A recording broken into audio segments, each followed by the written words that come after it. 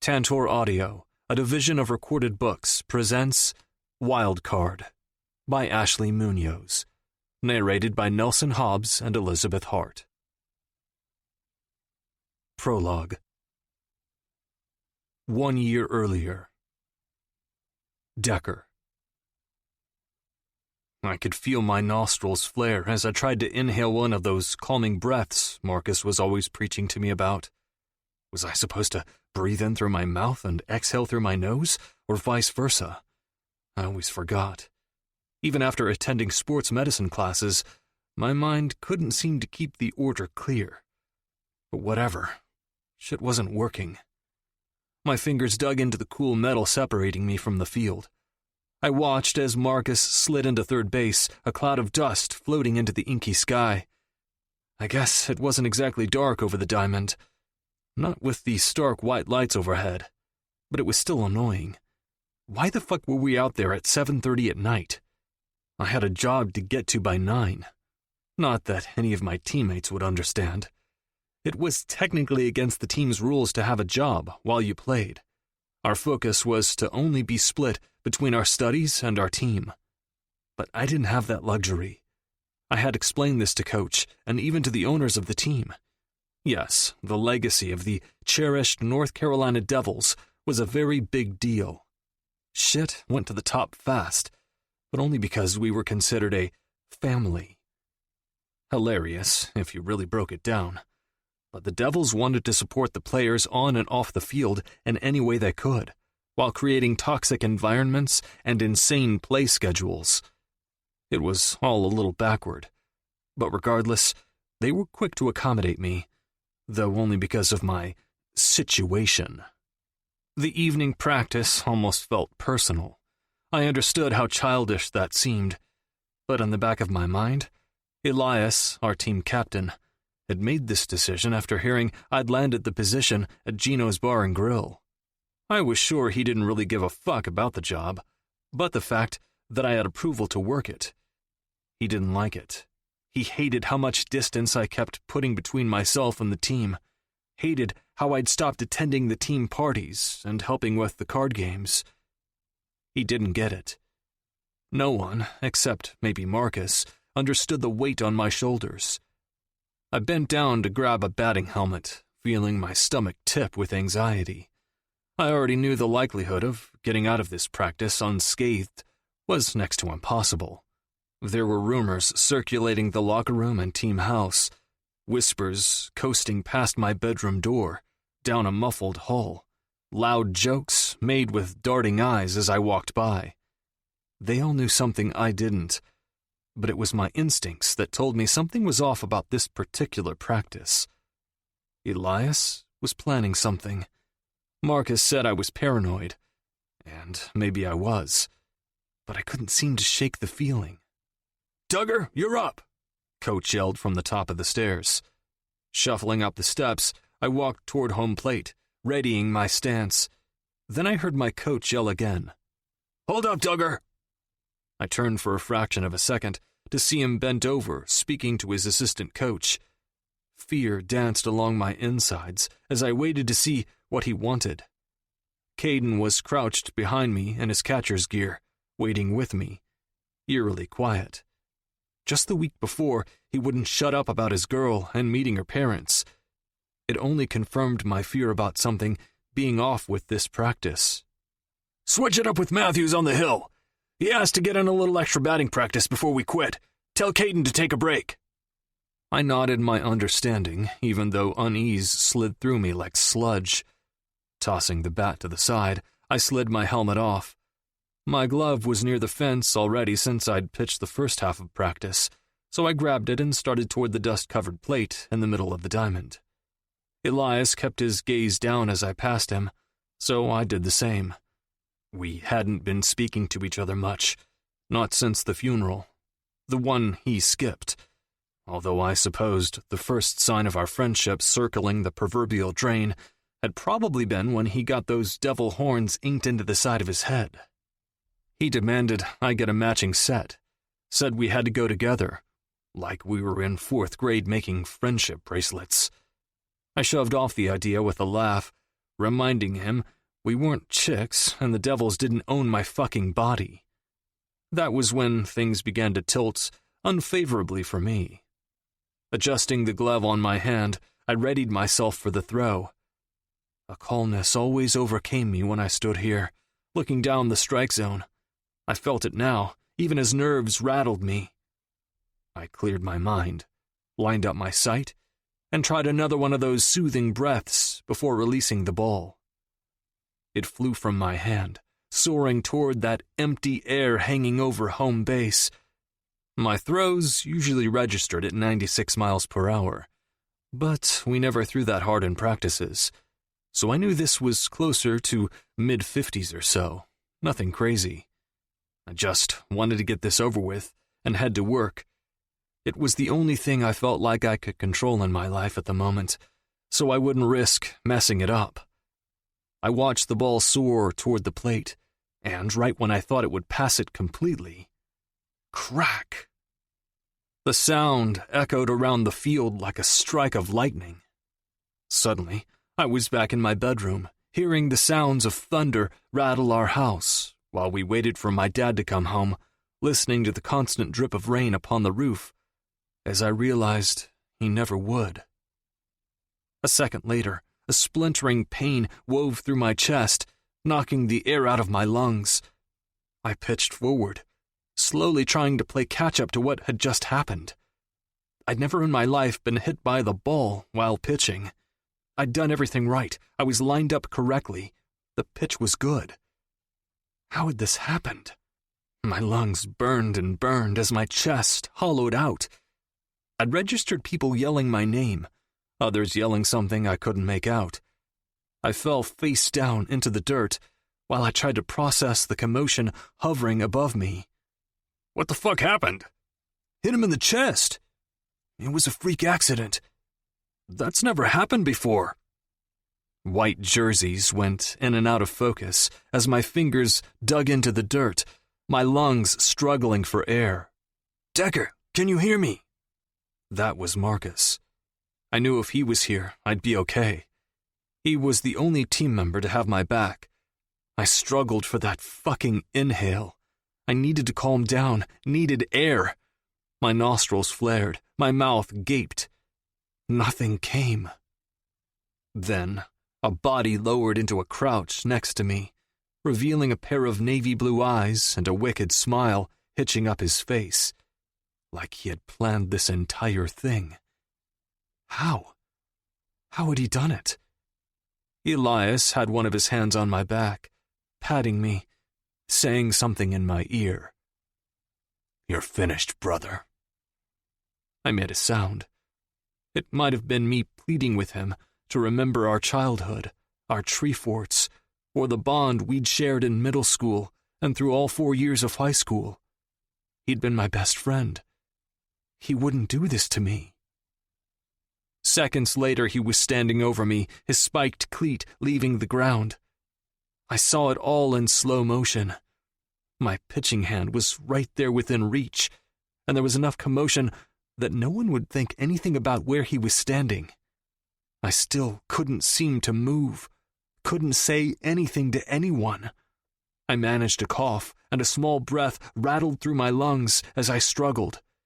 It was slowly coming back, but not fast enough. No!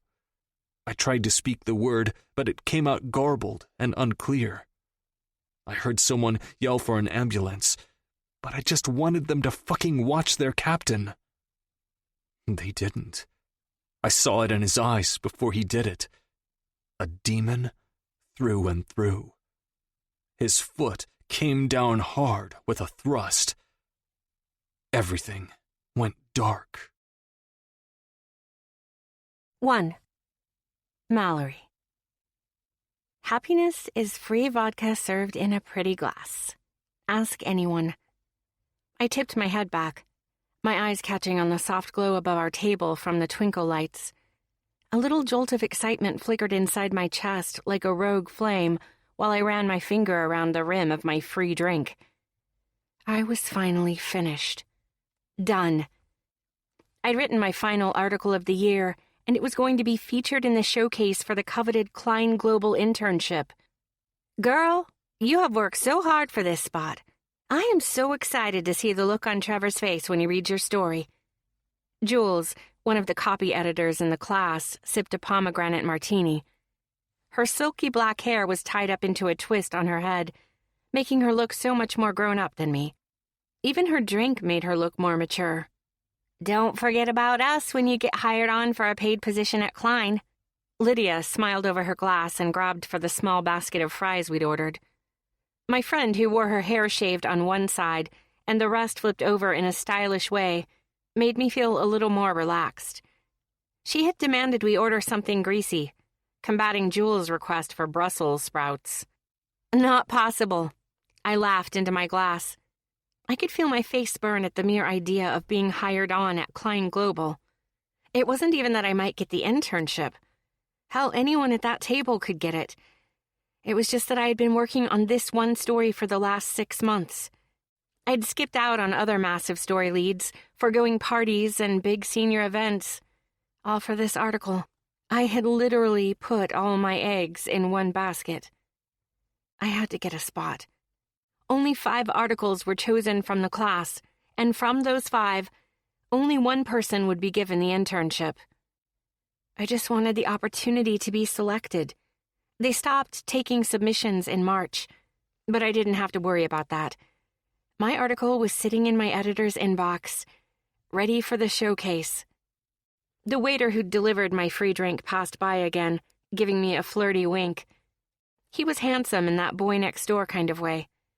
He had been making eyes at me all night, which was the most action I'd gotten in months, so I welcomed his advances.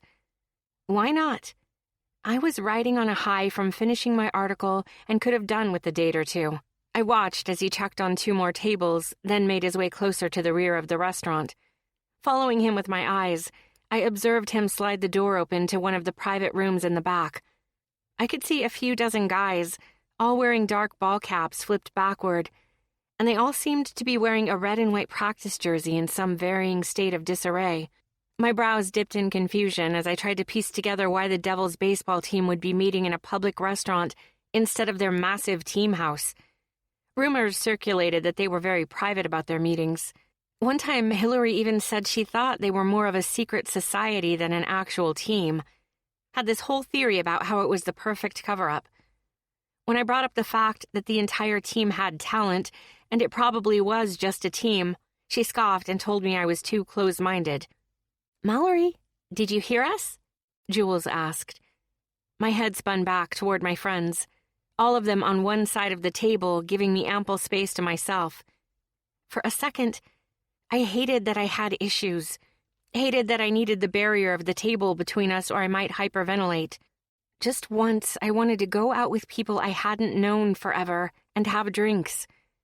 I wanted to go to a huge party or a concert and not feel like I might black out any second just because too many people were near me. My friend's brown eyes narrowed while flitting over my shoulder. "Yeah, next weekend, right?" I played off my brief inattention and jumped right in. Once her face relaxed and she took a sip of her drink, I did the same. I tried to listen to their stories, but my mind kept drifting toward the room in the back. It must have been the journalist in me, but I wanted to know why they were there. It made no sense. They were all clearly in Devil's practice gear, drinking, laughing, and joking. Maybe they were just out for a good time. But then, why be in a private room? Wouldn't they want to try their hand at landing a date or a fuck buddy for the night? These were college guys we were talking about. Jules talked about her plans to hit up a spa the next weekend and mentioned we all should go. I nodded along, running my finger around the rim of my glass. The rough texture from the sugar rubbed against my finger as I stared blankly at my friends. I wasn't going to look over my shoulder again. I had decided I wouldn't. But then, what if the waiter closed the door again and I missed my chance to get one last look? I couldn't risk it. Twisting my head, I eyed the open door, grateful it hadn't been shut. We were close enough that I could somewhat hear what they were shouting about, but I couldn't make out everything. "The games start next week.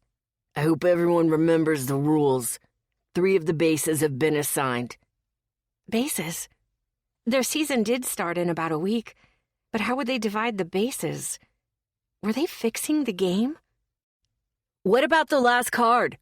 Someone yelled from the back of the room. Card? Now what the fuck was that about? I needed to get closer so I could hear better. A second later, the cute waiter from before exited the room, carrying a tray of empty glasses. He twisted around and slid the door shut once again. I snapped my head around, my face burning like I'd done something wrong. Why was I curious? It wasn't like I had to write any more stories. I was done, completely finished. I didn't need to be curious about the devils. I smiled, returning my thoughts and mind to the conversation at hand as my friends planned more celebratory activities for us. Cheers, bitches! We did it! We all raised our glasses, clinking them together joyously. I smiled and relished the glowing feeling that burned inside me. I'd done it. Tears nearly fell as I considered how proud my mom would have been that I'd achieved this step, small as it was. But steps led places, no matter how big or small they were. And this one felt monumental. I couldn't wait to see that email pop into my inbox, notifying me that I'd been chosen. Now, it was just a matter of time. 2. Mallory. This is total garbage. The loud thwack echoed through the room. My editor had just slammed someone's assignment down and was about to cause a scene. Gaping mouths, wide eyes, and a few gasps met my gaze as I searched for the victim. I was a little confused as to why every eyeline I seemed to meet was already aimed toward me. My brain was moving too slow, like walking in mud. I registered that Trevor was standing over me, but I didn't register that his presence had anything to do with me. I expected more from you, Shaw. The cold words dripped down my spine like tiny beads of acid, burning and destroying 1 inch at a time. I finally understood the expressions on my fellow classmates' faces. Trevor was talking to me. Oh my God.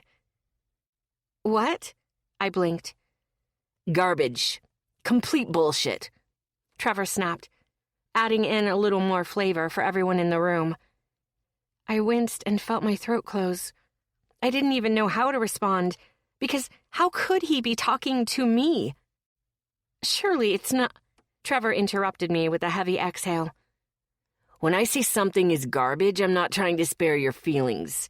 Trust me. I watched with wide eyes as he pushed his blue light glasses up with his pointer finger. I was dreaming. I had to be dreaming. I focused on the yellow smear on his shirt. That's what dancers do, right, when they're spinning? Pick something to focus on so each spin around the room doesn't make them dizzy. I was feeling really dizzy at the moment, so I focused on the yellow stain with all my strength.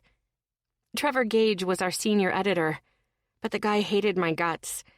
I didn't really know why, but he'd made all 4 years in this class completely miserable for me. I pushed and pushed and pushed through it, but now that we were so close to graduation, I was losing my patience. I don't understand. I slowly stood, wiping my hands on my distressed jeans. There was a worn hole near my inner thigh where my legs rubbed together. I liked to pretend it didn't exist because I considered them my lucky pair. Suddenly, I was feeling a little betrayed. I tugged my lucky red hoodie around my body, hoping this wasn't what it sounded like. Maybe he was confused and had mixed up my article with someone else's. The man who was breathing fire down my neck narrowed his watery brown eyes and scoffed. This? He swung a stapled stack of pages around, presumably my article. Is total garbage. He slowed his words, getting closer to my personal bubble. Most people knew to give me space because I didn't do well with being touched without giving distinct permission. I had weird reactions to people in my space. My therapist said it had to do with the accident I'd been in with my mother when I was 10. She hadn't made it out, and I was broken for a while from it. I didn't think that had anything to do with hating people in my space, but she was the professional, not me. But the deadline for the article, I pressed on, my tongue feeling too thick for my mouth. I needed him to realize that, garbage or not, my article would make it into the showcase and fill the slot allocated in the school paper. The deadline will be met. Trevor stepped closer. I could smell his lunch, and my breathing grew shallow. Heat from his body slammed into me, and while any normal person wouldn't consider it a slam or even pick up on the heat, I did. I felt it, like a furnace burning me up, tiny bugs filled with fire crawling along my skin, daring me to run. "Please," I whispered, needing him to back up and reconsider featuring my article. You're lucky I'm not kicking you off the paper, Shaw. That shit was something I'd find in a middle school paper. He leaned even closer. I counted to 10 in my head, closed my eyes, breathed through my nose. Still he lingered, breathing in my space, heating up the inadequate amount of distance between us. "Please back up," I whispered. I was 21 years old. I had dealt with this little space issue for most of my life, but for whatever reason it still flared to life with big fat colors and warning signs for everyone to see. "Trevor, I think Mal needs some space," Lydia suggested from somewhere to my right. I kept my eyes closed, waiting for this prick to take a step back. The seconds stretched, feeling like hours. "Of course," he scoffed. "Her little issue. What a fucking nutcase." My eyes watered as his words hit. He always said something like that when I mentioned my need for space. There were 4 zones of varying distances for personal space when being social. Right then, he should have been at least 4 feet away from me. He was stepping over that into the intimate zone, and I was deeply bothered by it. "Sorry, I'll step back." He raised his hands, then let out another laugh. I lowered my eyes to the floor even as a rush of air filled my lungs from the relief of him moving. I grabbed the file he'd slammed on my desk and slowly followed him to his office. I would sit in front of his desk, providing plenty of space between us while he explained what I'd done wrong. My heart sank as I walked past my classmates. I looked around and found Lydia, Jules, and Rhonda all staring at me with grief-laden features. Lydia's eyes even watered. That hurt. A shard of pain sliced my chest as I realized how stupid we'd been to celebrate the night before. Bad luck. Trevor grabbed for a paper covered in bland yellow sticky notes. I quickly noted that if I were editor, I would use a color-coordinated sticky note system, and not a single time would any of them be bland yellow. "What about the deadline? You said we were short-staffed. You even had Jamie write for sports this week, even though she doesn't usually cover it." I tentatively sat, hoping I could talk my way out of being blacklisted. I really needed to be in this week's paper. I had to. I had worked half the year for that article, and if I didn't get into this week's spot, I wouldn't even have enough time to come up with another story. "I had a feeling you'd let me down, so I had something ready to go," the asshole muttered, not even meeting my eyeline. Motherfucking asshole. I clenched my fists at my sides, repeating the same mantra in my head that Dad always told me to say when I wanted to hit someone. Not worth the jail time. Picture a beach, maybe a whale birth, or some other magical shit to get your mind off it. If my article doesn't make it into this edition, there's a chance it won't be seen in time for the showcase. I hated that I even said it. I didn't want to show any weakness, but I was desperate. "Not my problem, Shaw. Find me something that is worthy of true journalism. Something so good not even I could replicate it. Get me dirt. Get me something that will have people talking for days after it's printed." Trevor leaned forward, bracing his thin hands under his narrow chin. One good pop in the nose, and it would make me feel loads better. Not worth the jail time. I didn't even respond because it would be a dishonor to the article I'd already written. It was pure perfection, and everyone knew it. There was no way it shouldn't be included. I could have gone over his head, but by the time we all had our little sit-down and hashed out our issues with our advisors, The paper would have been printed and digitally uploaded, and my name wouldn't be there. So the point would be moot. No, I had to figure this out. If not for my internship, then for my mom. The graying sky only darkened as rain pelted my windshield. It boded well for my old Honda, which was in desperate need of a wash. I looked longingly at the white Beamer sitting in the driveway and clenched my back molars together.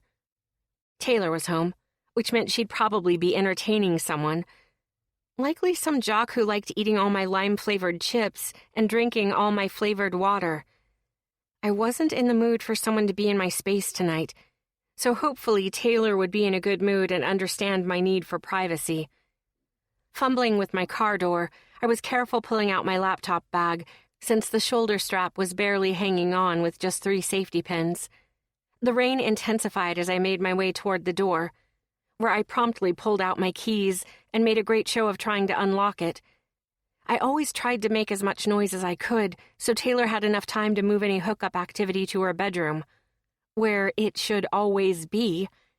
But sometimes I didn't get so lucky. I pushed the door open, and the soft lighting from the living room wrapped around me like a warm hug. The gas fireplace was on, licking at the glass in jumpy flames.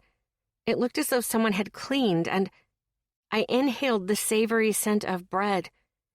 Had someone cooked? "Tay?"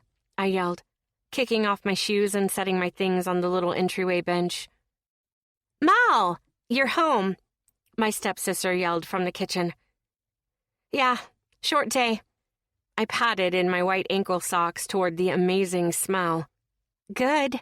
I wanted to tell you something." I rounded the kitchen doorway, finding my stepsister with an apron tied around her waist and a spoon in her hand. Her blonde hair was tied back at the nape of her neck, her bangs coiffed perfectly against her forehead. Her eyebrows were threaded or shaded, maybe microbladed. Whatever they were flawless. Same with her lashes. She looked like a filter you'd use to make yourself look prettier. Just like her mom, the woman who had married my dad 6 years earlier, throwing the two of us together. "Guess what I got in class today?"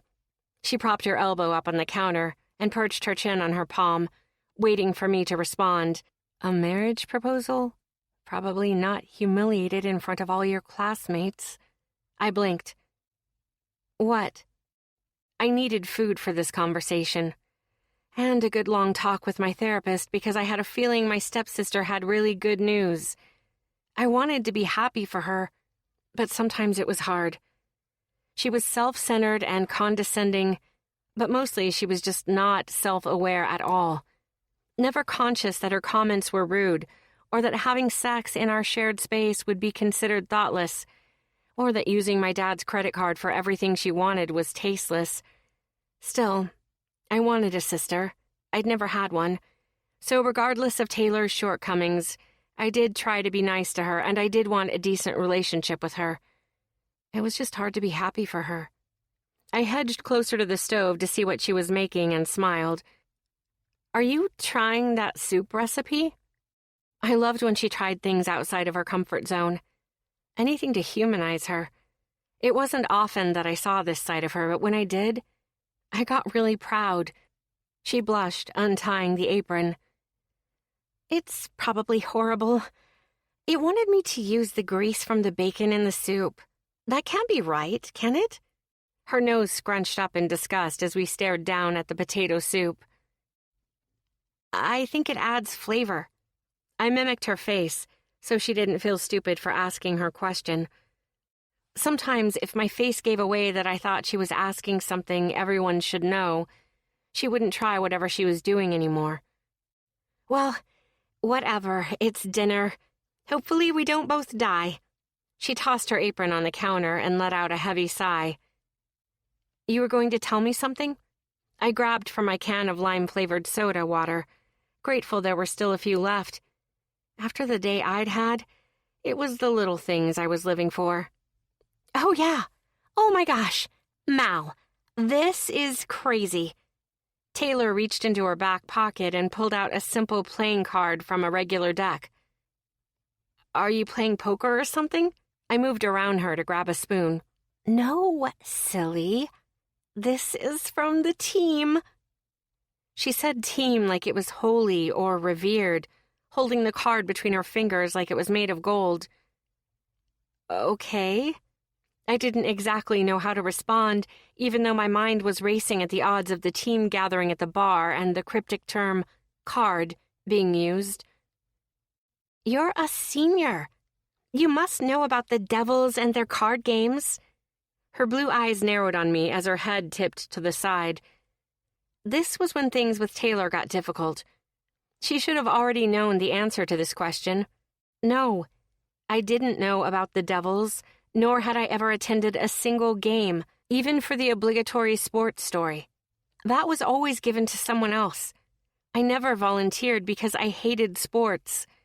Sure, I'd heard rumors about the team here and there from Hillary, but she'd never mentioned anything about a card game before.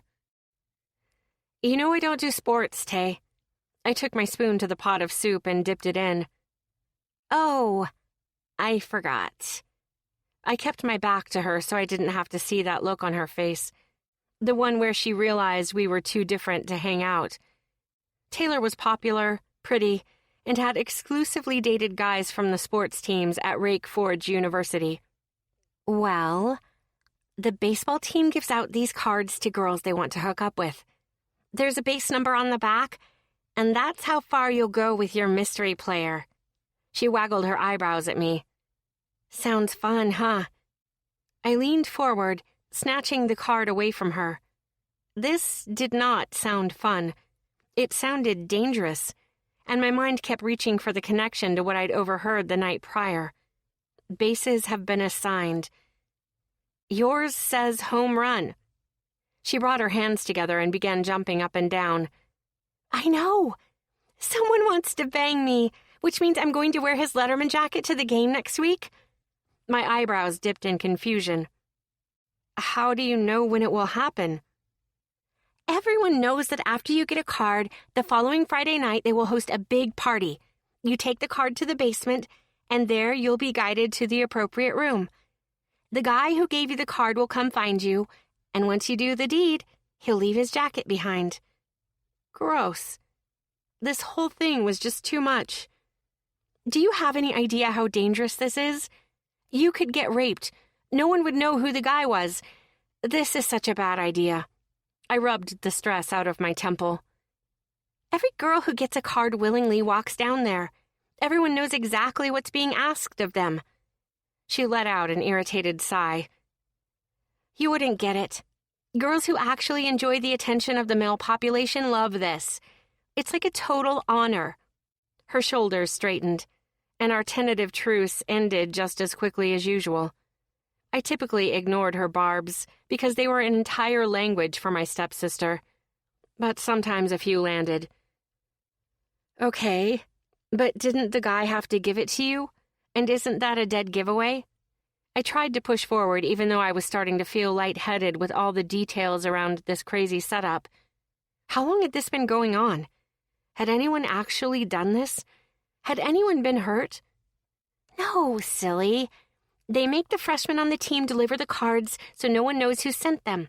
But it's always a junior or senior who's on the other end. They're the only ones who play the game. It's like a rite of passage. Okay. I took a sip of the soup Taylor had made and made sure my face was turned away from her when I winced. How much salt had she added? So, if a senior who can get any girl he wants gives someone a card with, let's say, a number 1 on it, that means he's willing to just make out with her? I wiped my mouth. No way was a college-aged guy in a dark room with a willing female stopping at a base number. Yes.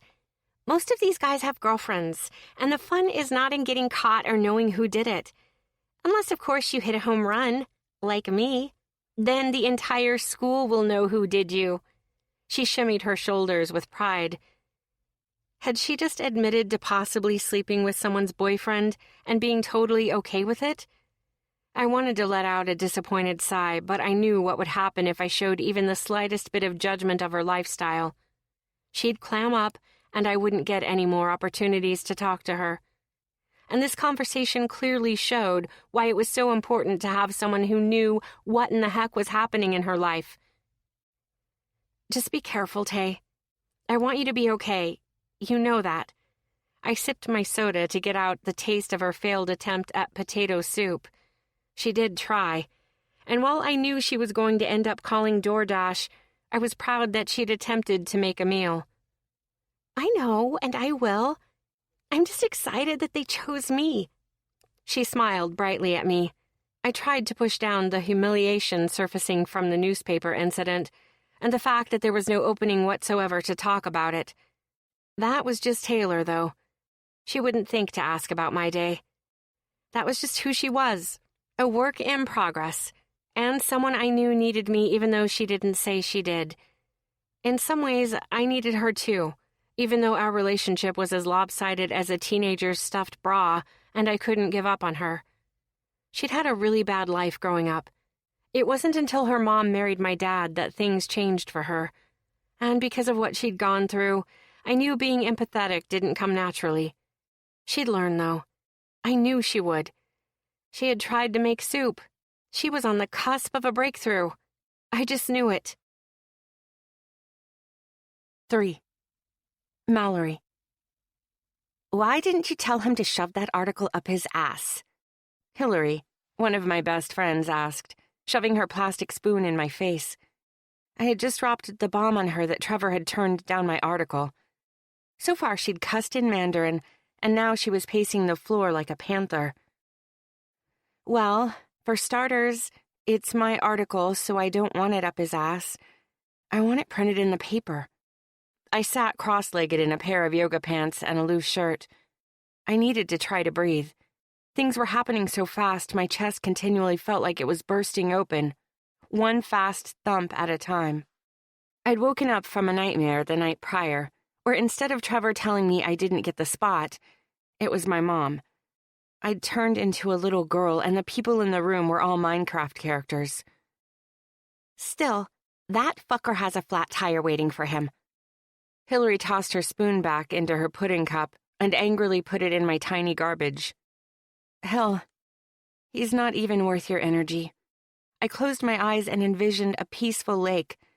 Suddenly, Hillary was on the lake in a kayak, waving at me. I opened my eyes. Get your dad to whack him, she whispered, sitting inches from my face. I closed my eyes tight and kicked my legs out from under me. My dad isn't in the mob. He's a millionaire. Don't be a baby about this. Just tell him what happened, and I bet all on his own he'll decide to kill him. He's not in the mob, I yelled at her. Standing up, I grabbed my shirt from the hem and tugged it over my head. But he's got the money to make him disappear, so just tell him. That's all I'm saying. She winked at me conspiratorially, lifting her hands in mock surrender. Hillary had met my dad 1,000 times over the years, and she knew he wouldn't hurt a fly. I had no idea why she kept going on about the mob. What I need is an idea. I'm not giving up. I know I don't have 6 months, but I can wrangle something together. I mean, I have to try. I grabbed for my red hoodie and held it close to my chest, wishing it still held the power to feel lucky. Even if it wasn't real, that feeling I'd once had was everything. What you need is a new wardrobe. She carefully tugged the hoodie off my body. I slipped her hand away. I'm serious. Hey, wait. I snapped my fingers at her a few times, trying to remember what I'd heard. What do you know about the Devils and their card game? Hillary's pink lips twisted as she pushed her black-rimmed glasses up her nose. Not much. I think I heard they host a party of some kind, hand out these cards, but I don't know what they do with them. Shit. My shoulders slumped as the last piece of hope drifted out of me like air escaping a leaky balloon. My best friend came and sat next to me, putting her arm around me. She and Juan were the only two friends I didn't have spatial anxiety with. They could touch me any time they wanted and I wouldn't freak out. That's not to say we hadn't had our issues, but now we were past it. Why are you suddenly asking about the Devils? You don't do sports, babe. I laughed, as if I needed that reminder. But it also felt good to have someone in my life who knew me in a way that I needed to be known. Taylor got this card. It says home run on the back. She was invited to the party, or something. I furrowed my brows, unsure of how to explain all the details she'd provided the day prior. I also think I saw them meeting in the bar the other night when I went with my classmates. "You went without me?" She pinched me. "Ow!" I pinched her back. "Don't pinch me. We were celebrating my article." I trailed off, feeling so stupid for jinxing myself with that damn night. I should have just gone home and slept like a good introvert. "That might be why you didn't get accepted." She crossed her arms. I scoffed. "Seriously, Hill? You're ridiculous." I stood, moving to my door, knowing she'd follow after me. "You know I'm right. Don't go places without me anymore," she scolded while we treaded down the hall into the kitchen. On the back porch, we saw Taylor talking on the phone, and in her hand was the card she'd gotten from the team. Hillary seemed to notice it too. With both our hips pinned to the sink, my best friend said, "You should write your story on the team and have your sister help you. It's too convenient not to." She turned toward me, her intelligent eyes bright with mischief. I let out a heavy sigh, facing the window, and realizing this might be my only shot. "Taylor!" I elbowed the front door shut as I ambled toward the kitchen with my arms full. I had bought sushi and boba tea for my stepsister in hopes that she would be open to helping me. "Mal, you're home early." Taylor walked out of her room, hugging her sweater to her chest. I'd blown off my entire afternoon for this conversation, so yes, I was home early. Part of me wanted to keep her in suspense, just to see if she'd ask me why. I knew it didn't come natural for her, but she needed to start getting past that issue and pretend to care about others. I didn't have time to wait for her to care, though. "Taylor, I need you to do me a favor." I handed her the food and tea I'd purchased for her, hoping to butter her up to do my bidding. "What's going on?" "You have that look in your eye that you get when you're brainstorming a new story lead." She sat down on the coffee table, crossed her legs, and took a sip of her drink. "You're going to the party tomorrow night, right?" I sat across from her, mentally struggling to push past my sensory issues. I lived with Taylor, so I didn't feel the anxiety spike as much, unless we were crowded in a tight space, somewhat like we were now. "Yeah, of course." She toyed with the blue straw in her cup and eyed the food bag to our left. "Okay, I need you to try to record some of what you see, or describe it into your recording app, or just call me so I can hear what's going on while you're there." Her face scrunched in that unfavorable way. "What?" "Just hear me out," I started cautiously, but I'd already lost her. She stood and let out some kind of scoffing sound. Her blue eyes widened in shock. "I am not spying on the devils for you." "I don't want you to spy on them. I just want some insider info on the game." I followed her around the living room like a lost puppy. "Is this game your next story lead?" The incredulous tone in her voice made me slightly flinch. "No, Shit. It would have been a good idea to think of something to say prior to this moment so I had an excuse or something other than spying. "I just want to be sure you're safe." "No way." "I'm not that stupid, Mal. I know what you're doing." She wagged her finger at me, and my stomach bottomed out as the window for my potential story began to close. I licked my lips and tried a different tactic. "Look, Trevor shot down my last story, but he's giving me one last chance to come up with something to be featured so Klein Global might pick me." She rolled her eyes, and the side of it hit me in the chest. "Just ask Dad. I don't know why you do this to yourself. We both have the key to any job we want. You know what Dad would say in this situation." It burned like acid eating away my esophagus to hear her call my dad her dad. I knew that it was dumb. He was a dad to her and the only one she'd ever known, but I didn't have the same relationship with her mother. Not even close. "Tay, it's not that simple. He can't put in a good word for me with this one." "He has stock in Klein Global like he's a pretty big shareholder. He could easily make this happen for you."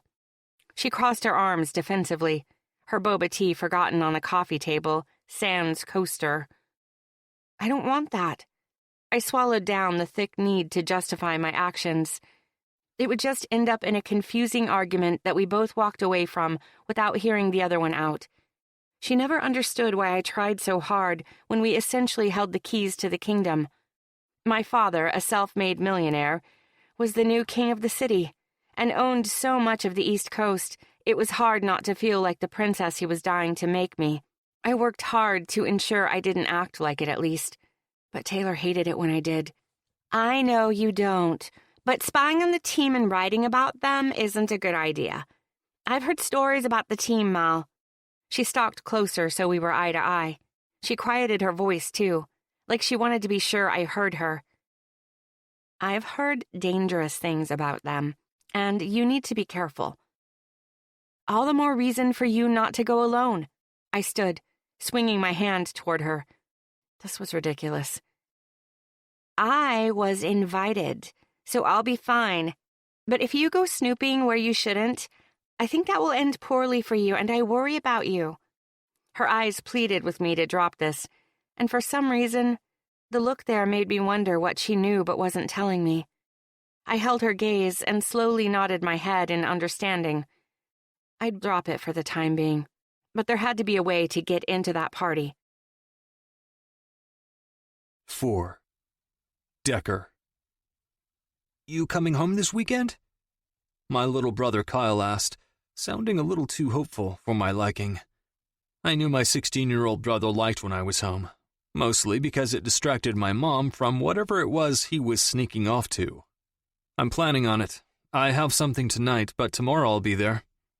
I grabbed the tennis ball my boss kept on his desk and squeezed it. He kept it around so he could bounce it off the wall while he made orders and bullshitted vendors about prices. But I always grabbed it when I needed to release some stress. It seemed to work better than the calming breaths Marcus still swore by. I hated the texture. It wasn't leather. It wasn't the right size or weight. I twisted my hand, seeing the scar that ran down the back from my pinky to my wrist. The surgeon had done a shit job on it, leaving the raised flesh looking more like the threading on a baseball than skin. Frankenstein. That was the name my teammates called me when they wanted to be dicks. I could still grip a ball, but I couldn't throw it like I used to. I'd been going to physical therapy appointments for half the year, working to get the functionality back in it. For the time being, I supported the team, stepped up to bat, played an outfield position. But that was basically it. Elias ruled the team, was now the starting and prized pitcher of the Devils, and I didn't give a fuck. I had plans for the asshole. I blinked, focusing on the conversation. Just don't do that thing where you talk to her about the house. She hates when you bring it up, Kyle cautioned. Yeah, I already knew my mom was over me talking about selling the house, but she couldn't afford the mortgage, and I worried about her. I was so close to dropping out of school and moving back to help them out. I thought maybe I should. Thought maybe it was what my dad would have wanted. No matter what, stick it out, Duggar. Just stay at it and finish well. Yeah, I know, I muttered in response. 'Kay, well, I gotta go. You still want me to do that thing tonight, right? Shit, I was such an idiot for asking this of him. But, yeah, be careful. He can't get seriously hurt. My words were tight, careful, incriminating. I know. Not my first job, bro. I let out a heavy sigh, wishing I was letting out a lungful of smoke. Don't fucking tell me that, Kyle. Don't do that to Mom. Don't pretend you didn't run anything when you were my age. I read the walls in the school locker room. Decker, Duggar, James is written all over those fucking things. He laughed, and it loosened something in my chest. I missed him. I thought of his light green eyes that were like mine, but different. His lighter hair matched our mother's, and he was tall but still gangly. He was good, though. Deep down, he was good. better than me. The thought of him running deals or fixing races made my skin crawl. Yeah, well, maybe Scotty should just handle it. My little brother scoffed. Scotty would kill him. That was true. I let out a heavy sigh. Okay, just be careful. Will do. See you tomorrow. He signed off and hung up. I squeezed the tennis ball a few more times before grabbing my apron and returning to my shift. 5. Mallory. I clasped my side as I limped home, hair matted to my cheek, sweat glistening on my reddening face. It wasn't great, and I was likely seconds from an early death, but I was out of options. When I got really stressed out, I ran. It probably wasn't healthy to associate running with the stressful moments of my life, but here we were, me running like a murderer was after me, all so I could work out a way into that party. I had considered wearing a disguise, acting like a vendor of some kind, but I was fairly certain it wasn't normal for beer vendors to attend team parties. I could have gone as a player, but I'd have needed to up my makeup game quite impressively. I thought maybe I could just try my luck at showing up and stay until I got kicked out, which was the current plan. Taylor refused to hang with me, which was rude in my opinion, but I also understood it on a strange level. Opening my front door, I hobbled inside and nearly collapsed. I'd run 6 miles, and I was not a runner. It had taken me half the day, which was pretty embarrassing. But whatever, I could run the 6 miles. I didn't think how fast really mattered. Unfortunately, I felt like my heart had caught fire and was about to plop out of my chest any second. I was breathing so hard I didn't realize my stepsister was missing. Finally recovering, I flipped to my stomach and started crawling down the hall to her room. Tay? She should have been getting ready for the party. Taylor, where are you? I pushed her bedroom door open, but from my vantage point it looked empty. Then I heard moaning coming from her bed. It wasn't the happy kind of moaning, so I got to my feet and made it to the side of her mattress. Her room was a mixture of teal and white with a few golds thrown in, all perfectly designed on my father's dime. My bedroom was a mashup of different thrift finds I'd acquired over the years, and the striking differences made me want to laugh. I wasn't very good at spending my father's money, and while I may have resented Taylor for having zero issues with it, at least her things matched and looked nice. Tay, you okay? A lump in the blankets revealed little except the blonde strands of her hair. I tentatively touched where her shoulder should have been and tried to get her to look at me. Taylor?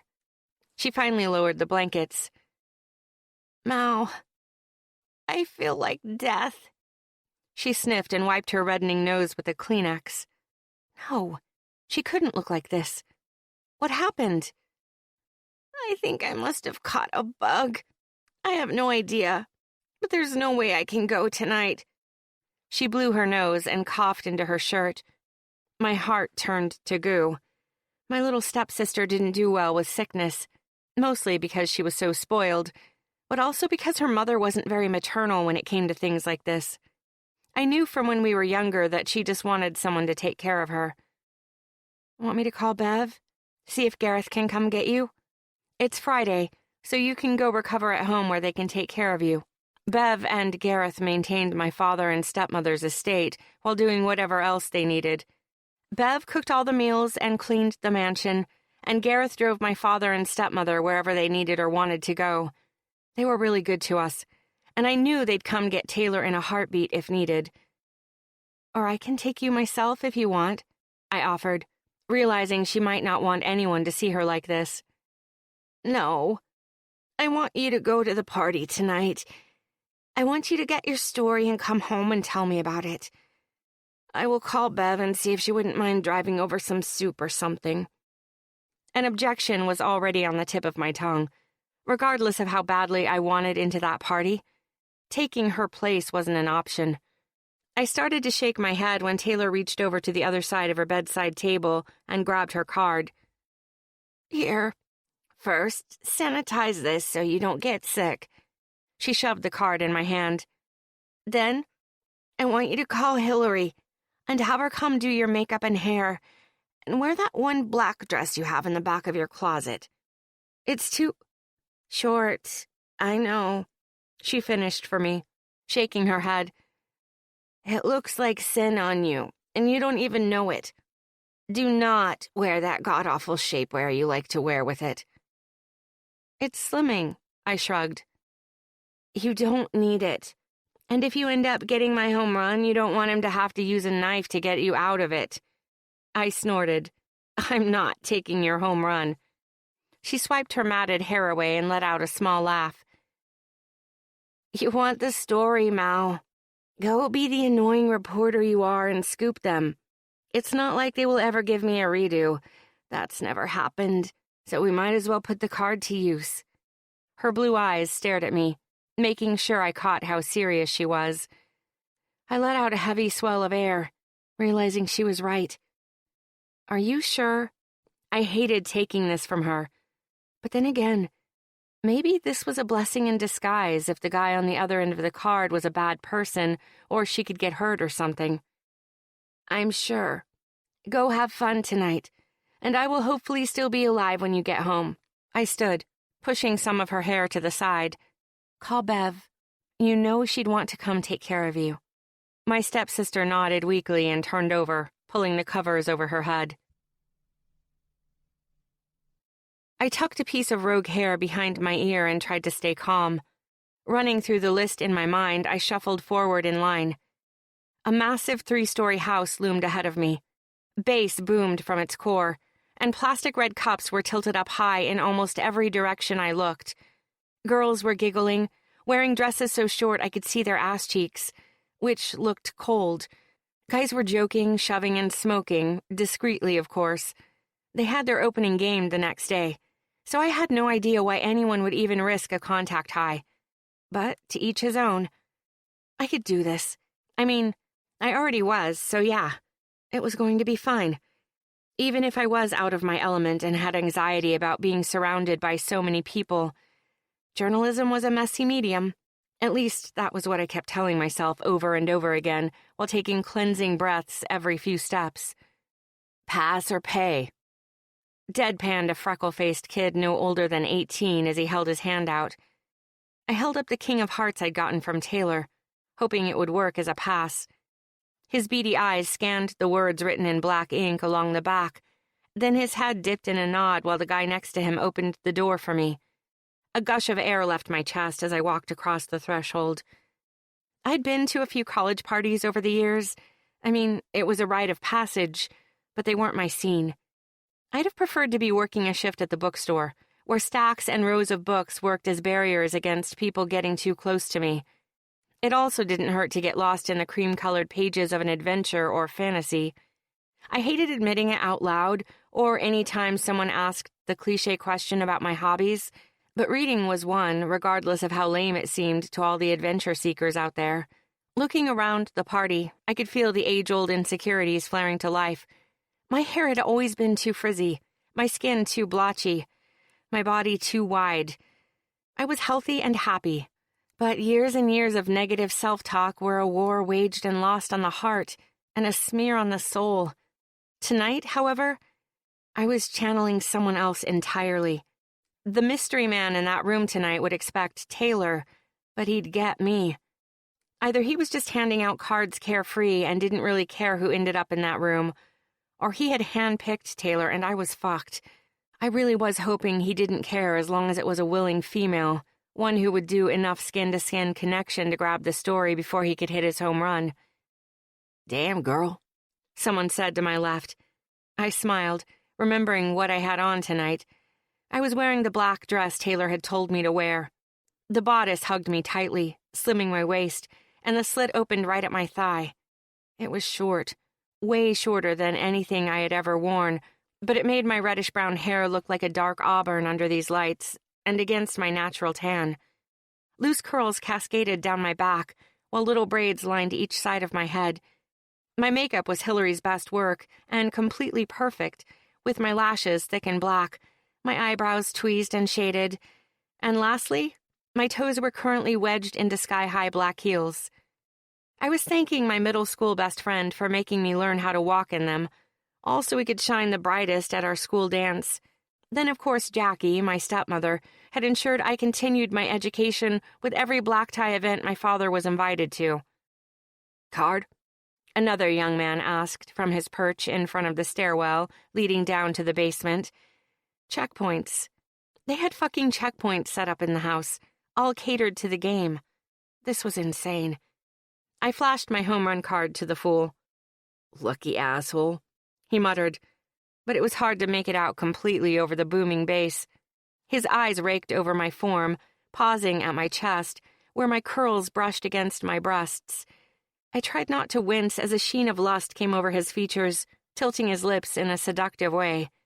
I'd never felt so exposed, like a film of oil was encasing me with every step. Still, I smiled in response, looking up from beneath my lashes, playing the part, trying to allow this game to be fun instead of terrifying. Other people seemed to be having fun. I could do the same. Ever so slowly, he moved to the side so I could pass. I descended the stairs carefully, taking in the pictures on the walls as I went. They were framed photos of the Devils baseball team throughout the years. There was a bronze frame from what looked like the 1970s, and even one from what looked like the 50s. I assumed this house must have been the team house, a fraternity not officially associated with the school, which was probably why they had to be so secretive about this game of theirs. If the school found out, I was positive they would shut it down. Or would they? The basement was layered with a thin blue carpet that was littered with dark stains and old odors. Twin pool tables took up the space to my right.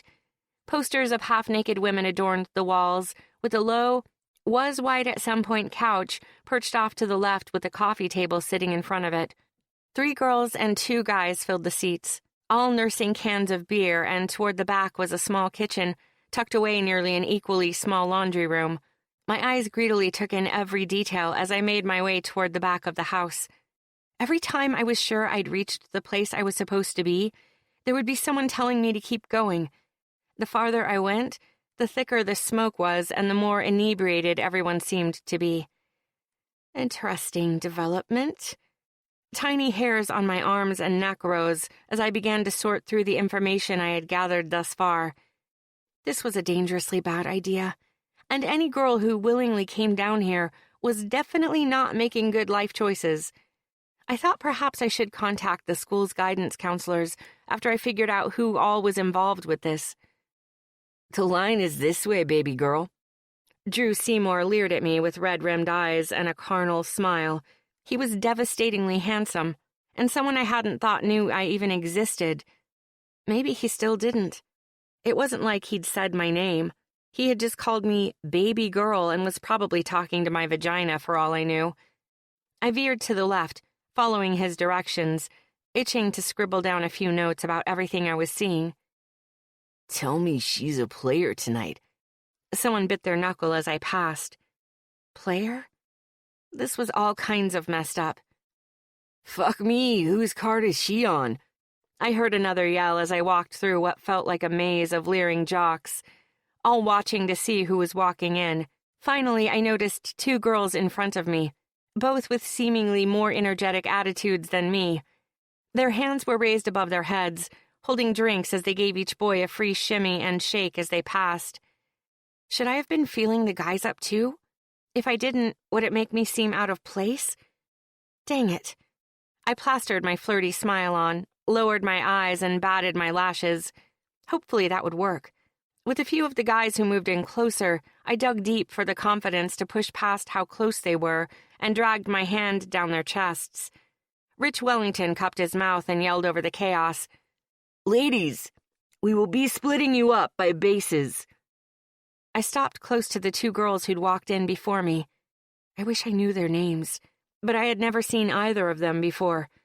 The girl who stopped next to me was vaguely familiar, but I supposed they all would be since we were all from RFU. "Once you've been accurately placed, you'll then be given a blindfold. No one here will put this blindfold on you. You must willingly put it on yourself with the full knowledge that you are going to be led to a room where you will be joined by a specific team member who found your company desirable this evening. This is very important, ladies." Rich stepped closer to our group. I tried to see how many other girls there were, but it looked like it was just the four of us. First base, second base, third, and home plate. They only allowed one woman per base per party. The conversation I'd overheard at the restaurant played again in my head. As minuscule as the details might have been, they were currently acting as a survival guide, mapping my way through this entire situation. "You must follow our golden rule. It's of the utmost importance." Rich smiled, bringing my thoughts back to the party. He looked each girl in the eye, but when he got to me, his forehead crinkled like he was confused. Did he know who had been invited? My palms began to sweat as he paused, and it felt like an eternity as I waited for him to turn his gaze elsewhere. Finally, with two furrowed blonde eyebrows, he looked away to continue. "You must only go as far as your base allows. The men will be following this rule as well, and there are assurances in place to help enforce this. I don't care if you think you have a connection with the guy or you love him, whatever the fuck it is. I don't care. If you're base number 1, you only go as far as your base allows. You will not push for more, or you will be blacklisted, and a formal lawsuit will be filed against you." What the fuck? A lawsuit? I withheld the loud scoff itching its way up my throat. They couldn't. Nothing was in writing, was it? Wait. Shit. "This way, ladies."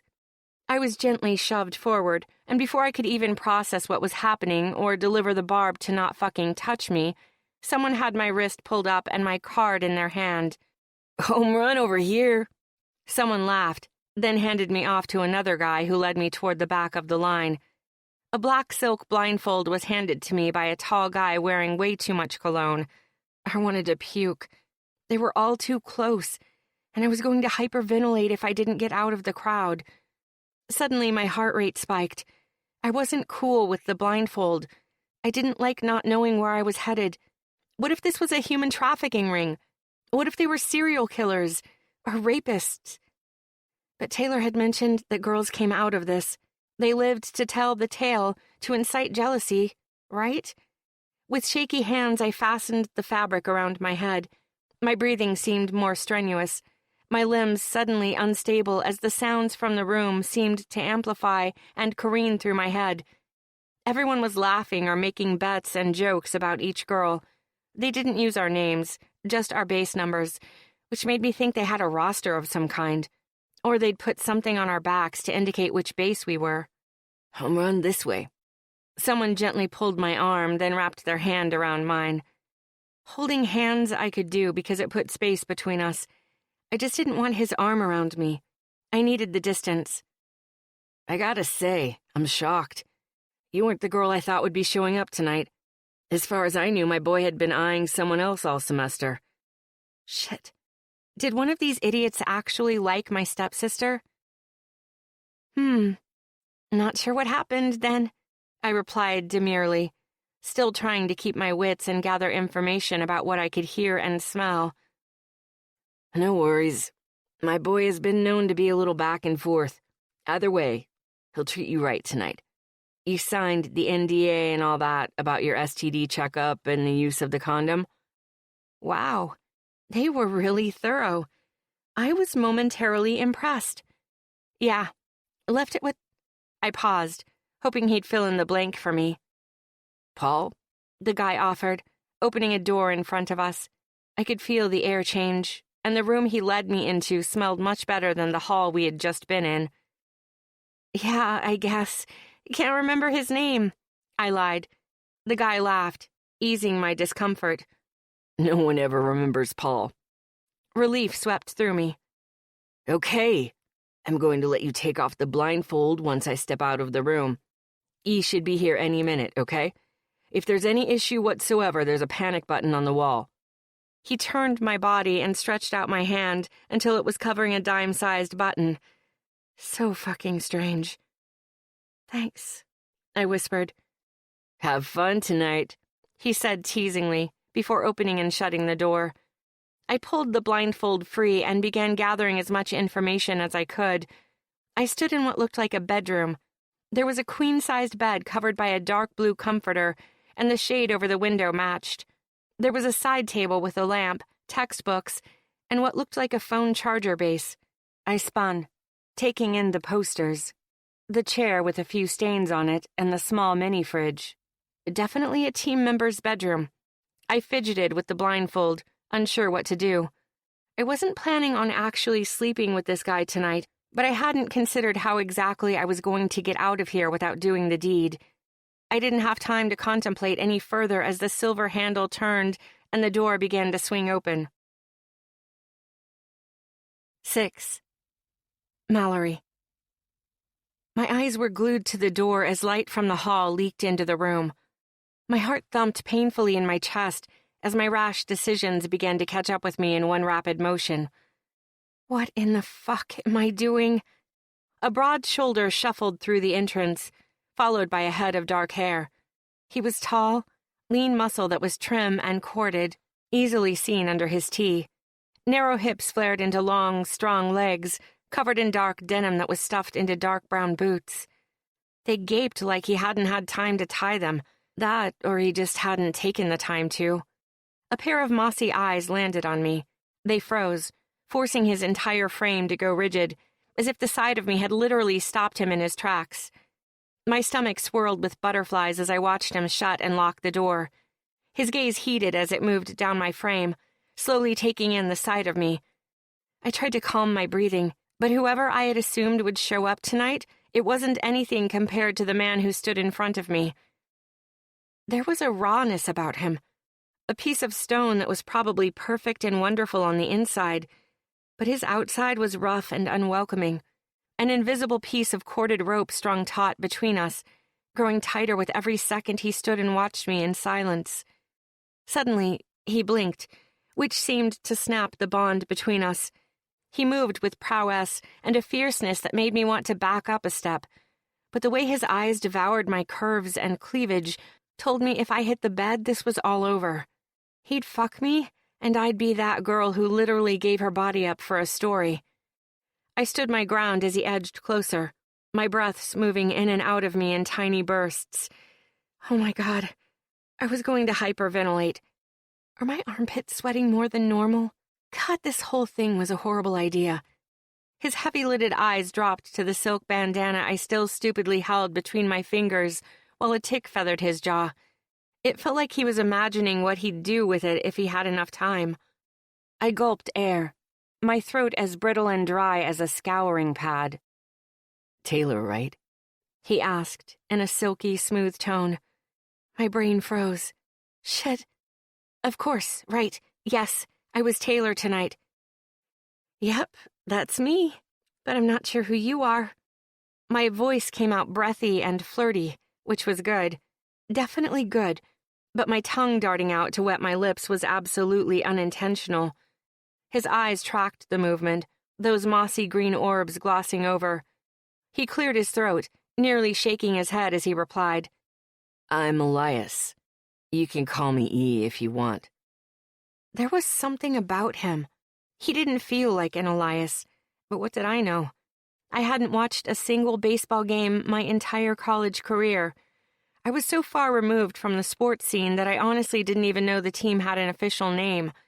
I had just assumed it was called RFU Baseball. But I was here for this exact reason, to gather information.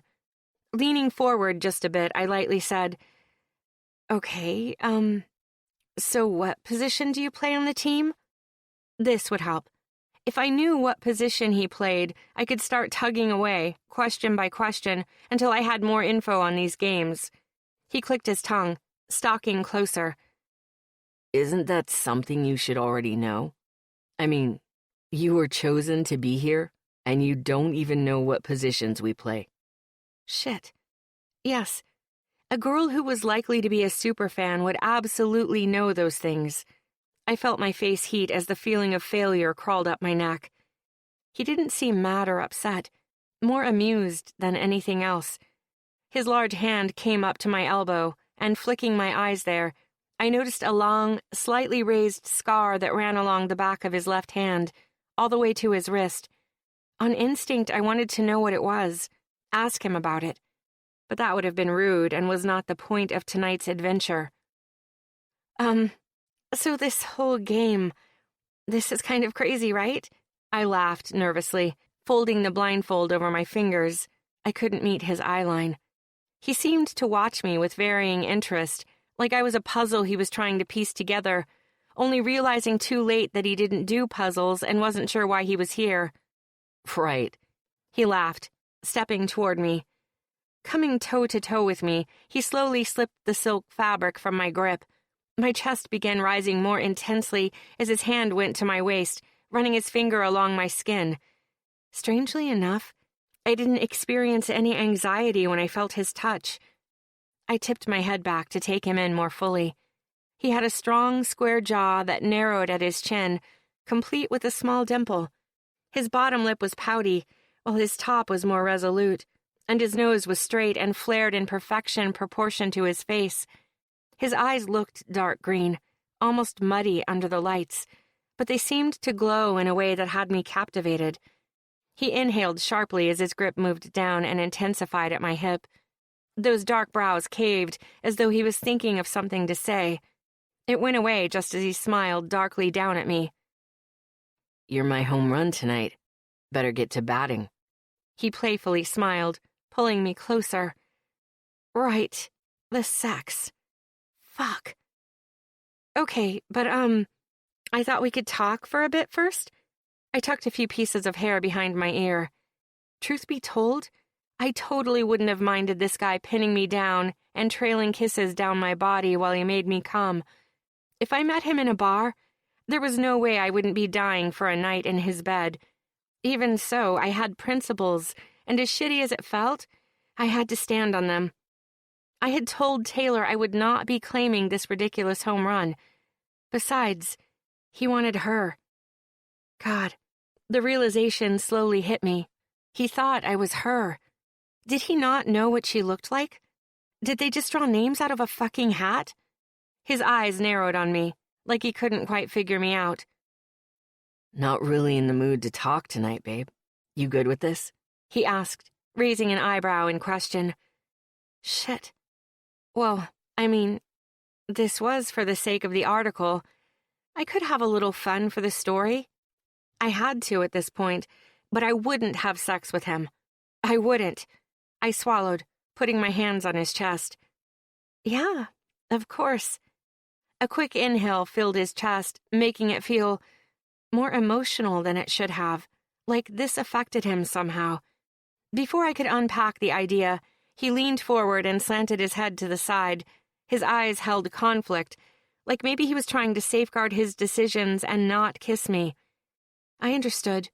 This was just a hookup, and there was no need to be personally connected. Internally, I agreed, but externally, I arched my back, pressing into him, gripping his wrists. My fingers grazed that raised scar and the warm metal of the watch on his left. I felt powerful, holding him by the wrists. They were strong, and the position allowed him to tip my head. Stupidly, so stupidly, I closed my eyes. Heat flared between us as he pressed his body into mine. Then, with my next breath, he was there, his silky lips closing in, caressing mine, coaxing them open with the slightest touch. A sound came from my throat as my tongue darted out, unable to resist licking the seam of his mouth. He slanted his head to the side as my hands snaked up his chest, wrapping around his neck. His hands moved down my neck, then to my curves, until he landed on my hip, where he pulled me closer, until I could feel his hardness against my stomach. He shoved his tongue into my mouth, tasting me, devouring me. My stomach tipped like I was on a roller coaster, which was the strangest sensation ever. I hadn't felt this way since... ever. He moved down the column of my throat with his tongue, tasting, marking, and lastly, inhaling. He walked us backward to the bed, where I fell, and he crawled over me, putting his knee lightly between my parted thighs, touching enough to leave me panting for him to push it farther, so he'd be right against my center. His eyes seemed to watch my every move, as if my reaction and features would tell him what to do next. Grabbing me behind my thighs, He lifted my dress while running his hand down to my ass, and then he squeezed. Fuck. Of course, I didn't plan to scoot farther up the bed, forcing him to follow, but the way I begged him with my eyes, he must have known I needed him to press his knee into my center. He followed after me, pressing into me with the perfect amount of pressure against my increasingly wet entrance. My eyes may have rolled into the back of my head, even as I registered on an embarrassing level that the simple touch shouldn't have felt as good as it did. A carnal part of me wanted to beg him to fuck me, to demand he take off his clothes, pull out that cock, and let me wet it before he slid into me. I was dying, overheating, nearly combusting just from having him part my legs and add the smallest bit of pressure to my center. Rising from the bed, I pushed my chest up, knowing he liked what he saw. His eyes narrowed when my breasts strained against the top of my dress. I wanted him to pull down the material, shred it for all I cared. I just wanted to see that scarred hand hold my breast, see how it looked under these lights, his rugged perfection against my softness. He lowered his head and pulled the strap of my dress down, freeing my left breast. The second it popped free, he claimed it with his mouth, sucking on the hardened nipple. Fucking finally. A low moan left my throat as I pressed into him, which encouraged him to tug down the opposite side of my dress. I was going to fuck him and screw this entire story. I'd get no answers because he'd leave the second he finished. This would all be for nothing. I had to stop, wrap my head around the job, and detach. Slowing my breathing, I tried to remain unfazed by the thickness growing in his jeans. I could see the imprint, and all I wanted to do was run my fingers along the rigid line and see what he'd do. But no, I had to stop this.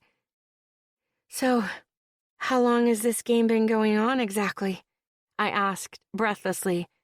His eyes rose to mine while his mouth stayed attached to my right breast. His dark brow rose like I was the weirdest person he'd ever met, which was fair. Not sure. Surely there have been issues in the past with other, participants, right? I inquired breathily, my hands fisting his hair. I wasn't perfect. He smiled up at me with a boyish grin and shrugged. Moving down my body, he stopped when he was eye level with the black fabric between my legs. He gave me one last look before pushing my thighs fully apart. This? I would enjoy this for purely selfish reasons. No one needed to know that I wanted it. I would enjoy him. Then I would hate myself for it. Using his index finger, he tugged my panties to the side. Just the barest touch nearly sent me into the unruly throes of orgasmic bliss. Surely he saw how ready I was for him. Look at this. He seemed to mutter to himself, carefully trailing a finger down my pubic bone, then gently along my slit. I bucked my hips at the touch as goosebumps trailed down my skin. His touch was like fire and ice, soothing and burning. I needed more. I needed everything at once, and I didn't want him to stop or slow down. Do you like this? He teased, just barely brushing his finger back and forth over my entrance. He smeared the wetness along the sides of my pussy lips and up my pubic bone. Yes, I whispered, not taking my eyes off him, relishing how he looked between my legs, that silky chestnut hair right at my knees where I could grab the strands and pull while he fucked me with his fingers.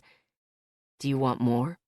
The low lights of the room bounced off my skin, my bare breasts glowing. I liked how he looked at me with that same hunger and desperation I had for him. He continued to slide his fingers in and out of me, soaking me as need unfurled inside my lower belly. I need more, I gasped, sounding like I was in pain. God, I was, though. My hips bucked as my chest heaved. He watched me, nearly daring me, his eyes hooded with lust. A low hiss left his throat as he pushed 3 fingers into me. You're so hot and wet, so ready to take me, he murmured, kissing my thigh. Oh, fuck, I exhaled, tossing my head back. I brought my left hand to my breast and began kneading it. My dress was bunched at my hips, my breasts and thighs bare, and my hair was half over my shoulder, trailing down to my stomach. He kept moving his fingers in and out of me, applying pressure on my clit while I rocked my hips into his hand. Yes. Oh, God. Yes, I breathed. I hadn't ever felt like this, like I was about to catch fire if he didn't finish me, if he didn't fill me. Suddenly it wasn't enough. More, I gasped, as he let out a gratified sound from his throat. Pulling me by the waist, he didn't stop until I was at the edge of the bed and fitted perfectly to his mouth. Then his tongue roughly licked up my slit. It was a desperate swipe, his eyes targeting mine while his thumb rubbed up and down the edges of my pussy lips. He pushed my thighs back toward my head so he had access to everything below, and his tongue devoured me like I was the most delicious thing he'd ever tasted. I was bare down there and wasn't nervous about him being there, but still, I was feeling so much. No other man had licked up my ass, but suddenly he was, and it was a sensation I knew I'd die to feel again and again. Every swipe of his tongue and press of his lips was like kerosene on the fire he'd lit.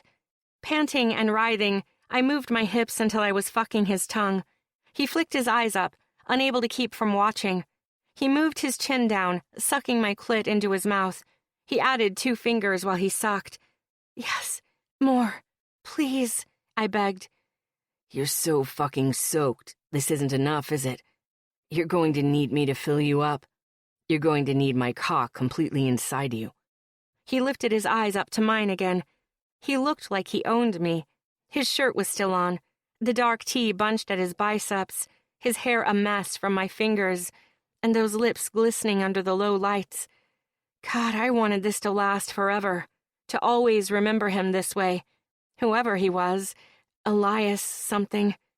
My mouth went dry as he bent toward me once more. This time, he pushed my hips up and moved his finger down my slit all the way, toward the tight bundle of nerves in my ass, and then, sucking my clit into his mouth, he pushed his finger into that tight space. I moaned so loud I thought someone might come break down the fucking door. I'm coming. Oh my God, I'm coming. I closed my thighs around his face as I wrote out the best climax of my life. If he was this good with just his fingers and his tongue, what would it feel like when he sucked me into his mouth with a ferocious intensity, wrapping his arm around my hips so I couldn't move. I bucked against him until my toes stopped curling and the white light stopped sparking behind my eyes. Holy shit, that was... I finally sagged back to the bed, bringing my forearm to my forehead. He stood, unbuttoning his jeans, and suddenly reality barreled back into me like a freight train. Holy shit. I almost had sex with him. I can't believe... Wait, I have a few more questions.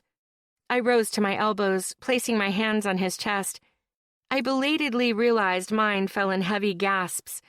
I wasn't against repaying the favor as far as orgasms went, but I would not be crossing into coitus territory. He froze, his hand on his zipper, his eyes the color of moss on a sunny day, staring down at me. When I didn't say anything more, he took a step back. His eyes narrowed like he'd returned to the puzzle table, giving it one last go. What kind of car do you drive? It came out as a whisper, just barely audible to my own ears. I crinkled my eyebrows while that green-flecked gaze studied me. That's sort of an odd question. I tucked a piece of hair behind my ear, then licked my lips. Just humor me. He gripped his erection through his jeans. My eyes darted there and my core heated, ready to push past all the reasons I had not to get into bed with him. What did he ask me again? My mind tried to grasp it, but it felt like oil. Had that orgasm left me brain dead? For a stupid moment, I considered this little romp lasting past this night, like he was trying to get to know me as Mallory, not Taylor. Worrying my lip, dragging the bottom one between my teeth, thinking it over, I finally let out a small laugh and fessed up. A shitty Honda. He seemed to stop breathing. He literally stared at me like he'd seen a ghost. His face paled, and his body went totally rigid. What in the hell? Shit. He finally moved, covering his face with his hands. Why are you here? Where is Taylor Beck? He briskly asked, putting as much space between us as he could. What do you mean? I hesitated, sitting up and covering myself. My nerves rattled and jangled like a billion of Hillary's loose bracelets. I was so confused. How did my car have anything to do with this? Taylor Beck was supposed to be here tonight. You're not her. He knew that by the type of car she drove? Nice to see that you know who you're fucking before you get your dick wet, I grumbled, getting to my feet. Why was he being such an ass about this? Fuck. This can't be happening. You've ruined everything. He tilted his head back and let out a frustrated sigh. He gave me one last look before heading to the door. Are you fucking serious right now? My voice went up an octave, like I might be on the verge of tears. I probably was. But this asshole, damn it, why did I care? Why was I suddenly that girl who felt jilted by the guy who was only here for sex? Go out and stay to the right. You'll see a door in the back where you can sneak out. You won't have to see anyone and you can just head home. We're done here. My mouth opened to say something, but he'd already opened the door and walked away. 7. Decker. What the fuck happened? Kyle yelled at me the second my truck pulled into my mom's driveway. 3 hours on the road, and still it had done nothing to calm the storm raging inside my chest. I had fucked up spectacularly. What do you mean?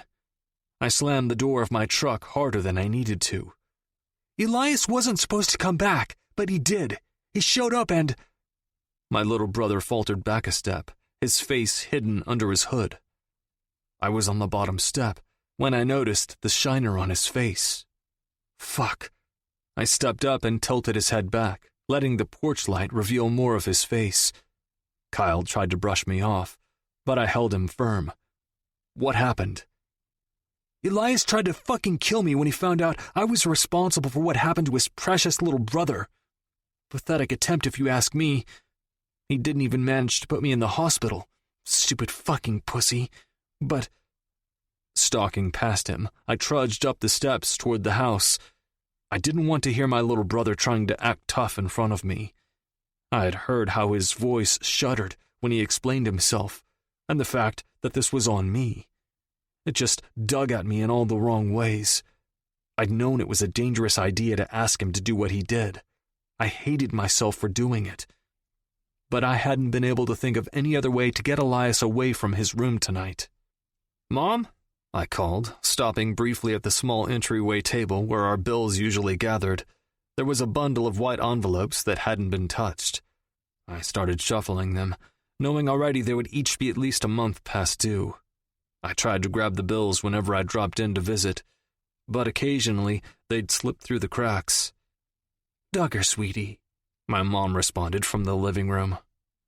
I heaved a steadying breath, trying not to inhale the scent of my childhood, of my dad. Every single time I walked through the door, I still smelled that baseball glove he'd shoved on my tiny hand for the first time.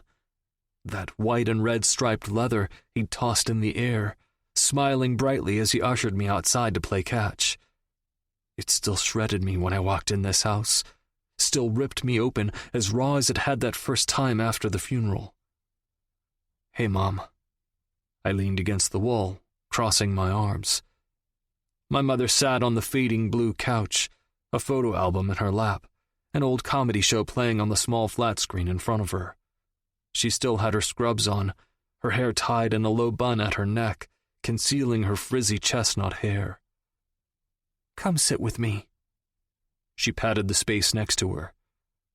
She still didn't understand that I couldn't sit on that couch, or why I couldn't stay in my old bedroom, or why, if I had to stay the night, I preferred to stay in my truck or on the other side of town under the stars. "I'm good over here. Can't stay long." I never could. She was probably thinking the same thing. I never missed the way her smile fell, or how she cleared her throat, and her voice came out strained after I informed her how short my visit would be. "Kyle was hurt?" I asked, trying to gauge how much she knew, or if she even cared. My mother hummed in response, flipping the pages in her photo album, retreating to that space in her mind that was surviving her grief by reliving memories as often as she could. She used to come home from a shift at the hospital and take a long bath. Dad would finish dinner and tell us baseball stories while she finished up. She'd come out in her fluffy robe, her hair in a tight braid, and then she'd spend the whole evening with us, laughing and playing. Now, she came home and just sat. No dinner, no bath, dark house, no life. When Dad died, it was like she did too. Now it was just a phantom, a wraith of who roamed these halls and sat on that old faded couch. No one to check my little brother for skipping classes. No one to ask how his day was or how his baseball game went. Had she even cared that Kyle dropped out of sports the year before? Did she even know he was currently failing 2 of his classes? "Boys will be boys," she said softly, flipping another page. "Remember when you 2 slid down that big hill over off Orchard Lane?" Her eyes lit up as she watched me. I wanted to scream. I didn't like remembering my life when my dad was alive. I didn't want to think back on how happy my childhood was because it was fucking happy and good and full of smiles and laughter. So much so that now it was unbearable to go back, to remember it all. "Have you been paying the bills online like I showed you?" I rubbed the back of my neck. I needed her to start taking this over. I couldn't keep doing it forever. "Decker, you know what?"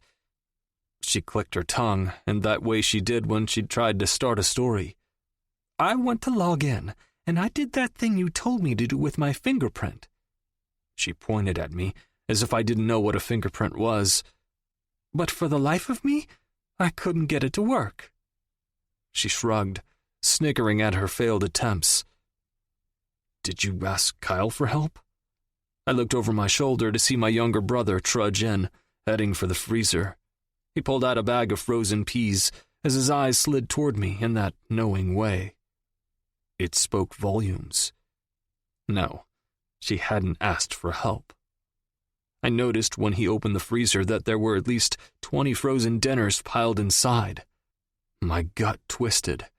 That familiar wound of grief flaring to life, gaping open. The walls were too close, the smells too intense.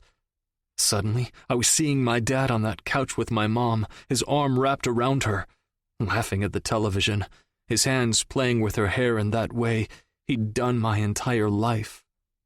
I knew deep down that my mother was just heartbroken. She was hurt in a way I didn't understand. She couldn't function, and I needed to let her go through it. But I missed her. Kyle missed her. I needed her to come out of this pit of grief and be my mom again. I needed her to sell this house and let us start over. Together. "Well, maybe we can go over it some other time," I muttered, looking down at the worn carpet at my feet. Wrestling matches with my dad had taken place right where I was standing. "You headed out?" Kyle asked. I knew he needed me to stay, if not for Mom, for him. But I couldn't. "I'm headed over to Westfield, if you want to come with." I turned my neck toward the door. Kyle gave me a knowing look and dropped his head, letting the peas drop on the counter. "Yeah, I'll come." We both kissed our mom on the cheek, then loaded up some blankets in the back of my truck.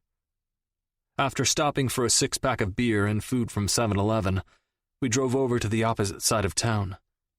Kyle carried the food and drinks while I carried the blankets. Then we set our things down around the moon-white headstone under the weeping willow. "You seemed off tonight." My younger brother looked over at me from his place beside Dad's grave. I put my arms behind my head and watched the stars, thinking of the incident. What I had said to that girl, what I had felt. I was more pissed about that than losing Taylor Beck. My entire plan had hinged on the information my little brother had delivered to me last week, after learning of the meeting Elias had called at that fucking restaurant. The Devils never met outside of our team house for upcoming games, yet the night I was actually free and available to attend, he'd changed the location, so I missed it. Fucker. Regardless, I still learned that he had made plans to break his one rule by joining the game himself. The Devils played this stupid-as-fuck game where 4 team members chose 4 women to hand out a card to. Your game stats and rankings allowed you to choose which base and which girl you picked. It was stupid, but it was also a tradition. It was supposed to act as a carrot on a string, making each player do their best so they'd get the high card. Elias Matthews, team captain, and motherfucker extraordinaire, had never played a card. He helped keep track of the games, the players, the roster, and the ranks. He'd never played, not even for a first or second base card. Before the incident the previous year, he would joke about how he wouldn't be risking a night of fun for a girl who'd poke a hole in the condom. So, when I learned that he'd not only chosen a girl, but was playing the high card on her, I couldn't help myself. I wanted her, and I wanted him to walk in on me burying my dick inside her. The only details I could gather before the game were that her name was Taylor Beck, she was shallow as fuck, and she drove a white Beamer. I figured it would be fine, seeing as she had her card and would arrive in the room before me. But no, I had to fuck that up too. I didn't usually share things like that with my brother, but something had me spilling the entire story to him, about my pathetic attempt at revenge, then seduction. What a shit show, Kyle laughed, popping a taquito in his mouth. Yeah. The chill in the air was a stark reminder of how much time had gone by since our dad had passed. Time just kept going, regardless of how much we wanted it to stop or slow down, to just let us get used to life without him. But time just kept flipping us the bird. So why are you just trying to bang her? Kyle turned on his side, watching me. Was it morbid that we came out here and spent time on our dad's gravesite? Maybe. But the groundskeeper, Joe, was a good guy, and had actually known our dad, as he'd coached Joe's son in Little League. So we were allowed to come here whenever we wanted, as long as we weren't doing anything shitty. What do you mean? It's just, if Elias is really doing with this girl what we read in the report, you need to do more than just bang her. You need to completely fuck this up for him. Hit him where it counts, he clarified, sounding much more mature than his 16 years. I considered it for a second. The report in question explained a plethora of deplorable things our Uncle Scotty had dug up for us. Ever since that night on the field, he'd gotten involved, and I was unsure why Elias wasn't 6 feet underground right now. Scotty didn't exactly deal in ethics or morals, but we didn't ask or judge. He'd gotten enough dirt on the guy to build a fucking baseball field. You know I don't really like her, right? Kyle laughed. Duh, dumb fuck, but you're playing her regardless. Might as well play an ace, right? I thought it over again, considered what kind of damage that could do to E if I was actually dating Taylor. It would fuck with him. I trailed off, watching the stars. We both sat in silence, but my mind kept wandering back to the moment I opened that door and saw her standing in that room. I hadn't ever been in love, not that I knew of, but the punch to my chest when I saw her wasn't something I'd ever forget. My eyes greedily drank in her luscious curves, her round ass, and those fucking breasts. Full, real, perfect. She was all woman and entirely perfect. I remembered up close I could see her eyes were forest green with tiny specks of gold from the reflection of the light in the room.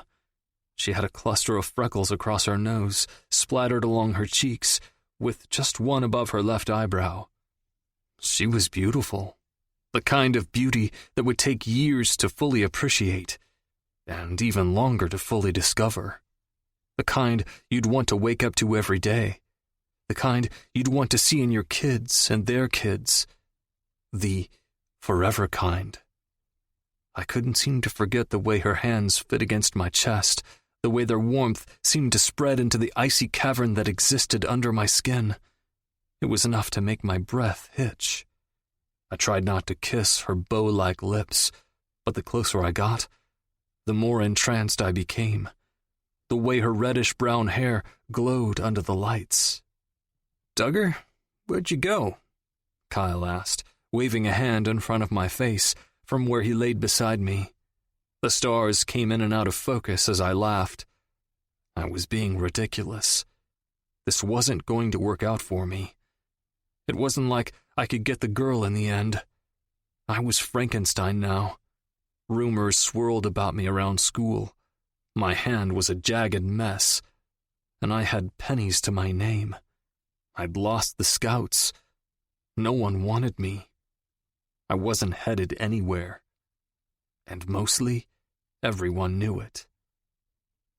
"I'm here, just thinking about what I'm going to do," I lied. I was still completely consumed by a pair of green eyes and russet hair. If I ever did see her again, she'd likely kick me in the balls on sight. She was like one of the stars shooting overhead, beautiful but fleeting. Not someone who would ever last or be a part of my life. 8. Mallory. The pounding on my bedroom door was aggressively unique. The person on the other side drummed out a staccato beat from a mariachi song. I pulled the covers over my face and groaned into the sunlight that had slipped in between my blinds. "Mal, wakey, wakey," an obnoxious voice yelled through the door. I knew that voice. I adored that voice. But today was just too early to deal with him. I threw my pillow at the door, as if it could hurt him or tell him to go jump off a cliff. "I know you just threw something toward me. That's rude, Mallory Nicole." "You are abusing the key I had made for you," I yelled before tossing the covers back and gingerly crawling out of bed.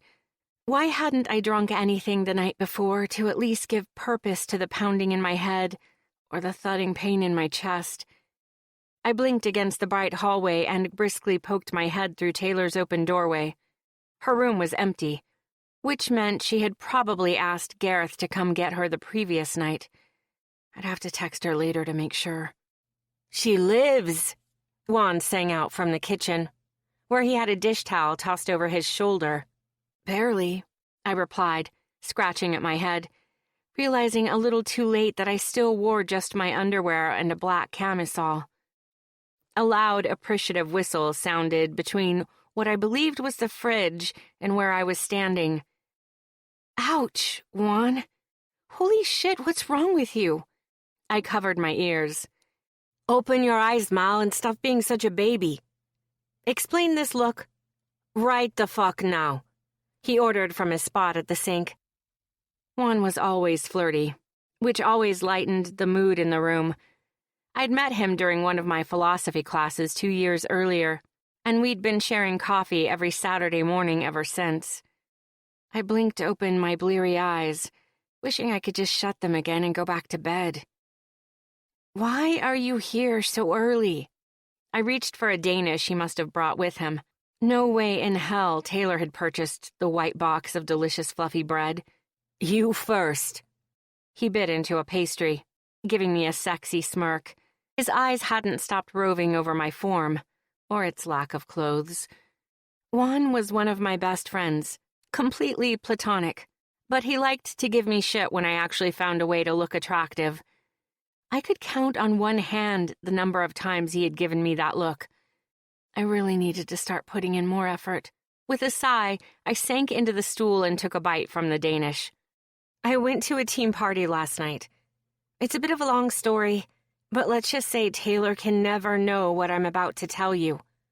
I paused mid-bite and narrowed my eyes. Ever. Juan paused his chewing as well, his eyebrows rising in curiosity. I moved on, taking another bite. Anyway, the guy I almost banged ended up walking out on me and telling me I ruined everything. The truth tasted bitter on my tongue, ruining the cherry taste left behind by the pastry. I'm sorry. Juan choked on his food. You looked like that?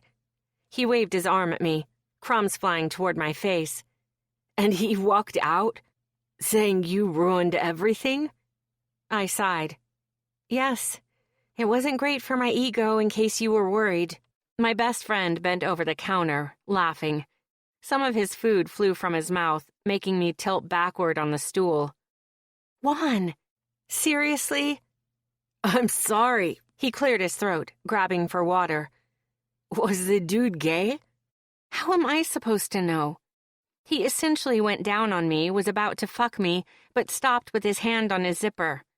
I banged my head against the counter a few times. He went down on you? Juan ran the water in the sink for a second before turning. How was it?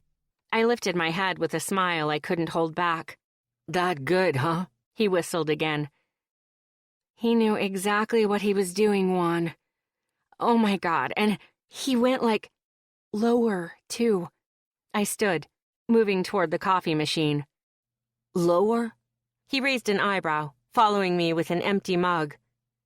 Lower, you know, like stuff we only see in porn? Juan choked on his food again. I think we might be too comfortable in our relationship, but Mallory, my sweet flower, that is not just stuff you see in porn. Men and women eat ass all the time. I turned away from him. My eyes widened, and I was suddenly super interested in the warning label on my Keurig. I can see that I've somehow made you uncomfortable, so let's move on. He laughed, turning away from me. Why aren't we telling Taylor about you getting an orgasm? Juan opened my fridge, knowing I'd want the creamer. How do you know I... Because you look like you had the best orgasm of your life last night. And well, with what he did to you, it's not hard to come from that. I blushed, feeling my face heat, just thinking about his tongue inside me, his fingers moving, and that thumb he pressed. God, I needed a fan. Clearing my throat, I shook the creamer. I told her I wasn't going to do anything with the guy. I just don't want to hear anything about it from her since I gave her such a hard time about it. Okay, but can we at least tell Hillary? My friend sipped a glass of water while watching me fiddle with the coffee maker. I was doing everything backward today. As I realized, too late, Juan noticed and thought it was hilarious. Of course we can tell Hillary.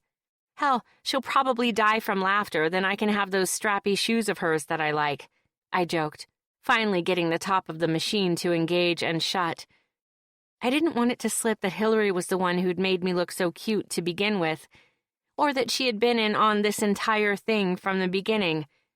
Juan would feel left out. I explained the entire card situation and game and everything I had planned to do to my second best friend, watching as his face took on different expressions. Until finally he let out a heavy sigh and asked, So, this guy, who was he? Juan was a solid 6 feet tall with whiskey-colored eyes and dark brown skin. His hair was a deliciously soft black, almost like feathers, and it was always falling over his eyebrow or forehead. Hot was an understatement. He was drop-dead gorgeous, and I had wished a million times that we had any kind of chemistry, but we just didn't. Elias Matthews? I wrinkled my nose at the question in my tone, because it was stupid. I had no idea who he was, and he'd had his tongue on my nipples and on my mouth. He had kissed me, and something told me he wasn't the type of guy to kiss on the lips. So why did he? Juan spit his water out. Elias Matthews? As in the pitcher for the Devils? I shrugged. I still had no idea what position he played, and thanks to Elias's dark and broody answers, I hadn't gotten any real information about the freaking card game. Girl, that's... Dark hair fell into Juan's eyes as he shook his head at me, as if I had done something wrong to make Elias ditch me in his bedroom. I know, I muttered, totally irritated all over again. He was hoping for Taylor. Guess he only knew her by name or something, because he thought I was her the entire time. The entire time? Yeah, until he asked what kind of car I drove. Isn't that a weird thing to ask? I sipped my coffee, looking outside. The sun was bright, nearly 0 clouds in the sky. The heat was already setting in, like a preheated oven. My mind raced with all the things I had to do. I needed to hit the gym before my shift at the bookstore, run by the bank, get gas, and go to the library to filter through school newspaper clippings from the last 2 decades. Sigh. It was going to be a long day. And you told him... My best friend waved his hand forward, waiting for me to answer. This was the part I wanted to forget, because the reporter in me was disappointed in myself. How could I fuck up so horribly? He'd already assumed I was Taylor. The correct answer was supposed to be white Beamer. But no, I'd messed up, because for 2 seconds there, I had wanted the gorgeous man devouring me to want me, not her. I slipped, was all I admitted, before fixing my coffee with more creamer. Creamer made everything better. Juan just smiled at me with his straight white teeth and shook his head. Maybe he's stalking Taylor, but he hasn't gotten a picture of her yet. But that's a weird thing not to get first, you know? Like, you should stalk someone based off their looks, then get into the other freaky stuff. What if they're butt ugly? What a waste. Juan licked the cherry filling off his fingers while shaking his head back and forth. Like Elias not doing his research was a total disappointment to him. I don't know. The entire card situation was weird to begin with. None of the girls knew who would be meeting them in the room. It's entirely possible that the guys didn't either. At least, not beyond name. I shrugged, still itching to investigate. I agreed that Taylor probably shouldn't know about it. But do you think she's in trouble or in any danger? My best friend's voice softened with concern. I didn't get the dangerous vibe from this guy. More like he was planning on something, and I had ruined whatever the plan was.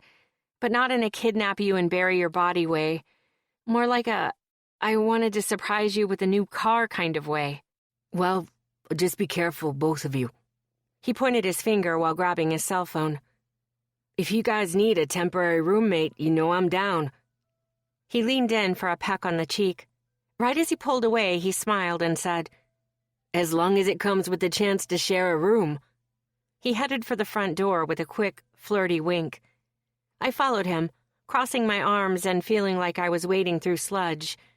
Damn high heels had killed my feet. Wait, you didn't mention why you were here so early. I held the door after he'd opened it. He shrugged his shoulders, a bright smile meeting me as I waited for him to explain. But he didn't. He just watched me. Then, when he was about to leave, he asked, If this guy hadn't stopped, if he hadn't been a complete dick and ruined it, do you think you would have wanted to see him again? The question caught me off guard. Mostly because I hadn't considered the what-ifs. They were always too painful to take into consideration. Ever since Taylor had entered my life, I stopped thinking about what if. I don't know, I shrugged. Juan's brown eyes narrowed on me with a seriousness I hadn't seen from him in a long time. Let's just say he did it, all right? The next day he took you to breakfast and called to set up another date. Would you go? I don't know. I guess. I mean, yeah. If he didn't want Taylor and had actually gone through with it, then yeah, I'd let him call me. I'd want to date him. It was as honest of an assessment as I was willing to give.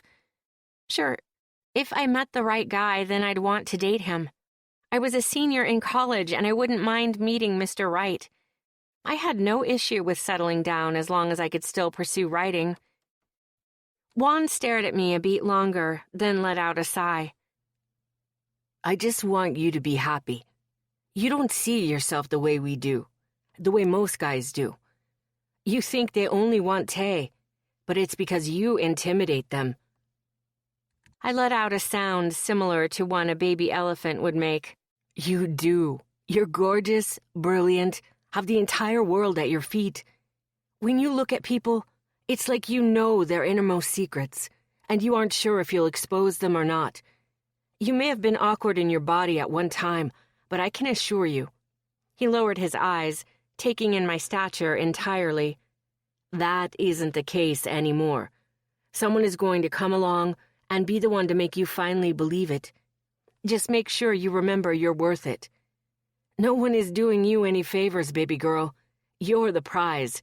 The pot the players ask favors to win. My eyes began to water as I processed his words. They were an ointment to some jagged scars I had on my self-confidence, especially after the night before. I love you. I walked into his arms, feeling his wrap around me in a tight hug. I love you too. Not enough to ever go, lower on you, but I love you like my little sister. He kissed the top of my head before pushing me away, and I laughed, swiping at my face. I'll see you. He winked and walked out the front door. I locked the door behind him and walked back to the living room, thinking over what I needed to do in order to get ready and get out of the house. Heading back toward my room, I found my phone and texted Taylor to make sure she was okay. Me. You at the estate? Recovering? I didn't like to call it Dad's or her mom's. Either one was associating familiarity in a way I wasn't ready for. A few seconds went by before I saw the little dots bounce around on the screen. Taylor. Yeah. I needed some of Bev's chicken noodle soup, but I'm feeling better. Thinking of going to get my nails done with Mom. I watched the screen to see if she'd extend an invitation, but I already knew she wouldn't. She never did. It wasn't that they hadn't in the past, it was just that I always turned them down. I didn't feel comfortable around Jackie because she always compared me to Taylor, as if she was threatened by my mere existence. So if I was vulnerable, showing my ugly nails at a salon, she'd find a way to bring up my diet and talk about something Taylor was doing differently to make her nails look so much better. Taylor always chided her mother for doing it, but after a few outings it got old.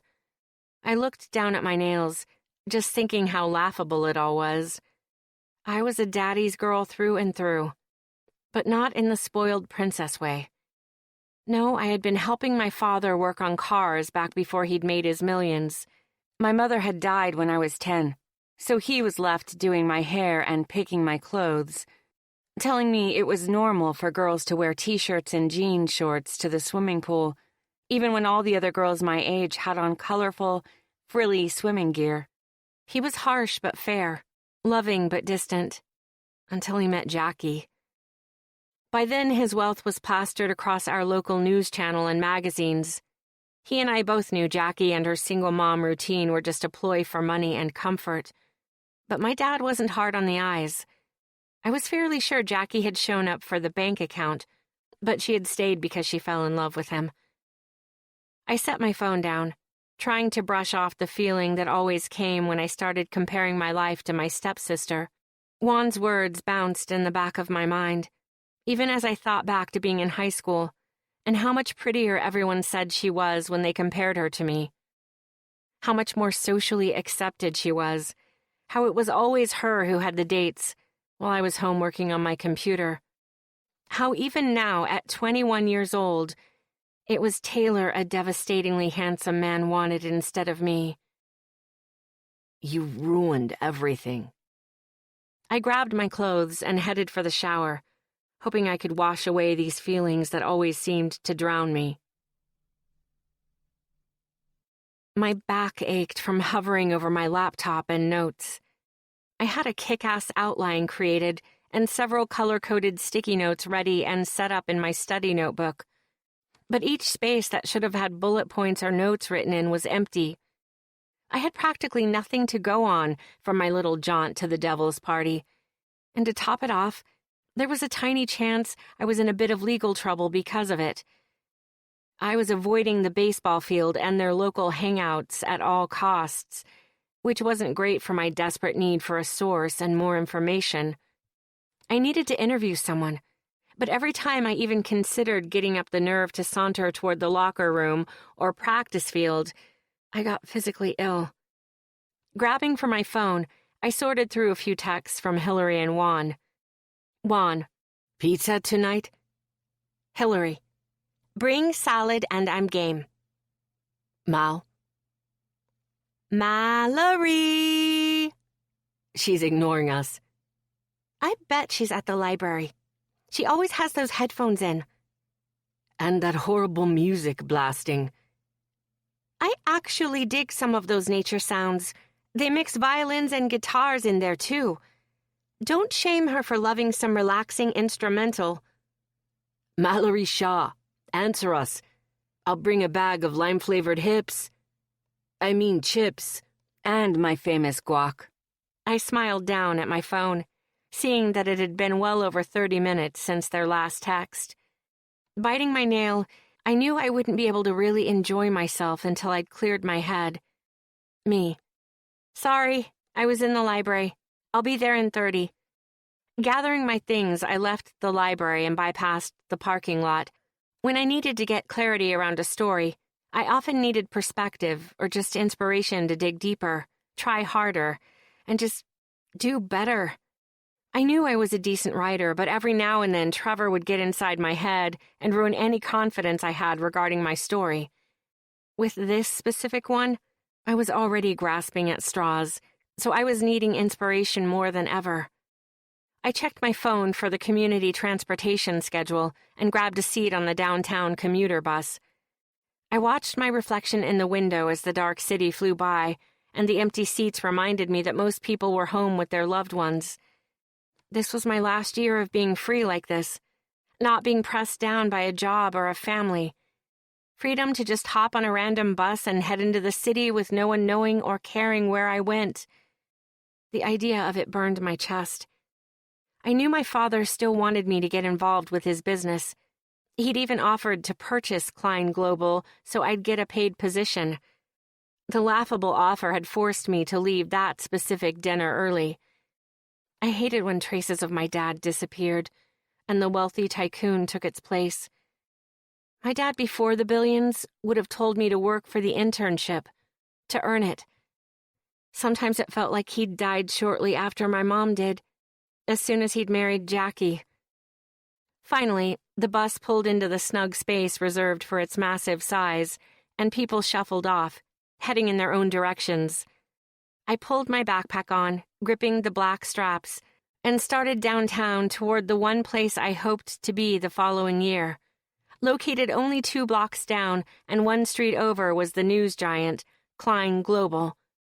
Okay, it was a giant in the same way people viewed David who had killed Goliath. David was clearly the badass hero, mightier than the most feared warrior in the land. But dude was tiny. Klein Global sat snugly in the middle of an empire, only taking up space on 1 measly floor. But still, I stood on the sidewalk with my head tipped back, staring at the enormity of the gleaming glass windows that speared the sky. I knew it was closed, the hour well after everyone had gone home, but there were still a few lights on inside, likely a few people cleaning. I walked closer to the front door and ran my finger along the engraving for the company whose internship I craved more than anything. Sweeping my finger over the K always seemed to calm me down. The L was a whoosh of air to my chest. The I, N, and E, all small flutters in my stomach. I closed my eyes, imagining myself a year from now, walking out of these very doors, bursting into the bustling city, headed home to my own apartment that I didn't have to share with anyone. A smile crested, and my chest felt light. Klein Global only extended 1 internship spot a year to graduating students of RFU, and the internship often led to a paid staff writing position.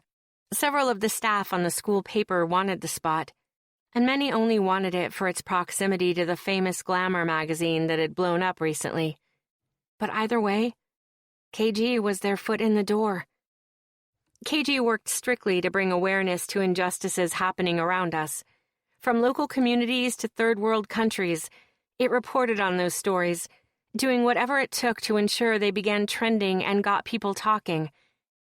They'd recently done a story on a young woman just 2 cities over who'd been raped, but the guilty party had nearly gotten away with it because he was a local football star. The articles and stories were featured by major celebrities who dedicated their free time to helping in developing countries, sending foreign aid, as well as standing up against social injustice in our own backyard.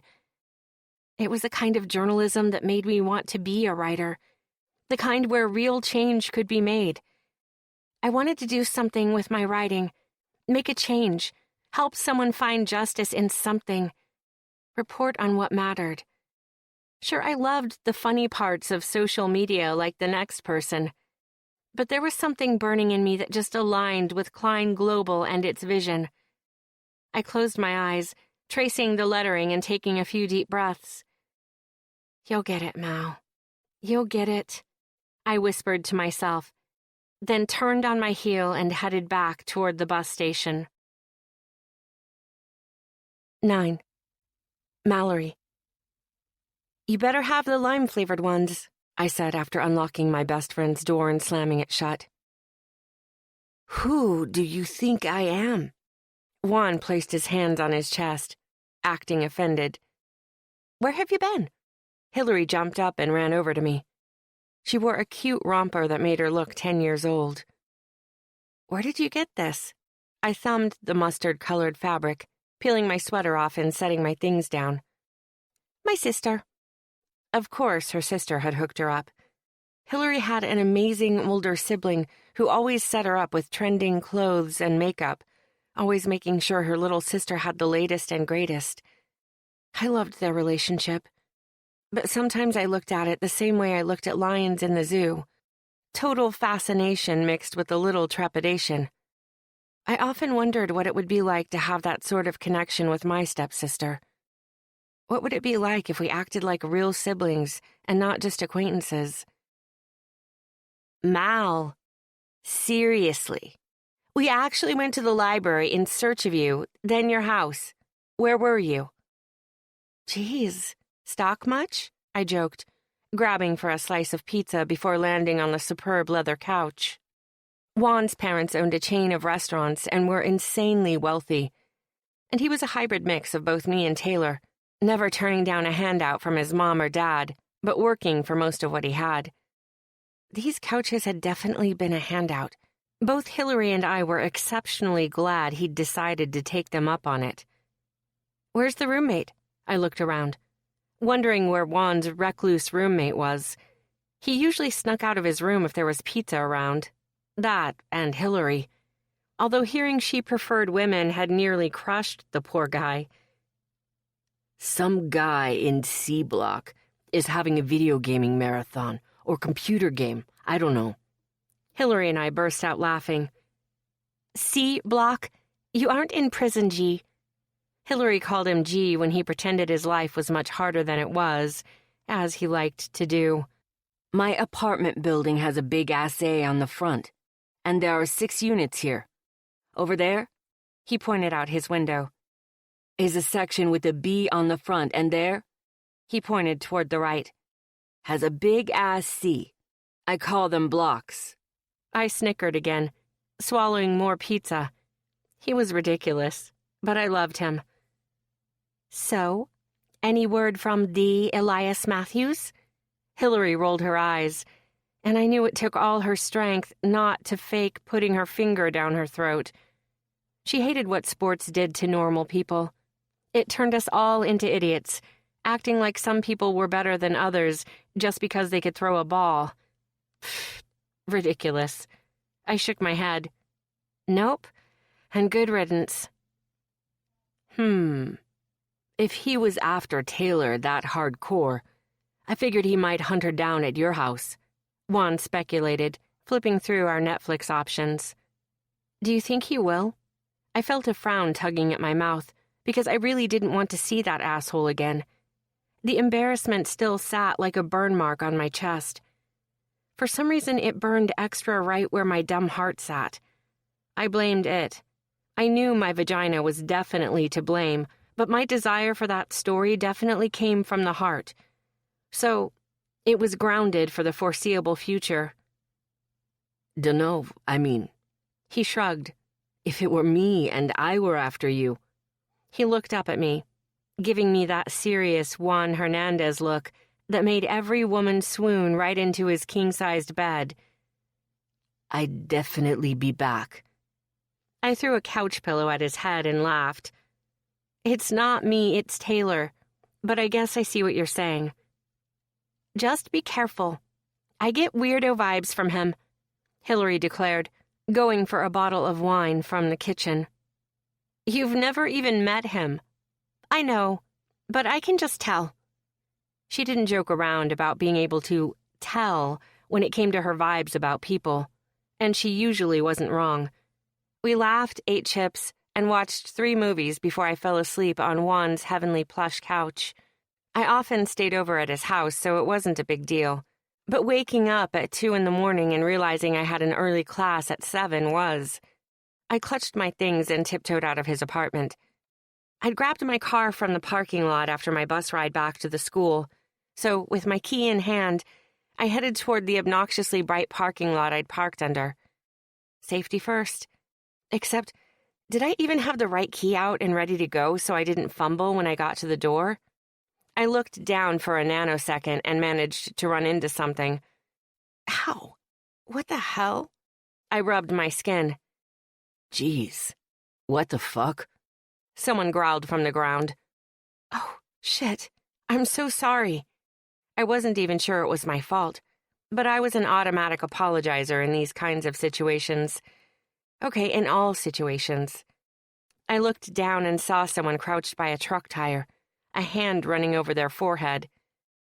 What in the world are you doing on the ground? The crouching stranger stood, towering over me by at least several inches, and that familiar burning sensation in my chest returned stronger than ever. I was checking my tire. You! My tone was clipped and cold, because that was exactly how I felt about this asshole. He took a step back, rubbing a hand in his eye socket like he was exhausted. It was 2 in the morning, so he probably was. You. What are you doing here, shitty Honda? He looked around, like he genuinely was confused how I had gotten there. Once his stare settled on me again, his eyes narrowed on my hair, then my shirt, and the bra I held in my hand. Oh, no, he did not. Are you calling me shitty Honda in your head? It was late, and my manners were still back in Juan's apartment, sleeping. His eyes seemed to narrow. It was hard to make out with the shadows covering his face. I'm not calling you anything in my head. Strong hands flew to his chest in defensiveness. I scoffed. Sounds like you are. Well, I'm not. What in the fuck are you doing here? He repeated himself, then grabbed something out of the back of his truck, a backpack of some kind. You don't live here, do you? I ignored him, looking back toward Juan's block of apartments. Please, Lord, don't let this asshole live here. Wait. He lives in the Devil's Team house, right? So why is he here? I wanted to ask him, my throat itching with the sensation, but I knew he'd probably tell me it wasn't my business, and he'd be right. I didn't know him. Therefore, I didn't need to know anything about him. He ignored me, still looking me over, a twitch working its way into that handsome jaw of his, until those eyes landed on my lips and stayed there. You dating someone who lives here or something? Why did he sound so angry? I sidestepped him and replied with, or something. I didn't give him a second glance, keeping my eyes low as I walked toward my car. It's late. You need to be careful out here. He yelled at my back. I stopped, turned slightly, and tried to discern the look on his face. Maybe the other night had just been an off night for him. But how he'd treated me really did say all that needed to be said about his character. I'd never listened to this guy. Not in a billion years. If he said, don't step there, it's lava, I'd step there on principle and then die. But it would be worth it. I turned, ignoring him once more, and continued toward my car. I'm serious. I don't want to see you out here again. I laughed under my breath. I didn't give a single flying fuck what he wanted. But I was cold and tired, so I unlocked my car and started it up. Driving away, I totally ignored how he stayed there watching me until I made the turn out of the parking lot. Taylor mentioned that when she'd gone home to recover, my dad asked that we come into the city for a meeting. She'd ended up staying at home for 2 days, and we were finally getting our first chance to talk about the party. After arguing over whose car to take, Taylor drove us downtown. It was a measly 3 blocks away from Klein Global, but not once had I ever considered popping in to say hi to my dad during one of my therapeutic excursions. So, it totally sucked? Taylor asked, as we veered from the freeway toward the exit that would take us to my dad's building. Yeah. The guy never even showed up. Isn't that crazy? I adjusted my seat and dug in my purse to put my sunglasses away and locate my lip wear. I liked lipstick for color, but I needed moisture. I was also trying to avoid my stepsister's reactions as I gave her a version of the truth that I hoped wouldn't end up biting me in the ass. I essentially omitted the part where the guy showed up and then kicked me out. You didn't know who it actually was, though? She fiddled with the buttons on the dash, turning the air conditioner on. She was dying to know who'd invited her, but if I told her it was Elias, then what? He was a total asshole. I mean, I didn't feel unsafe around him or like I was in danger, but still, what a dick. No, they only told me to wait in the room and said he'd be there shortly. Except he never showed up. I shrugged, feeling my face burn at the lie. I would have rather died than admit I gave in to whoever it was that had invited her. It was mortifying enough that he'd kicked me out once he realized I wasn't her. There was no way I was telling her. Well, I'm sorry about your article. I was hoping you'd get something juicy out of it. I shrugged again, feeling like it was my default mode. It's fine. At least I got to see the process and everything. Which reminds me, I dug around in my massive purse to see if I'd brought my notebook. Did you get to keep a copy of the contract you signed? She nodded, putting her blinker on. Yeah, it was really basic, but I still have it. I could have wept with joy. If you can get me a copy, I would be so grateful. Mal, you aren't going to share it in your article, right? You won't share my name. She worried her lip, slowing for the red light ahead of us. No way. I'd never do that to you. I looked over at her. You know I wouldn't, right? She glanced at me briefly before the light turned again. Quietly, she replied, Yeah, I know. Good. I wanted to be done with this conversation because I hated lying to her. What do you think he wants? I asked as Taylor maneuvered in the parking garage. Her small sigh told me she'd been talking to him behind my back. Sometimes during family brunch, the two of them would start talking business, and I'd usually just check out. But with graduation creeping up on us, I wondered if there was something I had missed. What aren't you telling me?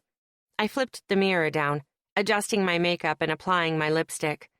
I didn't really need it, but I liked to look professional when we entered my father's building.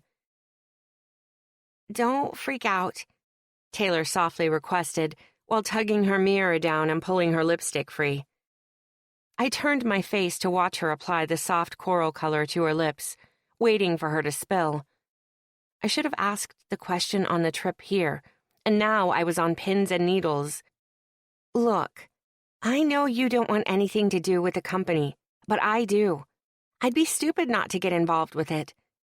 There's going to be someone who takes over for him when he retires, and since you don't want it, she trailed off, snapping the lid of her lipstick back on.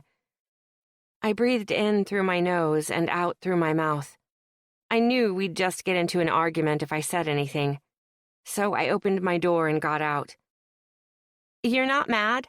She chased after me, locking the door on our way to the elevator. The loud chirp echoed off the white cement at our feet. I'm not mad. I just want you to be happy, Tay, that's all. And free from the disgusting men who would eat my little stepsister and her fat bank account for breakfast. Someone would inherit my father's fortune through her, and she was naive enough to accept that guy, even knowing he might only be there for the money.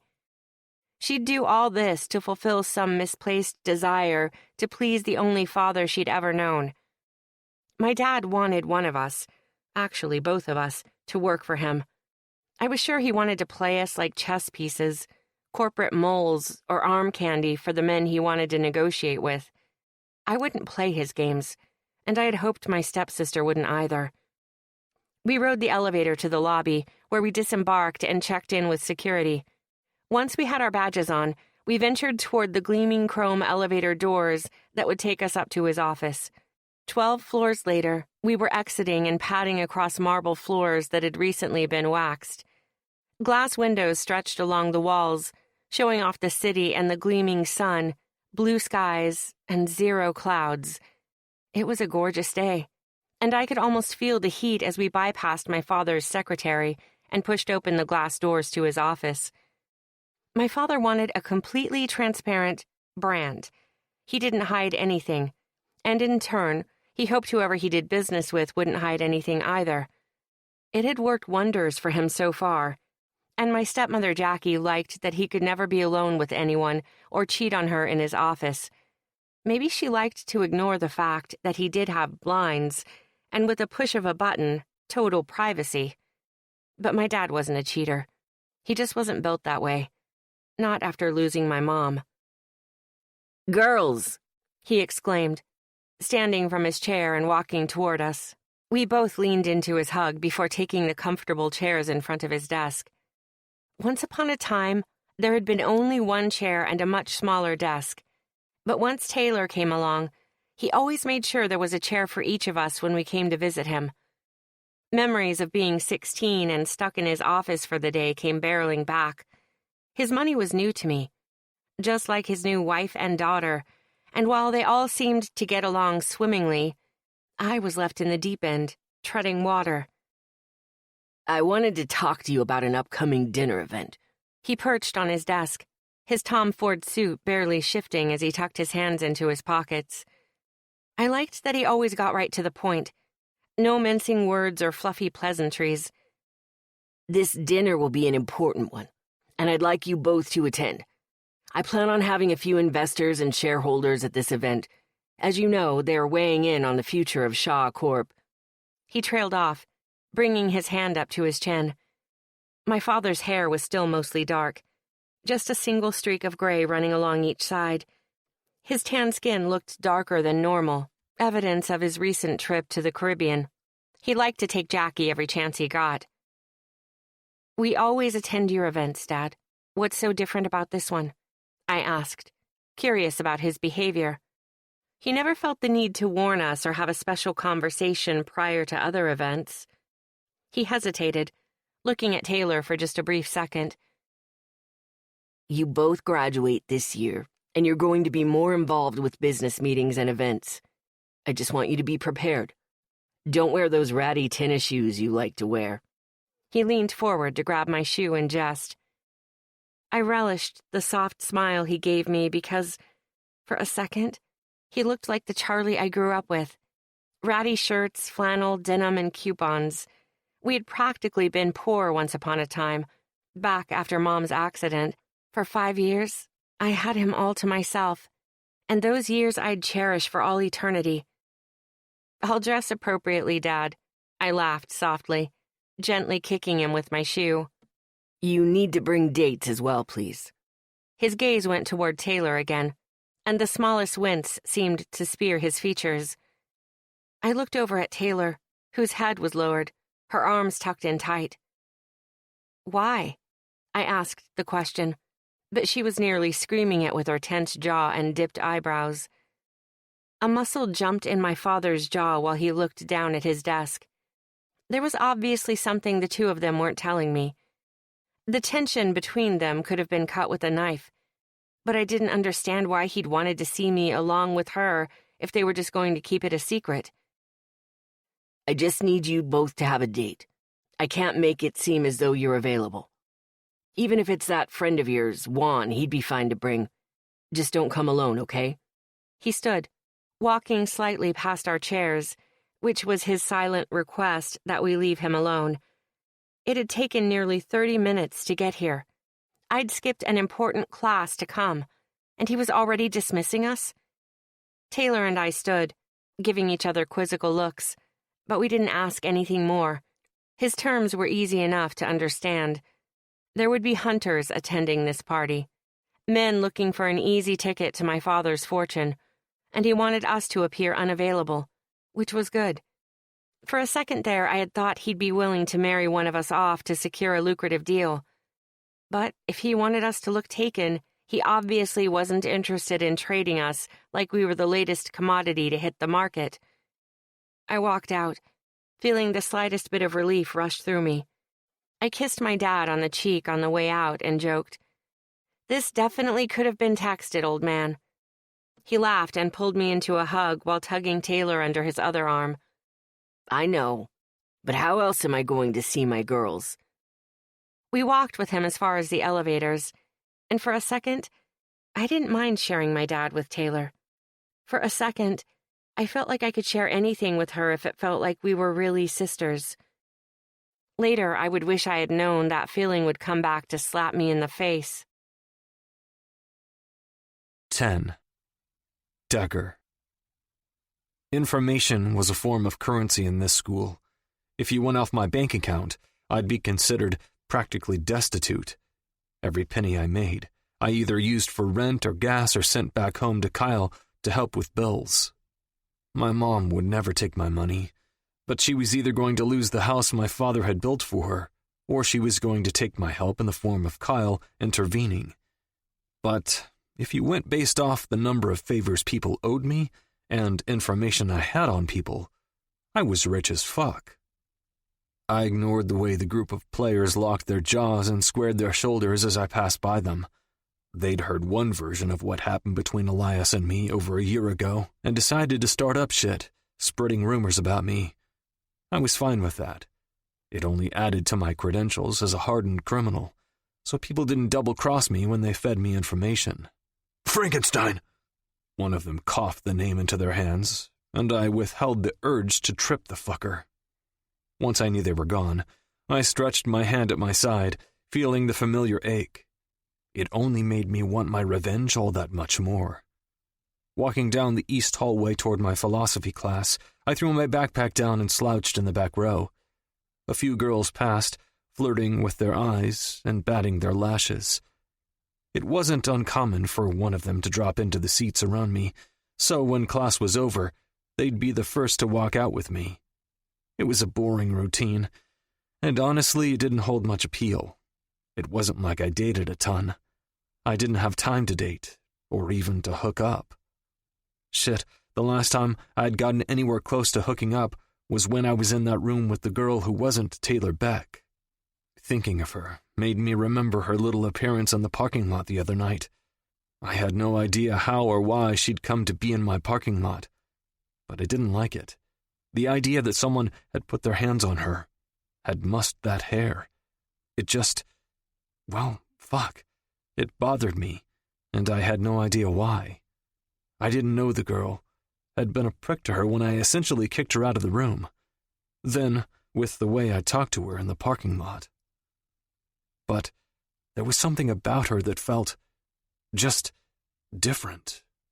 Something like freshly cut grass, the leather on a baseball, and home.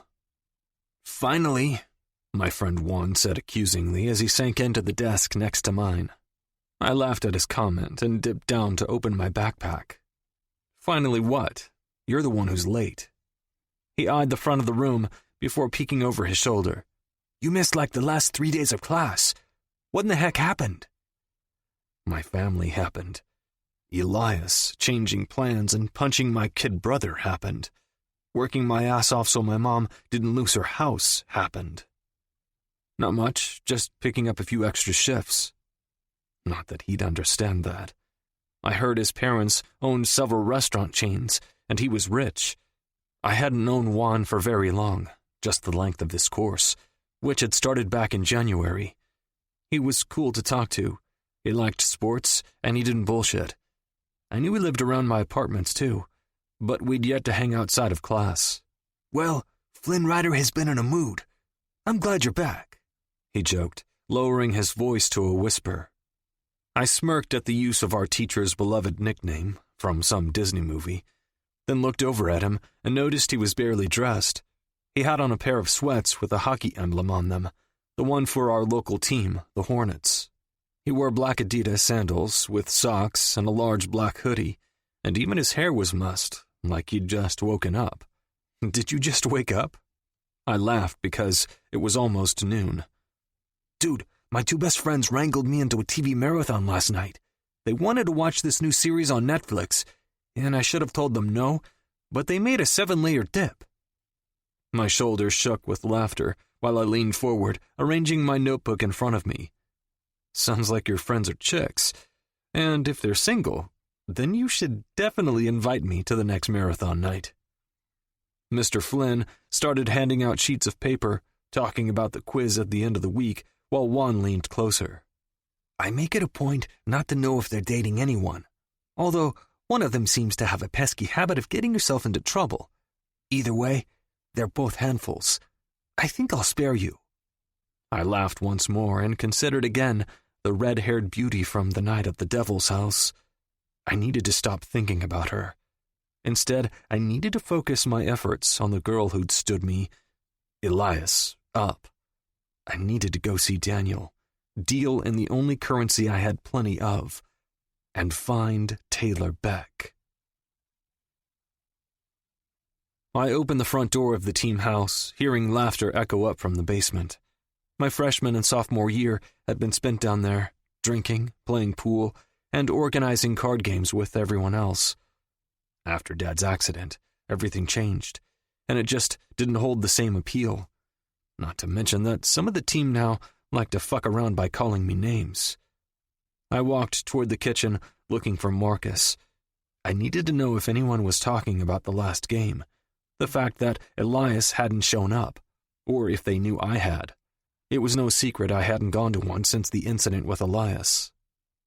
There, nursing a beer while sliding his thumb along the screen of his phone, was my best friend.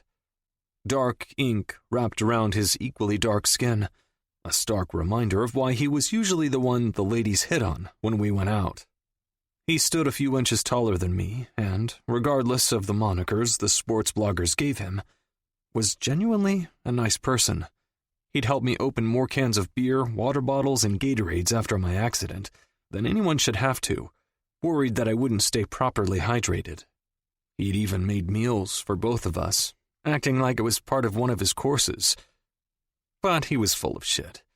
He just wanted to make sure I was fed. "Baby D." He smiled. I rolled my eyes at the nickname he had for me.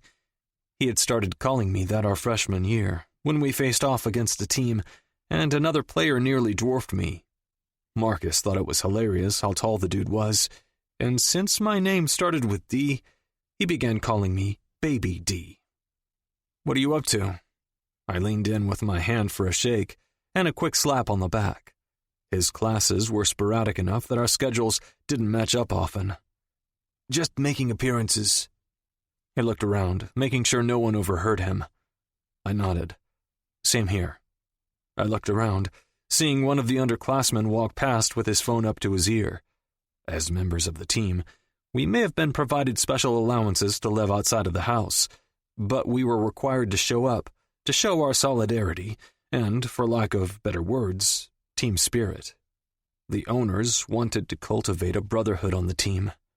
For generations, they had successfully done so, weaving a network of loyalty and unwavering dedication. Once a devil, always a devil. They took care of you as long as you followed the rules.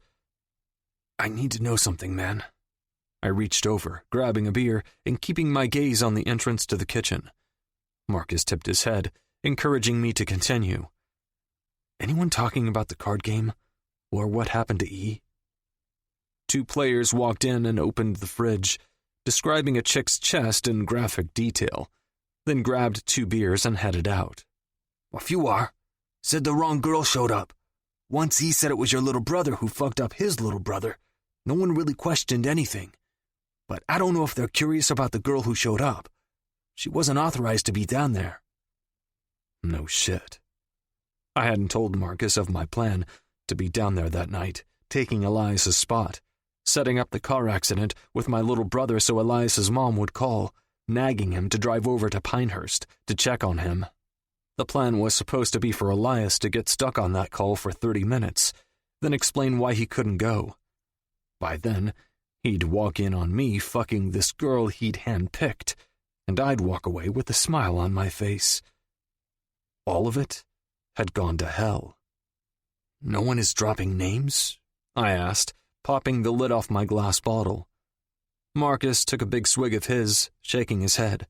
"Other than the accident between your bro and Ease, no." Relief nearly made my shoulders visibly sag. The longer he didn't start putting things together, the longer I had to make my own plans. "You running a deal?" My best friend quirked a curious brow. I smiled at him.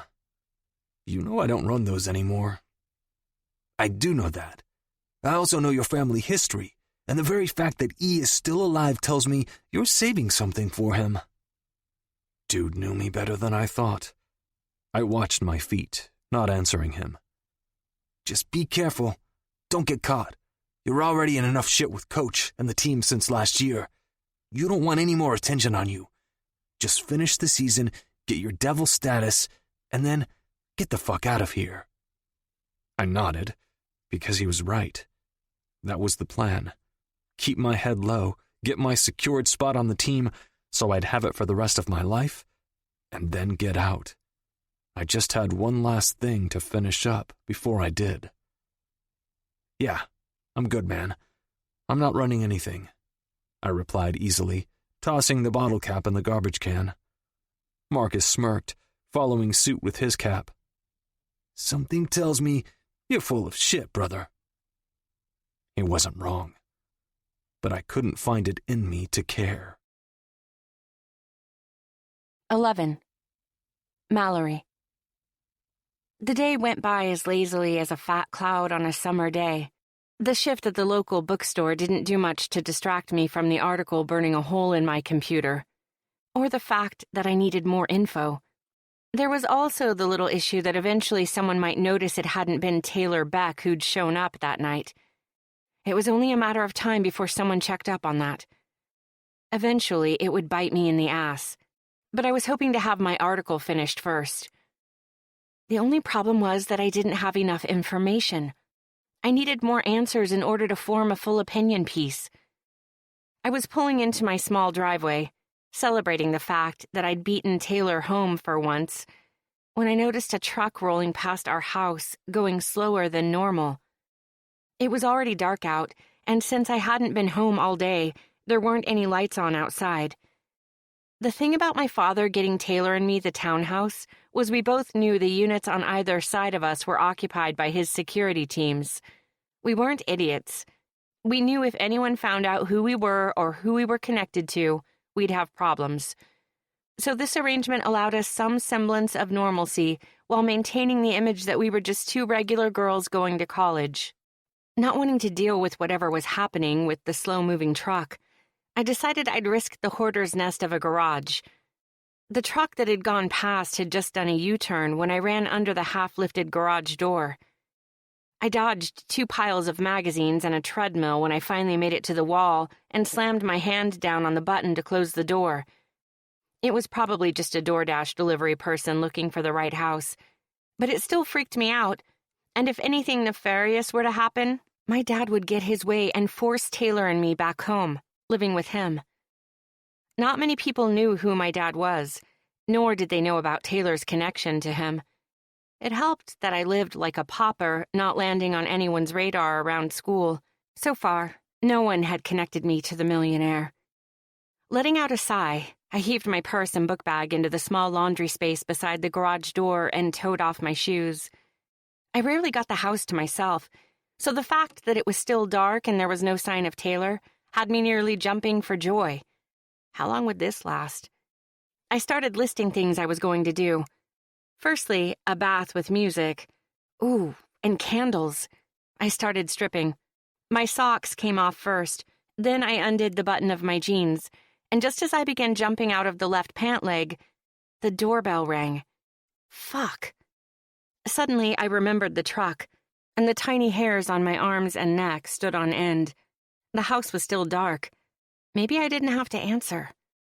Another ring echoed throughout the house. Curiosity would hound me all fucking night if I didn't just see who was on the other side of that door. Suddenly, I knew why all those girls always died so fast in horror flicks. I knew, and still I walked to the door.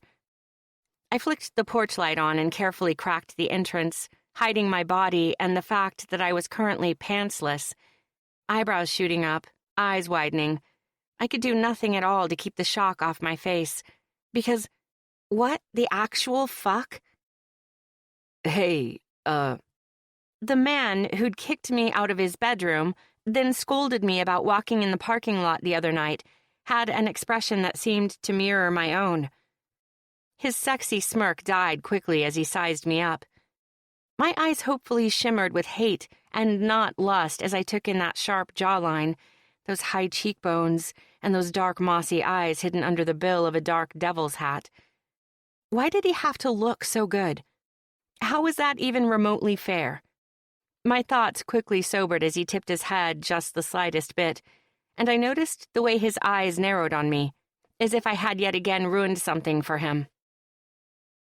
what are you doing here? If his voice had been a whip, I'd have been on the floor bleeding.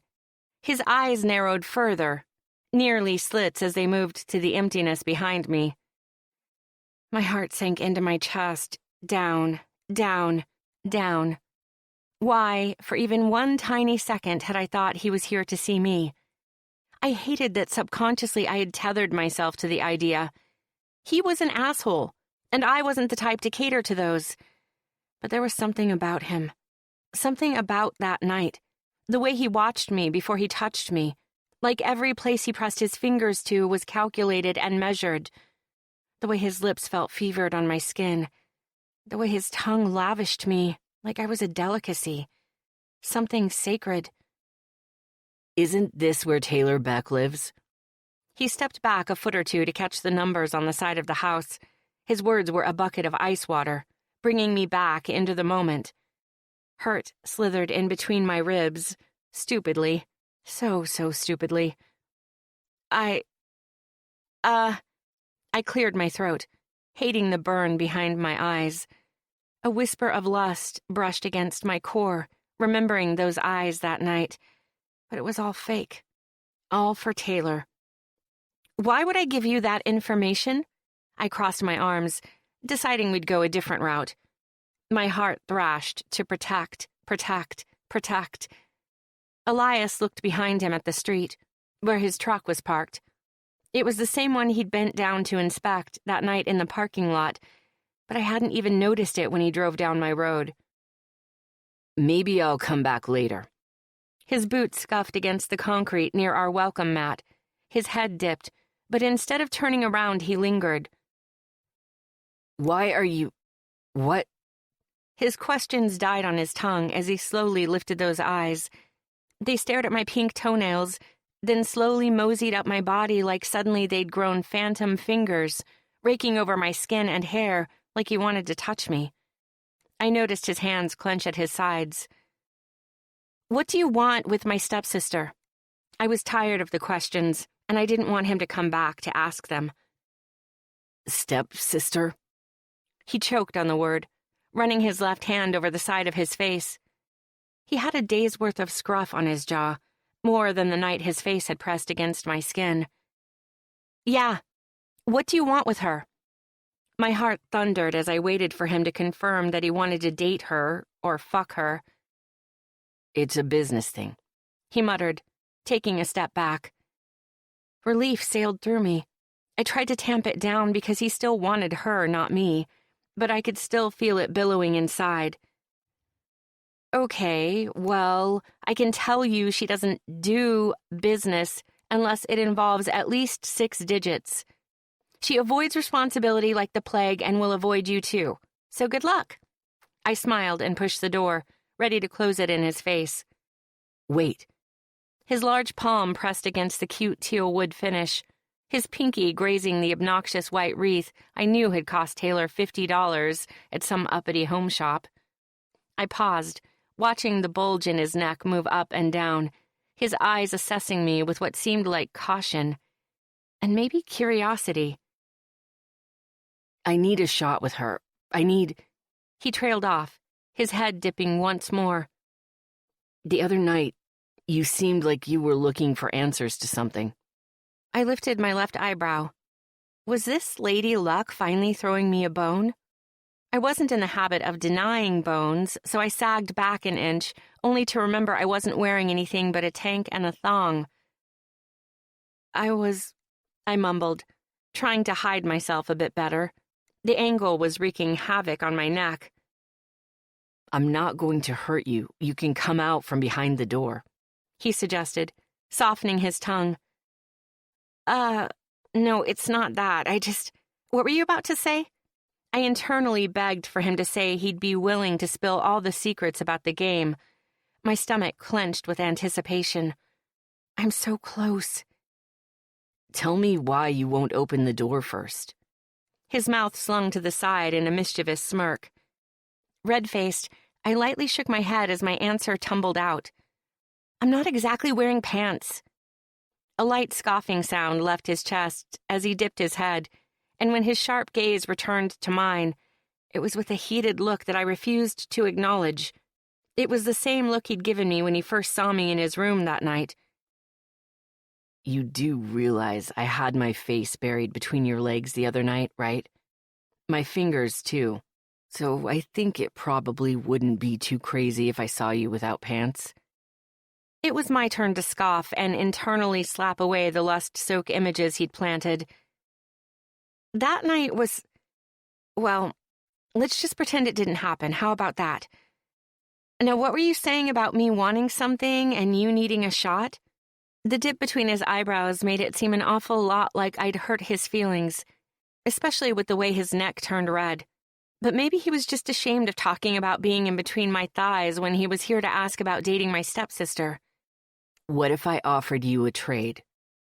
He'd hooked me.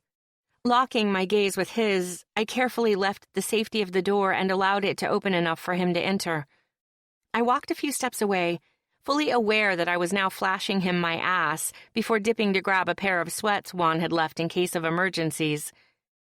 The man on my stoop walked in after me, shut the door, and then sat down on the nice lounger chair my dad had purchased. My thrift store furniture was currently in the garage. Clicking on a lamp, I sat across from him on the couch. I tucked my legs underneath me and hated how aware I was of my form. I had thighs, I had an ass, I had boobs.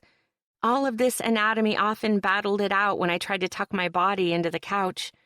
More often than not, there was at least something protruding in an undignified way. Nice place. His elbows landed on his bent knees as his eyes searched the space, moving across the brick fireplace and settling on my borrowed sweats. Nothing less than the best for Taylor, I muttered quietly, immediately wincing at how immature it had sounded coming out. Anyway, this deal? I kicked out one of my legs, loathing how awkward this all felt. Plus, I wanted him to leave. A bath was calling my name, and who knew when Taylor might get home. My name is Decker James, not Elias Matthews. We should start there. I'll save you the long story, but Elias is really into Taylor, and I need her to be into me. I need a shot with her. A real one. Well, that was unexpected. Wait, what? He let out a heavy sigh and dropped his head like it weighed 1,000 pounds. It's a long... Yeah, long story. You don't need to tell me all that. But I want to be sure I understand. Are you only after my stepsister to get one up on this guy or something? Or do you actually like her? He paused too long. The muscle in his jaw jumped while he kept his gaze downcast, toward the floor. It's complicated. He finally exhaled, looking up. Well, I'm not setting my stepsister up for some weird game or devil's bet situation. But if you like her for real, then I'll help you. He watched me, every second turning more and more intense. It was like I'd just turned him down or said no to something, and that was strange. How hard was it to confirm that you actually cared about someone and wanted a real shot at having a date with them? Okay, Was all he replied with. I resisted the urge to walk over and punch him in the arm. What's in it for me, then? I needed to stay focused on the idea that he'd serve up this story on a silver platter, regardless of the fact that I wanted to cry because he was here to get a shot with my stepsister, the girl who got every guy. Memories of my junior and senior years of high school came back like a punch to the throat. So many guys had pretended to get close to me, when in the end they either wanted my dad's money or my stepsister. Never me. whose sweats are those? His right finger lifted just the smallest bit, pointing toward my legs. I stared at him. He stared back. What in the hell was with this guy? He'd clammed up about Taylor but couldn't stop asking me weird questions. Why? Because that emblem on the side, it's familiar. I ran my finger gently over the stitched hornet that fell at the hip. I wasn't sure what the hornet situation was or what it meant to Juan, but I knew he was a sports guy and he had like 5 pairs of these sweats. He seemed to leave them everywhere. I knew Hillary had a pair at her house, maybe a pair in her car, too. I waited a few seconds to reply because I wanted to control the situation. This guy had been an ass to me both nights, and now he was here in my home asking me about sweats when I had asked him point blank about what was in our deal for me. I felt like he was toying with me, so I decided I'd toy right back. A guy. I leaned forward. Now what's in this for me? He looked like maybe he'd slammed his back molars down or ground them together. I couldn't figure him out. He seemed to be all over the place.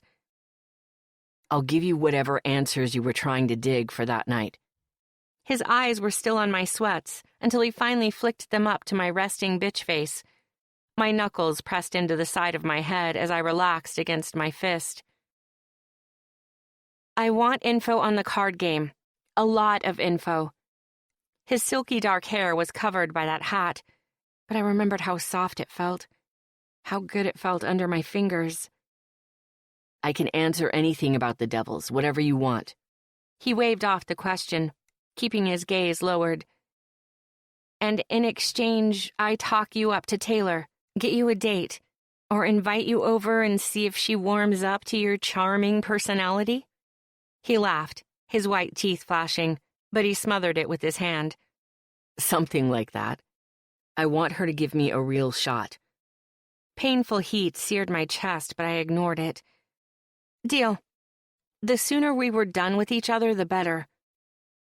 The only condition I have is that you don't hurt her, physically or emotionally. I held up my finger toward his face like I was telling him off. And don't fuck where I eat or sit.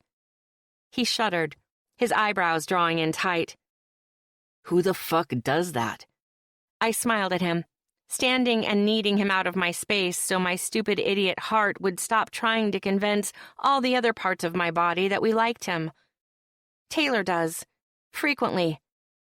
I leaned forward to open the door, despite the fact that he was still sitting. I'll meet you tomorrow at the bookstore on 5th.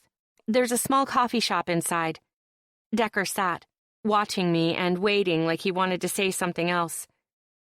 So you'll meet with me, I'll give you info, and then we'll figure out a way for me to start hanging around Taylor? He clarified. He still sat in the chair, his greenish eyes dancing with amusement. I heaved a sigh. Yes. We meet first. Let me get some notes on the game. We will probably only need to meet 3 or 4 times to get the information I need for my story, and at those meetings, we can schedule playdates for you and Taylor.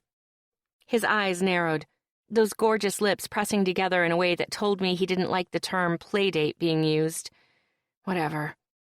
Finally, he stood and moved until he was towering over me. I could smell his spicy, woodsy cologne, and just like that night, I wanted to wrap it around me until I couldn't breathe. Guess I should know your name. He stepped out, only to turn and brace himself against the door with his left arm, giving me a sexy smirk. Damn him. I blinked. hating the magnetic pull I felt to this man who wanted my stepsister. I took a step back from him, and then another. Why was he being all sexy and charming with me when he wanted to bang Taylor? Maybe it was in my head. Stupid fucking hormones. Mallory Shaw. Nice to officially meet you, Decker James.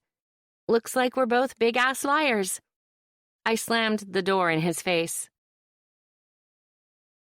12. Decker.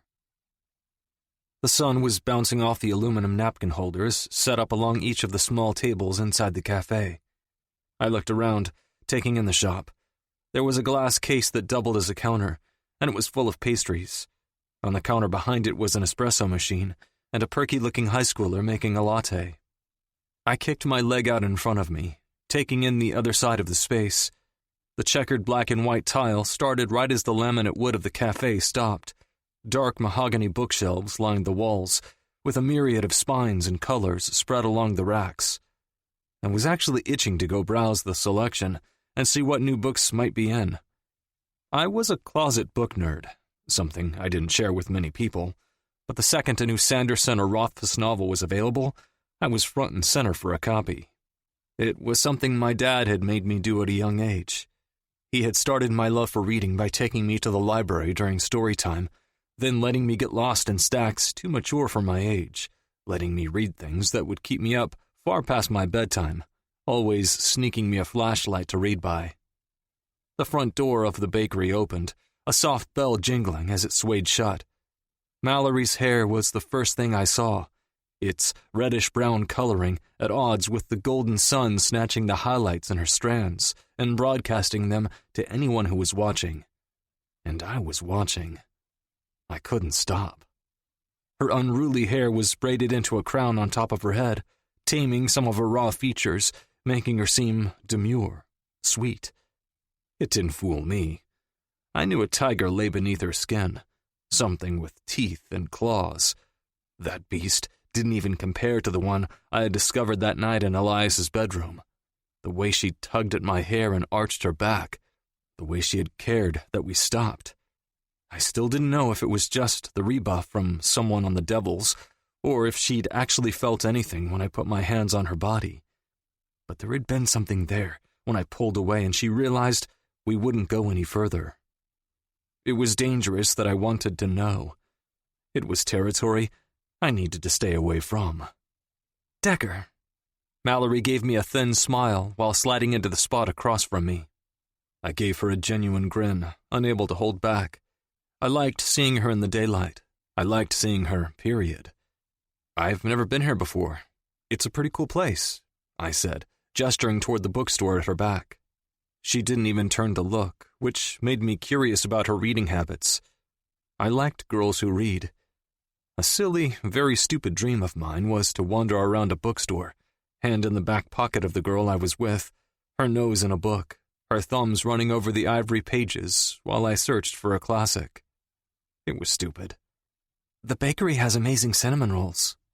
She flicked those green eyes at me and gave me a real smile. It was reserved, maybe even a regret, like it was something she hadn't meant to give away. Can I order you one, maybe a coffee? I asked, weirdly hopeful that she'd accept the offer. No, I ate before I came. She didn't look up.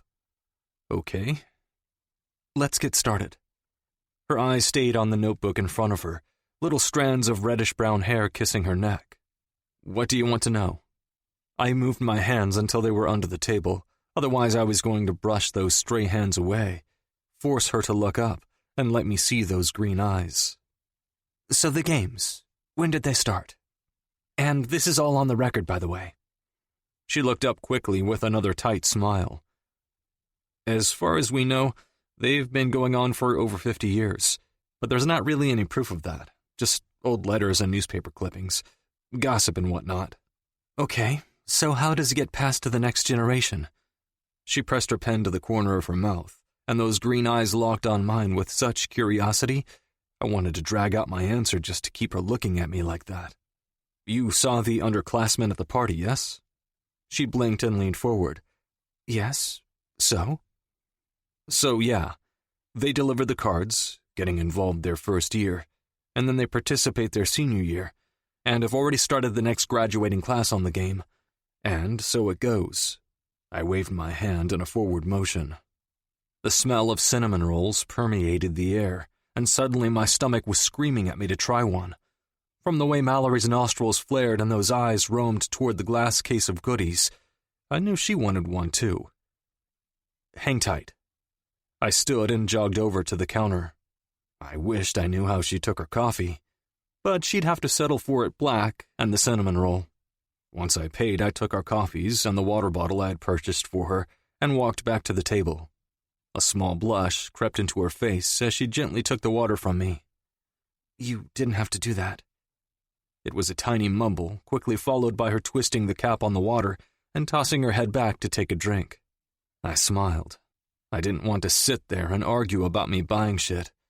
She had seemed irritated enough when I was in her living room the night before. Thinking of it had me thinking about when she'd opened the door, the black thong running between her luscious ass cheeks. Then there were those hockey sweats she wore, which had me wondering if she was seeing someone. Or maybe it was casual, though the only reason someone would leave sweats behind was if they took them off pretty regularly, right? She cut into my thoughts. "Okay, so it's passed down. Is it like its own fraternity then? I've heard the baseball team all lives in that house, but I also know there's no official label for them." I sipped the coffee, moving past the image of her with another guy, and instead thought of this deal we'd struck. I wished she would have considered who was offering the deal before agreeing. Beyond just finding her attractive, I actually liked this girl. And well, she deserved better than the terms I'd omitted from our deal. It's an unofficial fraternity that doesn't have to play by any rules, doesn't have to answer to anyone. They operate more as a secret society than anything. But there are members who don't live in that house. You don't know it because they like to make it seem like everyone is there. But not everyone agrees with what they do. The high school girl walked over with a plate the size of my hand, a massive glazed cinnamon roll in the middle. My mouth watered. "Here you go." She set it between us, then dug in her apron for 2 forks, like I had asked her to do. I grabbed mine and dug in. The first taste melted in a buttery sweetness that made me groan in utter satisfaction. "Good, right?" Mallory smiled as she watched me. Her teeth dug into her bottom lip, while her eyes danced with excitement, as if watching me taste this for the first time was the highlight of her entire day. It made something in my chest twitch. "Share it with me." I ducked my head before pushing the plate toward her. She blushed again. "No, it's okay." "Come on, I know you want some." I took another bite, groaning obnoxiously loud. "No, I'm trying to eat better, and that is definitely not better." Her eyes stayed pinned to the paper in front of her, while her nostrils flared. "Why? You're perfect. Is it a medical thing?" I raised an eyebrow. She had the most delicious curves I'd ever seen. There was no fucking way she wanted to lose any of that. "Why are you being so nice to me?" I paused mid-chew, watching her, unsure of what she was talking about. The expression I wore must have spoken for me, because she let out a small sigh before explaining. "You were pretty mean to me the other night, kicking me out, telling me I ruined everything, then the parking lot." Right. Shit. I had been a bit of an asshole. "I'm sorry about that. I guess I should have apologized for that last night." I felt my face heat, like I was in middle school again. "So why did you do it then?" I tried to ignore how cute she was, when her head tilted to the side like she was trying to figure me out. "I was just mad at the situation, and the reason I was there. It's complicated, but it wasn't about you." "I thought maybe it was something I did, or just the way I didn't look like her." I choked on the sweet, sticky dough in my throat. Was she serious? "No, definitely not anything you did.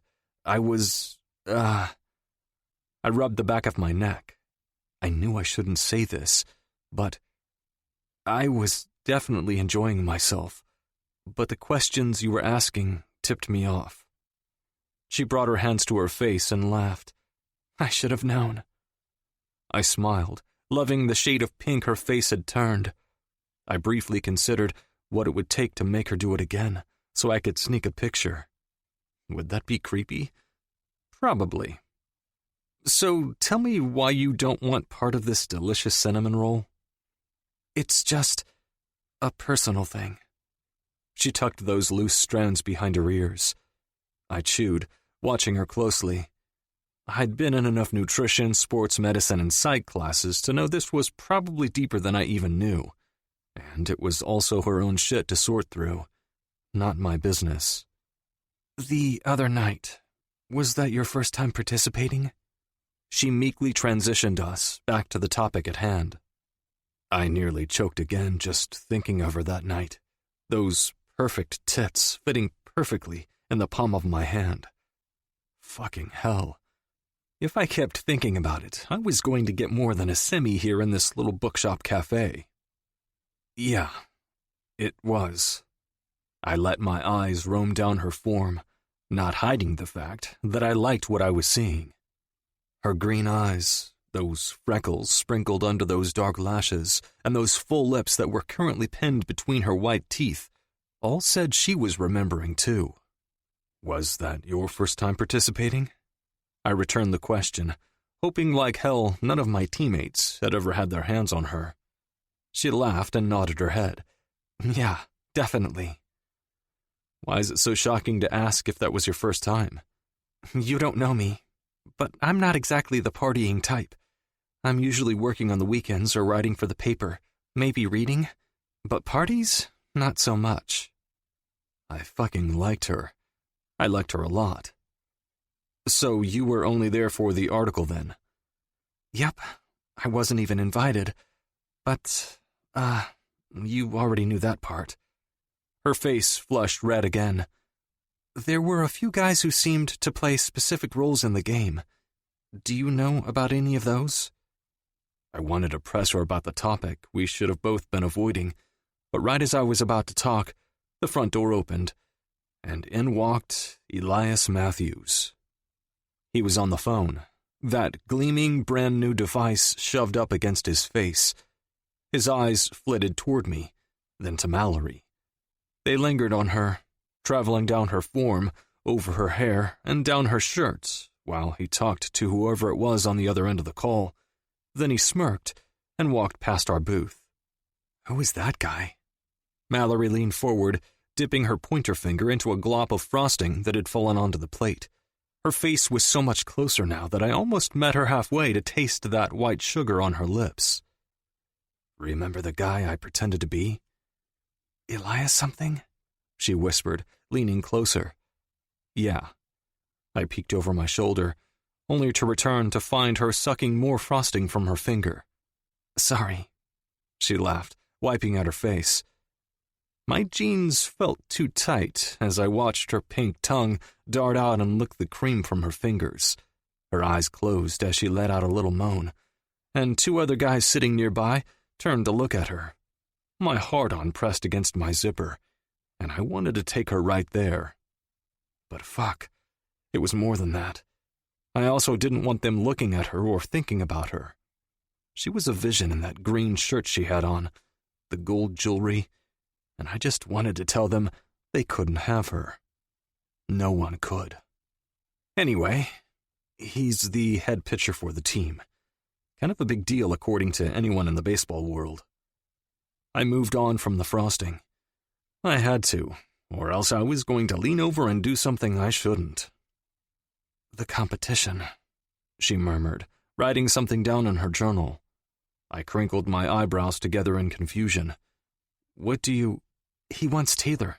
You want her. She moved her hand, pointing the pen back and forth between E and myself. He's your competition. No, he wasn't. I didn't want whoever Taylor was. He could have her. I just wanted him to pay for ruining my career. Right. Yeah. I cleared my throat and moved to stand. I suddenly didn't want to be in the same room as Elias, especially not with the way Mallory kept glancing between where he was standing and where we were sitting. Did she think he was attractive? Most chicks did. But for some reason the idea of her thinking that way about him soured my stomach. "We're just getting started. She began to argue with her hands out and eyes wild, but I cut her off. "We'll get together soon. In the meantime, text me anything you think of for your article." I grabbed her pen from her hand and jotted down my number in her notebook, unsure why my stomach nodded at the idea of her having it, or if she'd use it. Shit, this wasn't a good idea. If I knew what was good for me, I'd ditch this deal, come clean and cut ties. But even as I walked away, there was a part of me that wanted to turn around and see if she was still there. A part of me wondered if she'd use the number I'd given her. Thanks for listening. Before we move ahead, take this peaceful moment to simply be. This free audiobook continues shortly.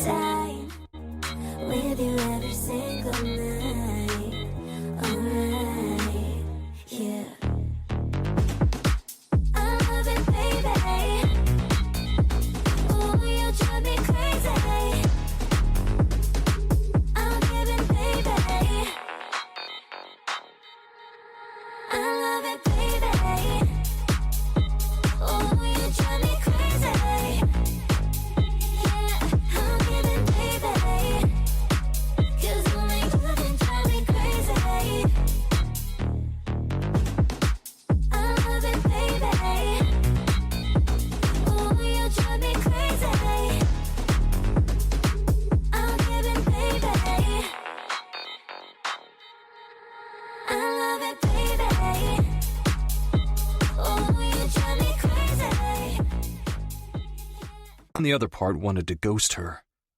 I didn't deserve someone like her. She seemed like someone good and full of dreams, someone happy and still untainted by life. Sometimes I wished I wasn't a devil, because she was the kind of girl who deserved someone who'd never put her through hell. With me, it was practically a guarantee. "How is your devious plan coming along?" my kid brother asked from his spot behind the lawnmower. I was impressed that he'd actually taken the initiative to cut the grass. Usually, he waited for me to come on the weekends to do it. I think there's some hope for it." I smiled, thinking of my meeting with Mallory. I refused to acknowledge that I was smiling because of her. It was merely her cooperation with my ridiculous plan that had me grinning like an idiot. "Sweet. You know, we could totally nail him for some of the endorsement shit he's been accepting since he hasn't graduated yet." My brother wiped his face with the shirt he'd taken off an hour earlier and tucked it into his back pocket. "Nah, not worth it. I don't want him to think we're onto him." Scotty had shared a piece of information with both of us regarding Elias, and I was currently in the process of exploiting it. But if he looked in my direction at all, it would all be fucked. Kyle sidled up to me, abandoning the yard. "I saw Elias driving out of the physical therapy office the other day." I stopped with my hand on the engine, watching my brother, silently encouraging him to continue, even if what he'd seen didn't exactly confirm anything. "He's supposedly only seeing one here in Pinehurst. That way no one at RFU knows."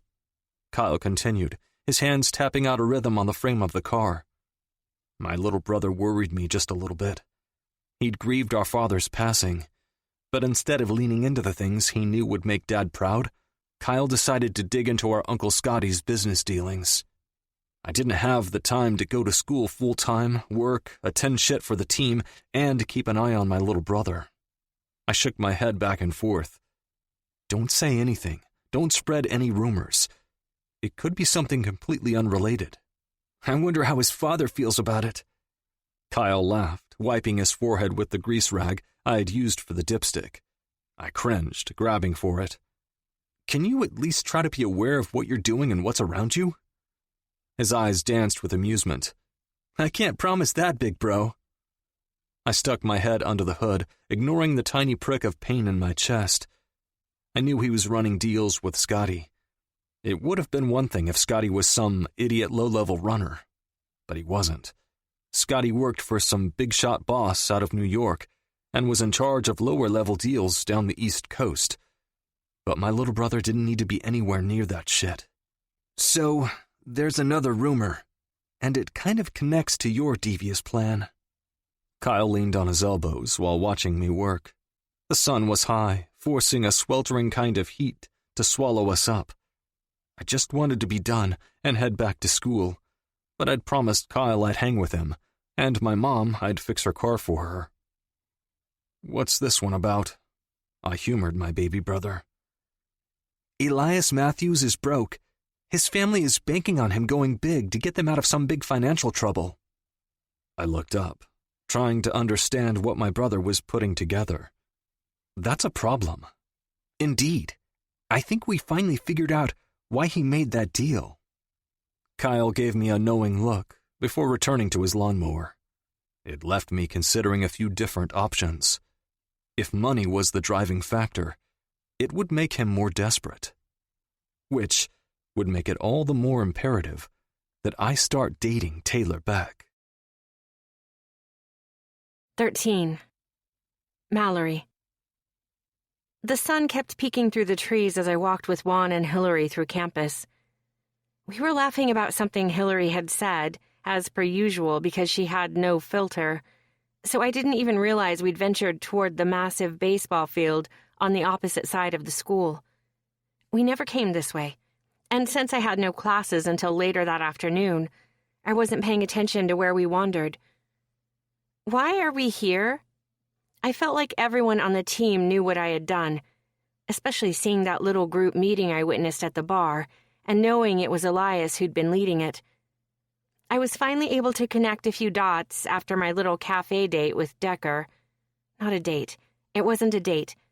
I had to keep those thoughts categorized correctly, or else I'd get confused by his easy smiles and flirty behavior. Figured Hill and I could scope out this man who had his tongue down your throat the other night. Juan smiled brightly, his dark shades covering those whiskey eyes. I wanted to punch him, but I was also curious about the players on the team. It was about time I checked out their roster, see who played what, even though I had no idea what was. I watched as a few players tossed the white ball from glove to glove. So, turns out Elias wasn't who he said he was. That was just the name he gave me. We walked closer to the fence, still keeping close to the tree line so we had some coverage. Shit. Then who was the one in the room with you? Hillary asked, sipping her iced coffee, her face pressed against the metal fence while we watched the players run and slide impressively fast to get to their next base. Decker James? I searched the names on the back of the jerseys within my scope of vision to see if I could find him. I should have known by how quiet my two best friends were that something was wrong. Sure enough, as I pulled away from the fence and took in their concerned faces, I saw they were looking at each other with reserved expressions. What? My eyes bounced from my best friend's black-rimmed glasses and downcast brown eyes to Juan's colored lenses. You're positive it's Deckard James? As in, a student here at RFU? Juan clarified with an intensity that threw me for a loop. Hillary looked up at Juan right as he looked down at her, and I knew. I just knew. He's not on the team, is he? Well, he is, but I guess he's in more of a supportive role now, Hillary answered, her hands shifting nervously. Juan shook his head back and forth like this conversation bothered him. Hillary spoke up again, getting my attention. I dated this guy last year who was on the team with him, and rumor is that Decker tried to nail Elias with one of his insane fastballs. I guess Elias was able to move in time, but they basically demoted him, took him off as starting pitcher, and removed him from the team house. Juan's gaze stayed at our feet, that muscle in his jaw jumping every few seconds. I wondered why he was being so quiet, but Hillary sipped from her pink straw and spoke up again. I think he's dangerous, Mal, she trailed off, casting her gaze out to the field. My heartbeat sped. like a rally car that had gone off course, then got a flat, and then the brakes went out. A shit show. That was what was happening inside my chest. Dangerous? He didn't like Elias. That much I could tell from the conversations we'd had and the way he'd looked at the guy. Nah, he's not all that. He's in a class of mine. He's cool. Juan finally added softly. He barely looked up while his fingers dug into the metal near our faces. The journalist in me wanted to interrogate my best friend. There were things he wasn't saying, and he was acting weird. Juan, this is serious. You can't assess whether the man is safe or not, based on if he shares his notes or not. Hillary shook her head back and forth. Leaning closer to me, she said, "Get this. I guess Elias wasn't the only one who got fucked up. They say the team started calling Decker Frankenstein instead of his beloved nickname, Duggar. I guess his hand got all jacked up during a fight. Anyway, he has this grotesque scar running down the length of his hand and up his wrist." My friend's eyebrows waggled as she dished about this guy I had more than a little crush on. I watched the field, trying to push away this feeling. They couldn't be right. The rumors. I'd seen the scar, but something told me it hadn't been from a fight. Just thinking about those hands made me feel an ache low in my belly. She had to be wrong. But then again, he did hate Elias with a crazy passion that didn't exactly seem healthy, and was going after my stepsister for something complicated. "Girl, you dodged a bullet." Hillary sighed, and we started walking again. I silently nodded my agreement, not sure how to break the news to my best friends that I had Frankenstein's number in my phone and it was burning a hole in my pocket. "Shaw!" My last name was bellowed through the newsroom, and every head turned my way.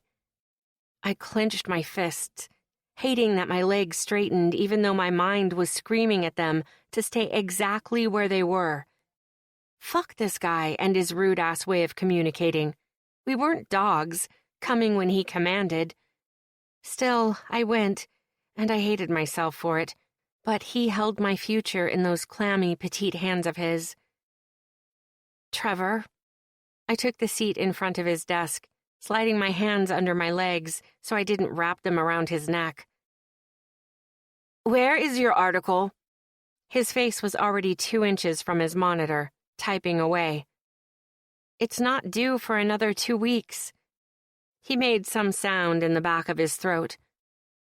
"Your notes are due, so—" He turned toward me and crossed his arms like he was confident in my utter demise. "Where are they?" Inhaling a shallow breath, I steadied my voice as I explained. "I'm not turning them in this week." "Not acceptable, Shaw. You know that." He rolled his eyes, turning back toward his computer. "Even freshmen understand the logistics of being in this journalism course. Notes are always due at the end of the week, regardless of the deadline." I loved how he constantly condescended to me regarding my position on the paper. "I understand this, but I'm still not turning them in. I'm a senior reporter. I've earned a little bit of leeway. I have a really good story, Trevor. Trust me on this." He scoffed. "Trust you?" His chair swiveled in my direction. His greasy hair was tied back at his neck, and his eyes had dark circles under them. I already knew it was from a Dungeons and Dragons game that had gone too long the night prior. "You totally bailed on the last story." I stood and hovered near his desk, wishing I didn't have this stupid proximity issue so I could get in his face. "You took that story from me. It was well-written, informative, and delivered a fantastic punch, but you didn't run it. That was your choice. I'm not budging on this. If you don't want the story, then I'll sell it. Either way," I stood to my full height and turned on my heel. "I'm not turning in my fucking notes." I walked away, ignoring him calling my name from his little office. People flicked their curious gazes my way before dropping them back to their desks. Trevor got off on causing drama in this stupid class, and he especially loved messing with me. I wouldn't give him the satisfaction today. I held my chin high while I grabbed my things and left the room, heading straight for the student parking lot. I may have seemed confident in my departure and my defiance, but truthfully, I was just fucked. I had no notes, not enough to write something worthy of being featured in the showcase. I'd only met with Decker that one time in the cafe. Then I'd ignored the number he'd given me and hadn't called or texted him since hearing about his little rage problem. I knew it sucked to judge someone based on a rumor, but could I really risk mine or Taylor's safety on something like that? No, I couldn't. Then again, Juan had said he was cool, and I had no story and really needed one. When I considered how many random guys Taylor let into our house, were we ever really safe? I mean, any of those guys could and probably did have hang-ups or issues. Who was to say Decker would ever let those issues manifest around me or Taylor? If she wasn't even worried about her safety, I didn't need to make such a big deal about him coming over. Right? Right. 14. Mallory. I studied the blue ink for signs of deception. It gave me no indication whatsoever on the true intent behind being given to me. Decker had said to use it if I had questions about the article, but I'd have been lying if I said I hadn't considered texting to ask about the rumors I'd heard. In fact, that first night after I heard about his nickname, I'd wanted to text and ask him about the whole thing. Surely there was another side to the story that I wasn't getting. Then I realized how weird that would have come across and decided it was better if I just ignored him and let this crazy idea of the story and of him and Taylor go. Especially if he wanted more revenge on poor Elias. Hadn't that guy gone through enough? Then again, that was a rumor, and I didn't even know Decker. The more I thought about it, the more I considered Decker's face when he realized I wasn't Taylor that first night. He had an axe to grind with Elias, and that had to come from somewhere. Unless Decker was truly mentally unhinged. But I'd been around him, and I hadn't caught any signs that he was on medication or struggling with his mental health. I wanted to give him a chance.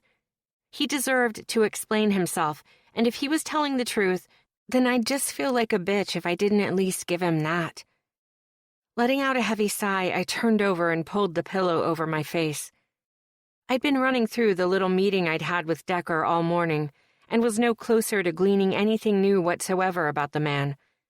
Sure, he had made it clear that he wanted a shot with Taylor, but he just didn't seem like her type.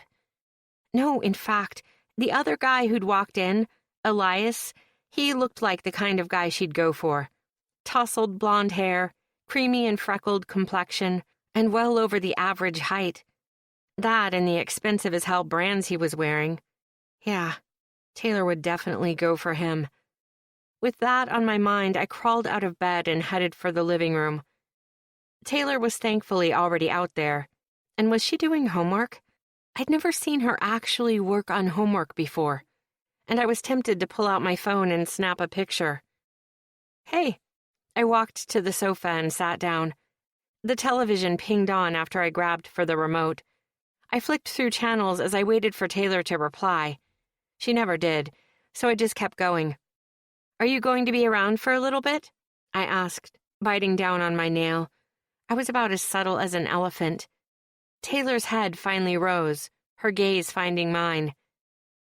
I guess. Why? No reason. I have this friend who was going to come over, but I wanted to be sure it was okay with you first. I clicked up a few more channels despite the fact that we only actually got about 5. I needed to turn on Netflix before she noticed I was acting weird. I can leave if you want, she offered in a cautious tone. She was always worried that I wouldn't want her there when my friends came over. The other day when Juan and Hillary had come over, it was only Juan who'd been able to convince her to watch a few episodes with us before she finally went to her room. It was progress. No, actually, he asked if you'd be here. I think he might hate you or something. If I said he was into her, she'd run for the hills. But saying someone hated her always piqued her interest. Seriously? Her laugh came out more like a snort, and I knew I'd won. The first official playdate was on. Yeah, no idea why, I said, not looking in her direction. Tell him to come over. She propped her elbows on either side of the chair, lifting her chin. I pulled out my phone and ignored the tremble in my fingers as I pulled up his number. Me. Hey, this is Mallory. Want to come over for your first official playdate? I set the phone down, waiting, and thankfully only a few seconds went by before he responded. Decker. Thought you were done talking to me. Why would you think that? I felt guilty, and I hated feeling guilty. I owed him the chance to explain his side of the story, about a rumor I'd heard that might not even be close to true. I never heard from you. I drove by your place a few times just to make sure you didn't move away. Me, not Taylor. My heart did this little fluttery thing. I'm sorry about that. It was just a crazy week, but if you're available right now, I have her tame and in a good mood. By the way, she thinks you hate her, just roll with that. My stomach was all nerves and knots, waiting for him to finally text back. But he didn't. And I made it through almost 2 episodes of Schitt's Creek before a knock sounded at the door. I crawled out of the little nest of blankets I'd gathered and headed for the entrance. Taylor glanced at me cautiously, like a nervous animal. Swinging open the door, I smiled at my guest and shoved down the part of me that appreciated how good Decker looked in a tight navy blue tee, or how he looked with that matching Devil's baseball hat on his dark mussed hair. I definitely pushed down how badly I wanted him to show me his hand so I could run my finger down the length of his scar, or explain the rumors he didn't know I'd learned. His eyes roamed, taking a slow route from my hair down to my toes. I hated when he looked at me like that, because it made me feel like an electric current was running between us, like he was ready to eat me alive, all while his desired conquest was just feet from us. Hey, you made it, I chirped, shutting us in. Yeah, figured I would bring some chips. He stepped closer, handing me a bag of my favorite lime-flavored chips, and I almost launched myself at him. Taylor, however, scrunched her nose. How did he know they're my favorite? Boo! No alcohol? Her pink, recently glossed lips pouted as she moved out of the chair. Decker, this is my stepsister Taylor. Taylor, this is Decker, my friend. I watched him carefully, for some reason hoping he'd refute the friend thing and tell her I had somehow become the love of his life. Yeah, I knew I had a problem, and that thought just totally confirmed that I needed help. Nice to meet you, Taylor. Decker's lips quirked to the side like he had a secret. Her eyes lit up like she was already in on it. Was this flirting? It had been so long since anyone had done this with me, it was hard to actually recognize when it was happening. You're a pitcher for the Devils, right? She asked, quirking a brow. Decker's jaw twitched, his nostrils flaring before he gave her the slightest nod. Taylor's cold demeanor snapped back into place as her gaze went to her phone, effectively ignoring us. Decker watched her with his eyebrows caving, like he'd never gotten the brush off once in his gorgeous life. I cleared my throat. Decker and I were going to watch a movie. Do you want to join us, Taylor? Her blue eyes flicked once to me, then to Decker. They weighed him, seeming to take in every detail. The corded muscle along his forearms, the dark swirls peeking out from the sleeves of his t-shirt, and probably the way his eyes seemed to glitter under the expensive recessed lighting my dad had put in. Was she seeing how beautiful he was? Did she catch the small wince that clouded his features when he flexed his left hand? My mind raced, panicked at the idea that she'd fall for Decker right here, right now, and then game over. I'd be out of a story source and, well, no more Decker. I have homework, but I can watch whatever you decide. It won't bother me if you turn it on in here. Then her gaze was back on her phone. I withheld a sigh. I had internally bet myself money on Taylor declining the movie and going back to her room, which would have totally messed this entire thing up for us. Grabbing the bag of chips, I headed to the kitchen in search of a bowl. Decker followed on my heels, whispering under his breath as we both crouched down to dig through the lower cabinets. Is she always this closed off and cold? I nearly laughed. Yes. Unless, of course, you're famous or have a large bank account. Then she's as warm as asphalt on a sunny day. I shouldn't have said that. What was wrong with me? I looked up in time to see a line form between his eyebrows. I'm sorry. That was really rude of me. She does take some getting used to, but Taylor is used to hookups. As long as I have known her, she's never had a relationship. Maybe she wants you to work for it or something. She probably knows about me. Those eyebrows stayed caved in, his lips thin and his jaw locked. I wanted to prod, ask what she knew, what it was that everyone seemed to know that I didn't. Just be yourself. You're a good-looking guy who has a lot to offer. Your story will be so cute once you thaw through her icy exterior. I stood, slamming the cupboard shut. I hated how weak the idea of him having a story with Taylor made me, how I didn't even know him. But because we'd had one stupid moment together, my damn mind and body had decided we had dibs, regardless of the fact that on the night in question of said dibs, he was busy trying to seduce someone he thought was Taylor. It was stupid. All of this was stupid. Decker trailed after me, clearing his throat. I dumped the bag of chips in the bowl and headed for the couch. At least I'd get my favorite snack out of this ordeal. Decker glanced at the spot next to me and at where Taylor sat in the chair. Right. He'd want to sit next to her because he was trying to seduce her. With my eyes, I told him to just sit down and work his way up to sitting next to her. With his eyes, he told me to make it happen. But I'd already made this night happen. He was in my living room, mere feet from my stepsister. This was as good as it was going to get. I cleared my throat, narrowing my eyes, pressing my point without actually using words. He finally gave in, letting out a sigh and throwing his back into the seat on the cushion farthest from me. Fuck you too, buddy. What are you guys watching? Taylor asked, sipping from her plastic tumbler. Lemon water from the looks of it. Sometimes that was an entire meal for her. I don't know. What are you in the mood for? I asked Decker. His knee bounced while I began clicking through options on Netflix. How about that new horror movie? The one with the house and those kids? Taylor asked, taking a loud sip. Suddenly, she was invested in a movie that literally sounded like every horror movie I had ever seen. Do you know the name? I know what she's talking about. It's... Decker's body was suddenly next to mine, his hand grabbing for the remote. He smelled so good I wanted to groan. One time I'd gone to some fancy cologne store with Juan, helping him look for something new. We sprayed all these little cards, trying to find the right scent for him.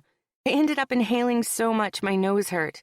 But now, here, smelling Decker, it felt like I'd finally found that perfect aroma, and I wanted to plaster my face to his neck and breathe him in. Instead, I pulled away from him, yelling, "No grabbing!" It's just easier to find it than to try to tell you. You're going to get irritated. His strong, very defined arm was nearly across my folded legs, his eyes set in a stern manner, like I was being ridiculous. I held the remote higher because pride is a fickle beast, one that kept me company more often than I cared to admit. But at least it was consistent and loyal. Seriously? It's my house. You can't have the remote, I shrieked as he reached up. But my resistance only made him more determined. Suddenly he launched himself toward me, covering my legs and half my body with his, as his long arm reached up and snagged the prize. Ha! He settled back into the couch. But this time, he was in the space right next to me. My heart was thundering in my chest, like an 8th grader who'd just been touched by her crush. His body heat was so close, it warmed up my feet, which were basically touching his hip now from how they were curled behind me. He clicked over a few titles until he found what he was looking for. Taylor confirming the choice and setting her laptop aside as soon as he pressed play. I personally wasn't a fan of horror movies as they usually made me want to pee my pants, but I was here as the awkward chaperone to these two, so I tugged my phone out, trying to ignore the music in the movie, the scary images, and the dreary overall vibe in the room. The lights had been dimmed at some point, probably by Taylor, who was sitting next to the switch on the wall. She was huddled under the covers in her chair, but knowing her, she would likely find a way to crawl into Decker's lap at any moment. Movement by my feet had me looking over my shoulder. Decker's hand was in the bowl of chips, the glow of the television highlighting his corded arm. My eyes wandered up his body, taking in the way his jaw moved as he chewed, his eyes on the movie. A flutter erupted in my stomach as I watched him, taking in how good he looked sitting next to me with the lights out and the television on. I briefly considered what this would feel like if I were turned, my body curled into his, my hand in that bowl with his, because lime chips were the best thing ever invented. Suddenly, I realized he was essentially eating them all. I gave my head a brief shake to clear away the images I should never have allowed to take root, and went after him. "Hey, don't eat them all." I dove over his lap toward them, not caring at all that I was being awkward, or that it would look like we were flirting with each other. Then again, I acted this way with Juan whenever he was over. Taylor probably thought Decker was just another one of my buddies. Share. Decker's mouth was full as he pulled the bowl away from his chest, trying to block me. "How can you eat that garbage?" Taylor glared from her spot in the recliner, eyeing us like we were deranged. Decker froze, his face popping up, those eyebrows arched high on his forehead. He seemed like he wanted to say something, but instead he released the bowl and handed it over to me. For some reason, the victory felt more like defeat. I liked flirting with Decker, having fun with him, fighting over something stupid like chips. I didn't like the rogue emotions he kept stirring in me, and all because we'd had some chemistry when his face was between my legs. It was bullshit, just my desperate need to get laid. So, I switched things up. "Tay, can you swap me places? The light from the television is giving me a headache." "You should just go to bed. I know you hate horror movies. I can see your friend out when it's over," she offered sweetly, adjusting the blanket on her lap. That was exactly what Decker wanted. So I stood and smiled at her, and when I looked at Decker, the expression on his face was odd. I couldn't decipher it. This would let him get closer to her. This was his plan. And I knew my stepsister would be moving closer to him. Even if she didn't like him, she'd probably try to sleep with him. I didn't judge. She had a healthy and vibrant sex life, so I would just let them get to it. Still, something in me shriveled up and died just thinking about it. "Night, Decker. I'll see you around." His jaw tensed. Those viridescent eyes locked on mine. He looked angry, like he'd just lost an all-in bet at a poker table or something. Whatever. He was probably hoping I would stay and talk him up or try to get the two of them to hang out. He could do all that on his own.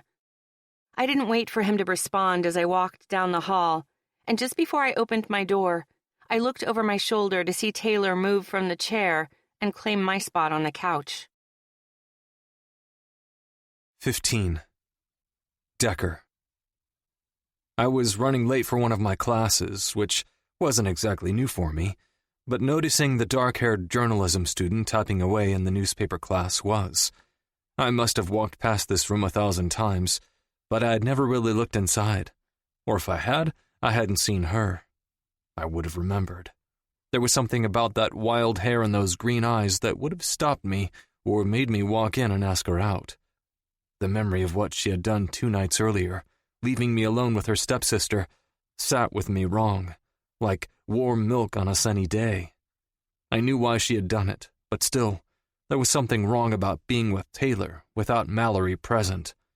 I understood how messed up that was, especially because this entire situation was my fault and my creation. But that didn't mean I liked it.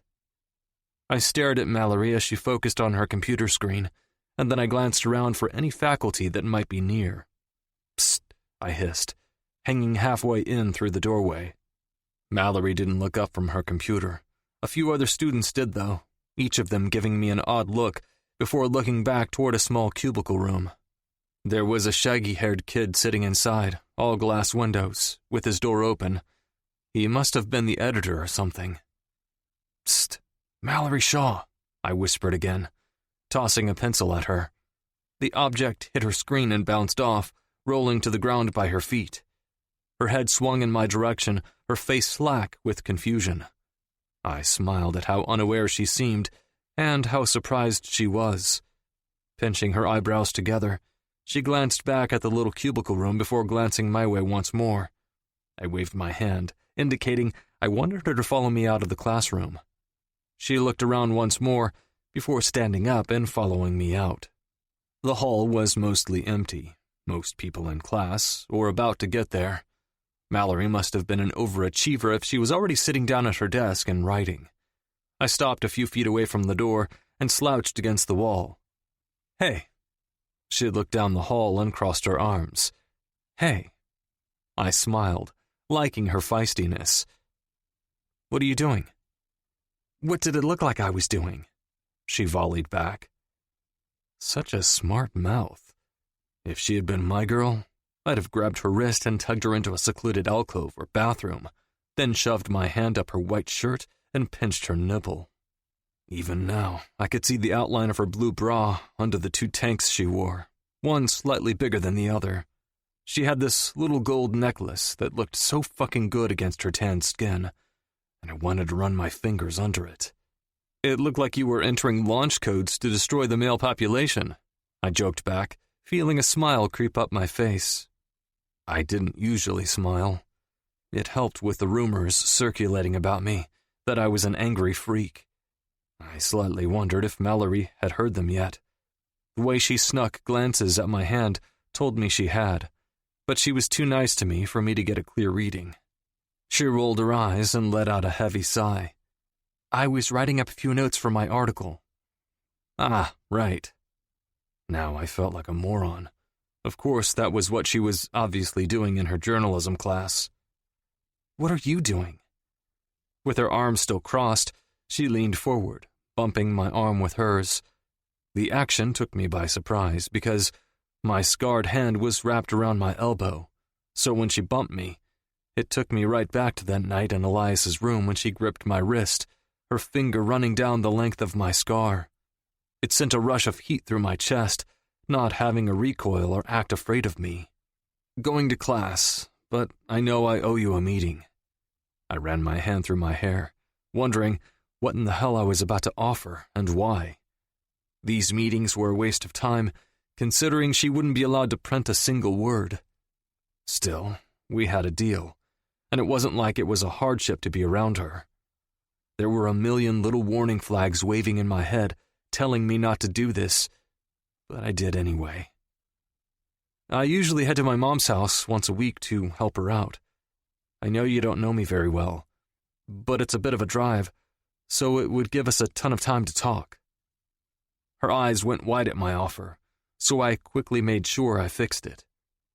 Talk about the game. For your notes. I gestured back toward her class for emphasis she didn't need. I was an idiot. She ducked her head, tucking a few strands of unruly hair behind her ears. Okay, yeah. When are you leaving? Those green irises popped back up, searching my face. God, this would have been so much easier if she didn't look like she did. She had all these little things about her that I wanted to ask her about. Like, why 3 piercings on her left ear, but only 1 on her right? Did she have a belly button piercing? What did the circular tattoo under her ear mean? It looked cool as hell, but there were all these little pieces to the circle that made me look every time I saw her. I was way too fucking curious about this chick, which wasn't good. After a short shift this afternoon at Gino's, I'll head home, grab a shower, and then head out. I can pick you up. I was officially late for class now. Juan was probably shaking his head, thinking I'd ditched again. I can meet you in your apartment complex parking lot. I have to head over there anyway to grab something from my friend's house. Okay, then I'll see you later. I smiled at her, withholding the itch to run my fingers across her collarbone. It was so rigid against her necklace, and the way her hair brushed against that indented space was fucking ridiculous. How could something so simple be so hot? Okay, see you then. She returned the smile and sauntered toward her class. Did she always swing her hips like that? Her ass looked amazing in those jeans, and that tank top. It rode up just enough to show off the slightest hint of skin along her back. I nearly groaned once she was inside, but instead, I turned on my heel and ran toward my class. Work took forever to finish. Maybe it was because I'd opted to help Gino with his new remodel of the back bar area, but I couldn't seem to get out of there fast enough. Sweaty and covered in drywall, I drove straight home to shower, rushing through every swipe of soap and scrub of my hair. I kept telling myself to slow the fuck down. It didn't matter. But for whatever reason, my body knew it was going to be seeing Mallory Shaw, and didn't want to waste any time in getting to her. Logically, it was the absolute most idiotic thing I could do, especially since I was trying to seduce her stepsister. But I couldn't quite get my mind and my dick to come to terms on that entire situation. I dressed quickly, grabbed my bag and laptop, and headed down to my truck. Mallory was already resting against the back taillight, her arms crossed over her chest, and a pair of sunglasses perched on her face. I glanced around, trying to figure out where she'd come from. She had said she had a friend who lived here. But was it a male or a female? Was it the same friend's house she'd left at 2 a.m. the week before? Hey. I winced. Fuck, the sun was bright today. I needed my sunglasses. Hey. She gave me a small wave, leaning away from the truck. Her demeanor was more reserved than it had seemed that morning in the hall. Like she'd had time to reconsider this whole thing, and now might back out. My stomach felt like it was filling with lead at the idea of her telling me she couldn't go. You've been waiting long? I gripped the strap of my backpack and opened the back door to my truck. She angled her body to the side and swung her arm toward the apartments at our backs. No, my friend lives over there. I took a nap, ate some lunch, and even cleaned his fridge out. She ducked her head, laughing. Sorry, when I say it like that, it does sound like I was waiting. I don't often get spaces to myself, since I live with Taylor, so when my friend is gone and I can hang by myself, I go a little crazy. I smiled at her, wishing I knew who this friend was, because my mind had locked onto the term his, and now it wouldn't let it go. I didn't need to be territorial when it came to her. I didn't need to do anything but let her set up more time between Taylor and me. Still, I couldn't help myself. Since you're here, do you want to see my place? So if you ever have an issue and your friend isn't home, you can knock on my door? Real smooth, Duggar. Really fucking smooth. I almost couldn't face her from how mortified I felt, but thankfully she took mercy on me with a little smile and held her hand out.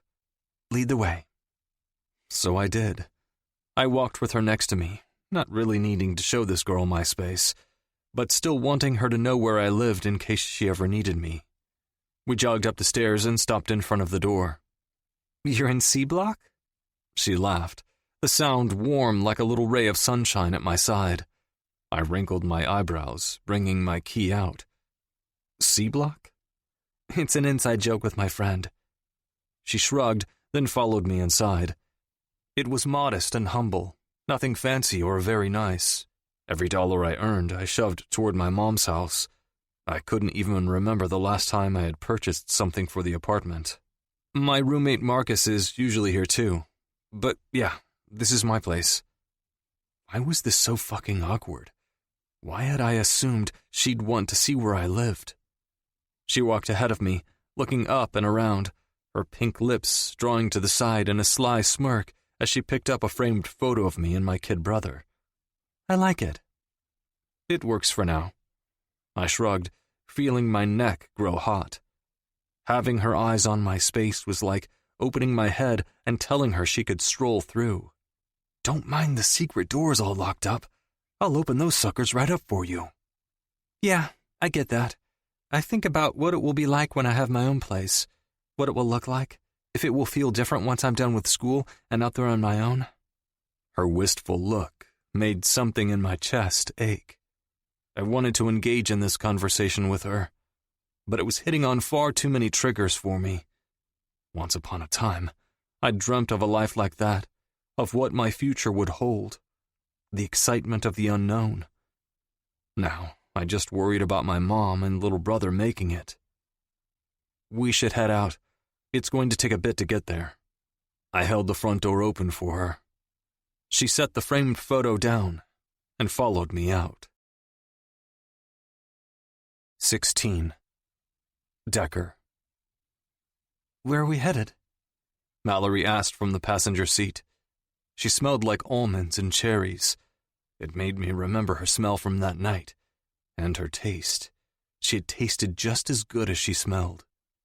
Clearing my throat, I pulled away from the curb. Pinehurst. I saw her head turned in my peripheral vision. I imagined how gorgeous those red strands of her hair looked, glowing in the sunlight pouring through the windshield. Your mom lives in Pinehurst? I glanced over, one hand on the wheel, while I maneuvered us out of the complex. Yeah, my little brother lives there with her. That's like a 3-hour drive or something, right? Had I forgotten to mention that it would be 3 hours there and 3 back? I had said it was a ways out of town, right? What did it mean that I didn't feel the slightest bit bad about having her to myself for a 6-hour period today? Yeah. I cleared my throat, my hand hovering the blinker signal. You probably don't want to spend the entire day doing this. My hand pushed down, signaling that I needed to turn just as her soft voice piped up. No, it's okay actually. I don't have anything planned today. Just some homework and catching up with my friends. But that can all wait. I really need to get started on this piece. So I'll go. I slowly let the air out of my chest as some kind of weird sensation filled its place. Guilt. Hope. Cool. Like hell I'd tell her I was glad for the company, or that she was wasting her time with me. Once she hit submit on that article, it would be flagged, and the team's lawyers would get involved. Okay, well, I can ask these while we drive, then work on my laptop while you help her out, I guess. She sounded contemplative, like she was trying to figure out where she fit into this plan and why I had asked her along. Of course, I didn't actually know the answer to that. I should have asked her, but for some reason, I wanted to see her, and if this was the only way, well, then this was it. So tell me about the involvement of the other players. Walk me through when and how you knew about the card game based on your own experience on the team. I smiled, turning toward her, then focused on the road. I liked her journalist face, how her dark brows dipped toward the center of her forehead and her eyes narrowed, the side of her lip hitched. It made me want to ask her questions or draw out my answers just so I could keep that expression on her face. You know how most fraternities have Rush Week, where they let new pledges see behind the curtain a bit? Then there's the pledging. Yeah. She wrote down a few things in her notebook. Well, we basically throw a huge party, a massive rager, but the only people invited are the ones who are current team members or previously graduated team members. No one from the outside. This is absolute law. I looked over again, finding her furiously writing. Do you want to record what I'm saying or anything? She let out a small laugh and dug for her phone. I have no idea why I am so off when I'm around you. That was a rookie move. She shook her head while sliding her thumb across the screen of her phone. Off? You mean how you ditched me the other night out of nowhere? I made sure my tone was teasing, but in all honesty, I wanted to know why she'd left. I'd hated how I'd felt, especially after it seemed so cool between us before that. It worked out for you, didn't it? I saw Taylor take my spot as soon as I left. Besides, you got all weird when she called us out for fighting over the chips. I obviously made you uncomfortable. I laughed. This fucking chick. Uncomfortable? No, far from it. I was actually about to... Shit. It wasn't like I could tell her I had been about to put Taylor in her place or trash her for not loving the best kind of tortilla chip ever invented. About to what? I looked over, caught that verdant gaze, and let out a sigh. Maybe I should just come clean. I was about to make fun of her for not liking lime-flavored chips, that's all. Right. Mallory turned to look out the window, and the fact that she didn't seem to believe me just rubbed me wrong. You don't believe I would have said anything to her? A heavy sigh, and she was back looking my way. I saw the way you two looked when I went into my room. Say whatever you want, but I know guys like you. You may say you want her to eat like a dude and be chill, but you'll never complain as long as she's rocking that tiny waist. Wow. Just fucking wow. I didn't respond to her comment because I wasn't even sure what to say. She'd judged me so easily, thinking she knew me, but she didn't. I hated the strange feeling it stirred in me, and maybe if I spoke and eased the tension in the truck, it wouldn't feel so personal. I don't know what you saw the other night, but Taylor stayed on her phone through the movie. I even tried to talk to her a few times, but she didn't seem interested at all. I have no idea what I did wrong, or if she just doesn't like guys like me, but nothing happened. I looked over toward her side of the truck, but she wasn't watching me. I wished I could have seen her face, seen if her eyes went wide when she heard that, or if she even cared. I hated that I wanted her to. As far as your comment regarding her waist size, well, no offense, but fuck that. Not all guys are the same, and not all guys have the same taste in women. It was silent for a few miles until her small breath filled the cab and I heard a soft apology. It was sweet, sincere, but I knew it was hard for her just the same. There was more we both wanted to say, I knew that much. I knew if we didn't have to talk shop, we'd fill the silence with why each of us cared about that night and how it ended. But we didn't. How does Elias fit into all this? She suddenly asked. I waited, unsure I wanted to venture into this territory yet. I fucking hated him, but I didn't want to explain his role in the game, or how I knew so much about him. Elias is the captain of the Devils. He is aware of the games, picks the dates for them, and helps configure who gets what based on the bid the player puts in, but it's rare for him to participate. He was scouted early in college, and because of that, he's actually pretty careful about hooking up with girls. He's too worried about attracting a jersey chaser, someone looking to poke a hole in the condom. It was quiet for a few moments, while she jotted a few notes down in her notebook. Every now and then, she'd pause and scratch her eyebrow with the cap of the pen. Have you participated? She asked, and I caught sight of her reddening face before she added, I mean, besides with me. Have you at least gone and partied? Maybe not picked a girl, but partied with them?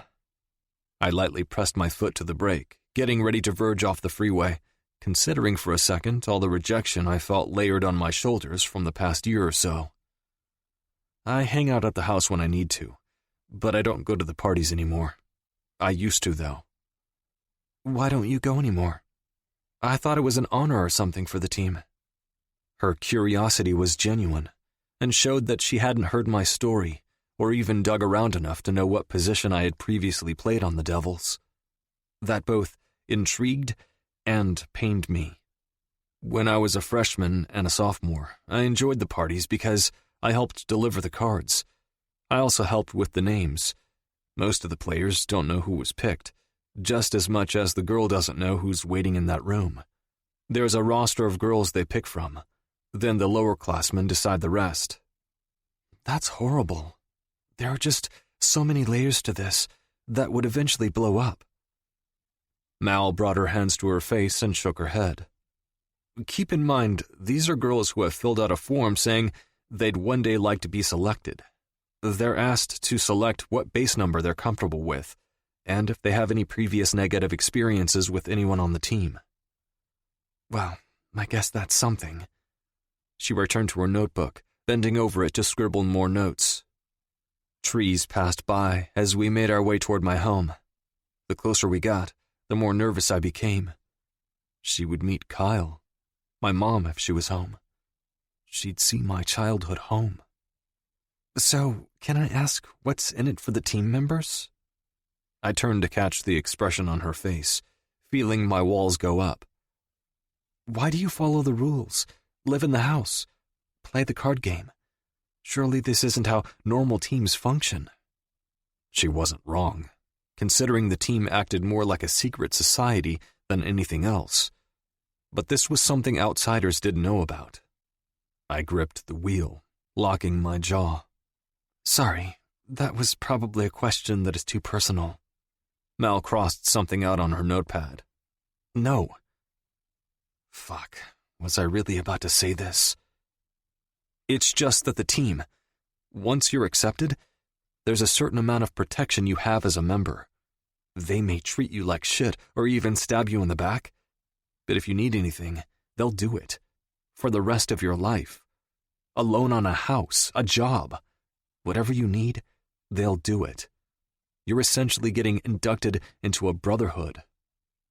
I wanted to look over, see if she had the pinched look or if she was glaring.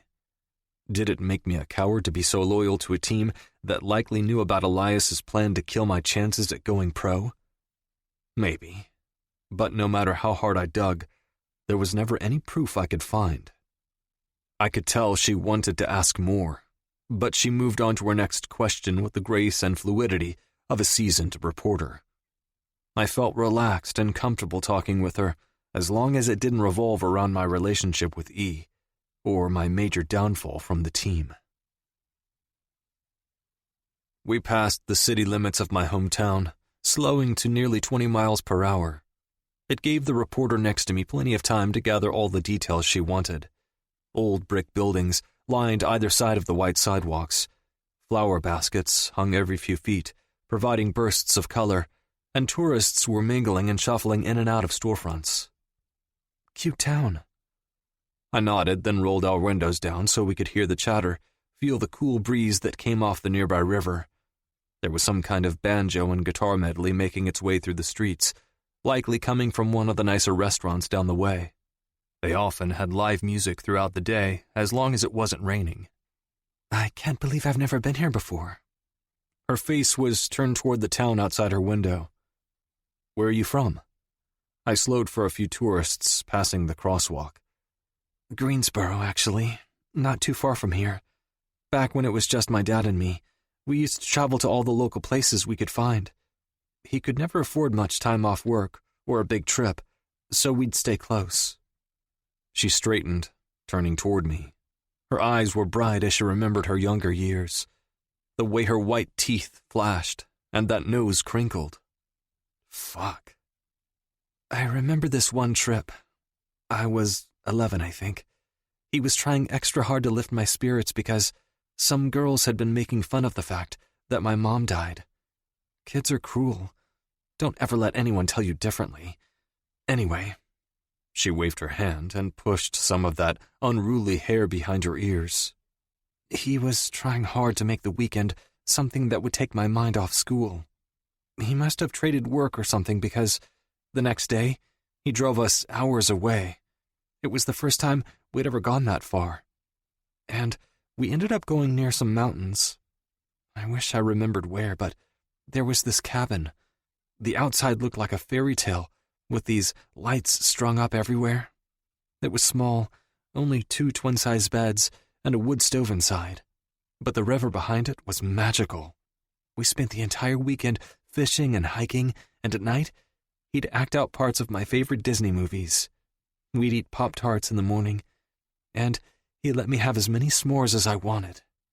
I laughed softly, imagining a smaller version of Mallory smiling up at the night sky, those lights strung up and her dad making her smile. It made my chest ache. My dad had been like that too. He was good to us kids, always making memories that would haunt us for all of time. So, are you and your dad still close like that? He sounds pretty cool. I flicked the turn signal and stopped at a red light. We were almost to my mom's. and I wanted just a little more time with this girl who was starting to make me feel things I never thought I'd feel. Her heavy sigh made my gut sink. No, he ended up patenting some technology used in mechanic shops all around the world. I don't fully understand it, but it's like one of those scanners you plug into your car to figure out what's wrong. Well, my dad created a different version that takes it further, explaining what parts you'll need and then finding local stores who have the parts in stock. It does other things too. It can read machines other than just cars. This thing can read aircraft parts, household appliances. Even NASA has started using it. It's revolutionized the industry, or so they say. She added wistfully, turning her head toward the retreating town. My mind was spinning. I knew what she was talking about. My dad had ranted about the new technology that had come out a few years before he passed, saying it had changed everything for anyone trying to save $1 or $2 on fixing their car. Your dad is Charles Shaw? Holy shit. I knew her dad was rich, a big deal, but I hadn't connected the dots. Another sigh left her chest.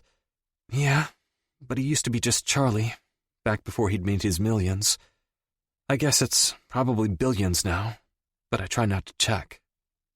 So, the stepsister, I edged, because it was starting to come together for me. Taylor and Mallory were night and day different. Mallory had work ethic. She wore non-designer clothes. Her car was older. And Taylor seemed completely opposite. It was why I hadn't been eager to fuck her when I read her file about how shallow she was, back when I thought she was her sister. Dad met Jackie when I was 15. She and Taylor were like tornadoes in our lives, and I often felt like Cinderella, except Taylor wasn't always horrible. She had a really messed up childhood. She did try, and through the years, she's gotten so much better. But the money changed everything for us. Suddenly, Dad and I went from eating McDonald's on our splurge nights to paying $150 a plate in restaurants too glitzy and glamorous for my ripped jeans and Converse. I never grew out of that phase we'd started before he made his money. But Taylor grew with it. She was the easier daughter to show off when investors came to town or when people wanted his family at black tie events. The older I got, the more I hated that world. Taylor fit within it perfectly. And well, Dad does now too. This was not what I expected at all. That's really shitty. I'm sorry you lost your pops. And for whatever reason, I reached over and tucked her hand into mine, squeezing it tight because I'd lost my dad too, and I knew how painful that was. Even if hers was alive and well, the version she'd grown up with had died when he made his money. It was when she squeezed back that I knew this wasn't going to be easy. I was going to have to walk away from Mallory once I got my revenge on Elias, because there was no way she'd give me a shot after I slept with her stepsister. Maybe it made me a prick for wanting to eat my cake and have it too. But fuck. 17. Mallory. I slammed the truck door shut, peering up at the 2-story farmhouse-style home. It was weathered with its faded white paint and chipped splotches along the window panes. Flower boxes hung in front of the 3 lower windows, but there was nothing but dirt and a few old weeds inside each one. Gravel crunched under my shoes as I followed Decker toward the house. The silence around us was heavy, and it almost felt like death. Like something here had died and now it was just a mausoleum. D! A loud voice boomed from one of the top windows. I looked up, but with the screen in place I couldn't see anything. Decker just smiled and kept moving forward, pulling the screen door open and holding it for me. I'm glad you agreed to take a break from being Nancy Drew for a bit. Decker smiled at me as I passed by him into the foyer of his childhood home. At least, I was assuming this was his childhood home. The way he looked at it with such reluctance and affection, it seemed there were memories here that were precious to him. Yeah, me too. I'd like to help you if you want, Or I could just hang out. I think a mental break would be good for me, though. The small entryway was barely a square of linoleum with a braided rug thrown down. A pair of soft blue shoes were neatly sitting by the door. And that was it. No jackets or other shoes, no coat rack. A foot off to the side looked like the start of a staircase covered in worn, brown carpet. It smelled like old leather, vanilla, and hairspray. Come on, I want you to meet my... Dee, I didn't think you'd be here this weekend. Can you give me a ride to the country club? A tall, younger version of Decker came jogging down the stairs. He was the kid in the framed photo I saw in Decker's apartment. His eyes lit up when he saw me standing there, a smile erupting on his face as he closed the distance between his perch on the stairs and the last step. Kyle, this is Mallory.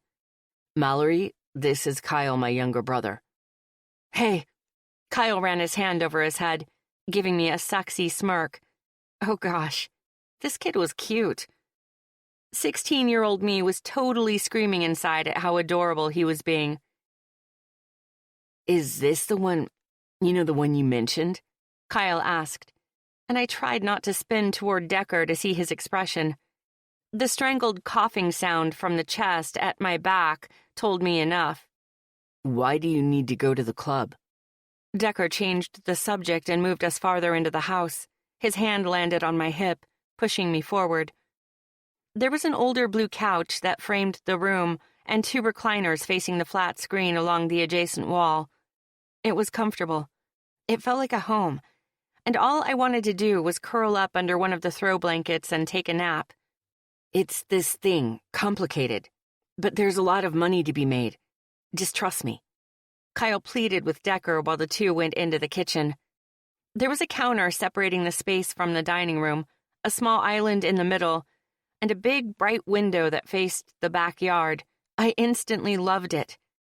Walking toward the large glass doors along the back wall, I saw the yard, and my mouth gaped. Directly outside the French doors was a paved patio with hanging lights that draped over a small table and 4 chairs. Beyond that was rich green grass, running for what seemed like half a mile. It butted up against a stone retaining wall. To the side was a patch of gravel in the shape of a circle with a charcoal pit in the center. Low Adirondack chairs littered around the white rocks, a few with throw blankets on them. An old swing set sat forgotten along the backside of the house, along with a few other old toys. I could see a few bats, a few baseballs, and even a few weather-worn gloves. "Geez," I murmured, my breath fogging up the window. The boys in the kitchen went silent. Suddenly there was a throat clearing behind me, a warm presence at my back. Our dad had a landscaping business before... He cleared his throat again like he was trying to force the words out. A bone-deep awareness skittered down my spine. It was like a third eye blinking open and being able to see what my natural eyes could not. The silent but gaping wound of grief. Decker was bleeding out from it. His dad was gone, like my mom was, like my dad now was. On instinct, I reached back, grabbed his hand like he'd done with me in the truck, and squeezed. He didn't need to say it out loud. Sometimes confessing that a parent is gone is like admitting that one is alone. It was just easier not to say it out loud. Not to give words to that piece of us that was now missing and that we'd never get back. Decker squeezed back, and then he tugged me until I left the window, the sight of his father's legacy, behind and turned back toward the living room. There a frail woman had materialized. She had light brown hair with a wisp of gray, and her pale face was beautiful. Her green eyes even lighter than Decker's, about the same shade as her younger son's. "Hello." The woman smiled at me, and her eyes bounced over to her son, who was standing next to me, and who was still holding my hand. I let him go and stepped forward. "Hi, I'm Mallory." I held out my hand for her to shake. She hadn't stopped looking at her son, and whatever she saw there had her stepping closer, bypassing my hand, and pulling me into a tight hug. I froze for a fraction of a second, my mind a battle zone of anxiety and panic. But then her warmth settled into me and I melted. Tears burned the backs of my eyes as I inhaled her sweet smell, matching it to what I'd encountered when I first stepped into the house. "I'm Penny. Welcome to our home." I hadn't been hugged by a mother-like figure in... "Come here, Butternut. Come give me a hug." I pushed the memory of the last time my mother hugged me down as far as I could and cleared my throat, just like Decker had done. "Thank you." I pulled away. I had to. She was warm and loving, nothing at all like my cold stepmother. Mom, I'm going to work on the yard and change the oil in your car. Mallory has a few things to do while I work, but we will stay out of your way if you need to sleep or... "No, I'm headed out. My coworker needed to swap shifts, so I'm going to work this evening." Penny smoothed down her light green scrubs, then tugged the end of her ponytail around her shoulder. She seemed empty, and the way she kept looking out the back window, it was sad. I could see she was still riding that grief wave pretty hard. I wondered how recently her husband had passed. I'll have Kyle do your oil some other time then. Have a good day at work. He went to hug her, but her eyes moved back to me, almost urgently. "Will you be here when I get back?" Was she asking me or him? Decker looked back at me, then his mom. No, Mom. We have to get back. His mother swallowed and brought a hand to her throat before saying, "There's going to be a storm, Decker." I watched the family in front of me. Decker looked over to his younger brother, who was in the kitchen eating an otter pop, but at the mention of a storm he dropped the frozen treat and stared helplessly at his big brother. We'll be fine. We won't stay long, just 2 hours or so, Decker said, shoving his hand into his pocket. I felt awkward, like they'd been saying out loud what each of them seemed to be saying with their eyes if I weren't in the room. "Decker, it's already getting late. Please." Yeah, Dee, don't be an idiot, Kyle added, emphasizing their mother's plea. Decker looked at me. The storm they were talking about was currently in his eyes as he glared, like I should voice an objection. But the concern on his family members' faces, it was too much. "I can tuck away and sleep anywhere. I don't have another shift at the bookstore until tomorrow night, and my laptop is here so I can do my homework." I blinked, watching them as I gave my pathetic offer. You work at a bookstore? Kyle asked from the kitchen, a new color of popsicle in his hand. "I do. It's a little cafe, too. Really good cinnamon rolls." Decker's gaze was deadly as he stared down at me. Huh. Isn't that interesting, Dee? Kyle said playfully from his perch in the kitchen. "I don't sleep in the house," Decker said grimly, making me do a double take. Why didn't he sleep in his house? "We'll be fine," he insisted. "The sooner I get this done, the sooner we can leave." Decker turned and headed out the French doors without another word.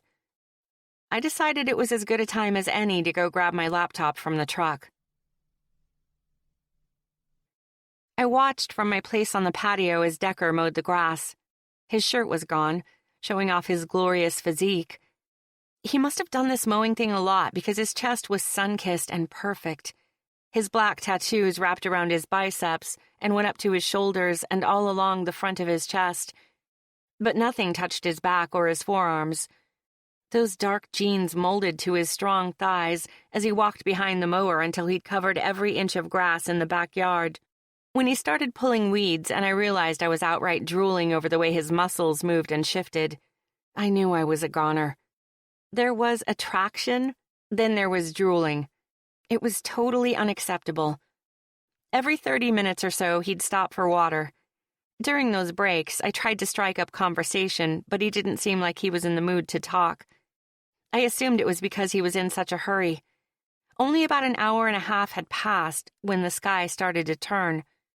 It was subtle with a little darkening off in the distance, but then thick clouds were directly above us. At that point, I decided I should probably help him, especially as I caught sight of his head tipping back and that granite jaw looking like he was chewing rocks. Hot damn. I walked over to a patch of weeds off to the side and, bending over, started pulling with my bare hands. The weed put up a fight as I struggled with it, tugging and straining. "You little bastard, come the fuck out of the ground." I tugged again, only to strip the thing of all its little leaves. Ow! "What are you doing?" Decker's gravelly voice asked from above me. "I'm helping." My hands wrapped around another bunch of weeds as I pulled with new vigor. I managed to strip the tops, but nothing pulled up from the root. My hands burned like I'd pushed 1,000 tiny slivers into them. "You need gloves, and to squat. You're going to kill your back doing it like that." I stood, looking at him, wondering where the happy guy from this afternoon had gone. The sky turned a shade of navy I was sure I had only seen in that movie Twister. I tipped my head back, and before I could even open my mouth to argue about my weeding skills, a crack of thunder rumbled across the sky, making everything below it shudder and shake. I could feel it vibrate through my body in a way I had never experienced before. Had I ever been this close to— "Shit," Decker snapped, interrupting my thoughts on thunder. He didn't hesitate or wait before grabbing my arm and running like hell toward his house. I saw why just 2 seconds later, when a blinding flash of lightning ripped through the cerulean sky. "Oh my God!" I shouted over the hail that started to pour down 2 seconds after that. Decker deposited me under the covering of the porch before he ran back out to grab the mower. I didn't see the sense in that, especially when another loud blast of thunder rumbled across the sky, shaking the house. "Holy shit," I breathed out as rain slapped against the stones around my feet. The wind picked up, howling as Decker pushed the mower under a little covering at the side of the house. "Why are you still out here? Get inside!" Decker yelled, running toward me. Right, inside, where it was safe. I grabbed my laptop off the patio table, thankful it was covered, and ducked in through the French doors.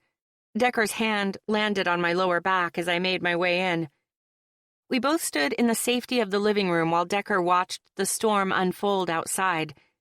Lightning flashed across the sky again, followed by another loud boom that shook the house. I shuddered, retreating toward the couch, where a throw blanket waited for me. "Well, I guess we're stuck here, huh?" I muttered uselessly. "Fuck," he snapped, tossing his sopping wet shirt to the floor. His scarred hand tunneled through the soaked strands of his hair, the sight of him wet and angry turning my mouth dry.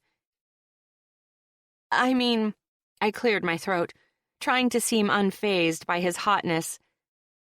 "I can drive if you're comfortable with that." I didn't want to. I really hoped he wouldn't make me, but I would, because he seemed like he really didn't want to be here. "No, it's not that." I curled my legs up underneath me and relaxed into what would probably end up being my bed for the night. I waited, watching him stand there, staring out the back door, totally unsure of what to say or how to help the situation. Decker finally moved away from the door, bending down to grab his shirt. He threw it across the back of one of the dining room chairs with a loud sigh that was nearly gloomier than the thunder outside. He disappeared briefly into the laundry room, then came back out with a dry shirt and a pair of loose sweats. I buried myself with watching the storm through the large windows. It was peaceful. Until the power went out. "Dee!" Kyle boomed from upstairs. "I know, I'll grab the flashlights." He gave me an odd look, then ducked back into the laundry room right as Kyle ran downstairs. "Crazy storm, right?" I smiled. "Yeah, it's kind of scary. Decker doesn't like driving in them?" I hesitantly asked. There was a chance Decker wouldn't tell me, and I was the kind of curious that would kill a cat 9 times over. "Nah, I think Dee would be just fine, especially with that fancy truck of his. But our dad died in a storm like this. He was on his way home and got caught up in a big storm about a year ago. There was a tree that went down, and the car in front of him stopped too fast." Kyle ducked his head, and I noticed his voice started to strain. "It was a 6-car pileup, and my dad's car was the second one in the mix. A semi-truck was the 6th. My throat dried up. I remembered that storm. Trevor had wanted to run a big story on it, showcasing and interviewing the student who was affected by it. Supposedly it was because the student was a big baseball player who was being scouted by some of the pro teams. It was a big deal since he was only a junior. According to Trevor, not only was the storm historic, but the spotlight of the player would guarantee us clicks and paper purchases. I was the one who had told him no. I'd almost lost my spot on the paper because of it, and I wondered now if that was the reason the asshole hated me so much. But I couldn't have imagined seeing my mother's death splashed across the front page for the whole school to discuss. I had gone over Trevor's head and made sure the faculty advisors were aware of my concerns. They sided with me and killed the article. It was one of the only times a student had ever gone above the head editor's role, and Trevor had been out for my spot ever since. I'm so sorry, Kyle. I lost my mom to an accident, too. It was different, and it's been longer, but I'm sorry just the same. Kyle's throat bobbed, but he gave me a sweet smile before nodding and heading toward the laundry room. The boys were gone for so long that I ended up pulling the blanket higher and letting the sound of rain lull me to sleep. The feel of someone's warm fingers curling into my leg woke me. The rain was still pelting against the house, along with a raging wind. The lights seemed to still be out, but I could still make out the figure who was sitting down at the end of the couch.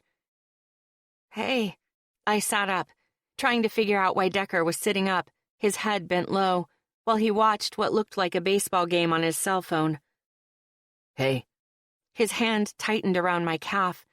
His fingers had bypassed the blanket and my jeans and had somehow found a way to attach themselves directly to my skin. Did I wake you? I tried to ignore the way his touch made me feel. I tried even harder to erase the burn it made along my skin, but I knew I'd think about it long after his hand left me. No, you didn't. But why aren't you sleeping? I can't sleep in here. He grumbled softly, sleepily. Oh, I sat up, pulling my legs under me. Go upstairs to your room. I'm good down here. He was already shaking his head. I can't sleep in this house. Not since my dad.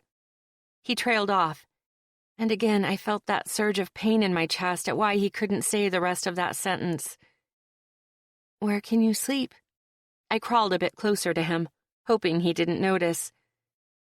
My truck, outside, anywhere else. I kicked my legs out until I was standing, grabbed the blanket and tugged the one on the recliner free as I held out my hand. Let's go then. He accepted my hand, but when I tried to take a step, he stopped me. The flashes of lightning were the only thing illuminating the room every few seconds or so.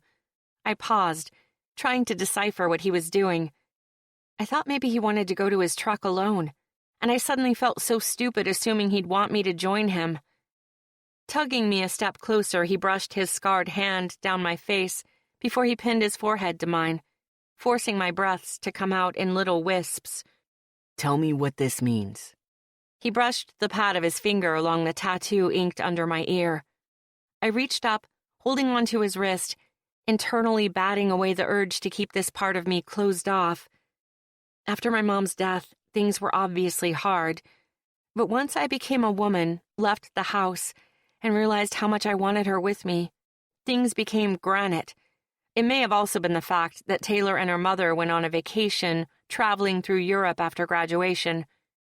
The invitation that came from Taylor to join was half-hearted and insincere, no matter how hard it was for her to actually extend it.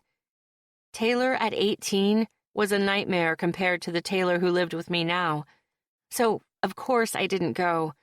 I hunkered down into my books, soaking in the library at my father's house, story by story, until things hurt a little less and college began. Blinking, I watched as the white light strobed across the walls of Decker's childhood home. It's originally Nordic. It's called a Vegvisser Futhark, and it means anyone who carries the symbol will be protected from losing their way in a storm or bad weather. I licked my lips, trying to build up the nerve to keep going. I was going through some turbulent times at 18 and had been reading a ton of Norse mythology. I dipped my head, releasing my hand, still feeling a little stupid.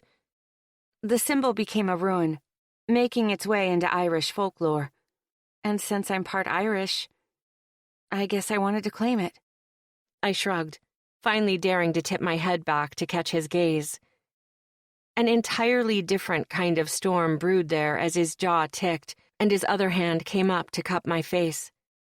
My chest expanded with hope that he'd close the distance between us, kiss me again, let me get lost in him, in the touch of his skin against mine.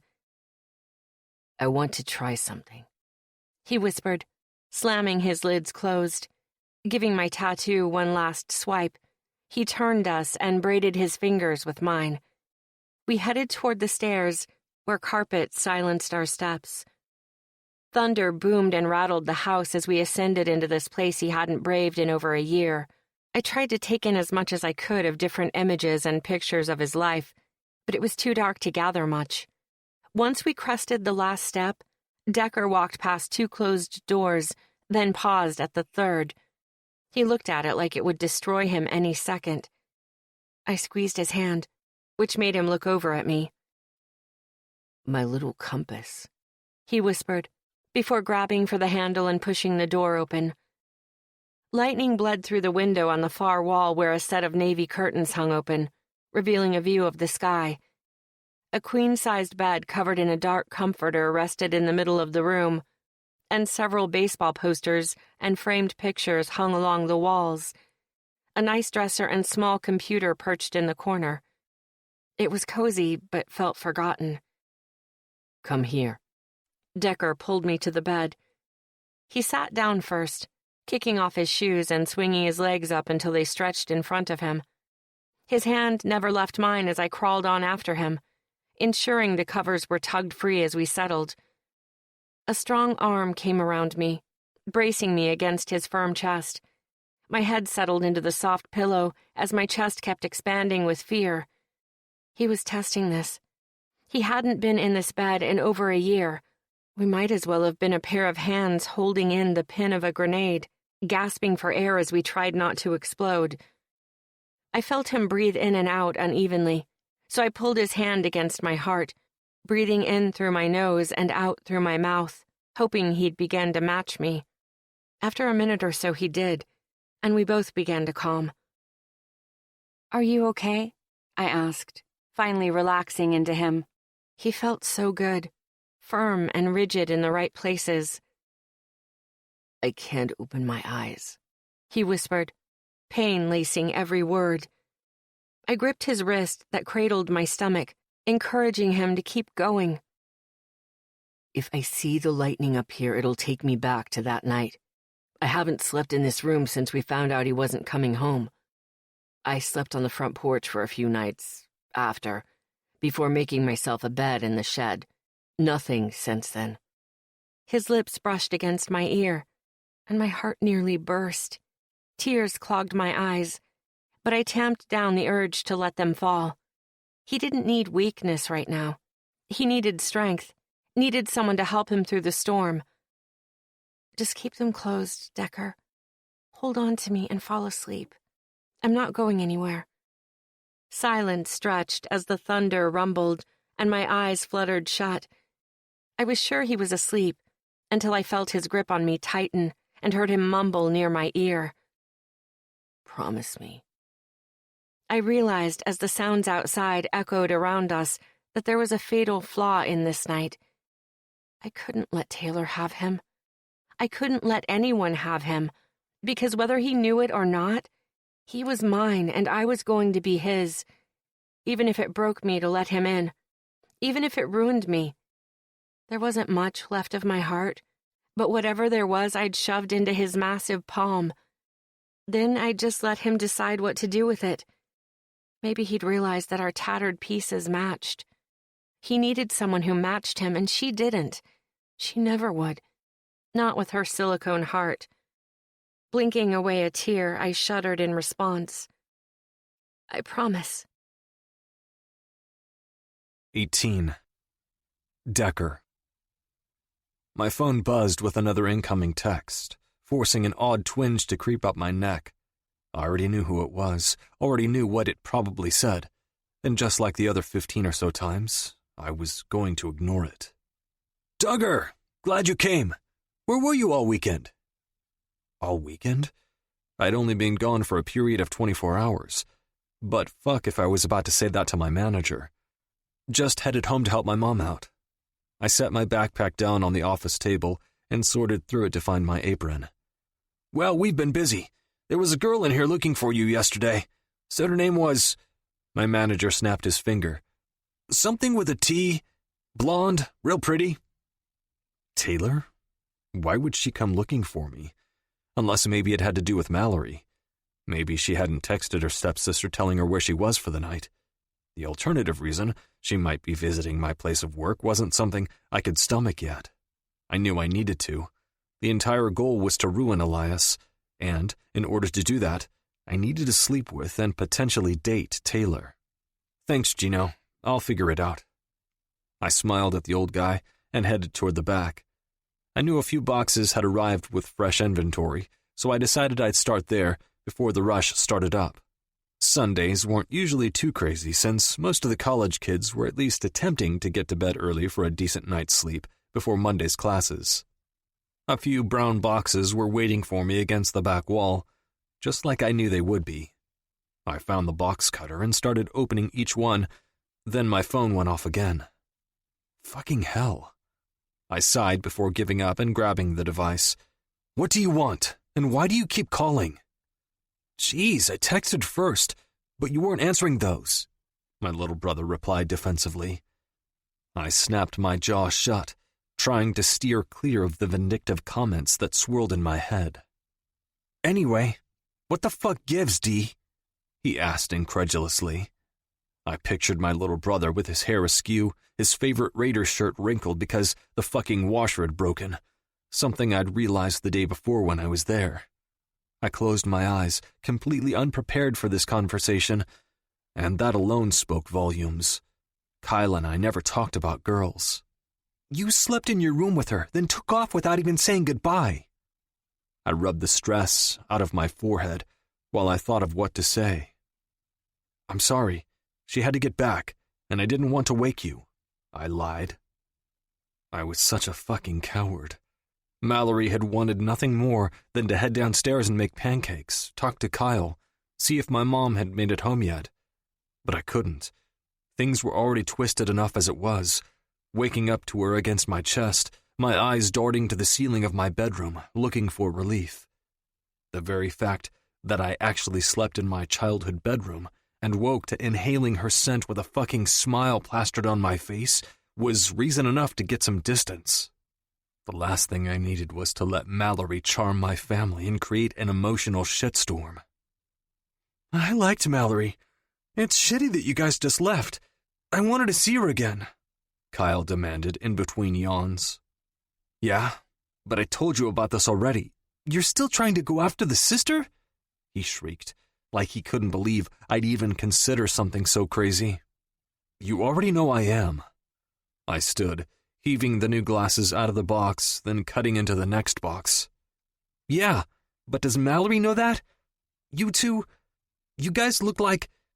You looked at each other like you wanted to tear each other's clothes off, so you might want to have a convo about this situation. There is no situation. I'm only hanging around her to get to Taylor, and I owe her a story, which is exactly why she came with me yesterday. Napkins. We had 1,000 fucking unopened packages of napkins, but Gino kept ordering them. I told him we were good for a while, but the bastard added it every fucking week. My little brother's scoff made me see red, but he cut me off before I could put him in his place. Even I know what you're doing is shitty. We both know she can't run that story. You're stringing her along all for your own purposes.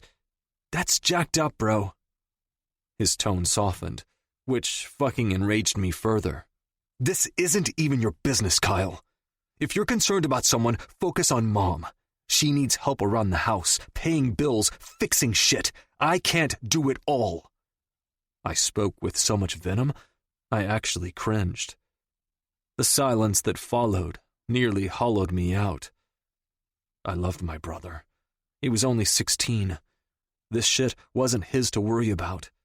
He should have been goofing off, being a kid, not worrying about our mother checking out or the shit around the house.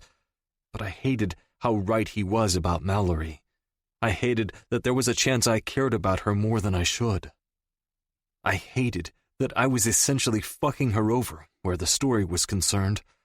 But what was I supposed to do? Give up my status on the Devils? Fuck. They were all I had left, besides Kyle and Mom. Although my mom wasn't really there. I was lonely, but I had the team, and they had my back. Even though some of the players were cocksuckers who called me shitty names, they weren't all bad.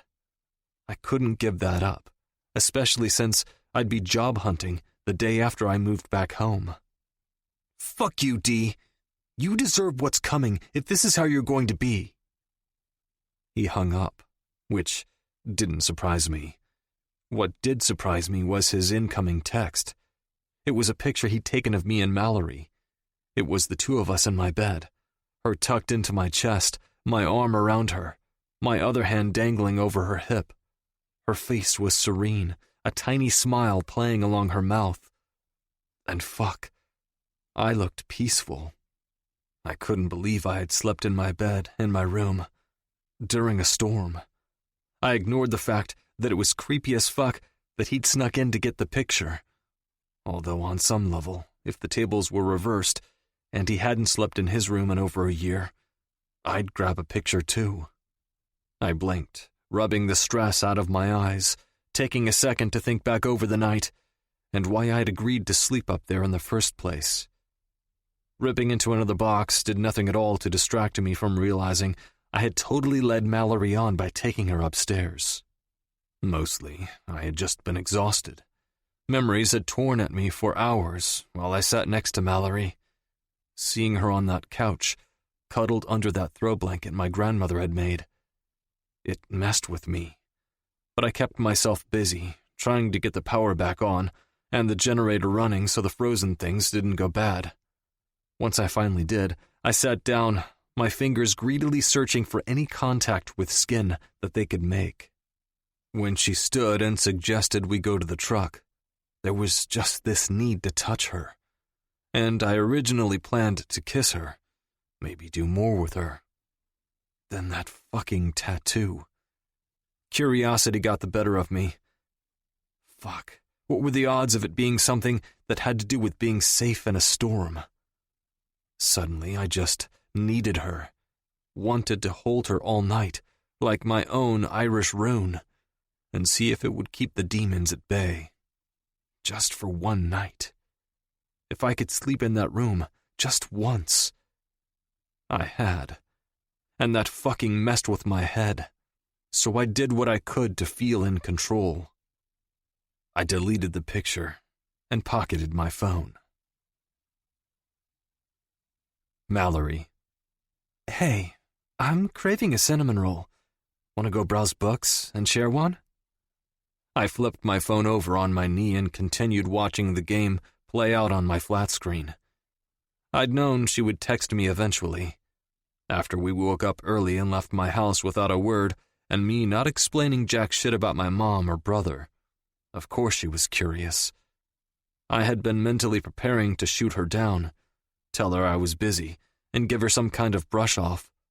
But now that her name was there flashing on my screen, I couldn't seem to do it.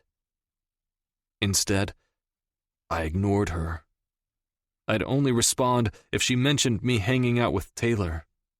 It was eating me up inside to do it, but she knew the deal, and I refused to budge, even if she was doing the very thing I had always envisioned doing when I one day found someone to actually have a relationship with. I could picture her there, those green eyes narrowed, a pair of black glasses, which I was sure she owned, perched on her face, that hair cascading down in a tangled mess of brown and reddish gold hues. Her perfect tits would be straining against whatever shirt she wore, and those curves would be highlighted in a pair of sinfully tight jeans. I blinked, the game going in and out of focus, as I imagined Mallory smiling, leading me by the hand to an empty section of the bookstore. She'd spin against one of the stacks, bite her lip, and toss her head back on a gasp as I leaned in, capturing those luscious lips in a kiss. We'd make out for a few minutes, my hands greedily roaming her curves until I made my way down that body and slowly pulled those jeans down her thighs. Fuck. She'd be in a dark green thong, and I'd shove my nose in between her thighs, pressing my thumb against the wet spot over her clit. I'd tell her I liked how wet she was for me. Then I'd throw her leg over my shoulder and dive in. I'd lick through her glistening folds, up and down her pussy, tugging her open for me so I didn't miss a single drop of her arousal. She'd beg me for more, grip my hair, and rub herself against my face until she came hard, screaming my name. I let out an audible groan as I fantasized about her. I was alone in the apartment, but I'd never pull my dick out while in the living room. So, like I had at least 10 times since meeting Mallory, I walked back to the bathroom and shut myself inside. Unzipping my jeans, I pulled myself free of my boxers and gripped my erection. Shutting my eyes tightly, I pictured her falling to her knees in front of me, eyes on mine the entire time she gripped my dick, her red lips skimming the underside of my shaft, licking away the pre-cum on the tip, then taking me fully into her mouth. Moving my hand up and down my cock, I kept imagining the sound she would make while choking on my length. I'd grab the back of her head and shove my hips forward, fucking that pert little mouth of hers, while those big green eyes stayed glued to me. Fuck. My voice was raspy as I furiously jerked my dick. I imagined stripping her bare. She'd hold her breasts together, pinning those lips in between her teeth, and I'd fucking come all over her chest and face. Fuck. Ribbons of white landed all over the counter and inside the sink as a spine-tingling shudder ran through me, forcing an audible groan from me. I usually did this in the shower, which further demonstrated that I was losing control of my feelings for her. Jerking off to images of having Mallory was occurring too frequently. I needed to get a grip, get her out of my system. Maybe if I kept enough distance, these feelings and urges would start to dissipate. They had to. 5 days later. Mallory had texted the day after I blew her off, asking if I wanted to study with her, even sending a picture of a fresh bag of lime-flavored chips.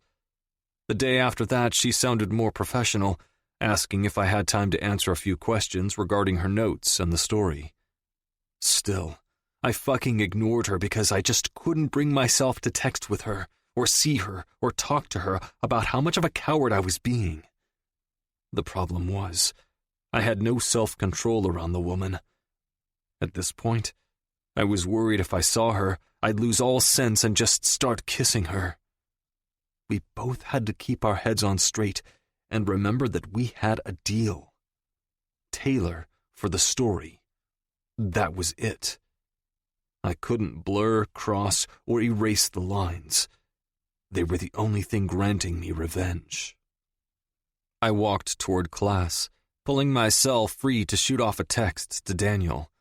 He was my go-to guy for dealing information, and while it might have been more worthwhile to just head home and ask my brother for what he knew, since he was obviously working with our Uncle Scotty, I preferred to keep him out of it.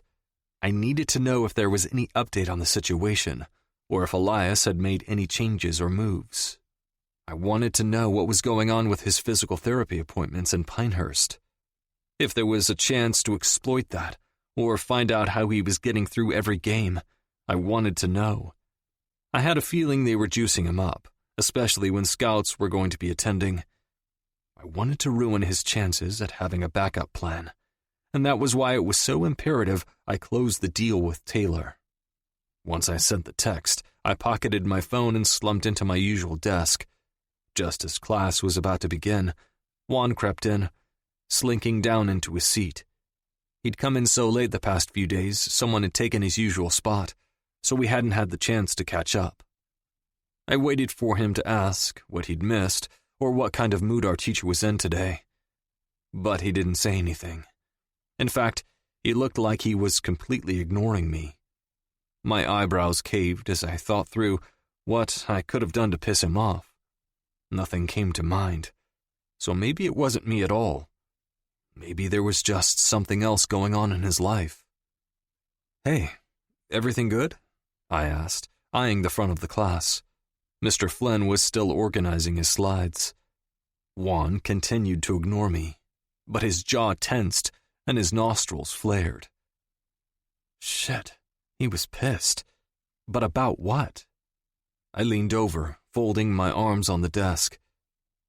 "Seriously, man, we good?" I didn't even know Juan outside of class.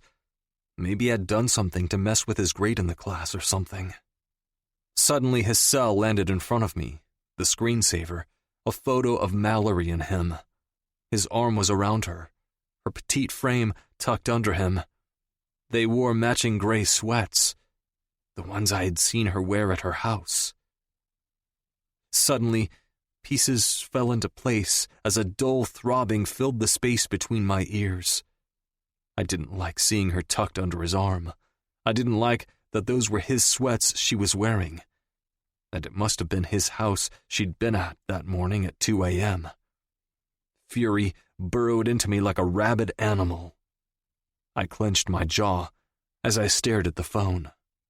"Fuck you, man. Get that look off your face. You haven't earned the right to wear that look." Juan glared right back at me, his dark brows a shelf on his face. "5 days ago, you did something to piss off my best friend. I stood up for you when she heard rumors about you, but you ended up being a dick just the same. So no, we aren't good. I don't like when people fuck with my friends." I let out a sigh and sat back in my chair, unsure how to respond. I liked the dude, even if I was getting territorial over a girl I'd brushed aside. I was fucking tired of taking the coward's way out, but there wasn't really a way to salvage this. "Look, man, I'm sorry if your friend got the wrong impression about me. We aren't dating or anything. We're just working together on something." I was going to hell. It was official. He laughed, shaking his head back and forth. "Wow, you don't think she told me about the little party or the deal you made with her for Taylor?" He leveled me with a serious look, which made me curious if he'd hit me or not. It looked like he might. I'd deserve it, and so much worse. I didn't know what to say to that. He knew I was playing Taylor. And fuck, I supposed I was also playing Mallory, and that wasn't my intention. "Okay, fine." I watched the teacher as he flicked his gaze to where we sat in the back row. I like her, but I'm not trying to, so I had to ignore her for a few days. I didn't want to, though. I feel like shit about it. "Well, you should. If we weren't in class, I'd kick your ass right now. Your deal doesn't matter anymore anyway." I turned to him, feeling a strange panic start to blossom in my chest. "What are you talking about?" Girls in school watched Juan like he was one of those coffee milkshakes they all drank. They were always watching him. I could admit he did look half decent, but right now he looked like he wanted to murder me. Legit Mexican cartel shit. I wasn't assuming he had connections just based on his skin tone. I'd heard rumors about him too. "We went to a party last night." He dipped his head, leaning closer. "That pitcher for the Devils was there, and his sights were set on Mallory the entire fucking time. He wouldn't leave her alone. Dude was pretty obvious about wanting her." Was this what a heart attack felt like? My lungs felt like they couldn't get enough air. "He eventually wore her down, even with me trying to interfere. They talked for a bit, that was it. But after the party, I asked her about it, and she seemed excited. She said, because you fell off the face of the planet, this would be her new story source." Fuck me. I brought my hands to my face and rubbed my eyes. This couldn't be happening. "I hope you told her how bad of an idea that is," I replied, likely seconds from being kicked out of class. we weren't being quiet anymore. I didn't even know how to do so, or if I could at this point. I was about to throw a chair if I didn't get some of these emotions under control. Elias had talked to Mallory. He'd gone after her. The memory of his cleat going through my hand came back, making me stretch it. I told her, but she said she needs this story, even if that means she's dealing with a bad guy. I'll spare you on what else she said. It wasn't nice, and it was about you, Juan added with a smirk. I started gathering my stuff, tossing it in my backpack. Where are you going? I leaned toward him before getting up. To fucking fix this. The lights in the team house were low as I waded through the halls and stopped at the massive island. Toby, one of the shortstops, was there eating a bowl of cereal. Since it was getting later, there weren't many players around. Most started their evening festivities around 6 and didn't roll back in until around 1 in the morning.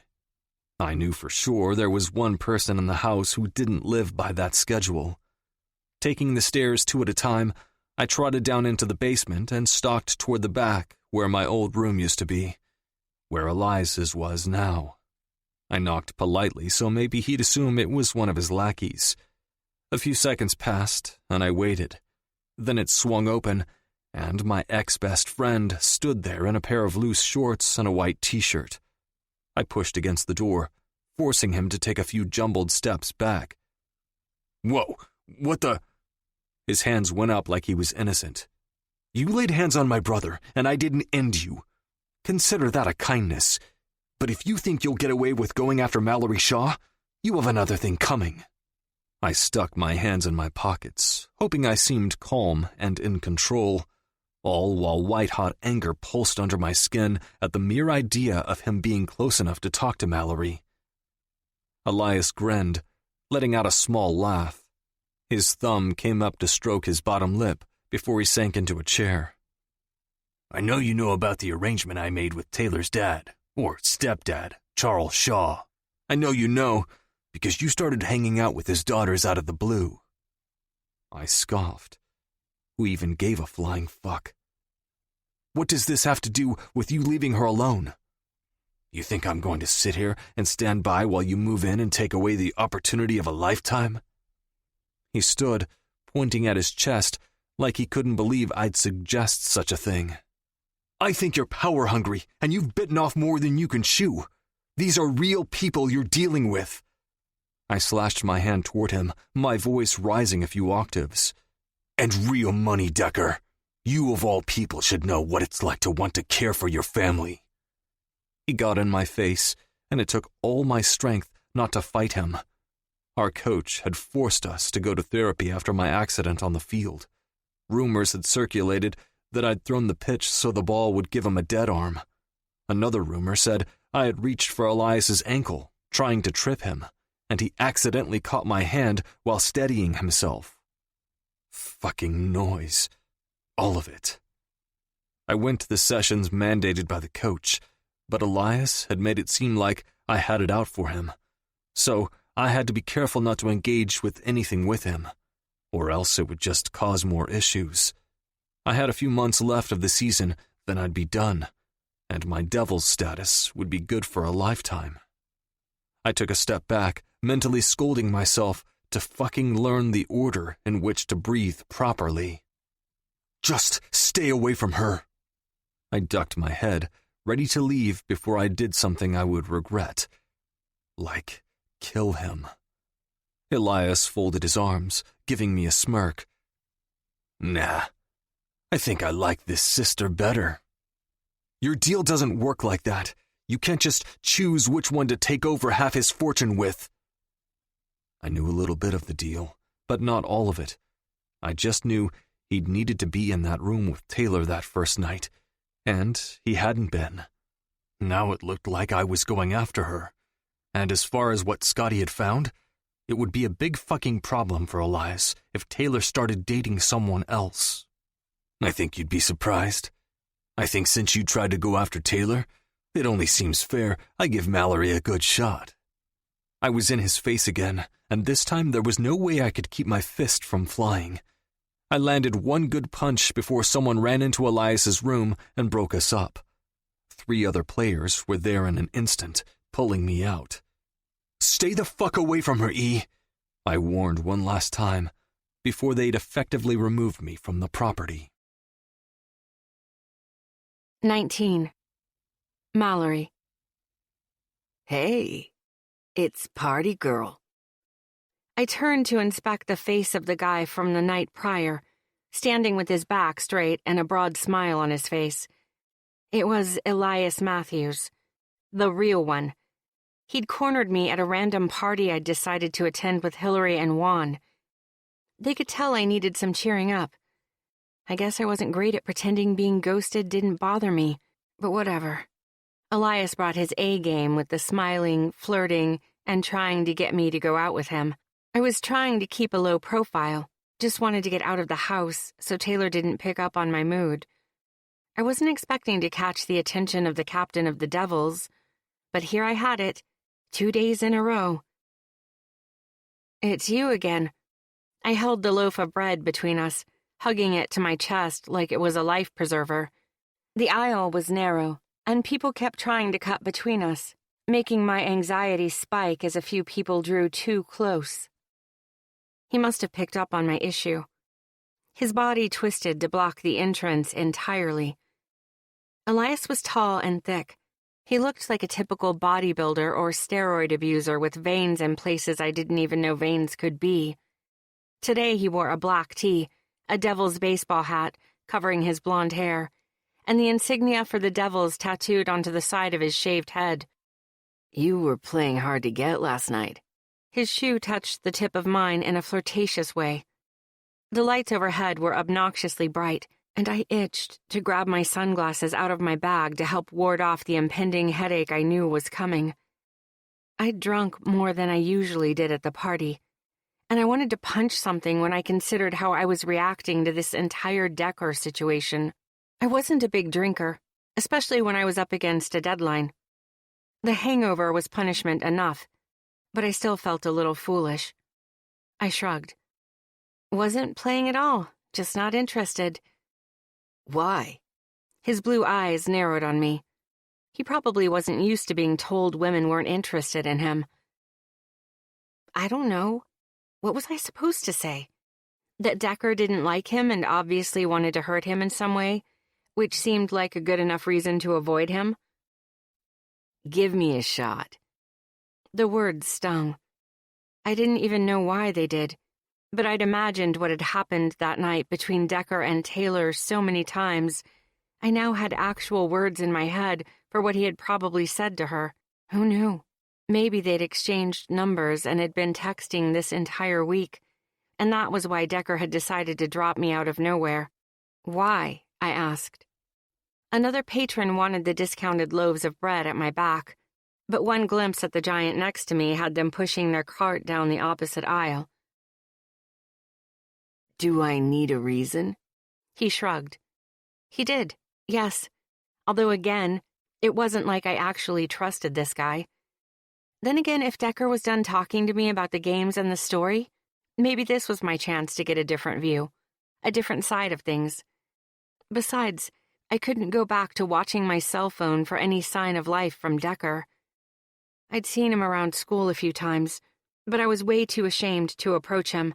I had literally come off as the world's most pathetic Klingon. I couldn't believe how many times I had texted to see if he wanted to hang out. My face burned at the mere memory of my attempts to see him after the trip to his mom's. I'd thought we had a moment or something. It had felt real, but the way he'd woken up, turning away from me and quickly snatching up his shoes, I guess I realized it then. Still, on the way home he'd been quiet but not silent. I had figured he was just emotional after sleeping in his childhood bedroom after not being able to for so long. I was wrong. He'd dropped me like a bad, annoyingly clingy habit. With that fresh feeling of embarrassment burning in my chest and a deep desire not to deal with Decker James any longer, I smiled at the man in front of me. You want a shot? You have it. What exactly did you have in mind? It's crispy out here. Hillary rubbed her arms through her jacket. She had on 2 massive sweaters underneath it, a pair of gloves and a hat. It was North Carolina in early March, not exactly cold, yet my best friend was layered like she was about to be abducted and taken into the Alaskan wilderness. Feels good. I settled into the cold bleacher seat. Never mind. Holy shit, that is cold. Told ya, Hillary smirked, laying down a blanket for us to sit on. So much better. So, why are we out here on a random Wednesday watching the Devils practice? I narrowed my gaze, trying to sort out who exactly was on the field. They seemed to be in practice jerseys, so I didn't know who was who. It was just a sea of white with that red D on the front left side of their shirts. Some of the players had hats twisted around, others had padding and face masks, and there were gloves and balls being thrown faster than I could blink. We're researching. Researching what? I didn't have to see Hillary's face to know her nose was scrunched and her chin was dipped into the collar of her coat. Question of the year. Hey, that guy keeps looking toward us. I followed her line of sight, and sure enough, there he was, Elias Matthews, tall and broad-shouldered, maybe from throwing all those fastballs or the steroids. Either way, the guy was stacked like crazy. I internally compared him to Decker. Maybe I shouldn't have. But Decker was a permanent fixture in my head and would forever be the standard I measured all men against. He's smiling at you. Yes, he was. What a flirt. Hillary's face whipped my direction, only to return forward, facing the field. What's going on? He asked me to come watch today, I explained, like that could answer all her questions. She knew he'd talked to me at that party, but she didn't know about the grocery store. She was team ditch Decker, though, so I had that going for me at least. How does this work into your plan? My best friend whispered conspiratorially, brushing up against me. If you keep doing that, Miranda is going to kick my ass. I leaned away from her. She doesn't think there's anything going on between us. She knows you're straight. She waved me off. Yeah, right. Hillary had just started seeing Miranda. My best friend didn't know that her girlfriend had made it very clear that if I made any physical contact with Hillary at any time for any reason, she would cut that part off my body. Girl had issues. So, what? Is Elias your new lead? I think so. There's a story there, I just need to dig it up. No. Hillary stood and started stomping down the metal bleachers. Wait, where are you going? Hill, oh my gosh, stop. I nearly fell face first into the dirt toward the bottom of the bleachers. Coordinated, I was not. You aren't risking your heart or your pussy for this story. Not more than you already have. You can't tell, but you're already changing. She stomped ahead, crossing her arms over her chest. I quickly looked around to ensure no one had overheard her little tirade before running to keep up with her. Hill, what are you talking about? She spun on her heel, her face set in hard lines, her mouth a firm dash against her softer face. You spent last weekend with Decker in his house. You talk about him more than you realize. You light up when you tell me the details about this little deal, but you also look like you lost your puppy when you explain the Taylor part of the story. And the fact that he totally ghosted you. You're in pain over it, and here you are risking even more. I watched the grass at our feet as I considered her words. Yeah, maybe so, but I know the deal. This will actually help me distance myself from him. He's not the only one who can spin a deal to his advantage. The hairs on my neck rose as if I was being watched. I took a second to twist my neck and look behind me. Elias was watching us, but so was someone close to the dugout. A clipboard was perched in front of him, a dark ball cap covering his dark hair, and from where I stood, it looked like a glacial stare was aimed my way. I didn't care. I couldn't. He'd ignored me for days, and now that Elias was smiling at me and... Fuck. Jogging over, he suddenly cared. "He's coming over here." Hillary gripped my arm. "Ow! Tone down your grip, crazy." I pulled my arm free, rubbing it. "What are you going to do? Is that the other guy?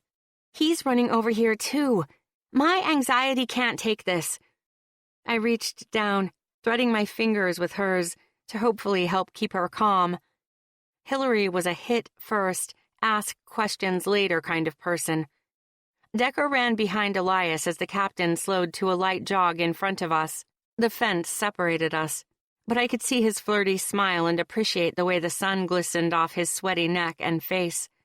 He had a group of freckles along his cheeks and nose, which was cute. They paired nicely with his navy eyes. "Party girl," he beamed, grabbing the bill of his hat. I shifted forward, about to ask if that was his intended nickname for me, because it wasn't my favorite, but my tongue wouldn't work as I noticed Decker's speed. His face was set in hard lines as he drew closer and closer, until he rammed his shoulder into Elias's side, forcing him a few feet away. "I fucking warned you, E, don't." Decker's tone cut the distance. His eyes could have killed someone on the spot. His mossy green gaze narrowed, his dark brows forming a shelf, highlighting his dipped expression and severe jaw. Elias began laughing, righting himself, until his fingers were wrapped through the metal links in front of me. "Back off, Duggar. She's here because I asked her to be." Decker's gaze left Elias, landing on me. A shudder overtook him as he adjusted his footing in the dirt, his scarred hand stretching at his side. "That true?" He tipped his chin toward me. It was such a simple question, but it burned me like a brand. He was asking if I had shown up for Elias, but I knew my answer would hurt him. Regardless of what Decker had done, I didn't want to hurt him. Still, I wasn't a liar either. "Yeah, he invited me to come and watch." I could have explained about the story, probably should have. But Decker had ghosted me, so who was to say he'd even care? Decker's body went rigid, his chest heaving up and down in angry gasps like he couldn't get enough air. Rage radiated from him, and I knew as his fists clenched that some of those rumors about him might be true. I watched, holding my breath as I waited for him to decide how he'd handle this information. I assumed he would throw a punch at Elias or drag him into the dirt, something violent. But a second later he let out a little scoff and began shaking his head. Those eyes darted to me one last time before he spun on his heel and walked away. Heat overwhelmed my face as I watched his retreating form. There was a name stitched into the back with red lettering. Duggar, with the number 4 below it. I'd never seen him in his gear before. He was handsome with the way it fit his chest snugly and the pants wrapped around his strong thighs. It was all in a package, covering the man who'd held me in his childhood bed just days earlier, while facing down some of the scariest demons in his life. The coach yelled something from his spot near the catcher, which made Elias turn before returning to face me again. His pinched features indicated he needed to get back. "Come out with me tomorrow." I didn't want to. My eyes sought Decker on instinct, but I had to stop pining over someone who didn't want me. I nodded, unable to voice what felt like betrayal on my tongue. He smiled before dipping his head and running back to the middle of the diamond. Hillary waited until he was gone before crossing her arms and turning on me. "So, you're going after Elias now?" I shrugged. "Why not? Maybe he'll give up some juicy bit about the game, or even better about what happened between him and Decker. There's a lot of water under that bridge, and I'm just building myself a little paddle boat hill." I continued to watch the players move, my eyes betraying me by wandering over to the dugout and the guy inside bent over the clipboard. What did he do for the team? Did he still play at all? What had really happened? Hillary seemed to think it over for a second, her brown eyes scanning the ground as though the answers were scattered there. Finally, she looked up and said, "Then we have some work to do. I waited while she spun on her heel once more, heading toward the car. She knew I'd follow because I was curious as hell about what kind of work she had in mind, and my lime-flavored chips were in her bag. I faced the mirror in my bathroom, pressing in closer and closer until the reflection looked familiar. My hair was shorter, but somehow with the layers, it seemed longer. The sleek strands framed my face, adding dimension to my jawline. The makeup she'd had me buy had all been meticulously selected by her older sister, who was an influencer with millions of followers on some social media platform that was trending like wildfire. She knew because of Hillary's big fat mouth that I had access to credit cards, black cards with no limits. I had never once touched them for a single thing in my college career, but I was certain Kendra and Hillary had put a hefty dent in them today. I couldn't find it in my heart to care. Taylor had even applauded me for finally using it for something good. I withheld an eye roll because makeup and makeovers didn't sit on the list of something good in my book. But she had a point. My father obviously wanted something from both of us if his cryptic text reminders about his event were any indication. Why not use the cards every now and again? I heard the knock on the front door and exited the bathroom, shutting off the light as I treaded toward the foyer. I took in a quiet breath to calm my nerves, shoving down the urge to smile or even preen, knowing who might be on the other side. I knew who would be standing there.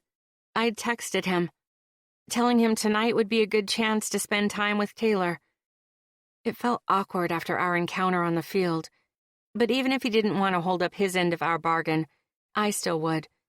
For the first time in a week, he had finally responded to my text, telling me he'd be here by 6. Go figure. Of course, it splintered my heart like a piece of brittle wood, but this had been the deal from the very beginning, and I couldn't be angry at him for it. I swung the door wide, letting him in.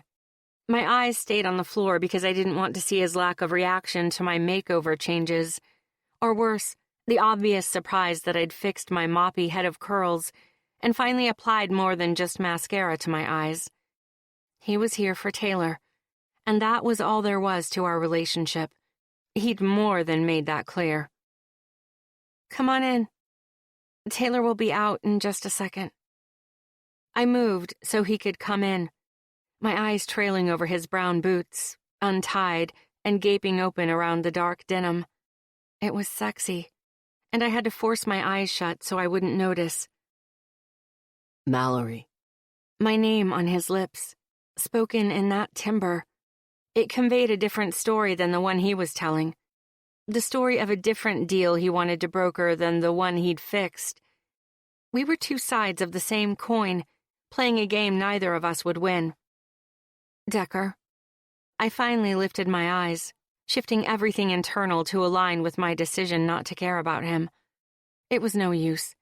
My heart leapt within my chest at the sight of him, like the tip of a mountain in the middle of winter, an avalanche of desire cascading through me, ruining me. He wore his practice jersey with the red D for the Devils on the right side, and red lines running down the white cotton, split open and gaping over a plain white tee. My throat dried at how hot he looked. His dark brown hair was lightening from being in the sun, but the longer strands were messy, like he'd run his fingers through them recklessly. I wanted to demand that he explain himself, that he tell me why he'd ignored me. There was even a small part of me that wanted to ask what I had done wrong, but that tiny part needed to die, which was why I wouldn't give in to him.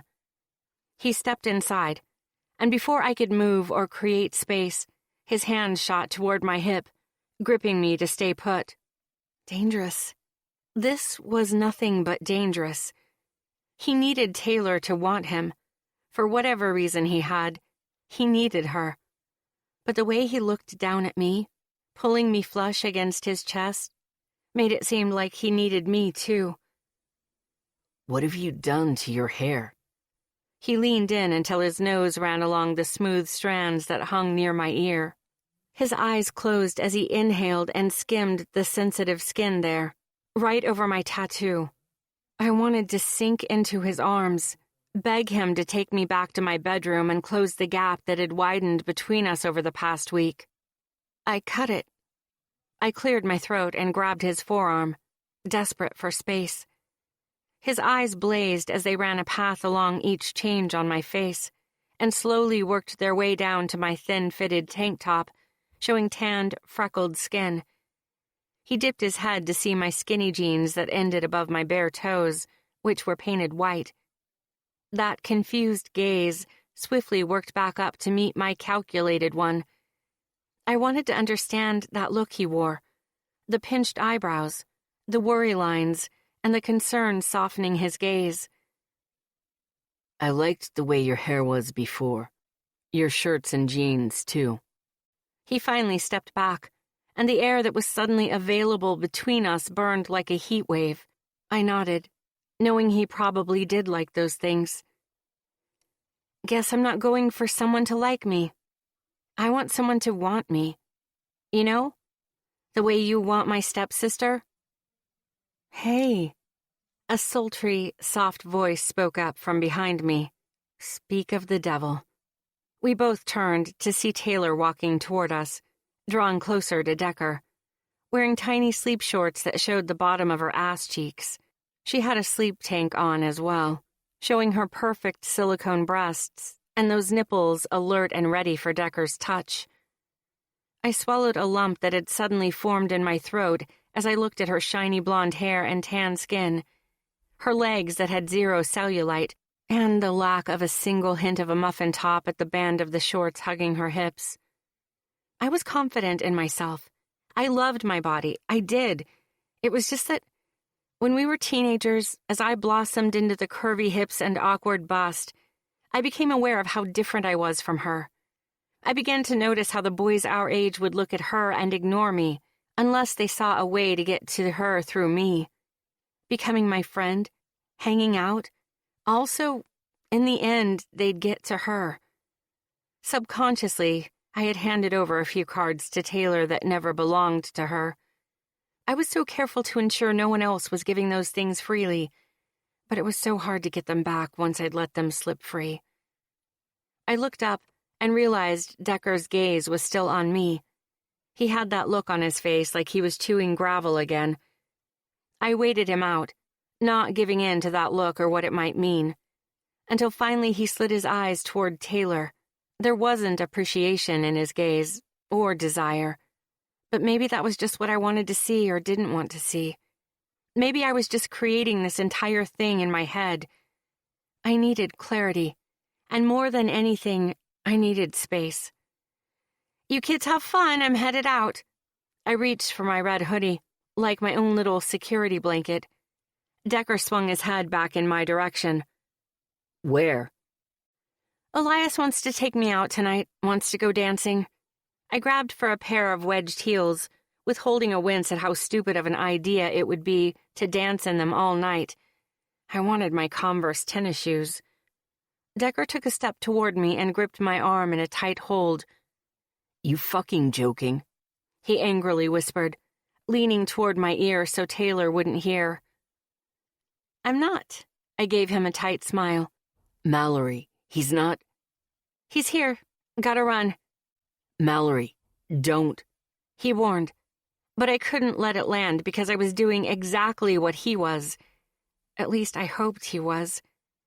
There was a chance he did have feelings for Taylor, but a part of me knew he was doing this out of obligation to something. I had games to play too, and I didn't need Decker making me feel things when he couldn't give me what I wanted. I pulled my arm free, waved at Taylor, and ran out the door, swinging it shut behind me.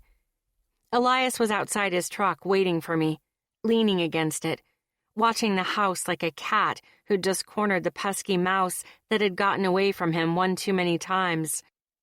Hey. Hey yourself. He smiled, but it flew over my head, did nothing to me. Might as well have been Juan smiling at me.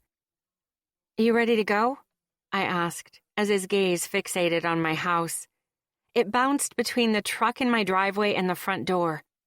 Yeah. He pushed off the truck and headed toward my door, opening it for me. He even tried to lean over me to buckle me in, but that shit was weird. I got it, thanks. I gave him a tight smile and a warning look to back off. I didn't know him that well, and I sure as hell wouldn't be lowering my defenses around him. I took one last look at the house and the man who was staring at us from the front door before I closed my eyes and faced forward. 20. Mallory. Elias Matthews was an idiot, a jock with no substance whatsoever. He was perfectly suited for a jersey chaser or anyone who didn't mind a little bleeding in the ears. And yet I sat at the bar listening to his stories of how he'd been endorsed early on in college for all of his athletic gear, his cell phones and laptops, basically all his fancy shit. Oh, and apparently he was already being scouted by 2 different pro teams. I was fairly certain at some point he used the term best of the best in describing himself. His face flushed when he said that, leaning closer to me as he trailed a finger down my arm. But he'd still said the actual words. So, what's the story with you and Decker James? I asked, coyly. Elias's light brows dipped. A line formed right between them. Duggar? I bit my lower lip, leaning forward. Yeah, something like that.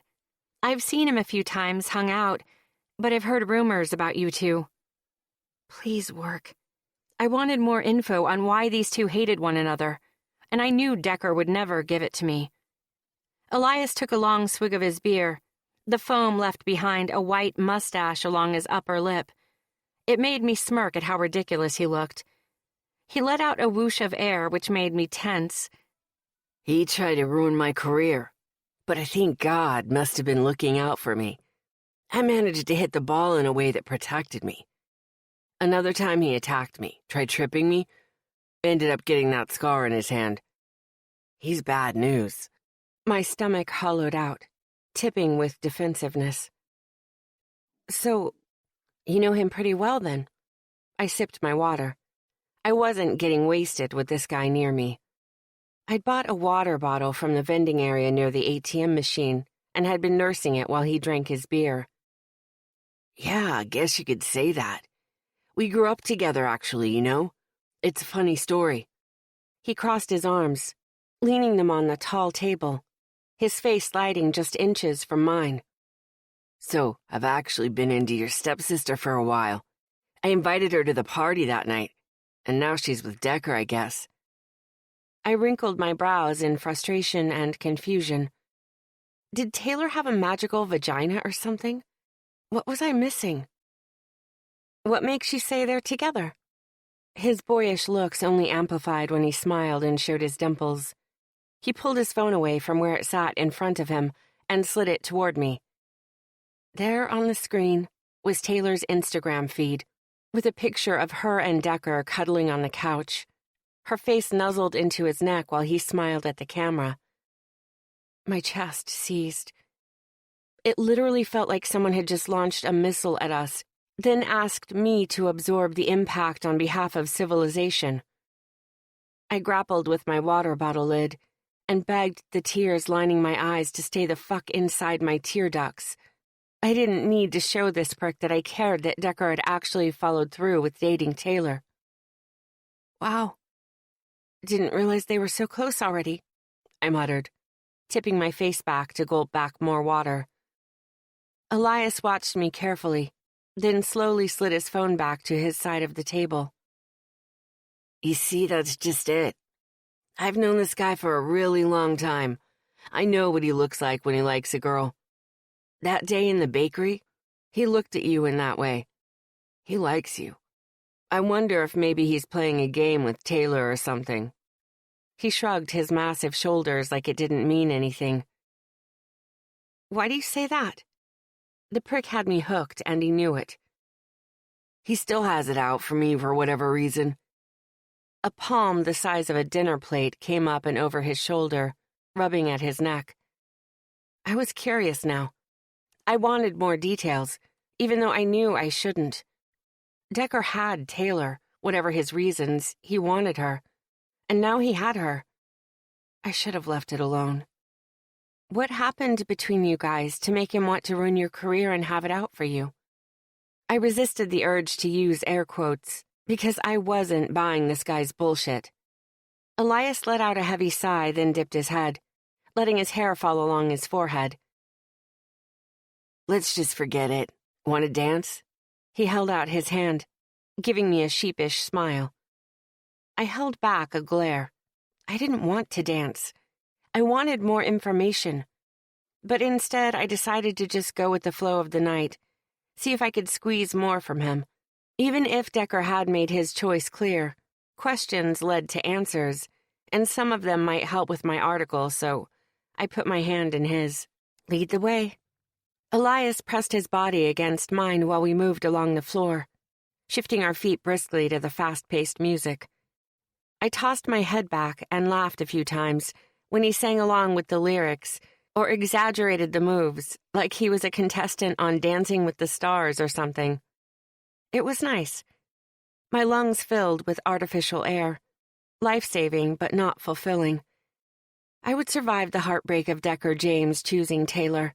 What I wouldn't survive was if I didn't choose myself. I needed to start choosing me, no matter what. Even if it was the villain in the story. The one guy who wanted to spin me around on the floor and make me laugh. Elias and I stayed out until 2 a.m.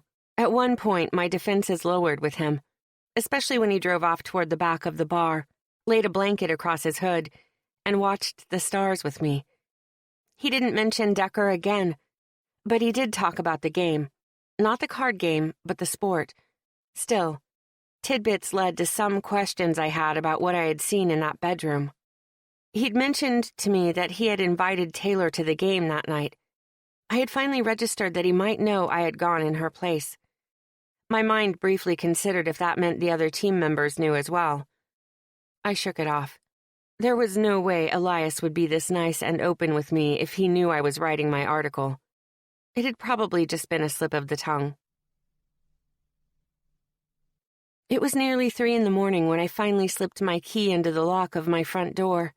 The lights were out, and thankfully Taylor and Decker weren't having sex in the kitchen or living room. I immediately let out a sigh of relief. My wedged heels were off, already dangling from my fingers as I secured the door and headed for my bedroom. I never liked turning on the overhead light. It was too obnoxious. Instead, I opted for smaller lamps and hanging lights. Clicking the switch for the hanging lights, I shut my door and started unbuttoning my jeans. It wasn't until I was shimmying out of them that I turned back toward my bed. Holy fuck! I threw my hands over my mouth. Shh, Decker said, moving to sit up. He was shirtless, in just his jeans, and barefoot. The man was barefoot in my bedroom. In my bed. What are you doing here? I pulled the rest of the denim material free of my legs, then grabbed the same pair of sweats I'd worn the night Decker first showed up at my house. His eyes narrowed again, just like they had then. Why do you have those? I ignored his mussed hair sticking up in all directions and the fact that he was in my freaking bed. I was totally going to smell my pillow as soon as he left. Why are you here? I drew out the words, indicating that I wouldn't be answering any of his questions without him first answering mine. Finally, he let out a sigh and threw himself back on the bed. My bed. I kind of need to sleep there. You gotta move, I said after a few seconds of silence. I need you to come here. His voice dipped, nearly shuddering with something I didn't recognize, but that pulled at something deep inside me. It reminded me of the storm we had gotten caught in, the vulnerability of seeing him in his childhood home. Taking a step forward, I was nearly to the edge of my bed when I crossed my arms, protecting my chest. He was so handsome, so perfectly out of my league that it was painful to even acknowledge his existence. You need what? Fast as lightning, his hand shot out and grabbed me, pulling me on top of him. We rolled, and he was suddenly hovering over my body. I need to hold you tonight, Mallory. Don't fight it. And I'm too fucking exhausted to explain it, but please just give me this. I swallowed, staring into those murky eyes of his, wondering how they shone with topaz colors in this lighting. And take these fucking sweats off. His hand shoved the hem of the sweats down my hips, his fingers brushing against my skin. And suddenly I was fevered and desperate for more of what he'd given me that night in Elias's room. I hesitated, hating my physical reaction to him. He didn't get to just come back into my life and suddenly demand things, not after he ghosted me for a week and humiliated me by ignoring every single text I'd sent. I knew I was being that girl who was demanding too much, and I hated myself for it. But I was worth more than what he was offering. I was worth a text back, a heads up, something. You need to leave. I kept my arms folded across my chest, looking up at the ceiling. No. He let out a heavy sigh, settling into my side. Frustration and something like relief sailed through me at a frantic pace. This wasn't good for my heart. Decker, I'm serious. You've ignored me for an entire week and only came around once I said you could hang with Taylor. This is fucking crazy. You can't be in my bed right now. His body shifted, curling around mine, pulling me closer to his chest. I know, and I need to explain myself. I know I do. But let me do it right. Let me look you in the eye and tell you how I feel without bed sheets between us. I laughed, rubbing my eye. Great. Then you can sleep on the floor or go home and see me tomorrow. Was he shaking? His body seemed to vibrate next to me as he waited to respond. I was tempted to move my face so I could see his eyes. They always told me what his voice wouldn't. Finally, after a few silent beats, he breathed slowly through his nose. It was on the tip of my tongue to tell him he should breathe in through his nose and out through his mouth. I know the right thing would be to do what you're asking me to do. I know you deserve a gentleman who'd respect your space and what you're asking. But I'm not a gentleman. I'm a devil through and through. I can't be away from you tonight. I need to feel your skin, hear your heart, feel the heat from your fucking breath. He propped his head up on his elbow, looking down at me. I'm not leaving you. I won't touch you or do anything at all to you. I just need to be near you tonight. Whoa, fuck. Butterflies, pterodactyls, and fucking bats were set loose in my chest at his admission. I let the suckers fight it out while I turned away from him to get some sleep. I was past fighting him on this. I just wanted to forget. Fine. I made a point to let out an irritated sigh. But I'm keeping my sweats on. I'll literally cut them off your legs. God. The fire in his tone set me ablaze. I wanted to push him, see if he'd strip me, and then challenge whether or not he'd touch me. I was a mess. A fucking too-hot kitchen on a too-hot day with no air. He'd ghosted me, and I needed to cling to my anger over his indifference toward me. For starters, I would finish removing the damn sweats, but only because if he removed them or touched me in any way, I would beg him to do more than that. I just fucking would, and I hated myself for it. Slowly, I pushed the waistband over my hips and down my thighs until they were off. Then I settled into bed, feeling the warm sheets against my silky legs. Decker seemed to settle into me. His arm went up under my neck, which allowed him to pull me close until I was twisted toward him. His bare chest was an inferno against me, but it was that place low in my belly that started to flare to life, going even farther down. My core ached for him to touch me. Even knowing he may have touched Taylor, even knowing he may be gone in the morning, I wanted him. I brought my hand up, covering his firm chest, carefully running my finger down the lines and into the grooves of his impressive stomach. I kept touching him, listening to him breathe, feeling his own finger trail over my skin, back and forth like a lullaby. We were in sync with one another, rubbing, touching, breathing, in and out, up and down. There were words, stories, and songs in the prints we left on each other's bodies. Mine spoke of desire, of how badly I wanted him, how I wished for him, and how I knew I could never have him. His? Well, every swipe of his finger over my arm was a tiny flame dancing on my skin. I wanted him to brave going lower, trace the curve of my hip, the dip in my back. The darkness seemed to settle around us, our breaths silent, and just when I thought we'd fall asleep or ignore everything that had happened, or hadn't happened, between us since that night in his bedroom, he spoke up. "Thank you for this." I kept my cheek plastered to his chest after his words rumbled under me. "Why did you need it?" Seconds passed. More darkness. I was fighting sleep, batting and swatting it away as I waited for him to answer. Finally, the pad of his finger brushed over the tattoo under my ear, just like it had that night in his house. "This." He applied pressure to the Nordic symbol under my lobe. "And I needed to know you were okay." He trailed off, and I knew if I had been looking at his throat, I would have seen it bob. "Why this?" I whispered, brushing my fingers over the ones he had fastened to my neck. More time passed, more swipes of his finger against my skin, and more moments for me to contemplate what on earth was going on here. "You make me feel less lost. I saw you over those 5 days, that raggedy red hoodie, and suddenly it felt like I'd finally found a compass, a way to get back home." That gruffness in his voice made every word seem like it had been dragged through gravel.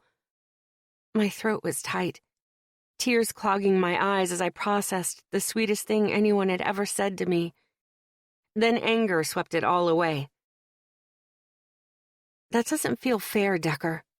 You can't say something like that, be here in my bed, and still try going after my stepsister." Another long pause met me as I ran my finger along the trail of hair drifting into the elastic band of his boxers. "I need him to care that I'm with her. It's shit that's from the past but affected me and still affects me.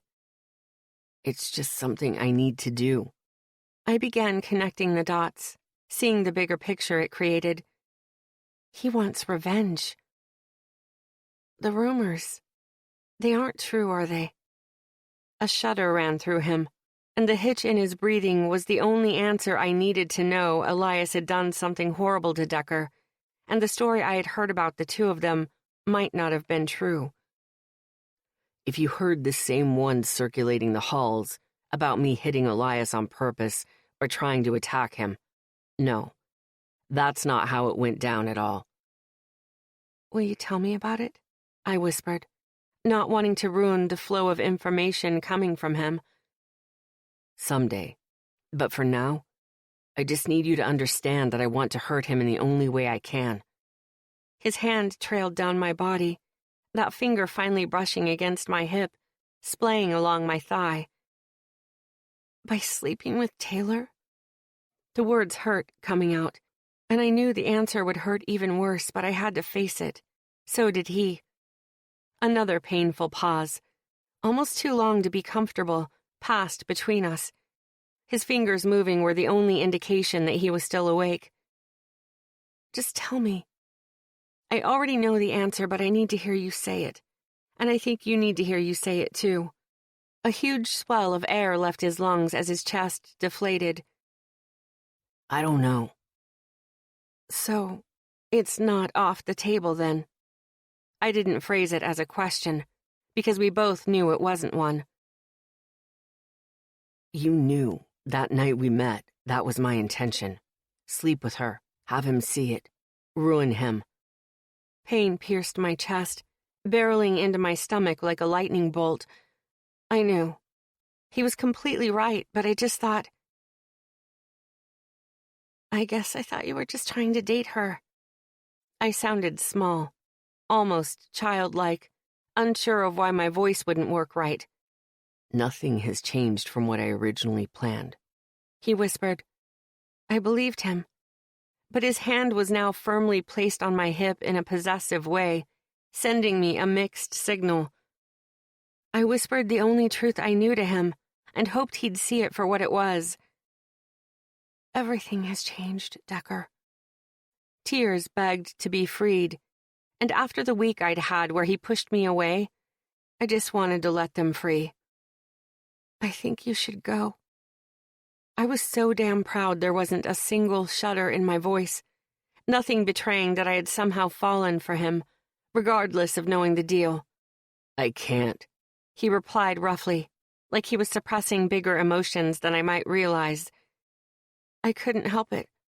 I blinked, and the floodgates opened. I turned away from him, out of his embrace, and let the pain flow from me, wishing and hoping that once I woke up, he'd be gone, and so would the remaining feelings I had for him. 21. Decker. Mallory was carefully removing the sheets from around our waists, going slow and cautious. I knew she was trying not to wake me, but I'd been awake for a while, watching her sleep, trying to get my heart-on under control without touching her. It was an act of God that she didn't wake up while I struggled in silence behind her. She'd fallen asleep hugging the far side of the mattress, as far away from me as possible, which was fine. As soon as she began softly snoring, I had pulled her back against my chest, put my face in the crook of her neck, and fallen asleep too. Something had shifted between us when I saw her climb into Elias's truck. Seeing that smirk on his face while Mallory climbed in, looking like fucking sin, it did something to me. I knew the irony of the situation was ridiculous, but just the same, he was using her, and it didn't sit well with me. The conversation with Mallory after she came home wasn't sitting well either, but I'd had all morning to think that over too. Taylor was work. She was the job, as Scotty put it. Mallory was home. Every minute she lay curled into my side this morning just re-established that she was mine. I'd finished the job with Taylor without sleeping with her. I had made the decision this morning, while holding Mallory, that I could never touch Taylor like that. Not even a kiss. Which royally fucked my entire plan. The warmth from Mallory's body shifted as she moved her hips to the side, trying to get free of my hold and the blankets. I wouldn't be assisting with any of that. I wanted her to squirm and realize we'd fallen asleep wrapped up in each other's arms. Her ass moved again, but this time it went in the wrong direction. She backtracked, and suddenly she was plastered to my chest, her ass aligned perfectly with my cock. I had put so much work into calming down, but now I was already hard again. I considered warning her. The gentlemanly thing would have been to warn her, but I'd already warned her I wasn't one of those. So instead, I challenged her. Moving my hand down and over her hip, I splayed my palm flat against her stomach, over her ribs. Her skin was so soft, and I just wanted to run my fingers over every inch of her, then follow the root with my tongue. I could feel her breathing change, growing shallower as I continued to pretend to sleep behind her with soft snores. We stayed like that for a few minutes until she wiggled her ass against me. And fuck if she didn't do it on purpose, like she was challenging me right back. I moved my hand up, covering her right breast and pinching the nipple between my forefinger and thumb. I heard a little gasp leave her, while her ass continued moving against me in an obvious assault. She knew what she was doing just as much as I did. My other hand came up and around her hip, and I dipped my finger under the waistband of her cotton underwear.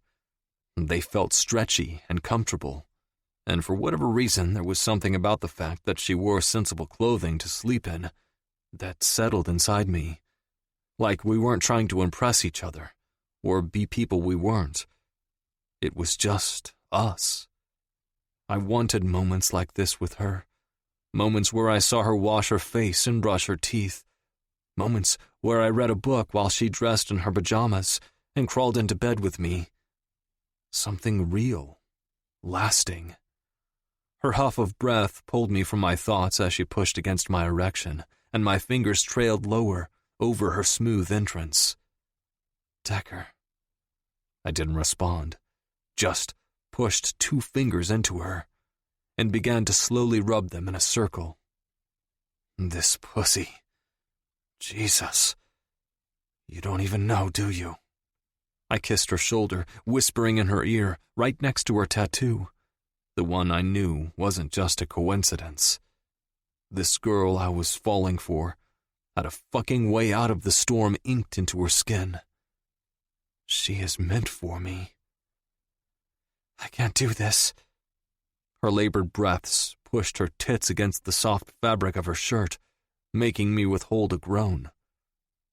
This? I moved my fingers in and out of her wetness with forceful strokes, letting her know how much I wanted this. She rocked her hips in rhythm with my touch. No, we can't do this, she said breathlessly, while continuing to rock into my touch. I couldn't help myself. I pulled my fingers from her core, bringing them to my lips, which were right next to her ear, and sucked the taste of her into my mouth.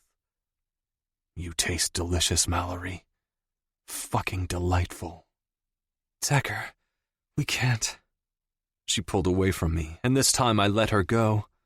I wasn't about to force her into something she didn't want, but the way she'd writhed against me told me something different. Sitting up, she tried to climb over me, but since her bed was shoved against the wall, there was no escape. I grabbed her right as her left knee straddled my hip. Decker, she warned, stabilizing herself with her hands on my chest. She was extended over me, her soft pink cotton panties resting right against my boxer briefs. Thank fuck I'd had the foresight to shed my jeans sometime during the night. Taylor could walk in on us any second. Then this whole plan of yours goes to shit. I smiled, not caring at all about her concerns, because sometime in the middle of the night when I was staring at the way her hair brushed against her forehead, it had hit me in the chest, nearly as painful and terrifying as that baseball had the year before. I wouldn't risk losing her. I couldn't. I would fix this, all of it. But first, I began moving my thumb over the moist spot in her underwear, right over her entrance, thinking back to the fantasy I'd had of her in that bookstore. You're wet for me, Mallory Shaw. I planned to tend to that this morning, and I don't care who the fuck comes in and sees. Her eyes blazed with lust, with need, and probably with hate. I knew she was confused, angry at me, and hurt. I was going to explain it all, everything. But I needed this. Close your eyes. She bit her bottom lip, dragging it between her teeth as indecision warred along with the planes of her beautiful face. Just trust me. Please. I rocked my hips into hers while rubbing my thumb up and down her slit. She let out a soft moan while her hips rolled forward, and then those gorgeous green eyes closed, dark lashes splayed against her freckled tanned skin. The way she looked on top of me in a black tank, her legs on display, her hair mussed from sleep. My chest felt like it was opening up, making room for this foreign feeling to invade, fill up, consume. She made somewhere deep inside burn in a way that took away my breath. I need to see you. Take your tank top off, I commanded, voice a little raspy. I cleared my throat and pushed the material up from her stomach. Her fingers brushed against mine as she pulled the rest of the material free, allowing the fullness of her breasts to show. I groaned, watching her palm the left one, rolling the nub between her fingers. I drew the material of her panties to the side, tempted just to rip the things right off her hips. Her core rested against my erection, still clothed by my boxer briefs. With her eyes closed, she had no idea that I was staring at her with something akin to worship. Her breasts were full, her stomach trim, flaring into perfectly round hips and thick thighs. She was the most perfect thing I'd ever seen. All woman. And I wanted her. Today, tomorrow, the next day. There was no end to how many times I wanted this view. I slowly pulled my aching cock out, a small pebble of clear liquid already weeping from the tip, as I gripped the root and allowed the heat of her body to pulse against it. I wasn't ashamed in the slightest that I was going to remember this moment and jerk off to it until I was old and in need of Viagra. With her eyes still closed, I made sure to watch her for permission as I said, "I haven't been with anyone in over a year. I'm clean." Her lashes fluttered against her cheeks, but she didn't open her eyes, just nodded her agreement, meaning she was too. Otherwise, she would have put a stop to this a long time ago. Pulling her hips forward, I gripped my throbbing hard-on and rubbed it up and down the length of her soaked slit. I groaned at how good it felt to have her heat against my dick. I wanted to pull her until she was sinking down onto it, but I knew we weren't ready to go all the way. I had some explaining to do first. This was just meant to make her feel good, let her know how much she affected me.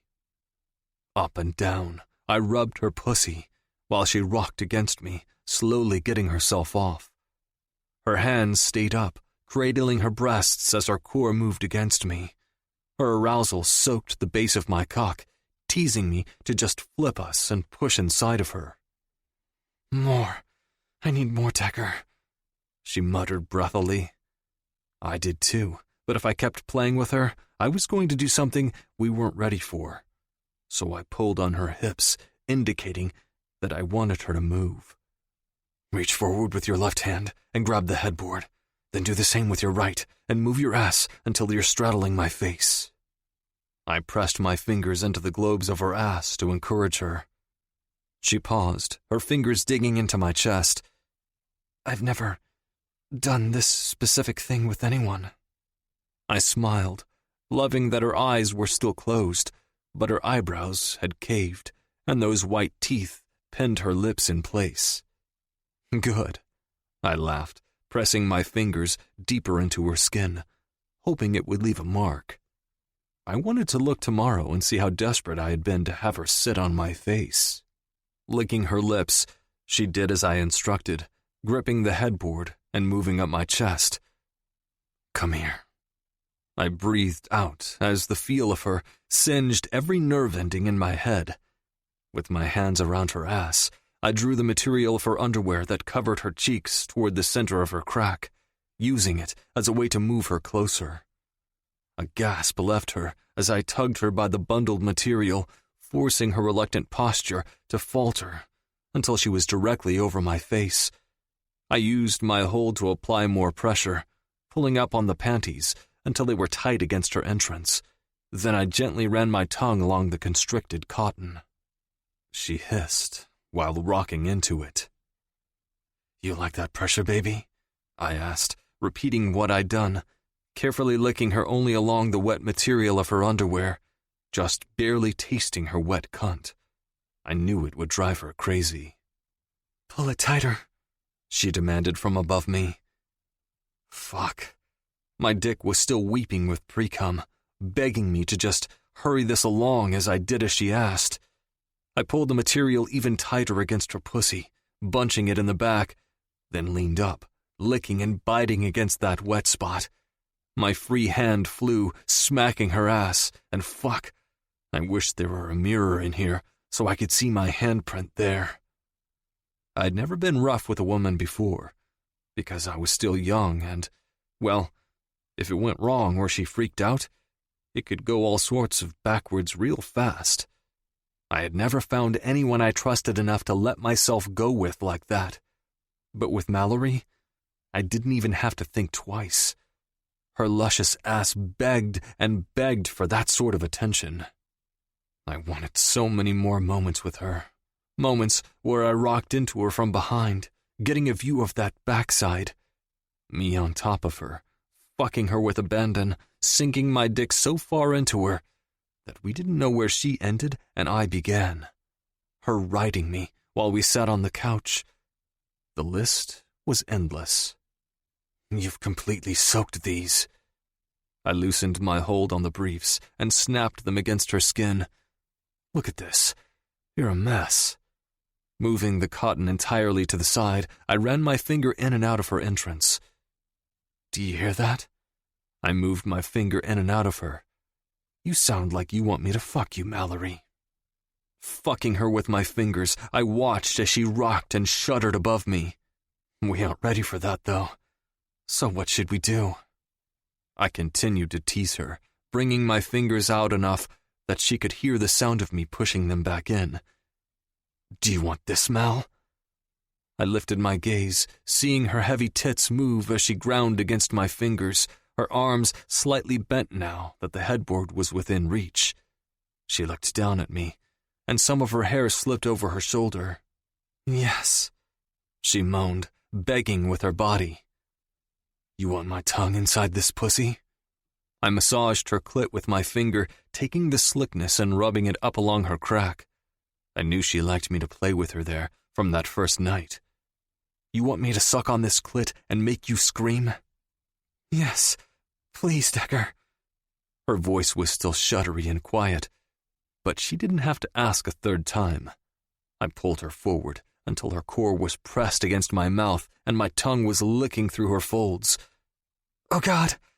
Mallory shuddered, trying to keep her voice down. Roll those hips, baby. Hold on to this headboard and fuck my face. Don't hold back.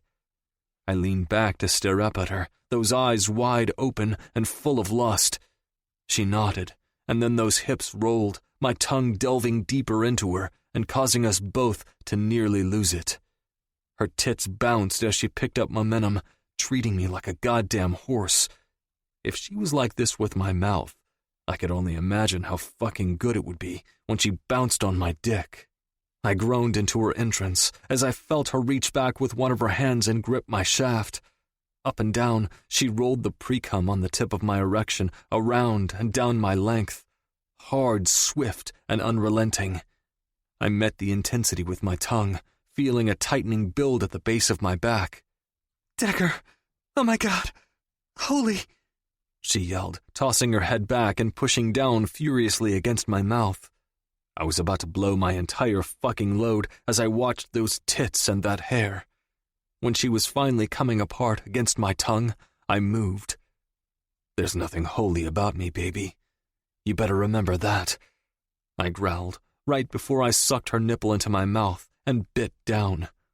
She fell backward on the bed, letting out a cry. Whether of pain or ecstasy, I had no clue at this point. She clutched the sheets while she rocked her hips against the air, still chasing her climax. I pushed 3 fingers into her pussy, milking her orgasm, and giving her the pressure she needed as I climbed over her. Fisting myself, I was about to pump my cock and cum all over her tits, but she sat up and pushed at my chest, crawling on her hands and knees until she was grabbing for me and pulling my dick into her mouth. She licked from the base to the tip twice before those bewitching eyes locked on mine and pulled me out of her mouth. Rubbing her hand up and down my shaft, she kept her gaze tied with mine while she said, "There isn't anything holy about me either." Then she moved forward and choked on my length. I was sure I'd died. She literally took my breath away with her mouth on me, sucking and savoring every inch of me, all while she watched me with hooded eyes. My release was clawing along my spine, begging to be let free. I made a pained sound, pulling at her to disconnect, but she gripped my ass, still covered by my boxers, and kept me there, sucking furiously on my cock, begging for me to spill down her throat. So I did. Fuck, baby. I rolled my hips, gripping her hair, and finished the best goddamn orgasm of my life. She moved her left hand to fist my dick, holding it in place while she sucked every last drop of my release down her throat. I was in so much trouble, because after this, there wouldn't ever be a limit we'd reach where we'd had enough. I saw it in her eyes. Mallory Shaw wanted me as often as intensely and as roughly as I wanted her. Something tells me this isn't exactly legal, Mallory said, looking over her shoulder. I smirked as she brought her hood up to cover her head. Are you afraid? I peered down at her while tugging her closer to my side. I'm just surprised you're okay with this. I mean, he's only 16. The loud sound of a modified exhaust barreled into us as my Uncle Scotty started the car my brother would be driving. The bar we were standing behind vibrated from the noise. We stood on a small patch of concrete with a wobbly rusted bar raised as a handrail, separating us from the crowd. The entire overpass was deserted for the time being, as a massive construction project was planned in the coming months, so all 4 lanes were vacant. It allowed the less law-abiding citizens ample opportunity to take advantage. There were about 50 people on either side of the road, huddled in clumps of fandom as my brother's team fussed over his car. The idiot challenging him hadn't arrived yet. He may be 16, but he's been driving since he was 11, and before that he was watching these races his entire life. My hand dipped into the back pocket of Mallory's jeans, and the feeling of her pressed into my side while we watched my little brother get ready for the race just hit me in the fucking chest. This couldn't be real. I thought you brought me here to talk and explain yourself. She tilted her head back, smiling. You know, without the sheets between us. I laughed at the gleam in her eye. Thinking back to that morning, I remembered how, after we'd both come down from our high, she'd tried to pull those damn sweats on again, and I nearly tackled her. I kissed her until she agreed to get breakfast with me, and I failed to mention we'd be picking it up on our way to Pinehurst. On the drive over, we ate and listened to music, quizzing each other on genres and band names. Mallory also explained her spatial anxiety in case we got ourselves into a situation where there was a big crowd. I was grateful for the information, considering we were headed toward a crowd. Still, it seemed neither of us were ready to burst the bubble we were in by talking about everything I had to explain. Until now, I guess. You'd risk missing this?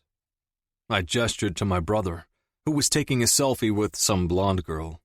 She seemed a little too overly enthusiastic for the girls he usually liked to date. Kyle liked broody girls, the ones nearly impossible to get. But he also liked attention. My little bro was more messed up than even me.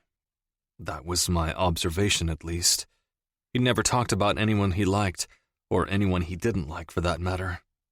I looked around, trying to see if his best friend was here, since she was usually the reason the other girls didn't brave getting too close to Kyle on race days. She was also the reason my brother had been driving since he was 11. Does he know you're here? Mallory asked, bringing my eyes back to her. Yeah, I texted him earlier that we'd be here. We? The newer Mustang rolled in next to the Hellcat my brother would be racing on behalf of my Uncle Scotty. The brand-new car was gunmetal gray with a single black stripe down the side, and it was entirely too much car for Kyle. Fuck. Scotty was supposed to keep my brother alive. I knew, even beyond what came stock on that car, it was too much power for my 16-year-old brother. He was still too eager to make a name for himself in these street races. He was one hell of a driver, but my stomach still tilted as I saw him tip his head back, looking for me. He gave me a single nod, delivered a smirk to Mallory, and then ducked his head, getting into the car. I swallowed my nerves and remembered what she had asked. Yeah, my little brother likes you. Gave me hell for leaving that morning without saying goodbye. He wanted to have breakfast with us, get to know you. She melted into my side, her left arm darting out against my waist. We watched as the crowd simmered, and music began playing from the small speakers set up on the other side of the road. This is quite the setup, Mallory quipped, bringing the cord of her hoodie up to her mouth and beginning to chew on it. Getting an itch to write a story about it? I joked, keeping my eyes on my brother.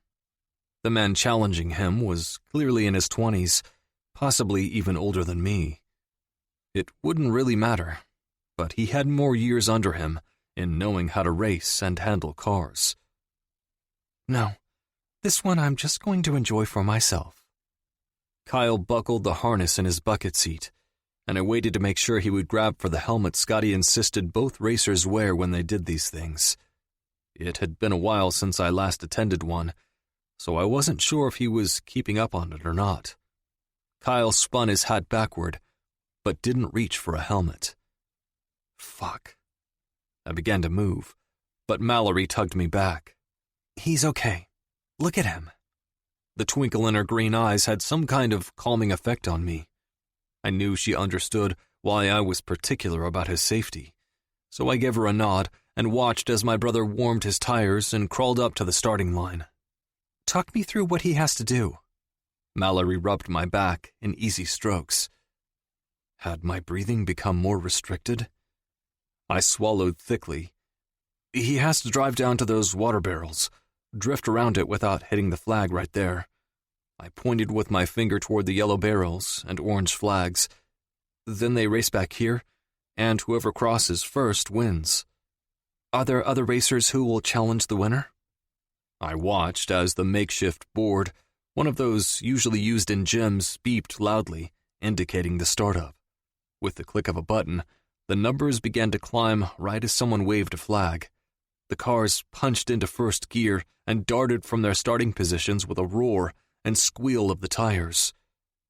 I tried to breathe correctly as I trailed after my brother with my eyes. I felt Mallory's hand warm my back with gentle caresses, bringing her question back to mind. Yeah, there are a few challengers, I think. I tracked my brother's black car as it sailed down the asphalt, the orange Mustang neck and neck with him. Breathe. Mallory kept rubbing soothing strokes along my back, and for the first time in my life, I felt like I wasn't alone.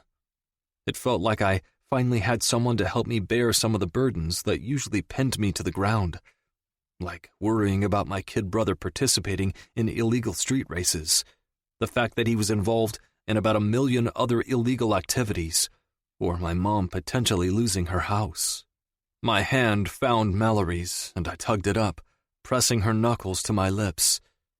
Kyle cranked his wheel hard to the left as his car circled the barrels, the tail of his gleaming muscle car gracefully flaring out just enough to clear the flag. It was a perfect drift, and pride inflated my chest as I watched his competitor hit his flag with his taillight. Oh my God, he's going to win! Mallory slapped her palm against the bar in front of us. A grin split my face as I slid her in front of me and brought my hands around her, settling them on her waist. Her head fit under my chin perfectly as she clapped and cheered for my brother. The nose of his car sailed over the finish line, with more than a few paces between him and the Mustang trailing him.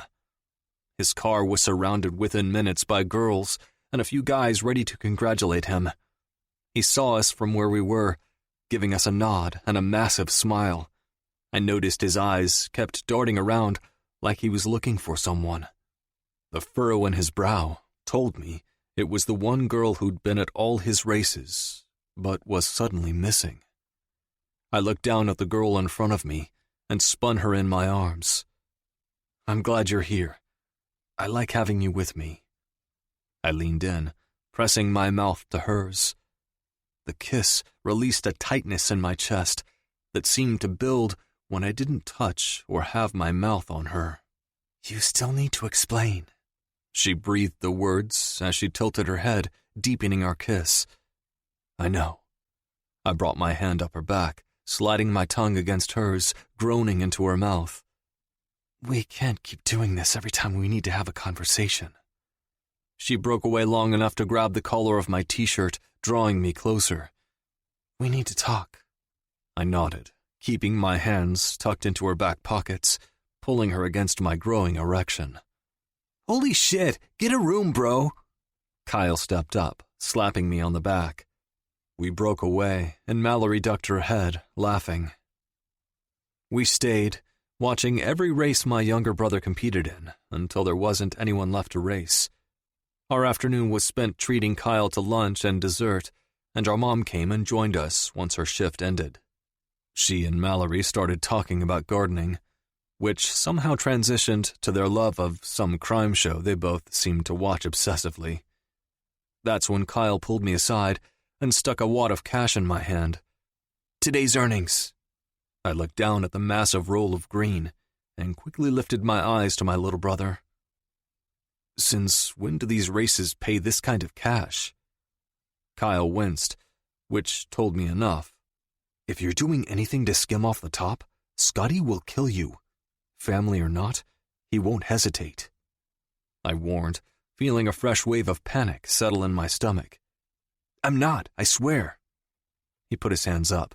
"Look, I may have started working for him for a little more than I led you to believe. He's also letting me do work on the cars that rotate in, as a part-time mechanic." "In addition to the jobs you're pulling, and the races?" I asked, my eyes darting around the restaurant to see if anyone was listening. "Yeah, that's enough to pay the mortgage for the next 3 months." I shook my head. "No." "Why the fuck do you think I've been doing so much work, D?" I slammed my molars together, narrowing my eyes. "You failed to mention the part where you were still attending school full-time." Yeah. Did he honestly think I wasn't keeping tabs on that shit?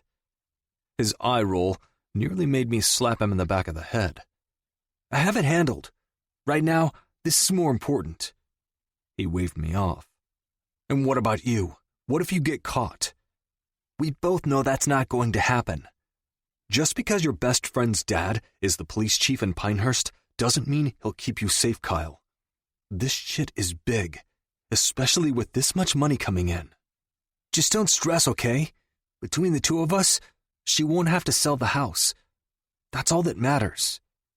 He patted my back and walked around me, leaving the cash in my hand. Mallory and I ended up staying the night in my room again. This time it was a little more domesticated. She'd brought an overnight bag, brushing her teeth and washing her face in my childhood bathroom. She thought she was being funny by bringing along a certain pair of sweats to wear to bed. "I bet you think you're funny," I said, watching as she swung her hips while wearing a small tank top, one that made her tits look fantastic. She smirked at me, pulling down the covers. "I get cold at night, and these are so comfortable." I was in just a pair of black boxers. Even my feet were bare, and this girl was going to try to sleep next to me, fully clothed. Hilarious. "Mallory, I'm not kidding. If you wear those sweats to bed, I will shred them. Then, I will fuck you for good measure." Her bright smile melted away my defenses, leaving me with a stupid smile. She wiggled under the covers, then tossed the sweats at my face a second later. I slowly lifted the comforter to see what she was wearing. Her tan legs stretched out on my dark sheets. Her white tank top rose to show her midriff. And there across her hips was a dark green color. My God. My mouth went dry as I threw the covers off her. She wore a dark green thong, just like in my fucking fantasy. "Well, you're fucked," I muttered, about to run my hand over the fabric just to make sure it was real, but she stopped me. Grabbing the covers once again, she chided me. "You owe me a conversation. Or two."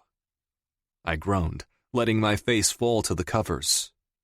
"I saw a picture last night with you two. It looked real, and I guess I'm just trying not to be that sucker." She plowed past my obvious reluctance to have this discussion. I rested my head on my elbow so I could watch her while I explained. "Taylor barely talked to me after you left. She mentioned knowing Elias was a bad guy and said you shouldn't be out with him. I sat on the couch, agreeing with her, and all of a sudden she perked up and said she knew something that might get you home sooner." My hand itched to reach over and grab hers. "As soon as she took it, she jumped off the couch and told me I should wait for you in your room. Then she went to bed." "Wait, what?" Mallory sat up, shaking her head a bit. "That doesn't make any sense. She—" I knew she was likely coming to the same conclusion I had. Taylor knew Mallory and I were into each other. "So, That's it? You're not after her anymore? And you magically don't need your revenge? I considered it. Knowing what I did, things even Mallory didn't know, I realized in comparison to potentially losing her, messing with Elias's chance at a fat payday, it wasn't worth it.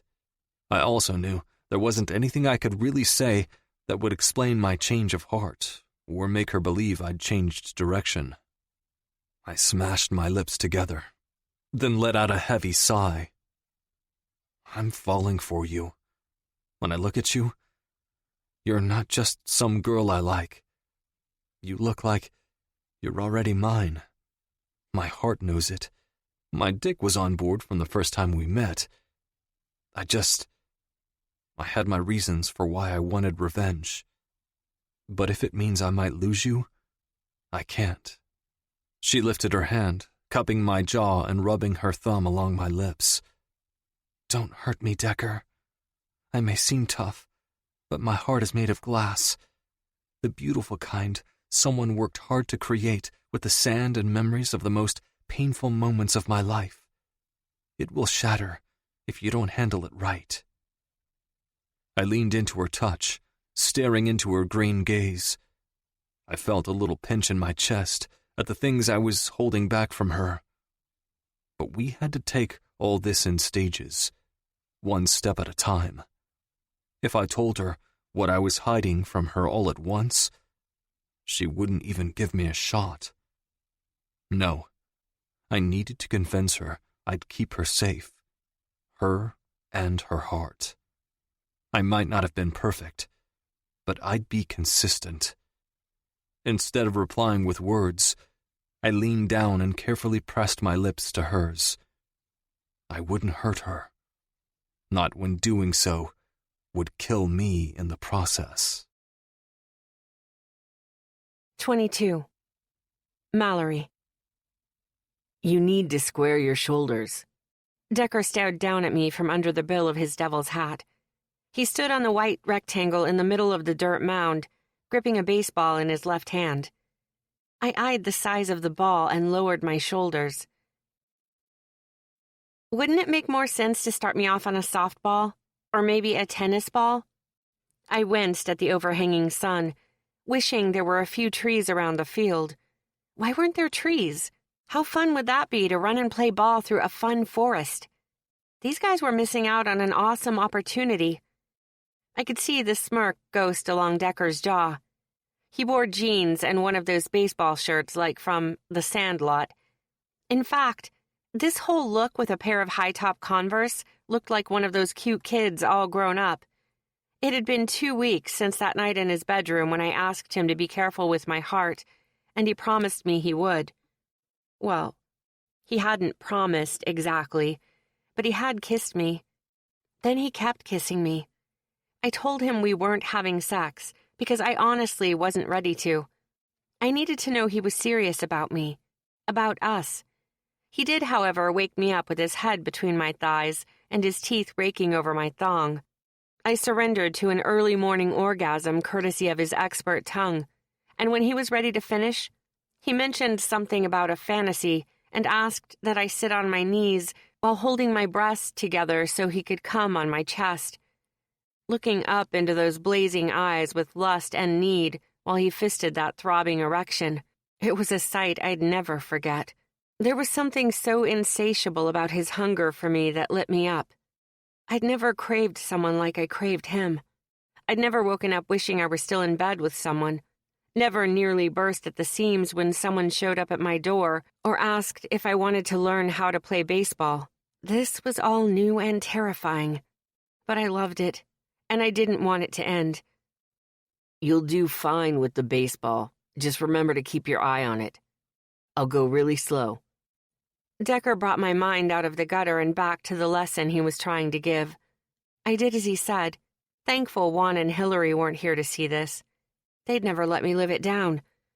I watched as he brought his knee up in that traditional pitcher stance and, true to his word, lightly tossed the ball toward the plate I was hovering over. I watched it sail toward me, and as it got closer, I became increasingly nervous. Regardless of how slowly it moved, it was still headed straight for me. Nerves rattled my insides as I closed my eyes tight and swung with all my might. Babe. Decker droned in irritation. I opened my eyes. Did I do it again? Yes. You closed your eyes again. You have to keep them open. He ran over to grab the ball even though it was closer to me. Maybe we should switch spots, I offered, but he only swatted my ass, smirking while he ran back to his perch on the mound. We repeated this process a few more times over the hour before he finally gave up in need of sustenance. On our way from the field, I grabbed my purse and checked my cell. There was another text lingering on my screen, like there had been a few times in the last week. I'd responded to each of them, but as time went on, it was starting to feel strange that he was still doing it. Elias. Party girl. When you coming back to watch me practice? That was one I hadn't responded to yet because it felt flirty. Elias. We're having a team party this Friday night. Want to come and check it out? I hadn't brought up my article to Elias yet. We hadn't really talked at all since that night we went out. Everything with Decker had felt like such a whirlwind, and I was merely responding to texts, but wasn't encouraging any future hangouts or anything. That said, here was this golden opportunity to attend a card game, right as I was on the tail end of finalizing my article. I would be an idiot to pass up the chance to go with a guide. Biting my nail, I turned to Decker and decided to bring it up. We hadn't officially given each other a label, but we'd made confessions in his bedroom about him falling and me asking him not to break my heart. That had to essentially mean we were dating, right? He called me babe now and always tucked his hand in my back pocket when we walked or looked at books at the bookshop. Plus, we were physical in some capacity every single day. His mouth was either devouring my pussy or attached to one of my breasts, and I, in turn, had essentially turned into a Hoover vacuum with how frequently I was going down on him. I mean, that was definitely relationship material. Borderline, serious relationship material. Right? Hey, so I wanted to talk about something with you, but I wasn't sure how. I hedged, keeping my eyes on the ground while we walked. His arm hung over my shoulders, and my arm was around his waist. It was one of my favorite positions. Oh, yeah? He tugged on the ends of my hair before shoving that hand in my back pocket. Yeah. So, God, what if he ended things because I was still talking to Elias? No, I would not be in that sort of relationship. I'd never done anything romantic with Elias, and I could be friends with him if I wanted to, especially since Decker still had never explained their past to me. Here. I handed him my phone with the text still on it. He used his free hand to shove the bag of equipment higher on his shoulder before accepting my phone. After a few seconds of him reading, he handed it back. So, you want to go to the game to get notes for the story? That it? I looked up, feeling hopeful. Yes, exactly. His gaze stayed fixed on the parking lot as we approached it. Okay. Okay? Surely it wasn't that easy for him to let me go with, I'll take you. He smiled down at me with mischief stamped across his face. Those delicious lips slung to the side in a sexy smile, and all I could do was gape because he was handsome. Sometimes it hurt to look at him and believe he actually liked me, believe he was falling for me. You'll take me? Yeah, I can take you. No need to deal with Elias anymore. Actually, he cleared his throat, setting the equipment down. At all. I slowed my walk, spinning to face him as he settled items in the back of his truck. So I can't be friends with Elias anymore? I just don't see why you need to be. I can answer your questions. He shrugged again, walking toward his door. I walked to mine, opening it and climbing inside. Starting the engine, he began backing up while I waited for him to answer me. I won't tell you what to do. Okay, that was vague. But I supposed it was as good as I was going to get. I waited for him to take this opening and explain what had happened, or tell me why he didn't like Elias. But he didn't. I tried not to care, but hurt leaked through my chest just the same. So what's after graduation? He suddenly asked while sipping on his soda. We'd stopped at one of those make-your-own-pizza places. He'd taken me on several dates over the past 2 weeks, but I loved that he didn't insist on paying for each one. I knew he didn't have a lot of extra income from bits and pieces of conversation I had picked up on between Kyle and his mom. Being the daughter of a multi-millionaire, it was hard for me not to offer to cover everything. Still, I liked that he seemed okay with our balance. I sipped my lemonade and began explaining about Klein Global. An internship? Gotta be honest, I didn't see that coming. He laughed, jumping up to grab our orders. Once he returned and we started on our pizzas, I eyed him suspiciously. Did you assume I'd work for my dad? He shrugged. Yeah. Isn't Taylor getting a New York spot or something? I continued to chew, trying to tamp down the confusion swirling in my mind. How did he know that? And how did I not know that? Was Taylor considering a spot in New York? What about, now that I took a second to think about it, she hadn't shared a desire to pursue anything after graduation except a trip around the Caribbean. I don't know, I finally replied, trying to keep the mood light, but it was obvious that I needed to talk to my stepsister. We'd been out of sync since I started dating Decker. I'd barely been home, or I was tucked away in my room working on finals and my article. Some nights I spent over at his apartment, and other nights he'd be in my bed by the time I got home from the library. What about you? I returned the question. Me? He stalled, sipping his drink again. I don't know. I think I might take over my dad's company. It's been dormant for over a year, but nothing some good marketing can't help. What about baseball? Not only going after it, I guess, professionally, but even if that doesn't happen, isn't that the entire point of being a devil? Playing, having a good word put in for you, etc.? I had gathered enough intel about the Devils that I now understood the draw of being part of an organization of its caliber. Their pockets had pockets, and their references were pure gold. Playing for them was literally like having a winning lottery ticket. Decker chewed, sipped his drink, and wiped his hands before he bracketed his plate with his arms. I mean, that used to be my dream. He shrugged like it was nothing. But then Dad died and I got hurt. I don't know. I guess I just set those dreams aside while I make sure my mom doesn't lose her house.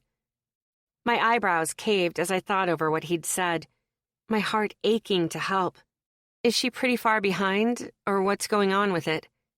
I hoped it wasn't rude to pry, but I had to know. His tense jaw told me maybe I had overstepped with my questioning. It just all went to hell after Dad's funeral. And the medical costs.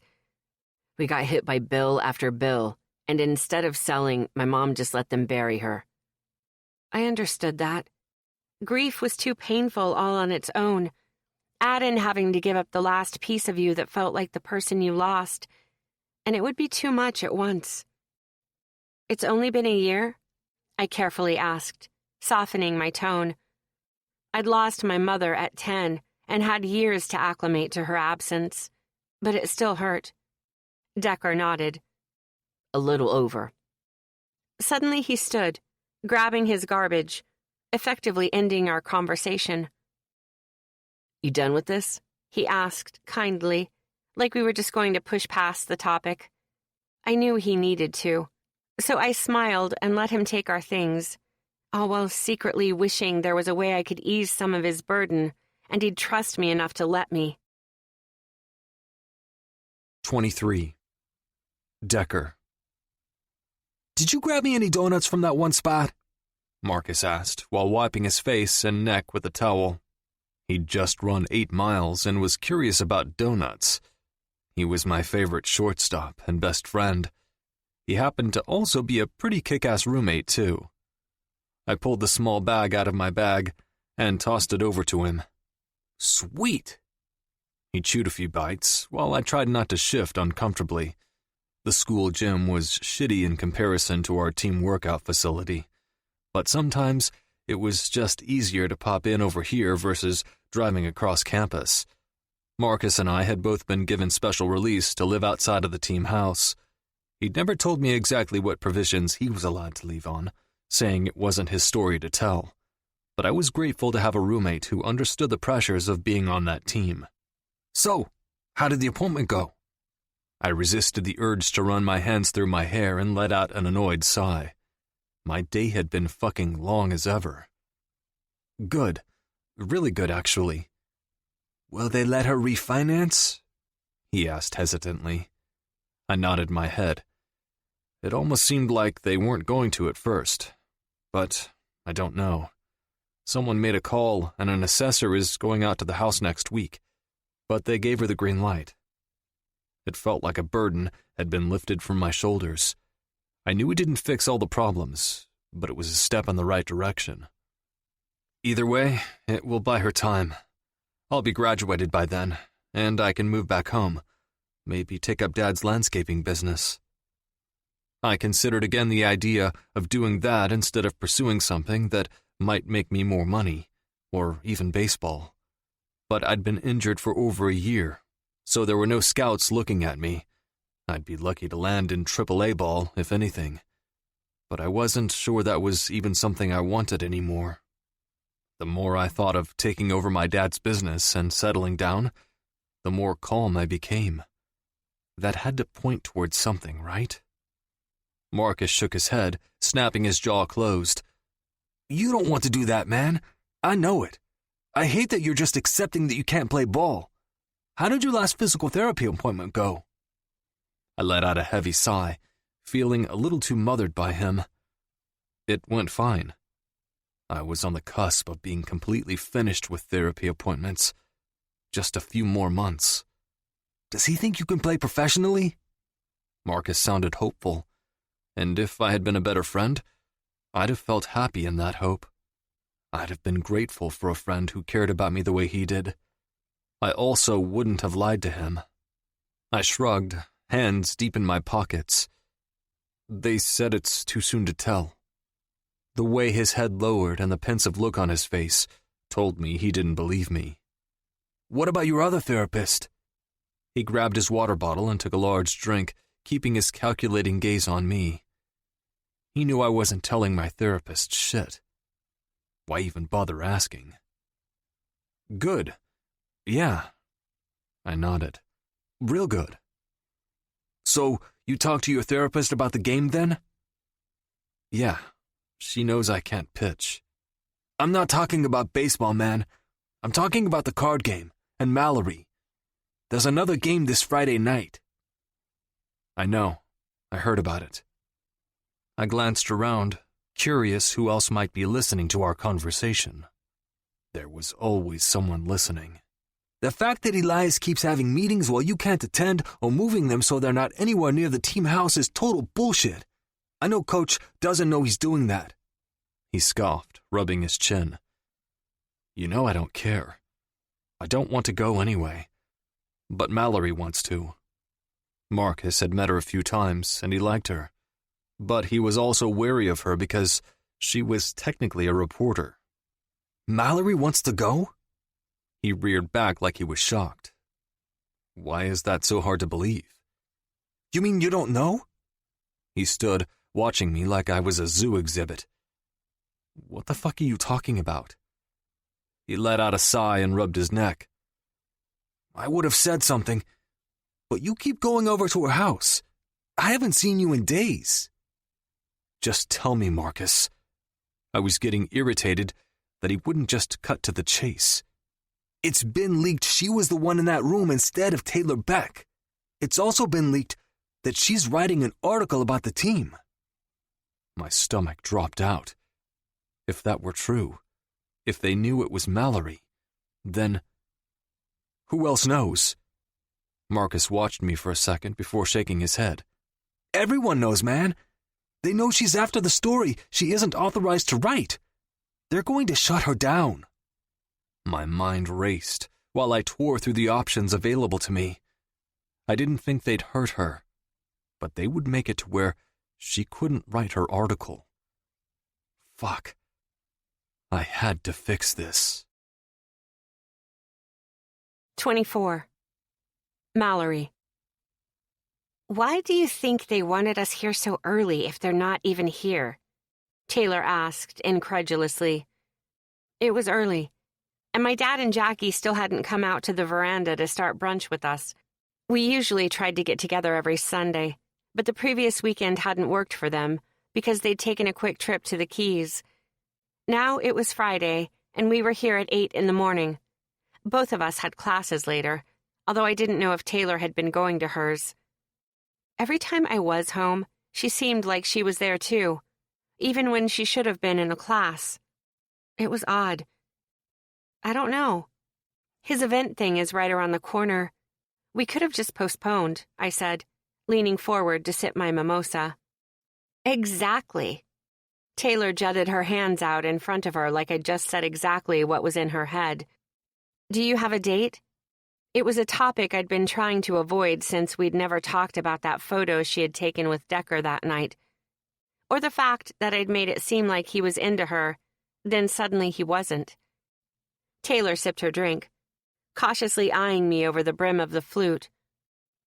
I don't know. I mean, I was going to ask Decker, but then you seem to be having lots of orgasms with him, so I don't know. She shrugged, like it was no big deal that she heard me having orgasms through the wall. My face burned at the idea that she had heard me.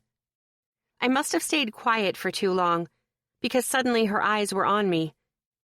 You're bringing him, right? I was planning to, I answered sheepishly, like I was ashamed of something. Did she have anyone she could ask? What was I talking about? This was Taylor. Of course she had someone she could ask.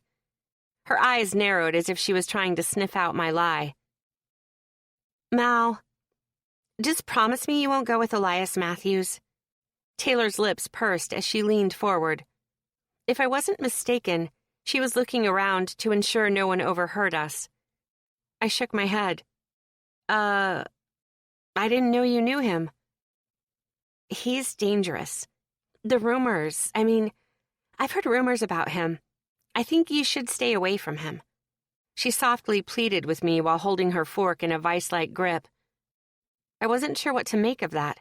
I didn't get a chance to respond. Girls, sorry we're late. Jackie rushed out to the patio in a white wrap dress that ended at her knees and left her shoulders bare. Her blonde hair was tucked back in a neat chignon, her flawless face revealing little as she sat and immediately sipped from her glass. I watched to see if my father was on her heels, but the only person to come out after her was their housekeeper and chef, Bev. Where's Dad? I flashed a quick look from Jackie back to Bev, who was pushing a rolling cart with our food stacked high. Jackie waved her hand, typing away on her cell. I flicked my gaze over to Taylor and saw she was doing the same thing. I felt empty. I hated when Jackie ignored me. I didn't know why it burned so much, but I knew if Taylor asked where my dad was, she would immediately answer. Jackie, where's my father? I spoke loudly so there would be no issue with her hearing me. He's on a call, Mallory. My goodness. No need to speak so loud. She folded a napkin into her cleavage and reached for her mimosa glass. The gleaming diamond on her left hand caught the sun, making my eyes burn. I didn't want to hate her, but I hated how she made me feel, especially when I saw that ring. I missed my mother. I had told my dad 1,000,000 times that I didn't want to come to brunch unless he would be attending every minute of it. I didn't want to be stuck between Jackie and Taylor, because they always made me feel like an outsider. It wasn't that Taylor didn't try to include me in the conversation, because she often did, but Jackie would just twist it so we ended up talking about Taylor. Heaving a sigh, I stood from the table and decided to wander until my dad came out. I did love their house. And I loved that despite what Jackie wanted, my father kept it tailored to fit him, with rich leathers and dark chestnut wood accents. I ran my finger along one of the bookcases near his library, ready to dig for a book. Then I heard him talking softly on the phone. I knew I shouldn't listen in, but I was curious, and it was just business, so what harm was there? Pressing closer to the doorway to his office, I tilted my head so I could hear better. No, that's not what we discussed. My dad barked. There was a long pause, then a shuffle. The stockholders don't have that much sway. No. Fuck you, Buckland. Buckland was one of the lead men on my father's board of advisors. I knew that much from overhearing his business talks over the years. I pressed further into the door, desperate to catch every word. My father had never raised his voice like this, had never sounded so angry before. Mallory isn't up for discussion. She's the oldest, but she doesn't want this, so I won't pressure her. Taylor has been the one. He trailed off. My heart raced as I listened. What the hell was he talking about? Taylor had talked to him about taking over, or what? What were they discussing? No. She'll marry someone her own age. I already have someone lined up. Yes, he's already approached me. We're working a deal. Oh my God. What the hell was he talking about? You know they won't ever go for that. No, I told you. I've already spoken with the boy. He's in the city as we speak, meeting with Hamlin. If all they need is for her to be married, fine. She'll fucking be married by the end of the month, with a public wedding by the end of the year. Feeling my face heat and my heart hammering away in my chest, I rushed down the hall. I bypassed the patio doors, running straight for the foyer and out through the front doors. My chest heaved as I processed his words. I knew my dad was into about 1,000,000 things that were over my head. But what I had just heard? There was no way. He wouldn't do this. He wouldn't. Memories of my father from when I was a little girl came rushing back. Moments in the garage, playing games on the crawler, sliding back and forth along the floor while he worked, hours on the soft chair he brought out there for me so I could nap. He was such a hard worker. In absolutely every area of his life. He was tender and sweet, and there was no way he'd do something this despicable. Did Taylor know? My thoughts rushed as I considered how involved she'd become in his affairs lately, asking questions, attending meetings. Decker had known she was taking a position in New York. Did that mean he knew? Was it even the same thing? The end of the month. It was the middle of March, but before graduation? And who was this guy? I swung open my car door, nearly laughing at the stark difference of the opulence around the garage and my beater of a vehicle. It was laughable to have me camouflaged in this world, like a checker piece on the chessboard, sandwiched between the king and queen. Completely and entirely laughable. My hand shook as I started the engine and reversed out of the driveway. Maybe I was worried my stepsister would make a horrible decision that could change her life forever. But my entire body shook as I drove the 30 minutes downtown. I parked in a nearby parking garage and walked the rest of the way, relishing the breeze and mixture of sunshine. My mind kept wrestling with the words I'd heard my father use. She'll marry someone her own age. I already have someone lined up. He's already approached me. We're working a deal. What did that mean? Who was he talking about? There was no way it could be. No. I tried to prevent my mind from going there, but it wandered just the same. He was with me now, and he'd given up his revenge. But did he know about this? Was there some connection to Elias in this? He wouldn't keep this from me, though. There was no way. My reflection bowed and bobbed as I walked past the shining glass windows of giant skyscrapers. I had walked this specific route so many times I didn't even have to look up to see which building was which or where I was. I just wanted to run my fingers along each of the words that were supposed to paint my future, where I would find a home, a new purpose in life. I was nearly there when I heard my name being called. It took me a second to register, but once I stopped and looked behind me, I saw him. Dark hair slicked to the side with hair product, a gunmetal gray suit perfectly tailored for his body, a crisp white shirt beneath, and a silver tie. He even wore shining black dress shoes. My mouth dropped at the sheer ridiculousness of how good he looked. "Wow, you look..." I stalled, still taking in every detail of how Decker's clean-shaven face was slightly turning red, his mossy eyes hard set under his dark brows. "Fancy meeting or something?" I tried to ask, but my voice came out raspy. He smirked, stepping closer. Or something. The memory of when I had said that to him in the parking lot came back, making me smile up at him. He took advantage of me lifting my face by pressing his lips to mine. I melted into him, releasing the fears and assumptions I'd been spinning out from. Then a wisp of awareness zipped through me like a live wire upon remembering my dad's words. "He's in the city as we speak, meeting with Hamlin." I shoved the thought down. Even with the obvious clues staring me in the face, he looked like he'd just stepped out of a meeting with investors. My eyes drifted to the ground, as if I could see each of my hopes drift there. It couldn't be him. He wouldn't do this to me, to us. His eyes seemed to weigh a ton as they bounced along my frame, up my hair and down my figure. "What are you doing here?"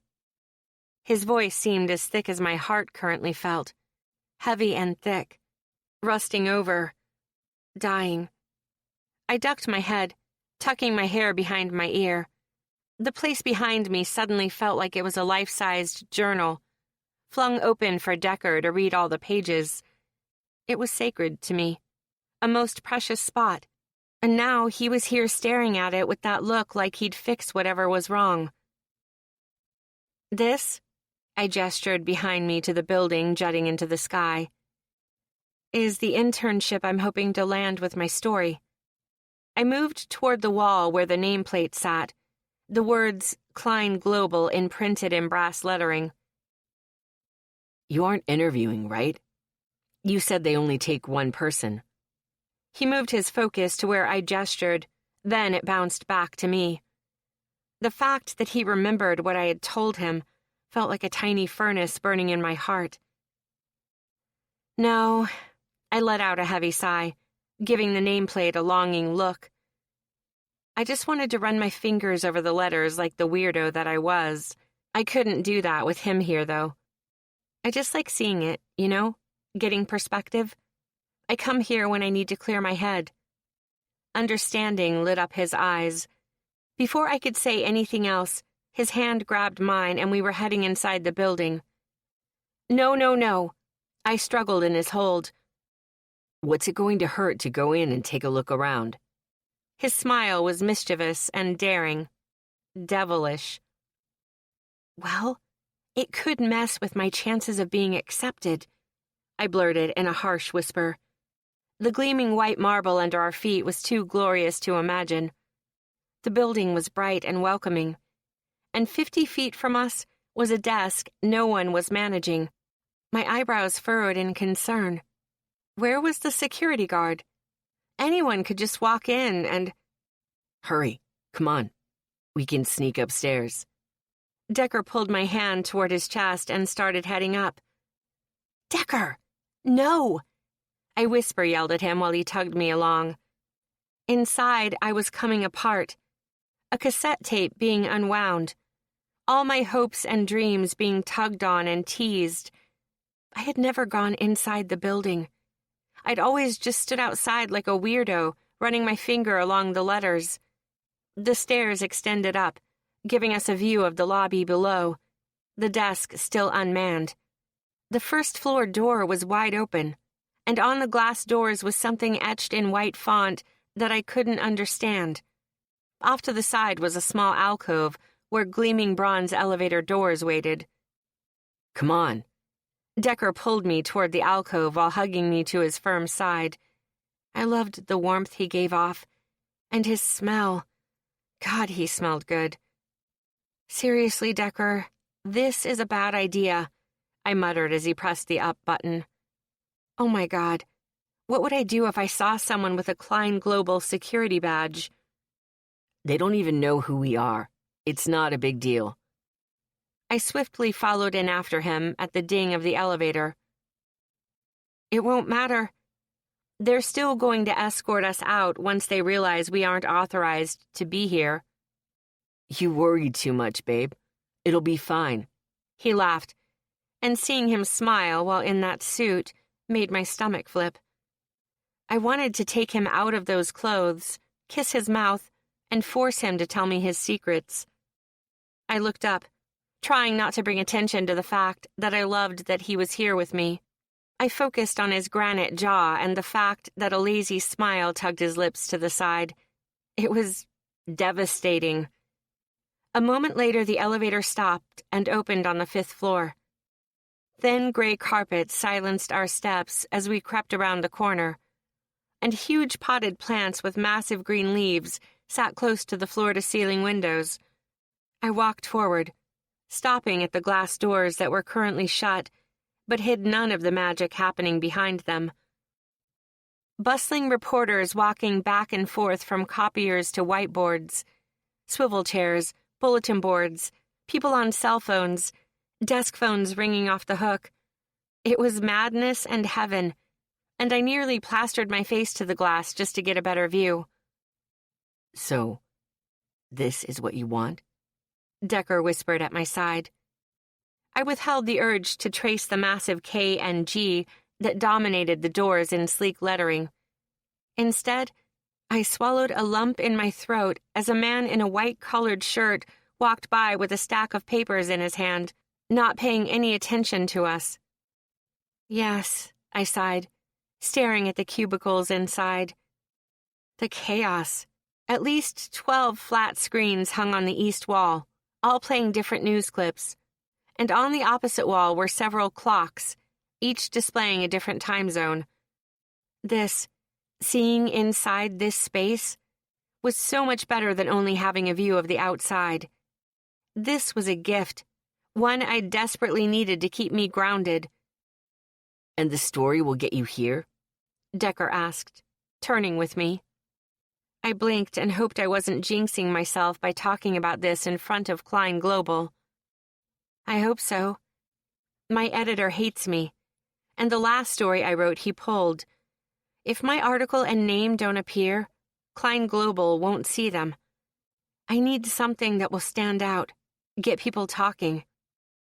Decker followed me back to the elevators. I hope you get it, babe. You deserve it.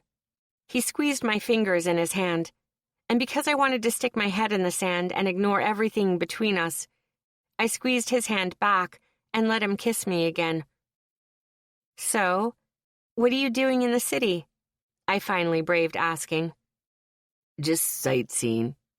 I rolled my eyes. You are not. I could be. He dipped his head until his lips were at my ear. Then he tugged the lobe between his teeth. A rush of heat hit me right between the legs. Eat with me, he murmured into the space near my ear. We exited the building, and as soon as we did, Decker popped on a pair of sunglasses. My heart wasn't ready to see him in a suit paired with Ray-Bans. I wanted to push aside my fears and go eat with him before we went to the party. But I had to know why he was here. His need for revenge and weird attachment to Taylor in the beginning of all this was too coincidental. Decker, I overheard my father talking today, and I am honestly freaking out a little bit. I closed my eyes, focused on my breathing, and tried to take comfort in the way his hand held on to mine. What happened? I looked up to find his eyes searching mine. It sounded like Taylor was being set up in an arranged marriage or something. I was expecting surprise to blanket his features, a raise of the eyebrow, a grimace, a tick in his jaw. But there was nothing. No surprise whatsoever. My voice cracked. "Is it you?" Me? He reared back, stepping away from me. "I just need to know," I begged. Internally, I begged him for something else entirely. "Tell me it's not true. Don't tell me anything at all. Don't ruin this." He scoffed, rubbing his chin. The sun caught his hair, and I wanted to tangle my fingers there, bring his face back and kiss him. How could you think that? I stammered, trying to control my heart rate. He said he'd made a deal and that person was in the city meeting with his investors. You look so nice, and in the beginning with your revenge plan, I knew it wasn't true, but I had to. I knew about it. He cut me off, his eyes soft and weary. What? I knew. He trailed off, tugging us to the side of the street. Meanwhile, my heart hammered away in my chest, reminding me how fragile it was and how stupid I'd been to hand it over to someone who had such a rough grip. My Uncle Scotty, he deals in information. After what happened with Elias, my uncle kept tabs on him. He found out about this deal he'd made with your father. I don't know all the details, but the start of it was that he would invite Taylor to the games, make it official in a way that made sure everyone knew they were dating. I knew there was a key element to making sure a ton of people knew they were together. I watched him speak, but I felt like my body was disconnected from my head, the two whirling and fighting over what to do with this information. I decided to intervene and ruin the start of his arrangement. I figured if I could cast doubt that they were together with enough people, or better yet, have sex with Taylor right when he walked in, it would be an efficient form of revenge. I took in how his face seemed to pale as he finished. Did he notice how much distance I'd subconsciously put between us? I was so angry, so insanely hurt. What did Elias do to you? I crossed my arms over my chest. I needed to know, just to put it behind me. He hesitated. I know you're mad, but there's something I need to tell you about the article, about Elias. Just tell me what he did to you. Decker dipped his head. He's just dangerous. My heart cracked, battering my lungs, daring them to gather air. Tears clogged my eyes because he still wasn't going to tell me, even in the midst of everything. What was he hiding? So, you knew my sister was essentially entering into an arranged marriage with someone dangerous, and you didn't tell me? I whispered as wisps of my hair were blown into my face by a rogue wind that cut through the street. His eyes searched mine, begging me to understand. It was something I didn't know all the details about. I didn't feel right saying something about your dad, or even Taylor. It was complicated. But you could have explained the revenge aspect. You could have included me. My voice rose as anger spiked through me. That's my stepsister. How could you think I wouldn't want to know something like that? You were so willing to take her spot in that room, to have someone who wanted her touch you. What was I supposed to think? He snapped, darting a hand at his chest. My mouth opened, but nothing came out. Hurt slammed into me, along with a healthy dose of self-loathing. He was right. Not for the reasons he thought, but I was willing to do what I had to in order to get information on the card game. I need some space, I think. I wet my lips, trying to gather the energy to walk to my car. I spun around and headed toward the parking garage. I needed to get home and talk to Taylor. Mallory, wait. Decker stormed after me. No, I understand. I just need some time to... What was I even saying? Time to what? Come to terms with the fact that my boyfriend knew my stepsister had signed up for an arranged marriage, but assumed I was so self-involved I wouldn't care? Mallory, just wait. Just... fuck. Just talk to me for a second. He ran in front of me, moving backward while I plowed my way down the sidewalk. "Decker, give me some space." I stopped, nailing him with a look that I hoped confirmed I wasn't fucking around. I needed to be away from him right then. He waited, staring at me with an intensity that made me want to crumble into 1,000 pieces. Finally, he raised his hands and stepped aside, letting me pass by. I didn't look back as I walked away from him, and I didn't search for him as I pulled away from the city and headed back home. 25. Mallory. "Taylor, please call me back. I need to talk to you." I pressed the end button on my cell and tossed it on the bed. That was the 6th or 7th voicemail I'd left for her. Pacing my bedroom had done nothing to settle my nerves or provide me with answers. The party for the team was in a few hours, but I wouldn't be going, even if there was a part of me that wanted more details for my story. I couldn't stomach being around Elias or Decker at the moment, and I would be thinking of Taylor the entire time. Was that why she'd warned me that Elias was a dangerous guy? Did she know what he'd done to Decker? Had he done something to her? My list of questions grew with every passing hour, and as the sun began to dip closer to the horizon, I was no closer to having any answers. Finally, around 4, I received a phone call, but it wasn't from who I needed to hear from. Still, at least it would help keep my mind off of Taylor. So I changed my clothes, did my hair, and headed toward the school. Thank you for agreeing to meet with us, Ms. Shaw. Mr. Gill lifted his hand so I would take a seat at the massive table to his left. There were already 4 other faculty members sitting at it, one of which was my journalism advisor. I smiled, taking a seat, feeling nerves jutting under my skin. "Hello," I nodded, greeting each person. "Mallory, how are you today?" Ms. Stockwell smiled at me while tapping away on her cell phone. "Fine, thanks." I wanted to puke, but that was totally not a big deal, right? Well, let's get right to it. Mr. Gill joined the table and steepled his fingers. It's been brought to our attention that you're writing a fabricated article about the baseball team with the purpose and intent to slander their team and the legacy. These gentlemen, he gestured to the 2 suits sitting across from me, are legal representation for the Devils. Oh, shit. This was bad. This was very bad. I swallowed, trying to control my breathing. With all due respect to everyone in the room, my story is not in any way fabricated. Mr. Gill waved his hand as if to erase what I'd said. Did you have authorization to attend that party? Authorization? What the hell? No. I wasn't given a card specifically, but others were allowed in, with a cover charge. But you were allowed downstairs, with the knowledge that only people who'd signed a waiver were given access. You omitted the fact that you'd swapped the card with someone else.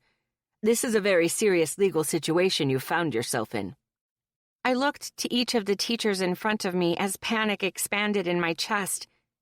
How did they know I'd taken Taylor's card and attended the game? I wasn't aware. My voice faltered with nerves, and I cleared my throat. I wasn't aware of the waivers prior to attending. I mean, that's what good reporting is. I looked to Ms. Stockwell for help, because she'd get it, right? That's what we're taught all 4 years of journalism class. While that may be true, Ms. Shaw, you are also taught about journalistic integrity and how your sources need to be obtained in an ethical way. You tricked your way into the game, then gathered privileged information that was not legally offered to you. You will abandon this article and turn in every scrap of information you've gathered thus far, Miss Stockwell informed me with a bit of a tone. I burned from the top of my head to the bottom of my feet. Tears prickled at the backs of my eyes, and even my nose felt like it was on fire. What they'd said, it was technically true.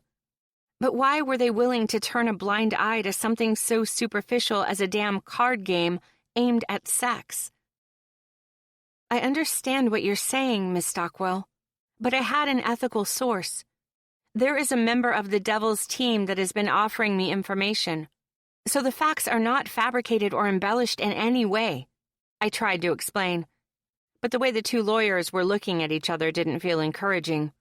Ms. Shaw, that's impossible, one of the lawyers said in a gruff tone. I kept my mouth shut, my gaze bouncing between the two of them. There's a clause in each player's release form. He opened the briefcase that had been on the floor, tugged a piece of paper free, and slid it toward me. You see, each player joins the team with the knowledge that there can be no divulging of information of any kind to any news source, unless very specific and extreme actions are taken. Such as? I whispered, curious what would be deemed a good enough excuse to spill all the Devil's details. The men looked at each other again. We're not at liberty to explain that in this setting, but I assure you the steps were not taken. Therefore, you did not have permission to gather what intel you did, and any player offering you said information was merely playing you, as each person is made abundantly aware of our rules. That seems a little backwards, doesn't it? I held out my hand, hoping someone in the room would aid me. How could they say all the steps hadn't been taken to grant permission for the article, yet they wouldn't say what the steps were? The two suits turned toward me with grave expressions. The school has been advised not to discuss the nature of the game with you. There are more things to this game and this team that you don't even know about, girl.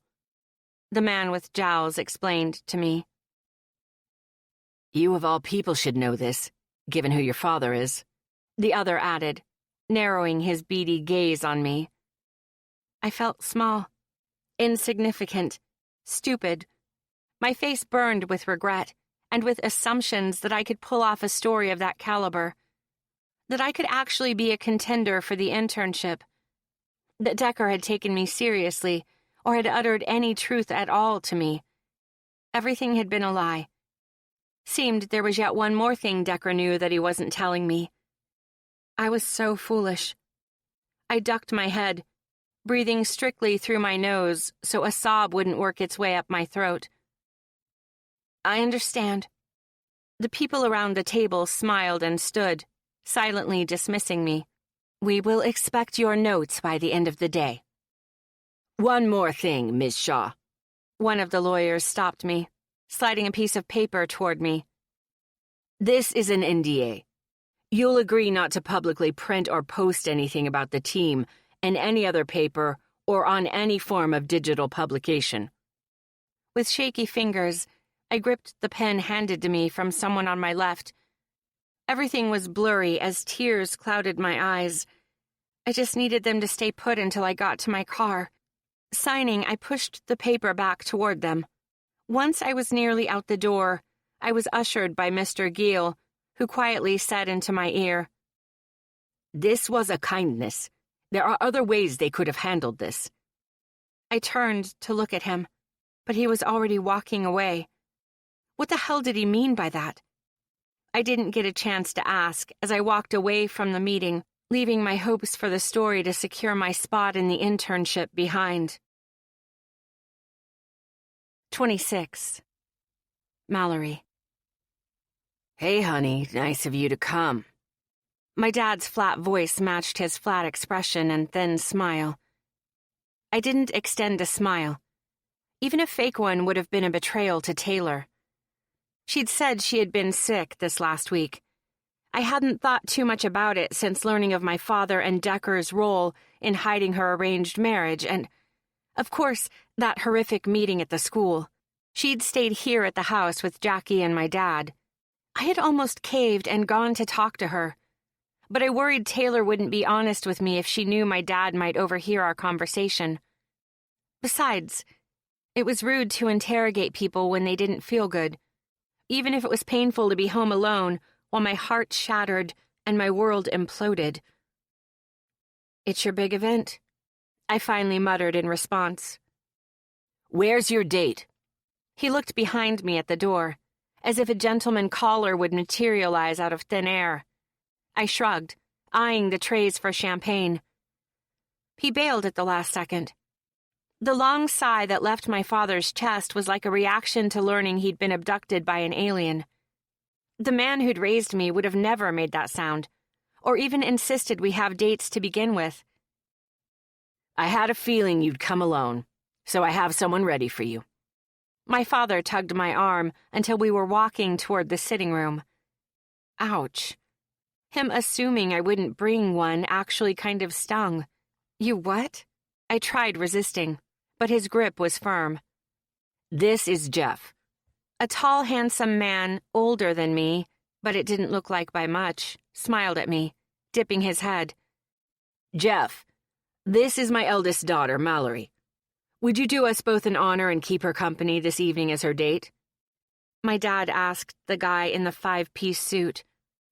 His hair was molded so perfectly, I wasn't sure if it was even real. It made me miss Decker's silky, loose strands.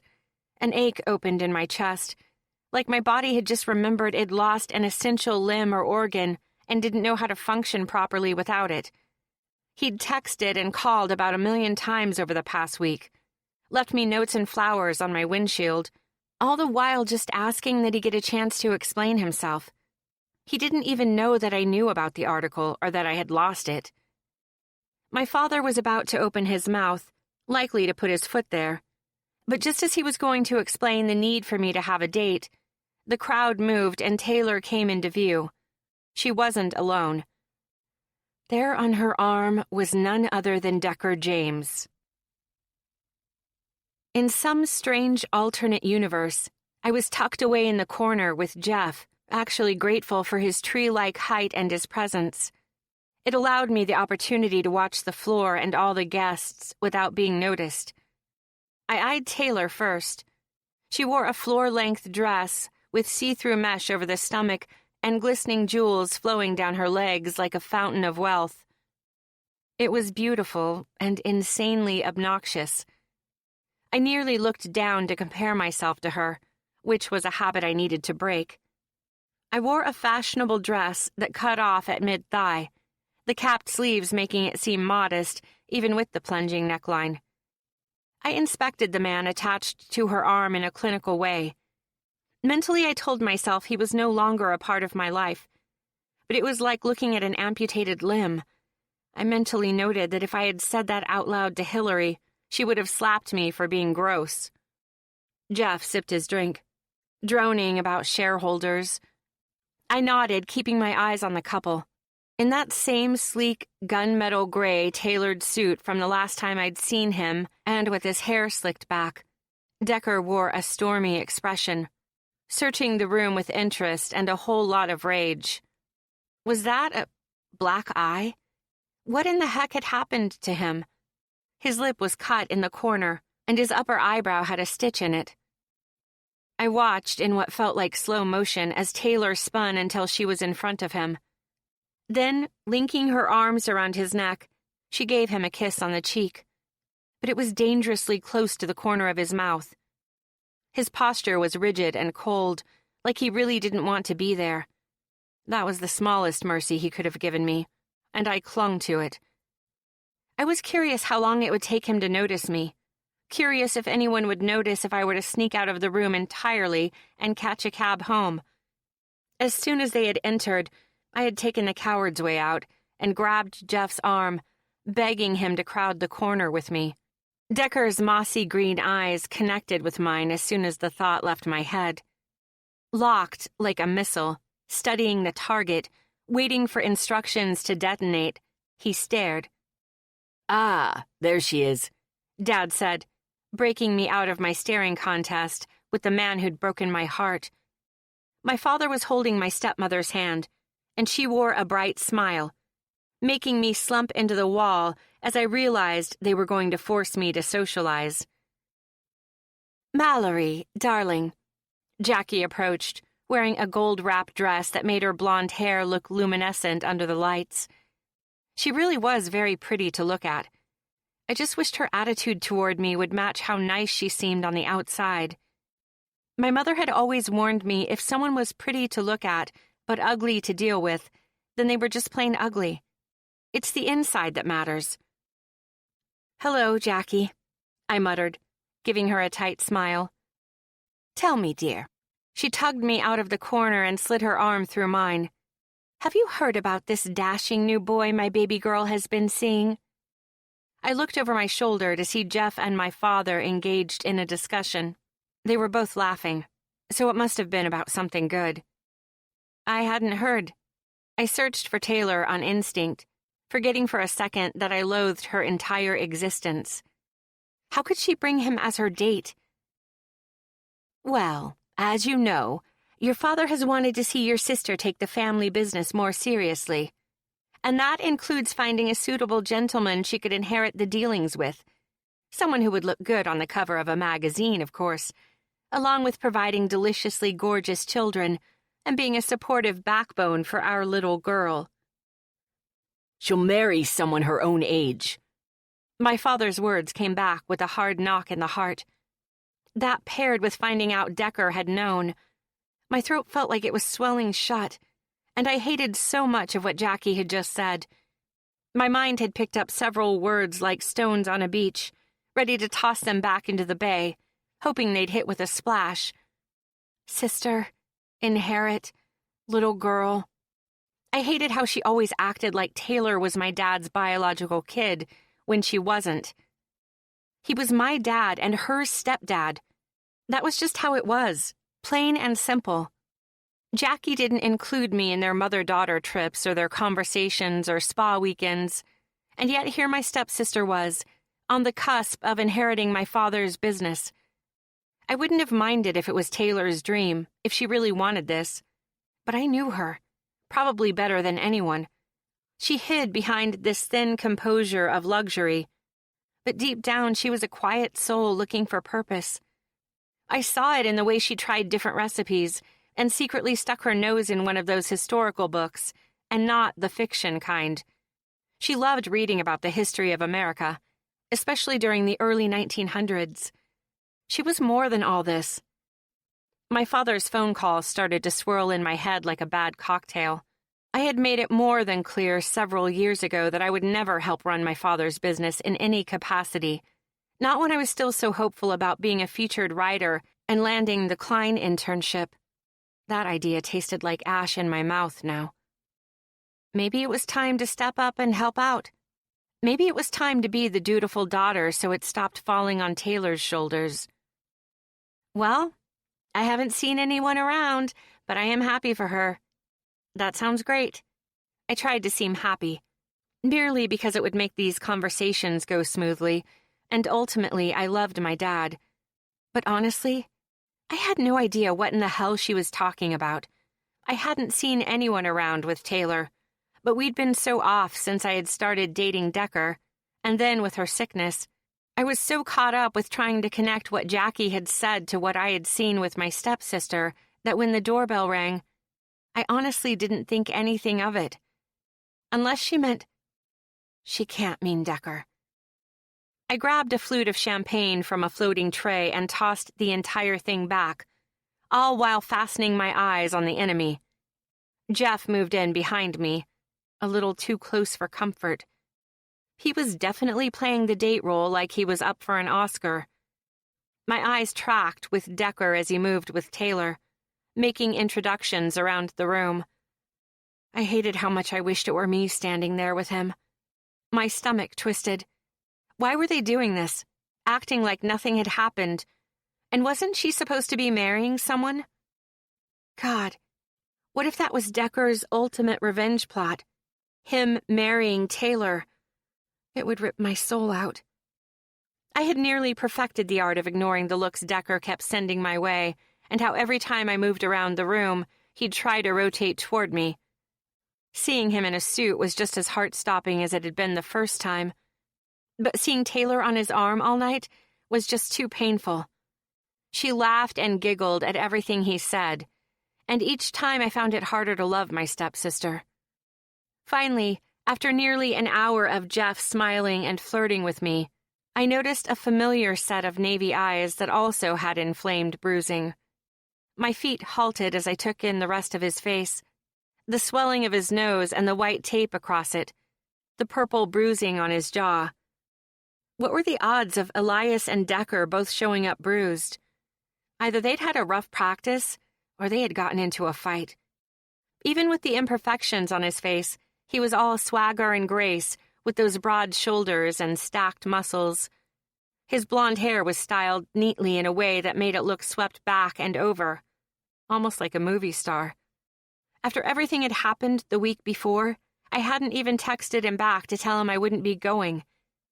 He had swung by my house to check on me, bearing flowers and some Chinese food.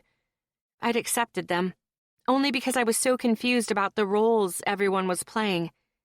Taylor didn't seem to trust him, yet she'd agreed to marry him. Or had she? She had received that card, but I thought that was by chance. Then Decker had said he'd handpicked the girl he wanted back there, but did that mean she knew about all of it? Decker still hadn't told me about their past and what had happened, so I had no idea what on earth had really gone down. Truthfully, I was just unsure of how I felt about the guy. He had always been nice to me, so what motivation did I have to be angry with him? In fact, I should have just invited him as my date so I wasn't stuck with handsy Jeff. Elias's eyes found mine, and a seductive smile lit up his face as his gaze seemed to travel the length of me, staying especially focused on my chest. I snickered into my drink.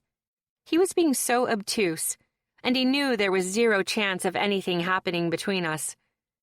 I smiled back, playing along, and when he got close enough, because the champagne had started hitting, I threw myself at him, clinging to his neck as if we were long-lost lovers.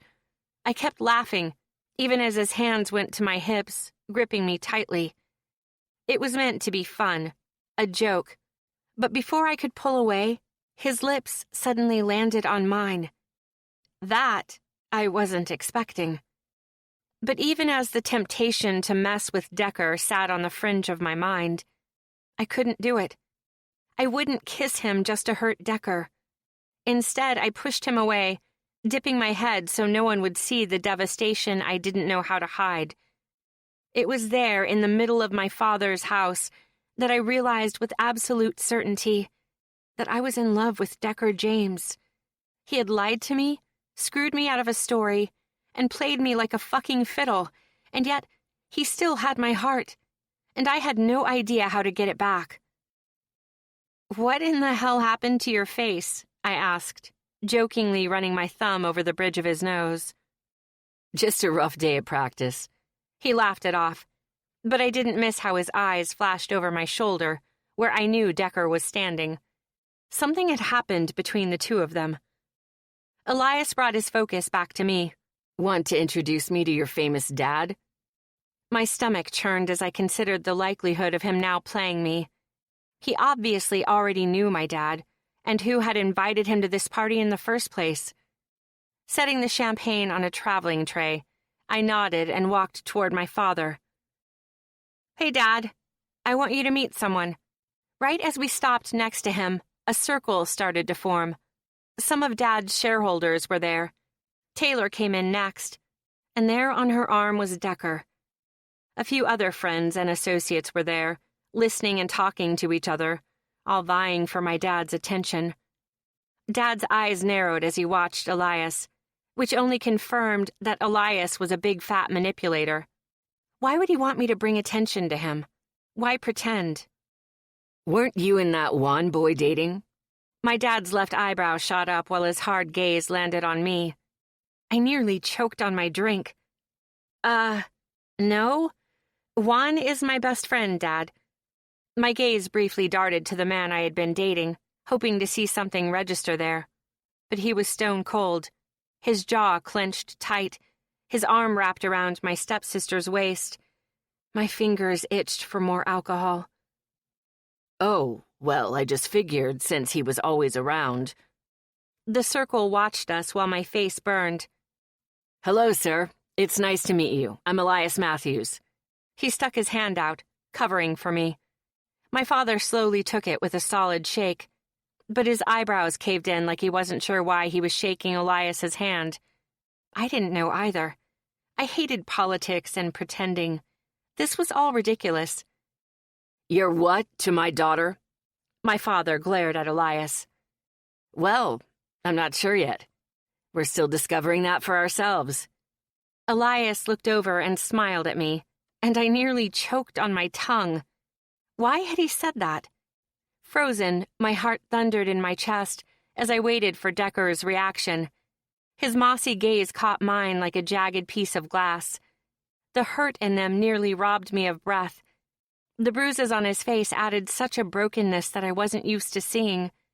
I wanted to reach for him, drag him away, and figure out what was happening there. But he'd hurt me, lied to me. He promised me notes for a story he knew I wouldn't be able to publish. My dad's jaw ticked, his eyes sweeping between Elias and Decker. And my gaze kept landing on the latter. My dad was like a detective, always knowing these little intricate things about me. Okay, well, excuse us, we're going to find... I started. Well, who do we have here? Jackie came over, butting in and grabbing my dad's arm.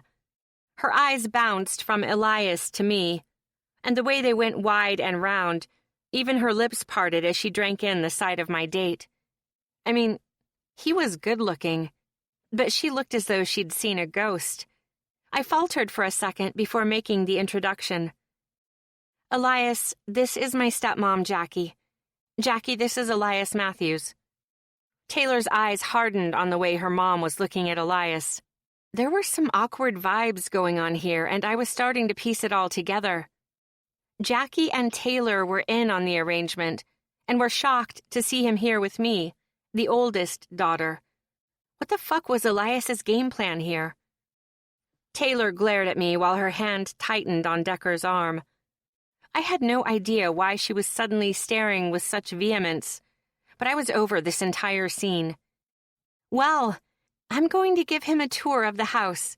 I'll see all of you later. I pulled at Elias's arm and we departed. I took my time showing him the gardens and the kitchen, which wasn't that amazing, especially because it was full of staff at the moment. Then we wandered to the garage. This is bigger than my entire house. Elias laughed, running his hand over one of my father's rare cars. We weren't always rich. I walked around the cars. There were at least 25 in this garage, and at least 30 more in the secondary garage. I didn't have the heart to tell Elias this wasn't the only garage. I watched him move with a calculating gaze, unsure of how to broach the subject of my stepsister, or my father, or Decker. What in the hell was this guy's endgame? And why was my family a part of it? So, are you going to try to move on anything with Taylor? I asked, trying to see if I could get him talking. At the bar that one night, he'd mentioned having a crush on Taylor, which was obviously bullshit. But maybe I could get him to start moving us in the right direction so my questions wouldn't seem so strange. We walked back toward the party, shoulder to shoulder. She came with someone else tonight, so maybe I should just let things be what they are.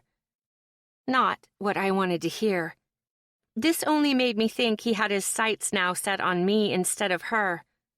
I would have preferred he take his creepy vibes away from my sister, but I didn't want them set on me either. He opened the back door for me. It was being guarded by one of my father's security team. So that's it? You're just giving up? He laughed, holding my elbow while we started upstairs. Come on. There's no way you'd just give up your crush on her. I jabbed him in the side. What about you? He looked over at me as we passed my father's study and wandered toward the library. What would you do if I went to talk to her? I pushed through the large library door, feeling a familiar comfort in the finished wood. I turned in a circle with a smile plastered to my face. He lightly laughed while watching me with an odd expression on his face. How about this? I'm starving. Why don't I go hunt down some food for us, and if I happen to see Taylor not talking to someone, I'll talk to her. Then I'll bring some food up. I slipped off my heels, finally feeling able to relax. That sounds amazing. Okay, I'll be back. He hesitated for a second before walking out. I needed something to read while I waited. I veered toward the back, where all the classics were hidden. I knew Ben-Hur was buried somewhere on the back wall. I didn't even know why I was in the mood for it, but it was one of my favorites. Where is it? I mumbled to myself, trailing my fingers along leather spines. The low lights in the library created a dreamy vibe with all the dark leather and lush rugs on the wood floors. It was comfy and, on rainy days, my absolute favorite space. I was thumbing through a rare edition of Pride and Prejudice when I heard the door open and shut. Then the undeniable click of the older latch falling into place, locking us in. I swallowed thickly, wiping my hands on my dress. I didn't want to be alone with Elias, especially if he was aiming for some fucked-up marriage ticket. Carefully walking around the corner, still holding the book, I asked, "Did you strike out already? I hope you at least grabbed some of those stuffed mushrooms." I turned the corner, gripping the book tightly, only to find Decker standing there, hands shoved deep into his pockets and his head lowered. It was unnerving not being able to see his expression. I could sense he was angry. Down in my bones, I knew he was vibrating with rage that I'd been with Elias all night, but he didn't get to be angry anymore. I hadn't even confronted him yet about losing my story. Decker. His head rose, those tired, mossy eyes getting their fill by searching me from head to toe. The bruises on his face still made my breath catch. I wanted to know what had happened. Why? He asked, voice raspy, and the look of defeat on his face nearly broke me. I stepped forward, wetting my lips. As much as I wanted to talk to him, I didn't want to hear how much I'd hurt him by being around Elias. I knew it was a small betrayal, but... "You ended this," I pointed between us. "You lied to me, made a fool of me, offering me intimate details about the devils, knowing I wouldn't be able to publish a single word." The words poured out of me in an angry rush, full of venom and hurt. "I ended nothing," he snapped. His eyes blazed with such fury that it made me snap my mouth shut. I opened and then closed my mouth, feeling like the smallest breeze might topple me. "And your story?" he scoffed, running his hand over his jaw. His eyes were wild as he watched me. He took a few steps back until he was pacing the lavish 300-year-old carpet at our feet. "He took that from you." I flinched. "What are you talking about?" "Why do you think I look like this, Mallory?" He pointed at his face. I rolled my eyes, linking my arms over my chest. "Don't even try. The lawyers told me you knew the entire time whatever information you gave me wouldn't be useful because I'd be barred from publishing a single word." "Why do you think I was in the city that one day you saw me? You assumed it was for that fucking marriage contract, but it was for you. I was there seeing what my options were because I had promised you the story," he yelled, his hair slicing into his eyebrows. I just wanted to walk over and push it out of his eyes. He was breathing hard as he stepped closer, crowding me. "Elias is the one who demanded you get called down and have the story taken away from you. He's the one who fed them the intel that you were at the party and demanded you sign an NDA. Then why are you so angry at me? Did you forget who you showed up with tonight? That door revolved real fast, didn't it, Decker? I hated that my mind had begun pairing him and Taylor together again, that he'd gone after his revenge. It was all just in my head. But why else was he here tonight with her? "You're so oblivious." He shook his head, his dark green eyes burning as they narrowed on me. I faltered back a step at his intensity, my bare feet brushing against some of the cold hard wood. "I watched you all night. All fucking night. And guess what, Mallory? So did he." He slowly continued toward me. "What?" I swallowed the lump of confusion down and tried again. "What are you talking about?" Then it hit. Of course. I knew exactly why he was upset. How could I be so stupid? "You're just pissed because his focus isn't on Taylor, aren't you?" I gestured toward the door at his back, raising my voice in hopes that he'd stop paving a path across the floor with his angry strides. You think I fucking care about that? He roared, and I knew if this had been his house, he would have thrown something. My father had gotten that look on his face only one time, after he learned my mother wouldn't make it through her surgery, when he realized he'd lost her forever. Decker. No, you don't get it.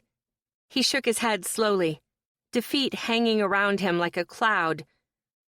Explain it to me then, because you're right, I don't understand. You came here with Taylor. You stood on the street just a few days ago admitting the reason you didn't tell me you knew about Elias and Taylor's arrangement was because I was so desperate you assumed I wouldn't care. You fucking kissed him. Decker roared. Why did you come with her? I yelled back. Even if I could have argued that I didn't kiss Elias, he'd already made up his mind. He didn't get to set the rules, then wipe them clean as soon as he realized he didn't like how others played by them. I stepped forward, not waiting for his reply. Why didn't you tell me there was a chance I might not be able to publish my article, especially knowing how dire it was that I write it? How could you not tell me you knew Elias was making that deal with my stepsister? Because I'm fucked up, Mallory, okay? He yelled in response, getting even closer to me. I could smell his spicy cologne. I went after the only shot at getting revenge on the guy who'd fucked me over. He was my best friend for half my life, yet when my dad passed, he couldn't even be bothered to show up to his funeral. All he cared about was the team and those fucking card games. His chest heaved like he wasn't getting enough air. I found myself oddly trying to match its uneven rhythm. You wanted to know what happened between us? Fuck it. He tunneled a path through his hair, gripping the ends. He fixed the hit. I don't know how he did it. I threw slow and easy, but he hit it in a way that made it land in my solar plexus, knocked the wind out of me. So bad I couldn't breathe. In the commotion, when I was on the ground, he stuck his cleat through my pitching hand. His eyes were wild as he explained. Mine watered in response. I wanted to take from him what he took from me. Before the night we met, I learned that he was injured and wouldn't last long after his first contract, even if he landed that. My uncle found out and knew he'd be looking for a different payout. Elias somehow found this opportunity by marrying into the Shaw fortune. I just wanted to mess with it, maybe ruin it. But I'm not a saint. I didn't have good intentions. He brought his hand to his head and began rubbing the stress out of his temple. I wanted to say something, but my mouth had gone dry. What did I say to that? I finally knew his story, and now I wanted to throw up. He flicked his eyes to me, his anger simmering lower as he stepped closer to me. But then you came along. And from the first time I saw you, I knew you were meant for me. You were stuck on repeat in my head for days.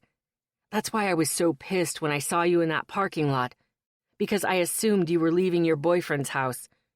I couldn't stop, so I pushed harder for the Taylor thing, and there you were again, in my life. And I was already so taken with you, I just couldn't keep doing what I was doing, but if you're with him, Mallory. He trailed off, shaking his head. I can't fucking breathe at the thought of it. Hate me. He slapped at his chest. Hate me until the day you die if you want, but don't be with him. I can't see you with him. I felt his desperation, the heat in his words warming me, smothering me. It was my turn to shake my head, but I felt tears begging to fall free as well.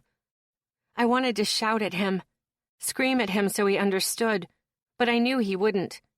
I understood that Decker needed revenge in the only way he knew how to get it, and that was through this fucked-up idea to sleep with Elias's girl. I was just collateral damage, a hiccup in the process. Is this just about the guy you hate going after the girl you like? Because he's just playing me, Decker. It's not real. Who the fuck said I like you? I believe the words I told you were that I was falling for you, which is a joke. I'm gone for you, Mallory. Done for. There's no one else for me. You can't tell me you're that desperate for attention. He glared at me, his square jaw ticking. "Are you fucking serious?" I cried, ready to throw a book at his dumb, stupid face. Just, please. He grabbed my wrist, roughly pressing our bodies together until his forehead kissed mine. His throat bobbed while tears clouded his eyes.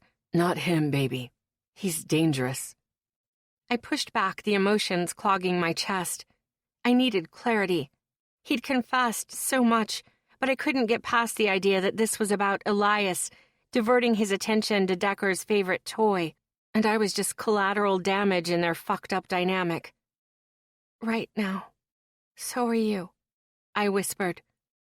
I was 2 seconds from crying. If I cried, I would sob and fucking sob. I wouldn't be able to stop. He was dangerous for my heart. He'd won me, and now he kept tossing me back in the pile like he was willing to bet it again. Decker merely shook his head back and forth slowly, but I didn't miss how he shuffled closer. I need you. Don't. I moved away from him, toward the door, shaking my head. You say you care, but it was only because Elias started talking to me in the first place that you decided to stop going after Taylor. It was a buried truth that I had to pull out and examine, like a sliver that kept burrowing deeper and deeper. He'd completely ignored me, ghosted me, and while I may have hoped it wasn't about Elias, after everything, I knew now. You can't honestly think that, he muttered into the slice of space between us. I broke free of him, was nearly to the door with my hand on the latch when I felt a jolt in my back. A strong arm was a band of steel around my waist, pulling me flush with a heaving chest. Decker's lips were warm, skimming the sensitive part of my ear, right next to my tattoo. You still don't understand all the rules. My heart paced violently in my chest. I hated that I still wanted him. I hated that I had ever since that first night. He had the moon in his chest, and my heart was the tide. We were connected and tied together while existing apart from one another. I felt panic flare as I realized it would always be like this. I'd always respond to him, need him. Which rules? I breathed heavily, keeping my eyes lowered to the carpet. With his left arm around me and his hand splayed against my stomach, he used his right hand to brush the hair away from my neck. He drew me impossibly closer until I could feel every hard line of his body pressed into mine, and I bit my lip to hold in my groan when I felt his erection digging into my ass.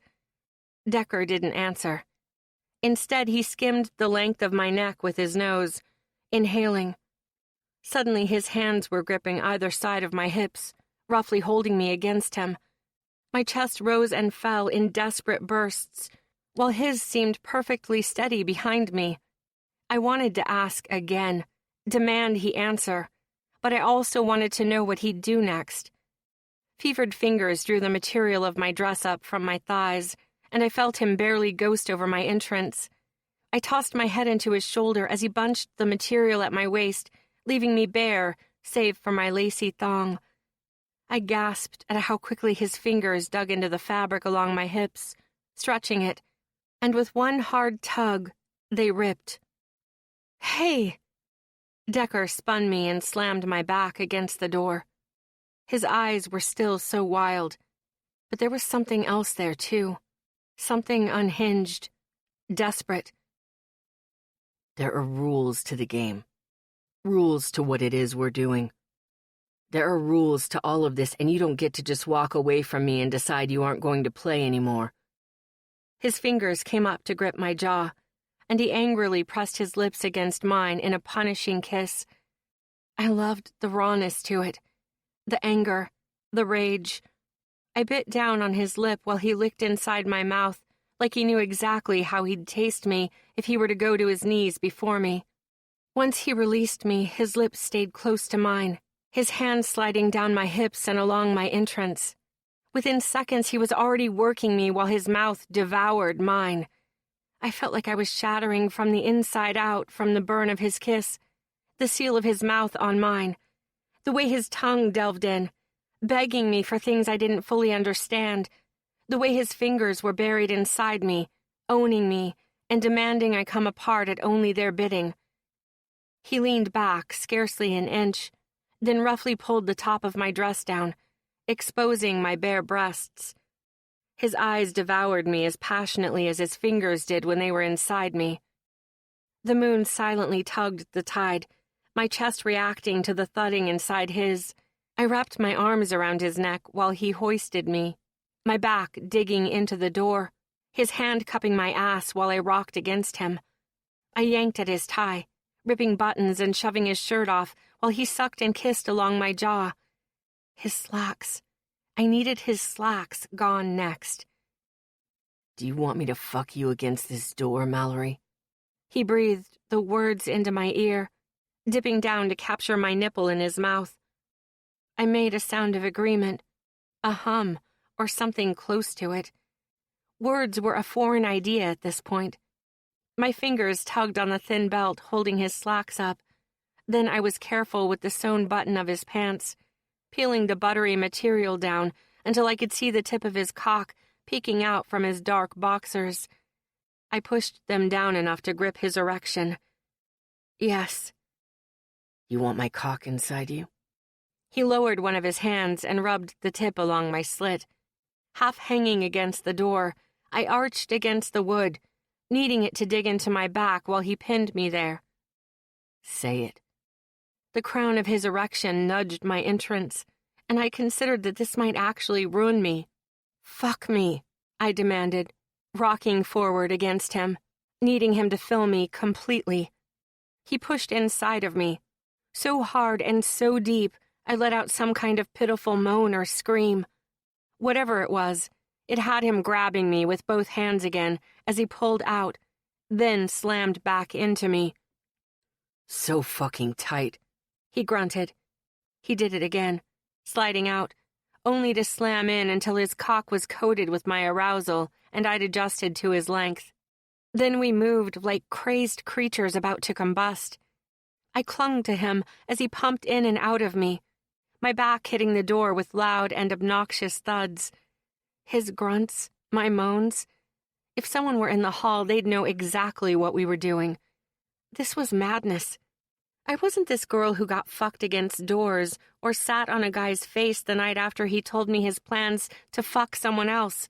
I hated that he drove me to this point of obsession, of proving how quickly I was unmade and rebuilt into his plaything. My chest heaved up and down, my tits bouncing as he pumped ruthlessly in and out of me. It felt like he was punishing me for tonight, like he wanted our disagreement settled this way, and I was saying yes, figuratively and physically, over and over again.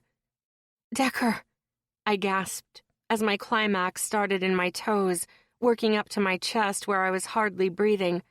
My head tossed back as undignified moans erupted from my lips. He matched me with groans, my name falling from his lips repeatedly, like he was saying a prayer while he claimed his release.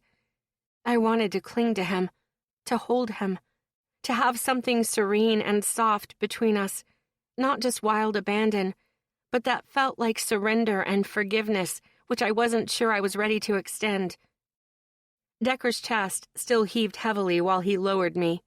Then he adjusted my dress until it was covering me once again. He ducked away, quickly scanning the room. He found a box of tissues near the piano and tossed it in my direction while fixing his shirt and tie. The only sound in the room was of shuffling clothes and heavy breathing. Once I cleaned myself up, I searched for my underwear, only to realize belatedly that he'd ripped them. The remnants were being picked up by the man who'd just fucked me against a door. He shoved them into his pocket, watching me with a guarded expression. That isn't how I wanted it to be for us, Decker whispered, buttoning what was left of his shirt. His hand reached around me while he shook his head. The latch lifted while he seemed to contemplate his words. He was taking too long for me, so I ran my fingers through his hair to fix it. Then how? His thumb ran along my bottom lip.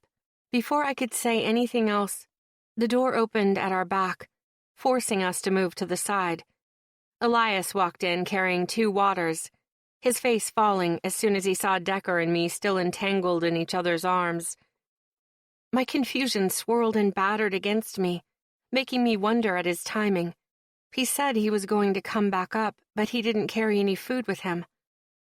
I didn't understand why my face felt so hot, or why it felt like I couldn't get enough air. Decker looked surprised, but it somehow didn't settle the feeling I suddenly had in the pit of my stomach. So this is why you wanted me to come check on her? Elias scoffed, shaking his head. Decker glowered at him, holding my wrist. Get the fuck out. No. You wanted me to see this, right? After we fought tonight about the feelings I confessed having for her, you had to go and fuck her against the door, knowing I was on the other side? I was going to be sick. No, Decker shouted, likely realizing how fucked up this entire thing was. Baby, no, that's not.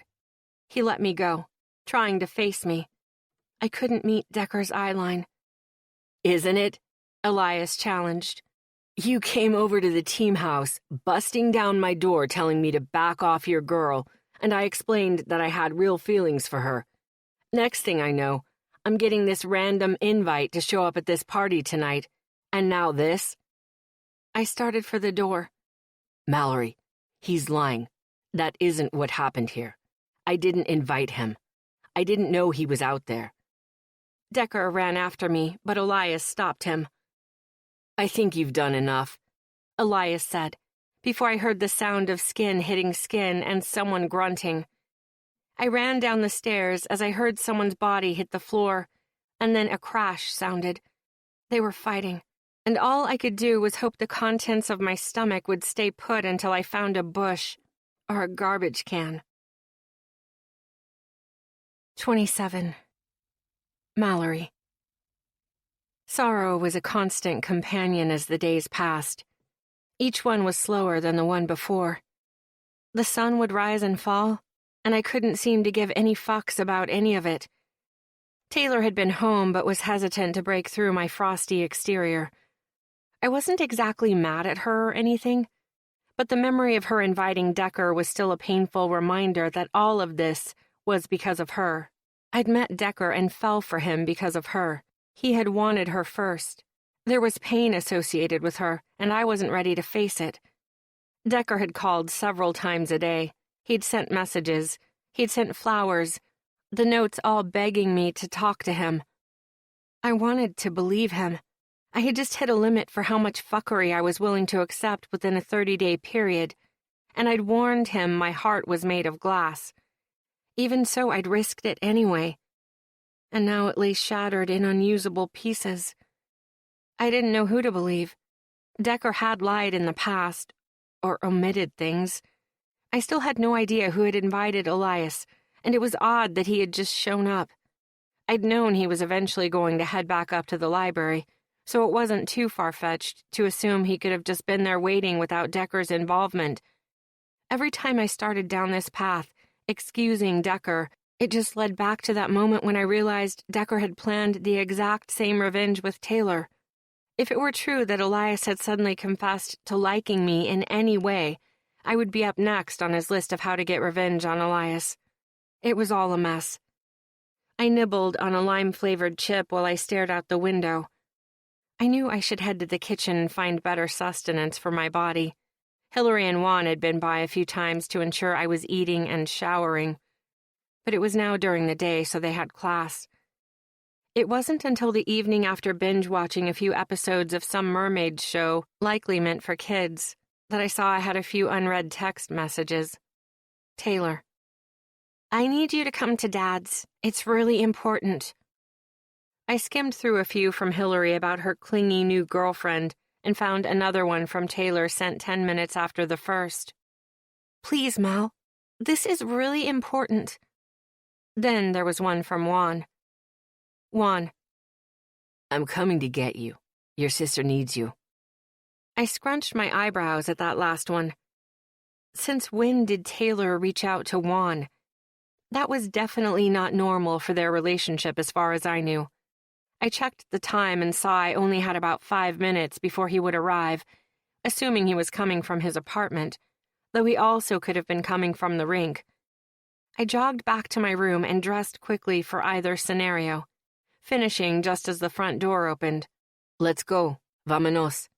Juan didn't waste time greeting me or asking if I was doing okay. He moved his hands, waving me out the door. I didn't appreciate being rushed on behalf of my stepsister. We both sped down the walkway until we clambered into his still-running car. Juan only took the risk because he knew who inhabited the units next to mine. "Since when are you buddy-buddy with my stepsister?" I asked, buckling myself into his little sports car. I caught his eye roll as he shoved his car into first. It reminded me of watching Kyle race for some reason, and that made my heart sputter. Like a reminder that the last drops of love were in there, but soon enough it would be dry. "Don't be a snob," he replied, speeding down the road and taking a hard left. "Seriously, what is the rush?" He let out an irritated sigh. "You'd know if you paid any attention to your stepsister at all." "Excuse me?" I turned in my seat, glaring at him. "You've been in your own world for a month, Mao. Did you even know I was offered a spot on the Hornets?" He glanced over at me briefly. "Shut the fuck up, Juan. Are you serious?" He'd been hoping he'd get scouted for our local hockey team. He was a fantastic player, so I wasn't surprised at all that he'd been offered a contract. "Yeah, I go in to negotiate terms next week." Did I miss anything with Hillary? I watched the road, now curious how true his statement that I had checked out of my friends' lives was. "She dumped her high-maintenance girlfriend, swore she was taking a break from dating, and within a week is already dating someone new." "I hate the girls she dates," I muttered, uneasy that I had missed so much of their lives. "She hates them too. I think that's the draw or something. I don't know." What else did I miss? "There's a rumor going around about you and Taylor and who your father is. There was a social media post about it. And there are some comments about how you're working the system for that internship." Each word was slow, steady, like he'd rehearsed the entire thing. I closed my eyes again, feeling all the walls closing in on me. "You maybe should have led with that." I blinked, watching LED lights peek through overhanging leaves and shrubbery, which meant we were driving up the slope to my father's house. Once he parked, he let out a tight sigh and opened his door. I exited too, legs shaky. "I love you, Mal, you know that, right?" He walked over to my side of the car and tucked me under his chin. I watched the house behind him, eyeing the lights in the windows, the ivy that crawled along the balconies and windows, the bleak black door and bronze knocker. I blinked, trying to remember back to the house I grew up in. It was white with red trim and a tiny brick porch. There were always potted flowers out front, because my mom loved fresh flowers. It was a humble one-story with 3 bedrooms and 2 bathrooms. I remembered the carpets having a few stains here and there, and we had a landlord, but Dad had loved the garage that was attached. It was only a block away from my school, and Dad used to walk me there every morning while Mom went to work. I blinked away tears as my best friend held me tight to his chest, but I couldn't take any more. "Thank you. I'll be okay. I think I'm going to stay here for a few days." I stepped back and wiped at the rain beginning to fall against my face. He gripped my shoulders before giving me a small nod. Then he was watching me walk up the steps to my father's house. Bev opened the door before I even knocked and tugged me inside. "Girl, it's raining outside. What on God's earth are you thinking?" Her muddled Russian accent wrapped around me, reminding me of all the times she'd kept me company after Dad married Jackie. She'd play cards with me, gossip about her sisters back home, and even let me tag along with her when she went grocery shopping. She was the closest thing I had to an aunt or a grandmother. "It literally just started, Bev." I shivered, but refused to let her see. "Well, your stepsister is already here. I'll bring 2 hot cocos to the living room." She turned and headed toward the kitchen, and I was left watching her. I entered the living room, looking around the space.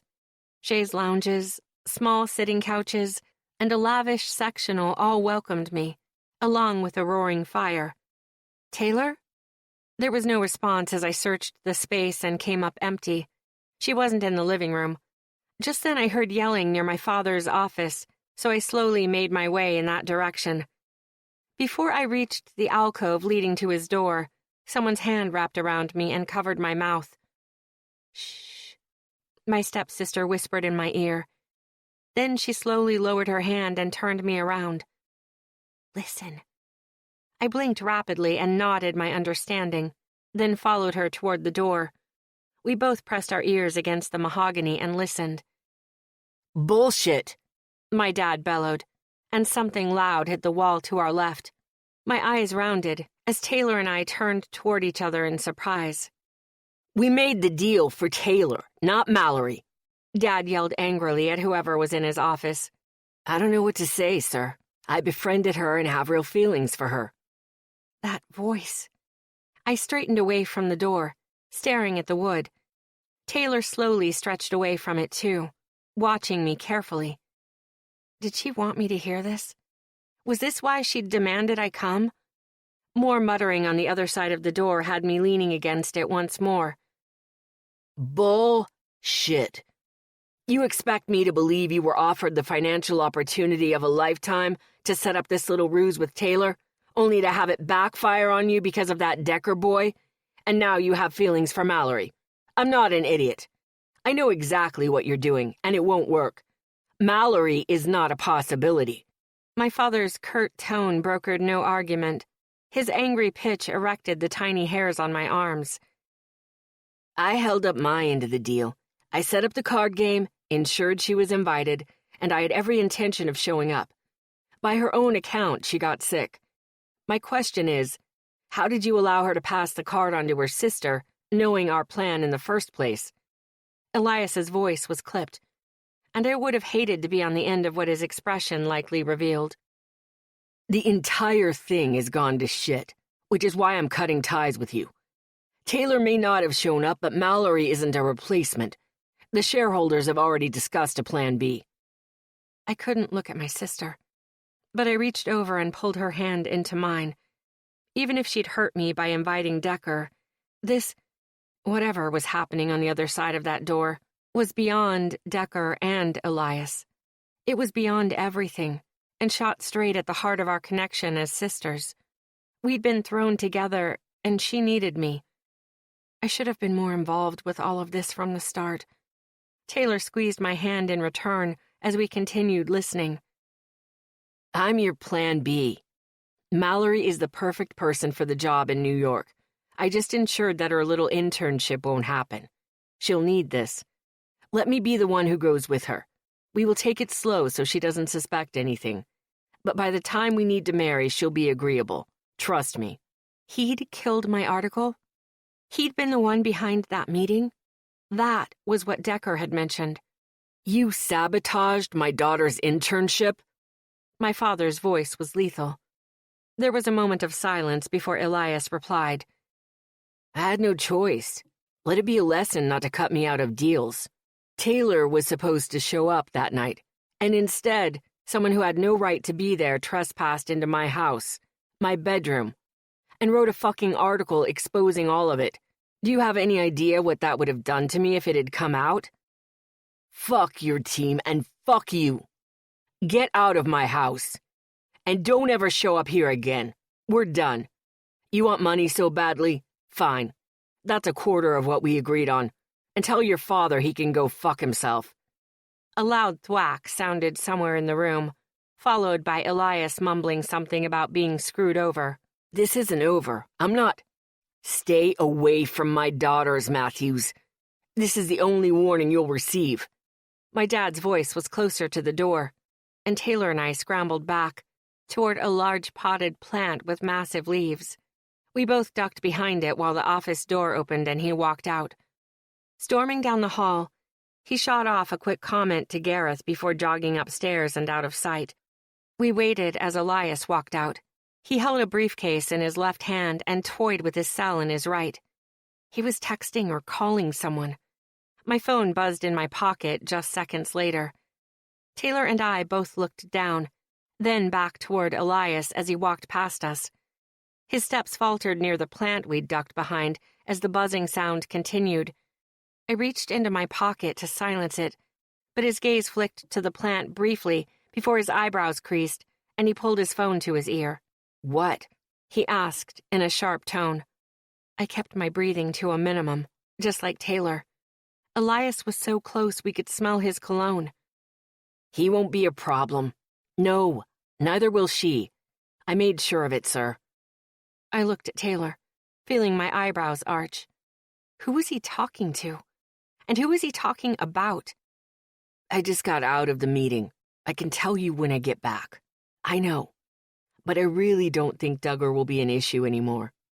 He practically whispered the tail end of that, which made sense, since he was still in my father's house.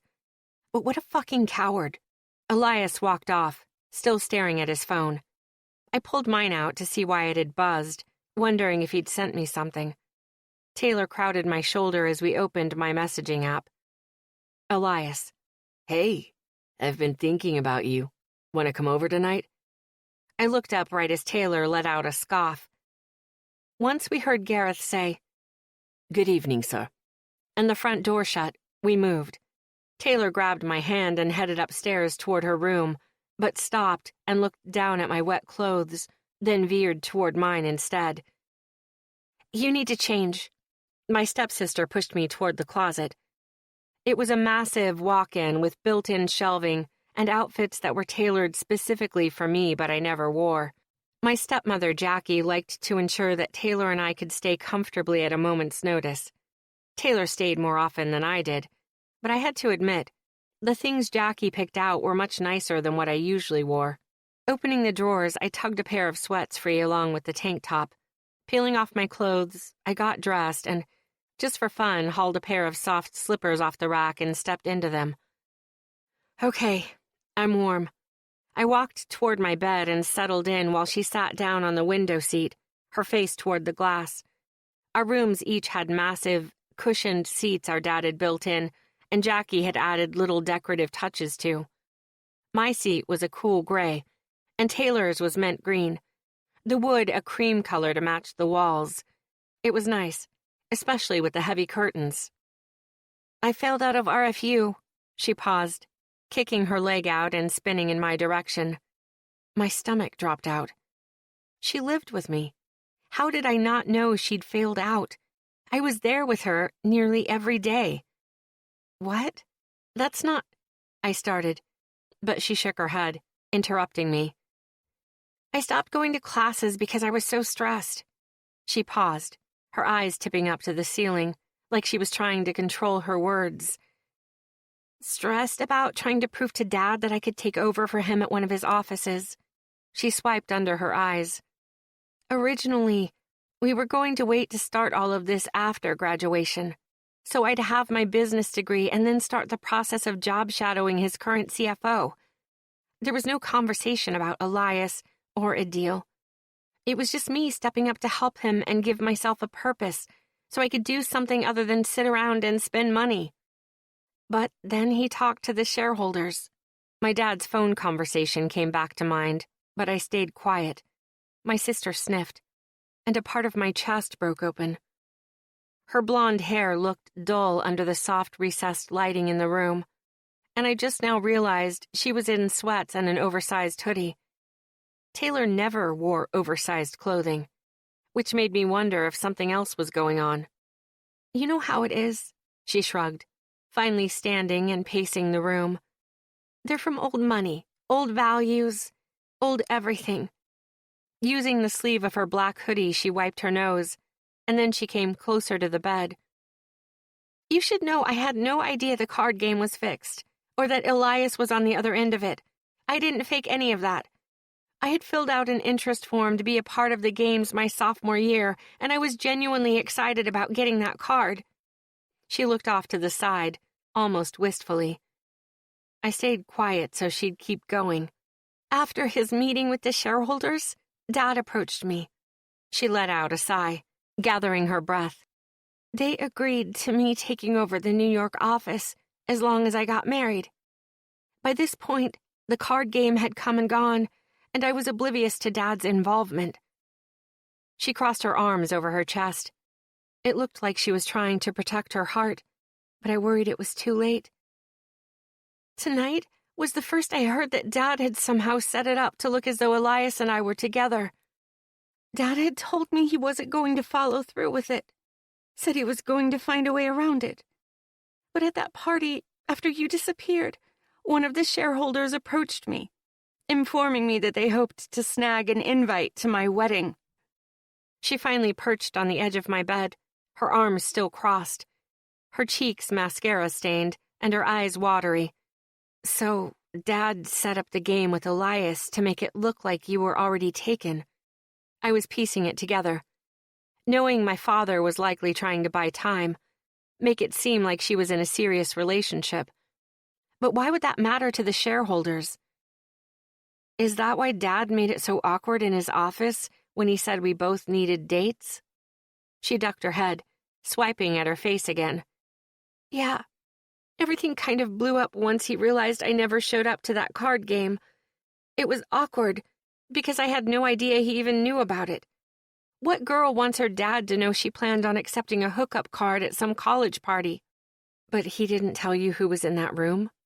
I toyed with the comforter, still trying to put it all together. Nope.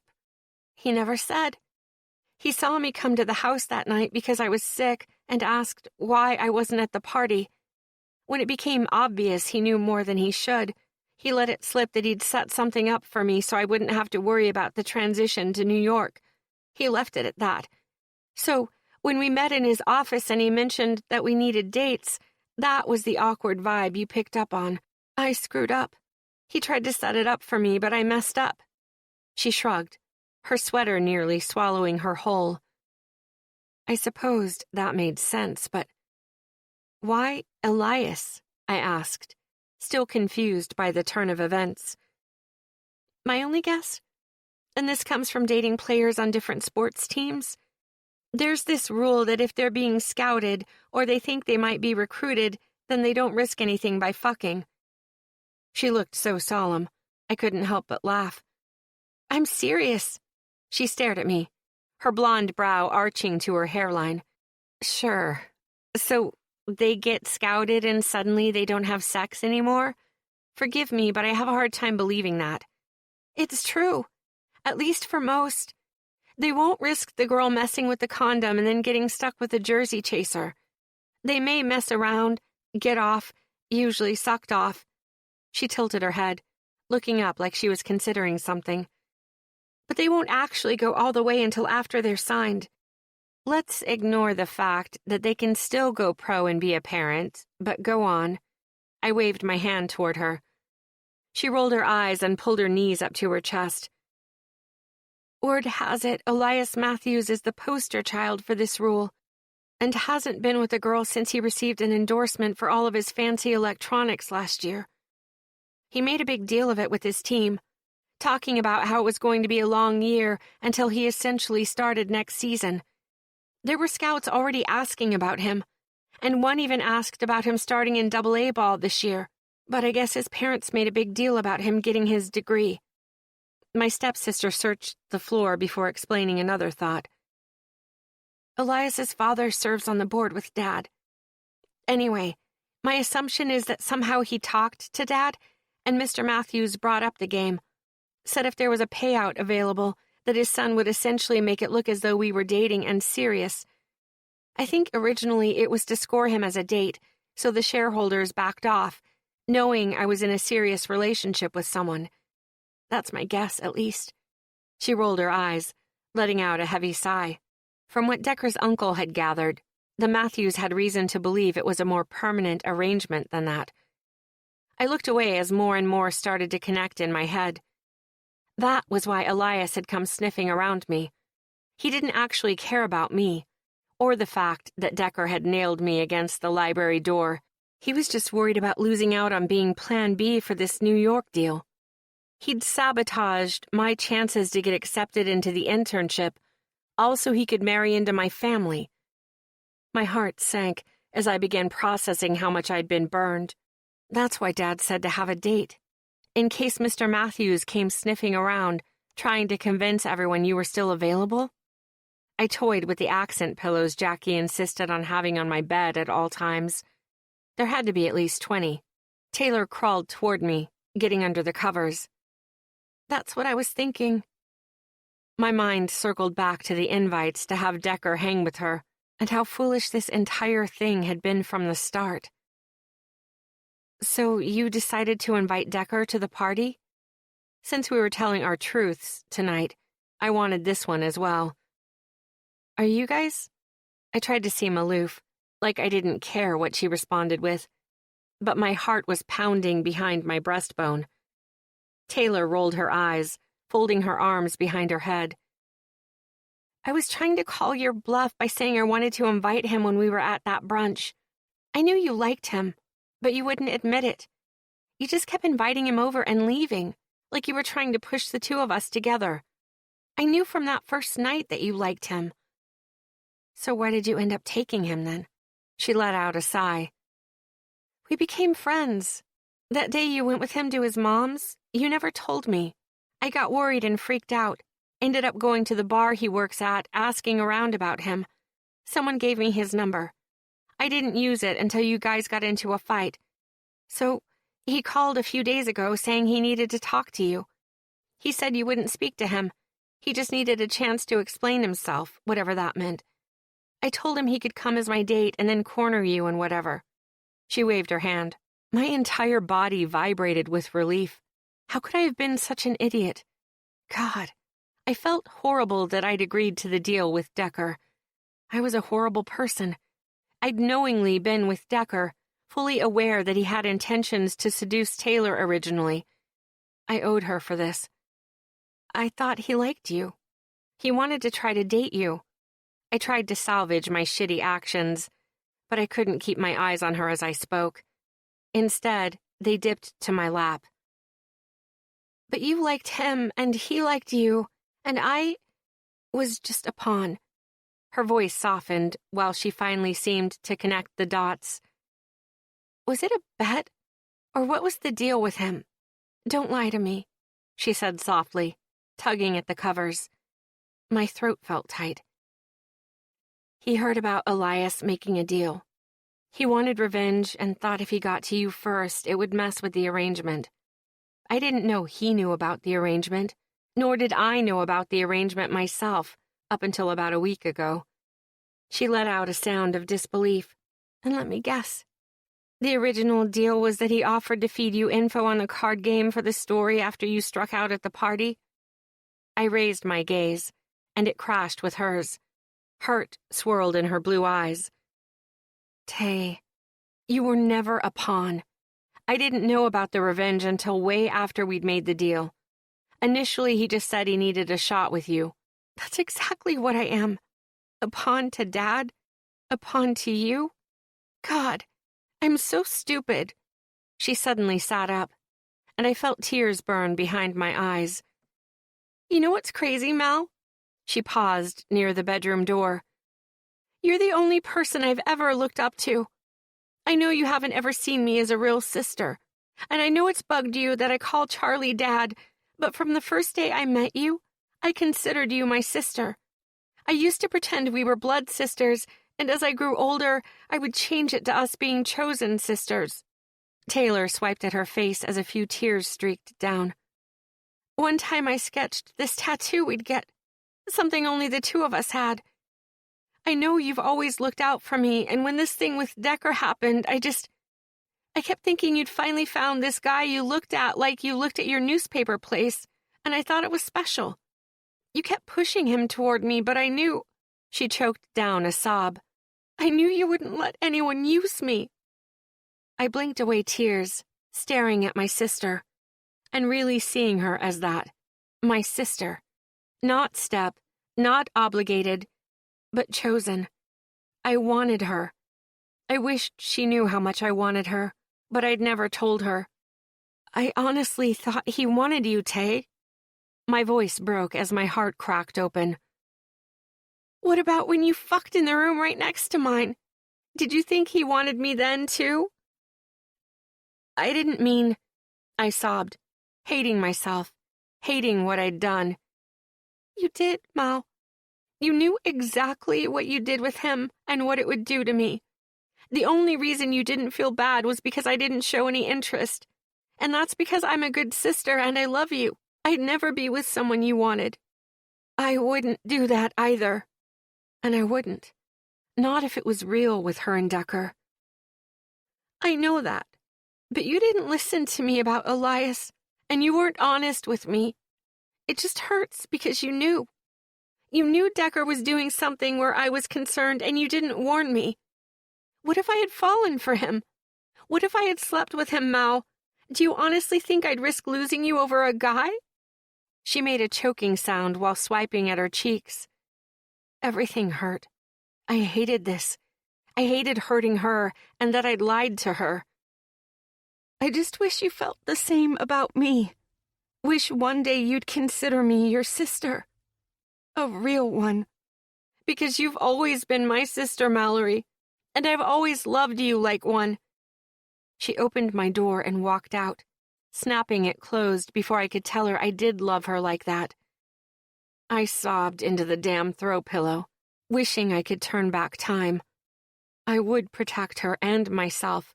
I'd do so much better if I could just go back, but I couldn't. All I could do was move forward. 28. Decker. I zipped up my suitcase and tugged it off the bed. Looking around my bedroom, I checked to make sure I had everything I needed. Phone charger, clothes, shoes, and shit from the closet. I'd sold my textbooks, but kept my laptop. I'd need that for job hunting once I got back home. Exiting my room, I ambled down the hall with my luggage. "You're all packed?" Marcus asked, nodding in my direction. He was grabbing a few pictures he'd put out of his family and tossing them into a cardboard box. "You too?" I nodded and set my things by the door. We'd both graduated the week before, and now we were moving out of our apartment. I was headed back home to Pinehurst, and Marcus was headed to San Diego with his girl to officially start on their local baseball team.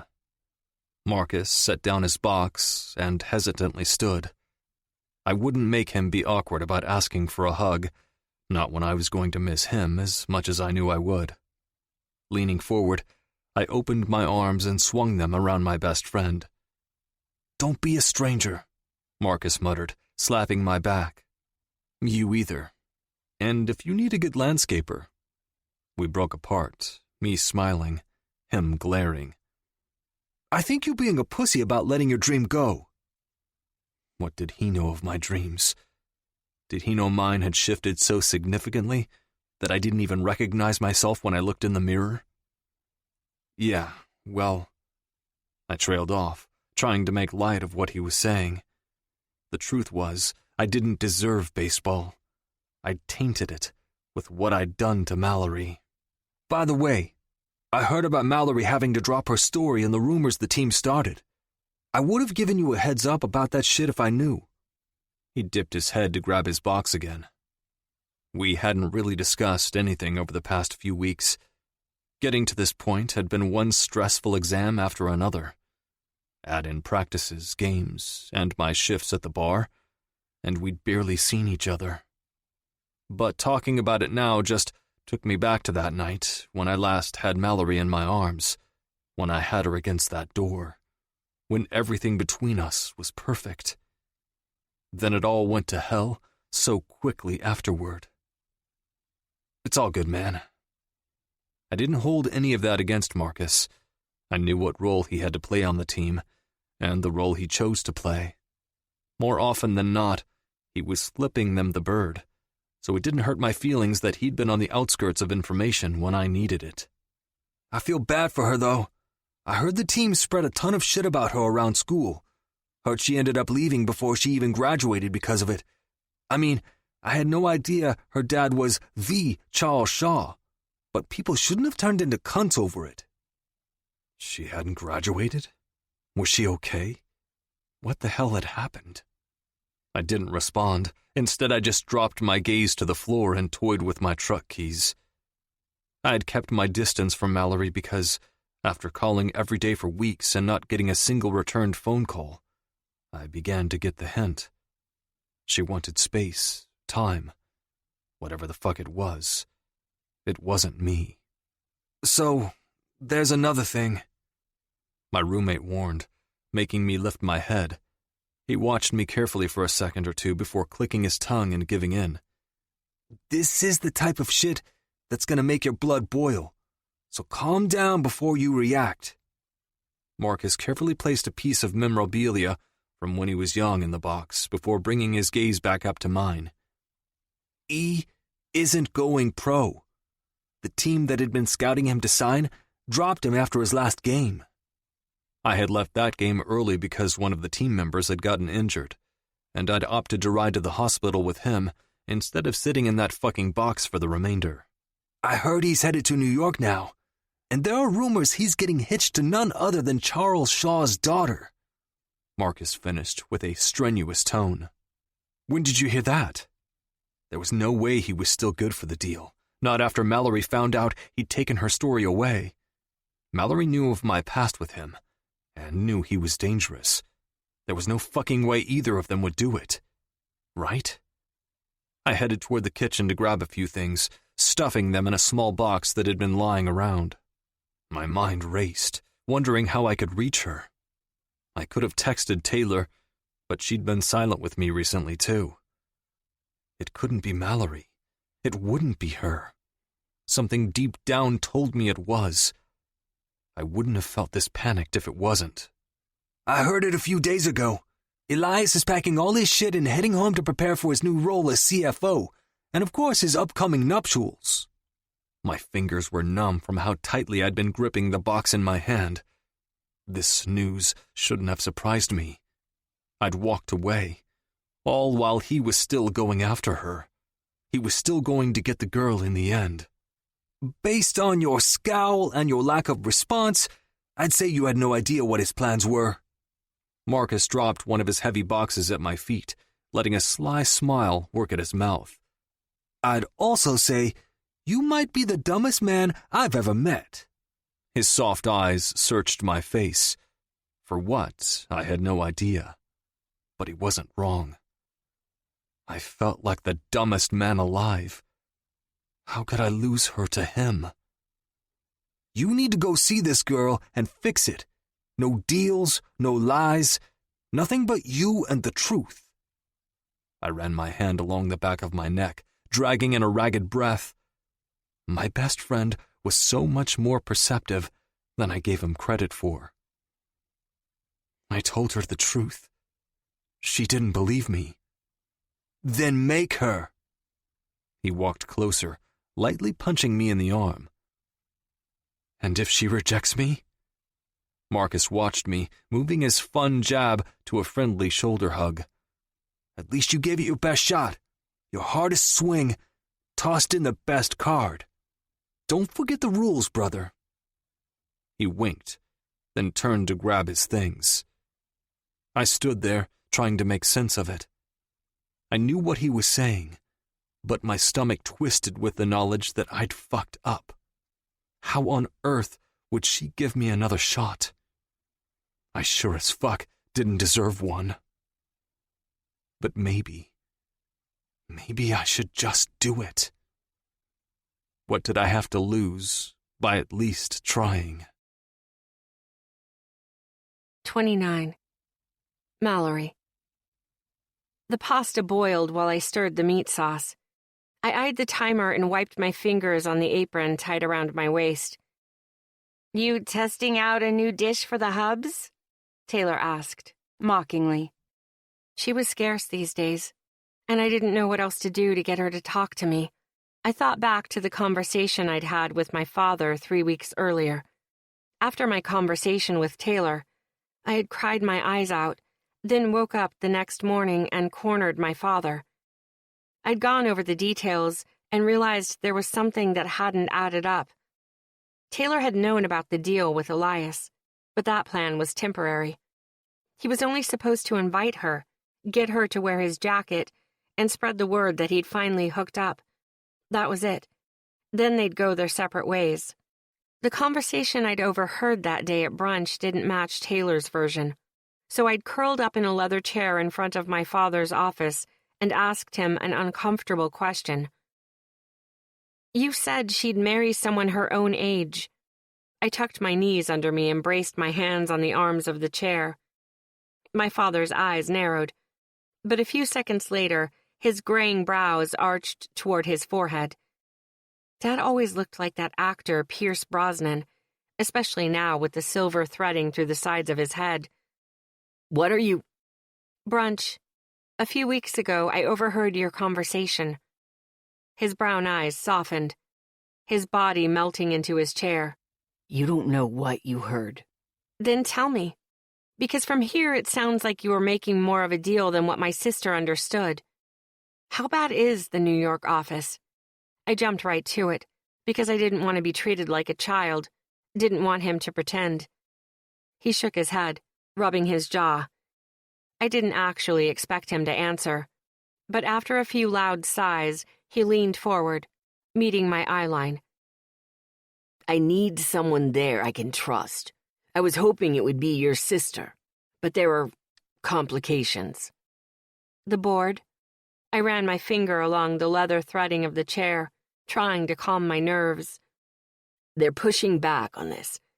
I need someone there, and they aren't budging on the marriage clause. What you heard was me bullshitting them to buy time. There was no guy, no person talking in the city. I just needed more time to figure out a solution. I had made a deal with that twat Elias for the sake of appearances. I thought if they organically met and made it seem serious through the event I had and past graduation, then the board would back off."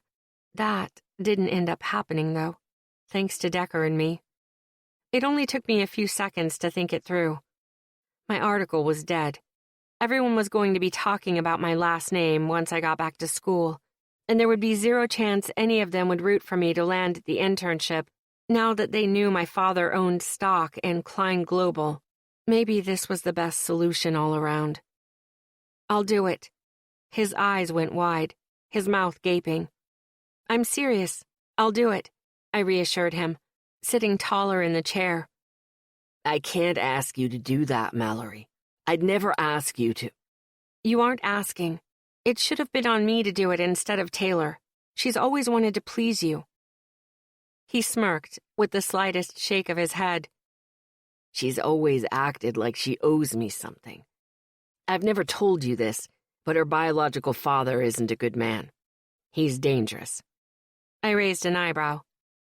Dangerous as in... I waited for him to fill in the blank. "Think The Godfather, then add in Fight Club, and mix it with Dexter." I blinked. "Oh, shit." "Yeah. He lives in New York, and I knew Taylor even offering to take that office was a big step for her. I never intended for her to go. I wanted to fight the board, get more time, find someone. But I'm out of time, kid. I'm in a corner, and if you wanted to take it, I'd be grateful." "And the marriage clause?" I could do it. I would do whatever it took to keep Taylor from this. My dad's silence was answer enough. "Do you have someone in mind?" I swallowed the thick anxiety eating away at my nerves. My stomach swirled like it had been tossed into the washing machine. I forced my mind not to think of Decker, but the attempt only brought back memories of him holding me in the dark, asking me to promise something I shouldn't have agreed to. "They do. You actually met him already at the dinner benefit." My dad's face started to look a little green. His lips thinned. His brows became a determined shelf. "Jeff?" I almost crossed my fingers, hoping I was wrong. His nod sealed my fate. "He asked about you after that night. You left an impression, so that's a good start." I almost laughed at his attempt at encouragement. I stood. My dad matched the movement. "Mallory." "I know, Dad. We're family, and this is what family does." I smiled, even though my stomach felt like I had shoved a pair of scissors through it. This would mean I couldn't have Decker ever. This would mean the end. Maybe it was just as well. We'd started off so wrong. And what would Taylor think if I just kept seeing him? She'd think I was rubbing my happiness in her face. Still, there were things I needed clarity on. So on my way out, I turned and asked, "Just curious, do you know who invited Elias Matthews to your event that night?" Dad moved papers around his desk before settling them into a pile. I did, by accident. He'd wanted a meeting with me, and at the time I was so exhausted, I just told him to show up at the dinner and catch a moment of my time there. Decker had been telling the truth, which meant that the entire dramatic production Elias had put on after he walked into the library had all been total bullshit. And I'd walked away from the man I loved without giving him a second glance for a lie. How ironic.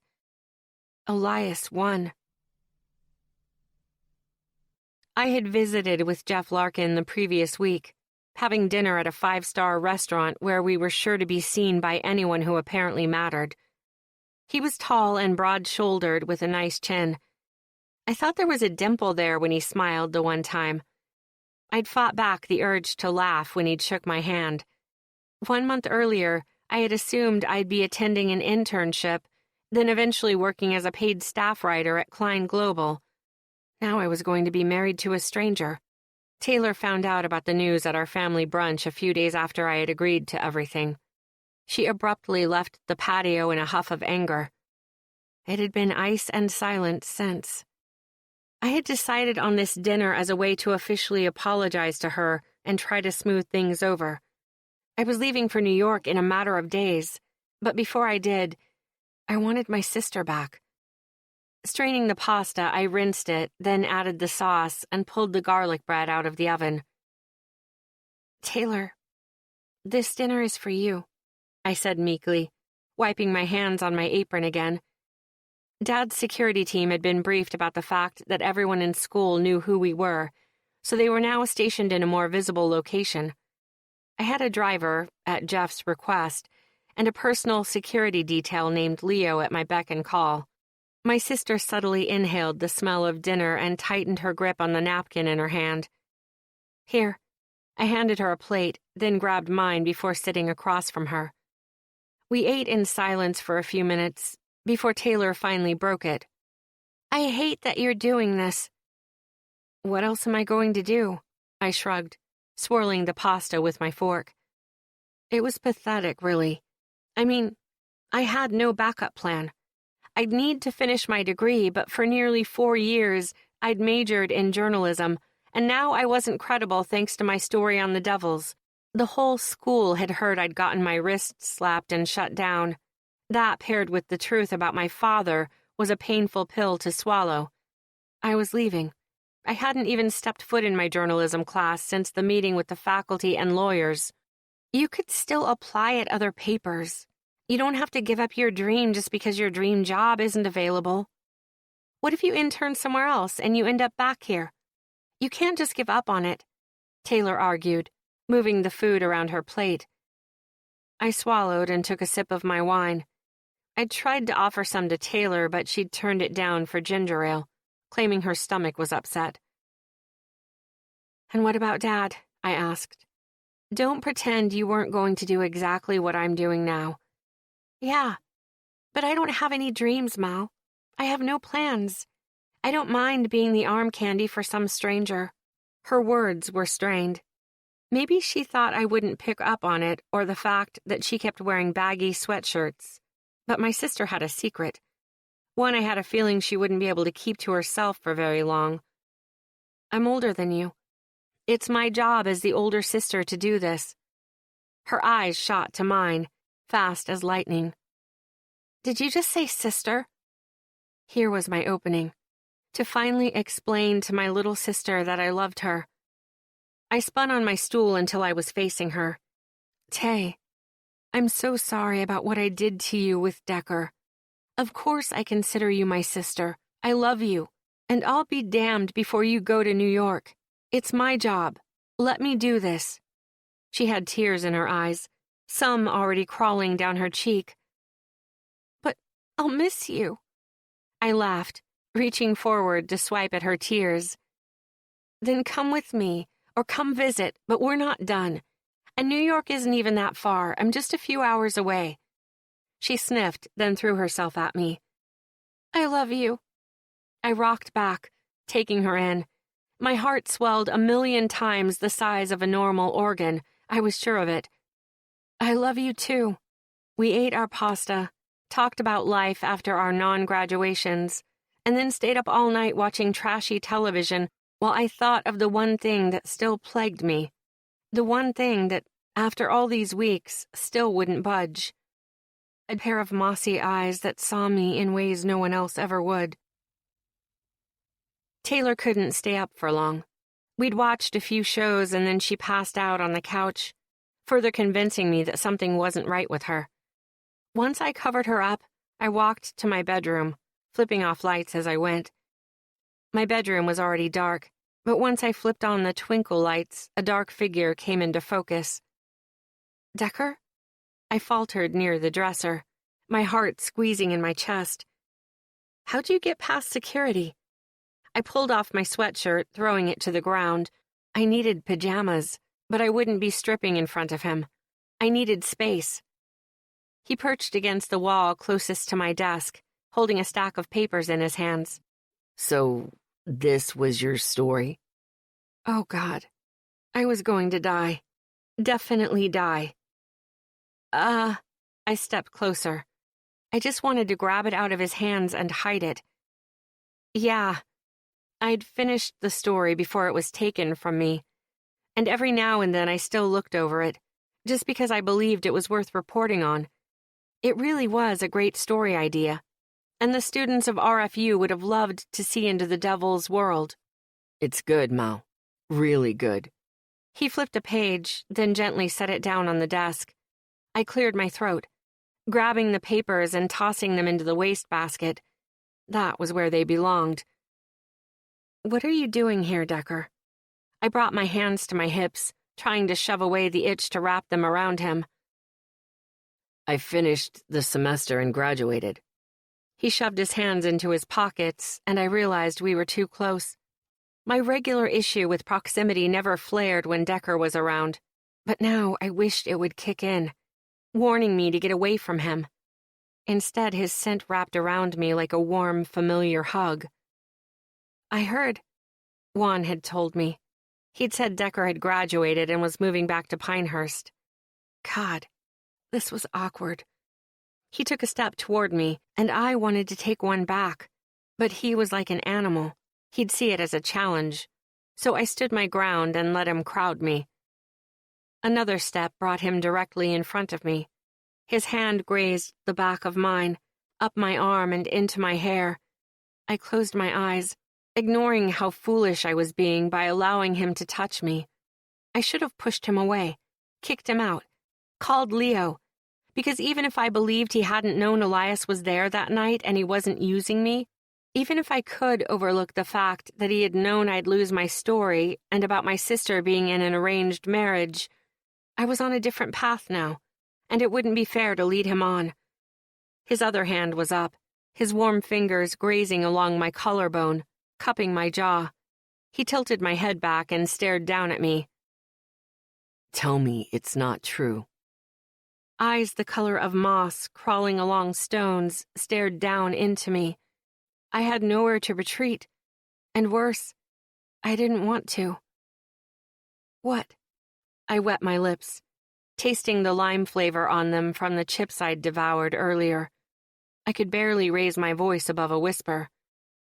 His eyes moved over my face, like he'd find his answer by merely looking at me. "You moving to New York, getting married." He swallowed, shuddering as he finished. "Elias." My eyebrows dipped, confused. The New York part is true. I lowered my lashes as I confessed that the marriage was true too. But then I splayed my hands on his chest. Not sure what the Elias thing is. I scrunched my nose, curious as to what in the hell he was talking about. A gentle tug on my hair had him tilting my head back. "The marriage to him." I snorted, trying to push him away, but he wouldn't budge. "No, it's some guy named Jeff. He was at that party, the one talking to me before Elias got there. I shrugged, because talking about my future husband with the guy I loved was surreal. A low rumble came from Decker's chest, and with his closeness, I felt it in my bones. Are you fucking kidding me, Mal? His grip tightened on my face, and that raw possessiveness was making heat slice through my core. What do you want from me, Decker? You fucked me and got what you wanted from me. You even made sure my story wouldn't run. My hands turned to fists on his chest, clenching his shirt. I was torn between wanting to pull him closer and push him so far away from me that I had time to run away, all while my mind screamed at my lie. I knew he said he'd tried to talk to someone about it, but that lawyer's words about how steps would have to be taken in order for me to have authority were stuck on repeat in my head. Either way, this was better. I had to push him away. He'd still used me, still lied. It wasn't about that, and you know it. I felt my nose burn, and my damn chin wobble because I believed him. But now there was no way I'd ever have him, and that would never be fair to either of us. I ducked my head, pulling free of his hold. You need to leave. You're not marrying someone, Mallory, unless... He pushed his hand into my hair, gripping the back of my neck, his voice hitching. Unless it's me. I lifted my eyes, catching the look in his. Even under the low lights, they gleamed bright and sure, and I broke. I blinked, and tears slipped down my face. He couldn't keep doing this to me. Decker, you used me. You've ghosted me. You've fucked me and lied to me. I'm not marrying you. I'm not anything with you. I'm moving to New York. I'm helping my dad with the branch, and I'm marrying a stranger. A painful sound emanated from somewhere inside him, and suddenly he let me go. You know we are good together. You know we can get past this. Why are you doing this? That was my last shot at my dream. What you likely see as a harmless waste of time was my last chance circling the drain. You knew I couldn't write it, and yet you still toyed with me. I deflected, trying to steer clear of why I was doing this. Because I had to. Because duty was better than heartbreak. I know, and I tried to fix it. I went to the city that day to try to ask for permission for something so you could publish it. You said that already, and I still don't know what the hell that means. I tried crossing my arms, but he wouldn't give me room to do it.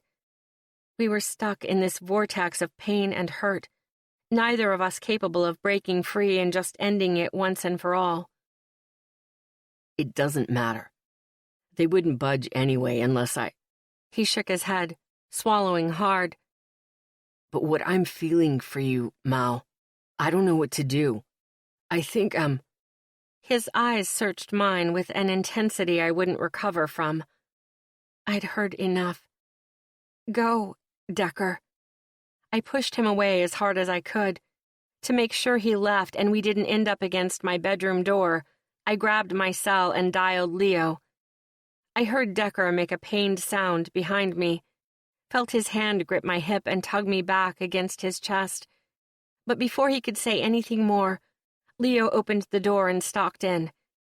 All muscle and neck, he glared down at Decker. But I was still facing away from him, so I couldn't see his face. I moved, and Leo took my place. Mal, don't do this. Let me fix this. Just wait, I'm begging you. Decker raised his voice over Leo, grumbling for him to shut up. I'm sorry. I'm so fucking sorry. I screwed up, and Leo pulled him out of the room and pushed him toward the door. I knew Decker could fight him, but Leo was a Mack truck. There would definitely be some work involved, and maybe he understood that with me calling Leo it wouldn't be worth it. I didn't want to talk anymore. It was too painful. I focused on my breathing while bringing my hand to my chest, belatedly realizing I was standing there in just my bra and yoga pants.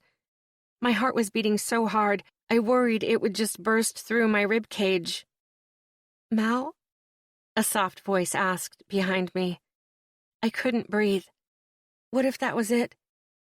What if that was the last time I saw him, and his last image of me was getting told that I was marrying someone else?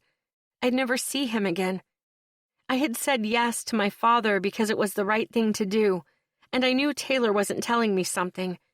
She couldn't get married to a stranger. Mallory, you okay? Taylor came up and rubbed my back. I finally turned and buried my face into her shoulder. He's gone, Tay. She rubbed soothing circles into my back while making soft sounds. He won't give up, Mal. If it's meant to be, he'll be back. If he loves you, then he won't give up. It's better if he does. I can't be with him. I wiped at my eyes, needing to put this behind me. Taylor made a sound in the back of her throat. Mallory Shaw, stop it right now. That marriage clause is for you to marry someone, anyone. You can marry a homeless guy off the street and they wouldn't care. They just want you to be married. And I know Decker James would... No, I couldn't do that to him. He has his whole life in front of him. I hiccuped on a sob, even though he had said those words to me. You're not marrying someone, Mallory, unless it's me. Still, I couldn't do that to him. It was too final, and we were only temporary. From the very beginning, he was never going to be mine. It wasn't like I could cheat destiny and steal from a deck that didn't belong to me. I turned into her arms and hugged her. I'll be okay, Tay. I know it. This is better. You don't have to pretend with me. I know you better than anyone, even if it doesn't seem that way. I'm your sister, Mallory. She continued to rub my back, which only made my tears fall harder. It wasn't until we'd climbed into my bed and I let her cover me with the blanket that I started to fall asleep. But it was her telling me a story about a girl who was lost, following after a compass she couldn't seem to grab a hold of. She would follow as closely as she could manage, but at the end of each day, she went to bed totally alone and lost. Then along came a handsome prince who promised to take care of her, to wipe away her memories of living in the dark and hand her a new compass, one that would lead her to the people she loved. But he lied. Instead, he abandoned her, leaving her with something she knew not how to care for. I blinked away tears as I felt Taylor spill her own. The story niggled at something in the back of my mind, like she was telling me something, shrouded in fiction. I wanted to ask her about it, but my mind shut down, and I slipped into a deep sleep. 30. Mallory. Time was a rubber bullet, shooting just as fast as any ammunition, nearly as deadly and effective, but softened by the reality of what lay beneath. I knew I wasn't in danger. Going to New York wasn't the end of me or the end of my dreams, but it still felt just as deadly as if I were to stop breathing entirely or walk straight into a prison cell, accepting a life sentence. I kept a brave face for Taylor, who had finally started wearing her normal clothes around me again. Every now and then she'd begin to say something, only to stop, slam her eyes closed, and shake her head. I didn't want to push her, especially because what I knew she was likely going to tell me was a fairly big, life-altering conversation. Pushing her wouldn't do any good. So, I folded a few t-shirts and set them in a cardboard box. You're staying, or what's the plan for next year? I cautiously asked my stepsister. We had been tiptoeing around this topic for weeks, and it wasn't like she owed me anything, but I worried about her. It didn't slip past me that she suddenly stopped seeing random guys, or that she'd been vomiting in the bathroom every morning. I can't stay here by myself. It's too much space, and I'll miss you. She looked up from her container of yogurt, sitting cross-legged on the floor. So you'll go back to Dad's? I carefully freed 2 of my jackets and a few more sweaters from hangers. I was almost completely packed, but I'd have been lying if I didn't say I'd been moving like a sloth with these last few items. I didn't want to go. For the summer.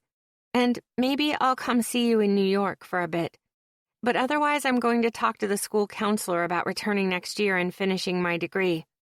I stopped mid-fold, turning toward where she sat on my bedroom floor. Seriously? I'd expected her to tell me she was moving back home or taking a year off. I mean, I knew she was keeping a pretty big secret from me, and if I was right about the secret, then she would need more than a year off to handle it. Yeah. It'll give me time to come up with a plan for a roommate and everything. Wow. I didn't expect you to say that. I abandoned my clothing and sat down next to her on the floor. She had a sleeve of saltines next to her and a jug of water. Tay, is there something you aren't telling me? My voice was soft as velvet, hoping to coax the truth out of her. But she just continued eating her yogurt like I wasn't there. I eyed her stomach, finally not hidden under a massive sweatshirt, and hoped she'd consider telling me what was going on. There wasn't really anything different. The shirt looked a little tight, but there wasn't anything amiss. She finally looked up from her snack. Her hair was up in a top knot, her face clear of any makeup. It had been a while since I'd seen her this undone. I'm not ready. Her bottom lip wobbled. I sat next to her silently, waiting to see if she'd say anything else. You've been ignoring your phone, Taylor suddenly said, pulling herself up from the floor. I've just been busy, I shrugged, hoping to avoid this conversation. Again. Taylor had tried to get me to call Decker, have an official conversation in the daylight without the chance to have Leo break it up. She'd held me after he'd gone, but the next day I had acted like nothing had happened. Don't leave without answering him or talking to him. He's swung by the house every day, but Leo won't let him past. I moved on to the top shelf of my closet. It held things from my childhood, and I thought maybe I shouldn't take those things with me. I was starting a new life with a stranger. Jeff had sent a courier to deliver the engagement ring I'd selected online. It was so massive and horrible, and I completely hated it. I'd always imagined if I were to be proposed to, it would be with a ring that was minimal. Something the guy I loved had worked hard to afford, not something that was just another purchase for him. I wanted there to be love put into the decision. I wanted to know he had selected it for me on purpose, for a specific reason. Instead, I'd received the ring while I was alone. I slid it onto my finger, then instantly took it off. Then I cried and cleaned the kitchen. Taylor eventually saw it, and her eyes bugged out at how big it was. She even made jokes about how I wouldn't be able to hold my hand up, and she wasn't wrong. I had no idea how I was going to stomach seeing it on my hand every day. You know who else has been calling? I turned toward her. My sister scrunched her nose. That bastard? I nodded. Oh yeah. Begging for me to hear him out. Says he fell for me. How sweet, right? I laughed, and it actually felt good. Taylor's entire face lit up with humor. Oh my God. Elias is so pathetic. I heaved 2 boxes away from the closet and toward my bedroom door, chuckling under my breath. I just wish I knew why he thought he could squeeze his arrangement into an actual marriage.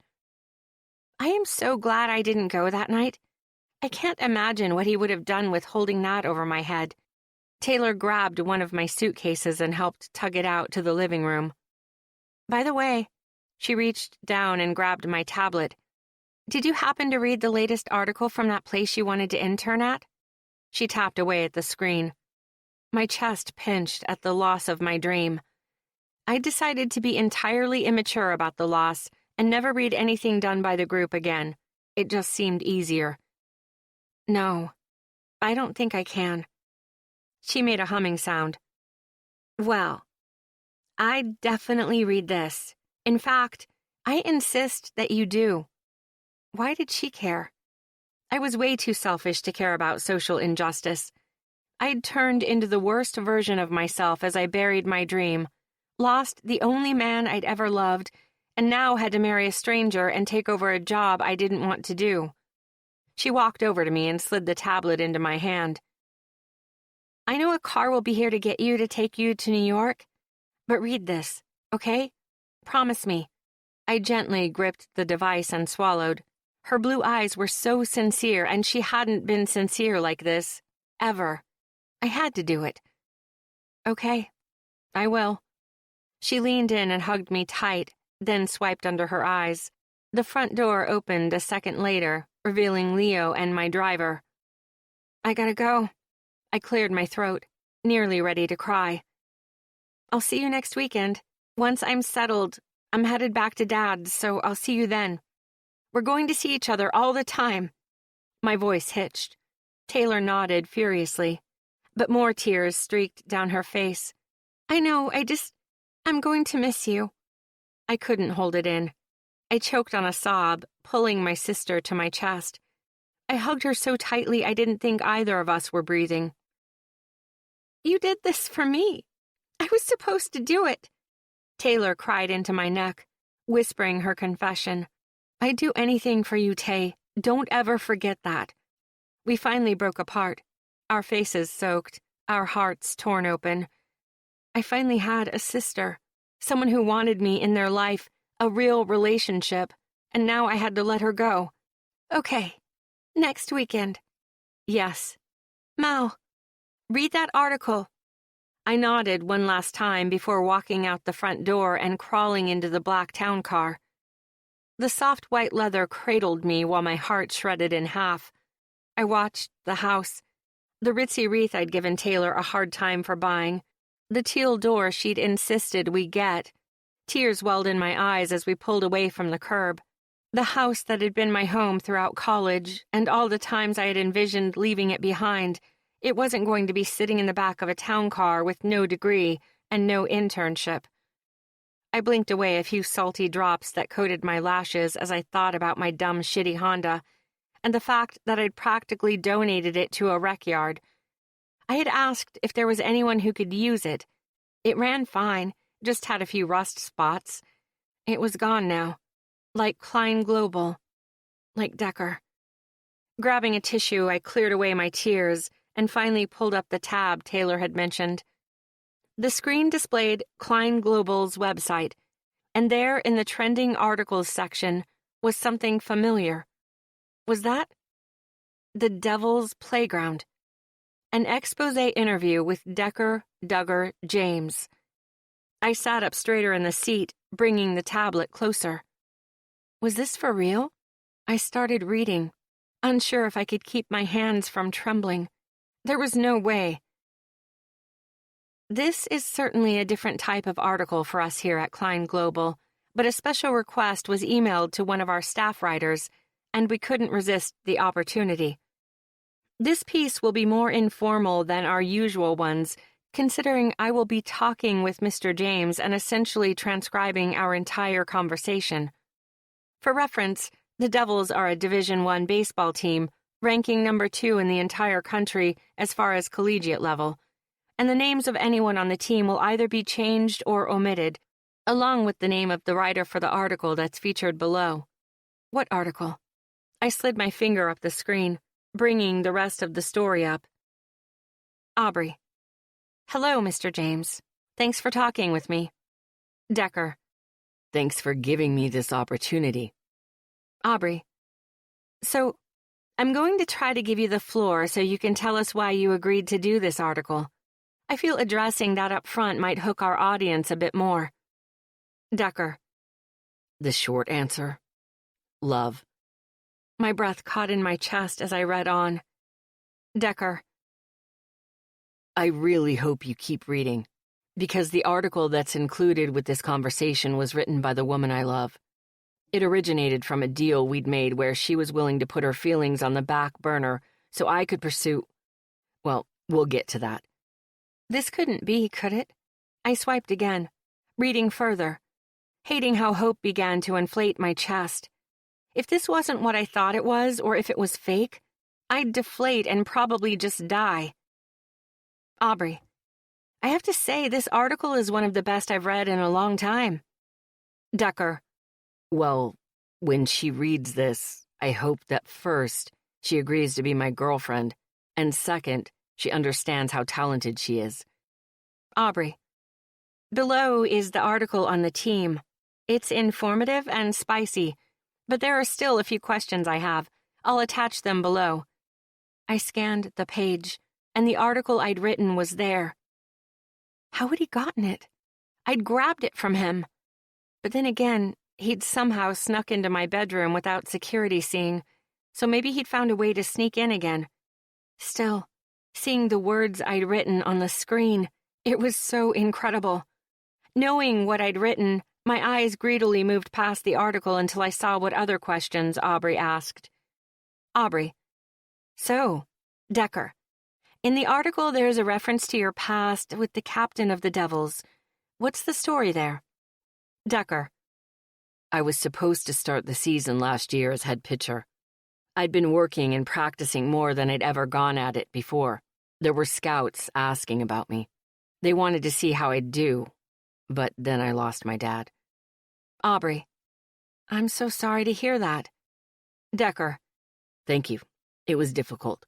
I was driving 3 hours back home to help my mom and brother every free chance I had. Meanwhile, there were these card games happening, and my captain demanded I attend and help organize them.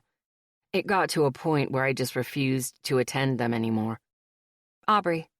Based on what I read in that article, I don't blame you. Decker. Well, the captain did. He started harassing me, bullying me, getting other team members to join in, but I was grieving my dad and I didn't give in to it. Then, during practice one day, he fixed a hit, nailing me in the chest with the ball. After I fell to the ground to catch my breath, he shoved his cleat through my pitching hand. I hated being reminded of how much he'd lost by Elias's doing. Aubrey. After reading the article, I guess there were rumors started about you being the one to do that to him. How did all that start? Decker. The Devils are like a dysfunctional family. You won't always like everything about it or everyone in it, regardless of our loyalty to one another. There were several team members who were in on the captain's plans to hurt me. They only helped perpetuate his narrative by spreading rumors. Aubrey. So did you lose your position then? Decker. I lost the use of my hand for several months. After physical therapy, I could throw again, but nothing like I had in the past. I kept my position on the team, helping with stats and keeping my batting average up, but I wasn't pitching anymore. Aubrey. So, this deal you'd started with the writer of the article, it was info you exchanged for what? A chance to get back at the captain? Decker.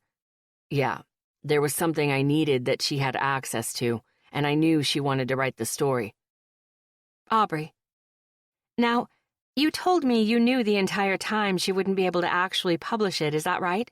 But you fell in love along the way? Decker. I did. And I won't give you excuses as to why I did it. But I lost the girl because of it. That's why I'm doing this, in hopes of getting her back. I just hope she gives me a second chance to prove to her that she's most important to me. More than revenge. More than home. More than anything. Aubrey. Wow, that's really sweet. I understand the writer was told to drop this article, am I right? That's what piqued our interest in publishing it. Decker. Yes. The captain intervened and had the team's lawyers threaten her to drop it. Aubrey. So how is it you were able to share so much info with us? Decker. There are rules to the game. His rough words whispered in my ear that night in the library came rushing back. I frantically searched the text for the answers I craved. Aubrey. Okay, now I'm curious. What rules? Decker. As you read in the article, the Devils are more than just a baseball team. Well, it's all a way to keep the team motivated. So of course, there are rules on how we're supposed to play. They're broken down by card. Rule number 1, the ace. Don't catch any feelings for your base number. Rule number 2, the queen of hearts. Never go past your base number. Rule number 3, the king of spades. Don't talk about the game outside of the Devils' team house. Rule number 4, the joker. Don't ask the same person twice. Rule number 5, a royal flush. Every member on the team, no matter the position, must attend the parties. Rule number 6, the straight. If, at any time, the integrity of the game is challenged or questioned, lawyer up and deny everything. Rule number 7, the wild card. If you fall in love as a direct result of playing the game, this card trumps all others. Aubrey. Oh my God. I'm actually getting emotional over this. She's your... Ducker. She's my wild card. Aubrey. What's to keep other players from selling info and just claiming rule number 7? Ducker. Once you've claimed the rule, claiming someone is your wild card, it's with the understanding that you have to cut all ties with the Devils and any scouts or sponsors who signed you while playing on the team. The article outlines what the benefits are of becoming a Devil, and there are perks that will follow you forever. But if you claim the wild card, that all goes away. Aubrey. Wow. So that must be hard after being on the team for so long. There must be like a brotherhood that goes with that. Decker. She's the only thing that matters to me now. Aubrey. Well, I hope she's reading this, because Klein Global will be reaching out to her regarding a writing position. This entire thing has been extremely riveting. Thank you for your time, Mr. James. I set the tablet down in my lap with shaky hands. Taylor had known. She'd read it, and she knew. I'd ignored his requests to see me and talk to me since that night, but he'd found a way to give me my dream back while also professing his love. I leaned forward and told my driver we needed to change our route. 31. Decker. I wiped the sweat from my brow and tucked the rag into my back pocket. I mowed and laid new bark chips along the outer edge of the yard, hauled fresh slabs of rock over for the retaining wall, and then applied a fresh coat of white paint over the entire thing.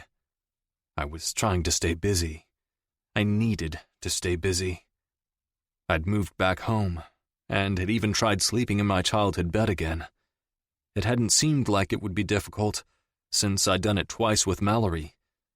Except lying there all night proved I was back to not being able to sleep in the house. It was worse now that the bed was tainted with memories of her. So I slept outside in a newer camper trailer, courtesy of my Uncle Scotty, or so I assumed. I'd mentioned to Kyle that I planned on sleeping in my truck until I could save up for one, and the next day, the trailer showed up in the driveway.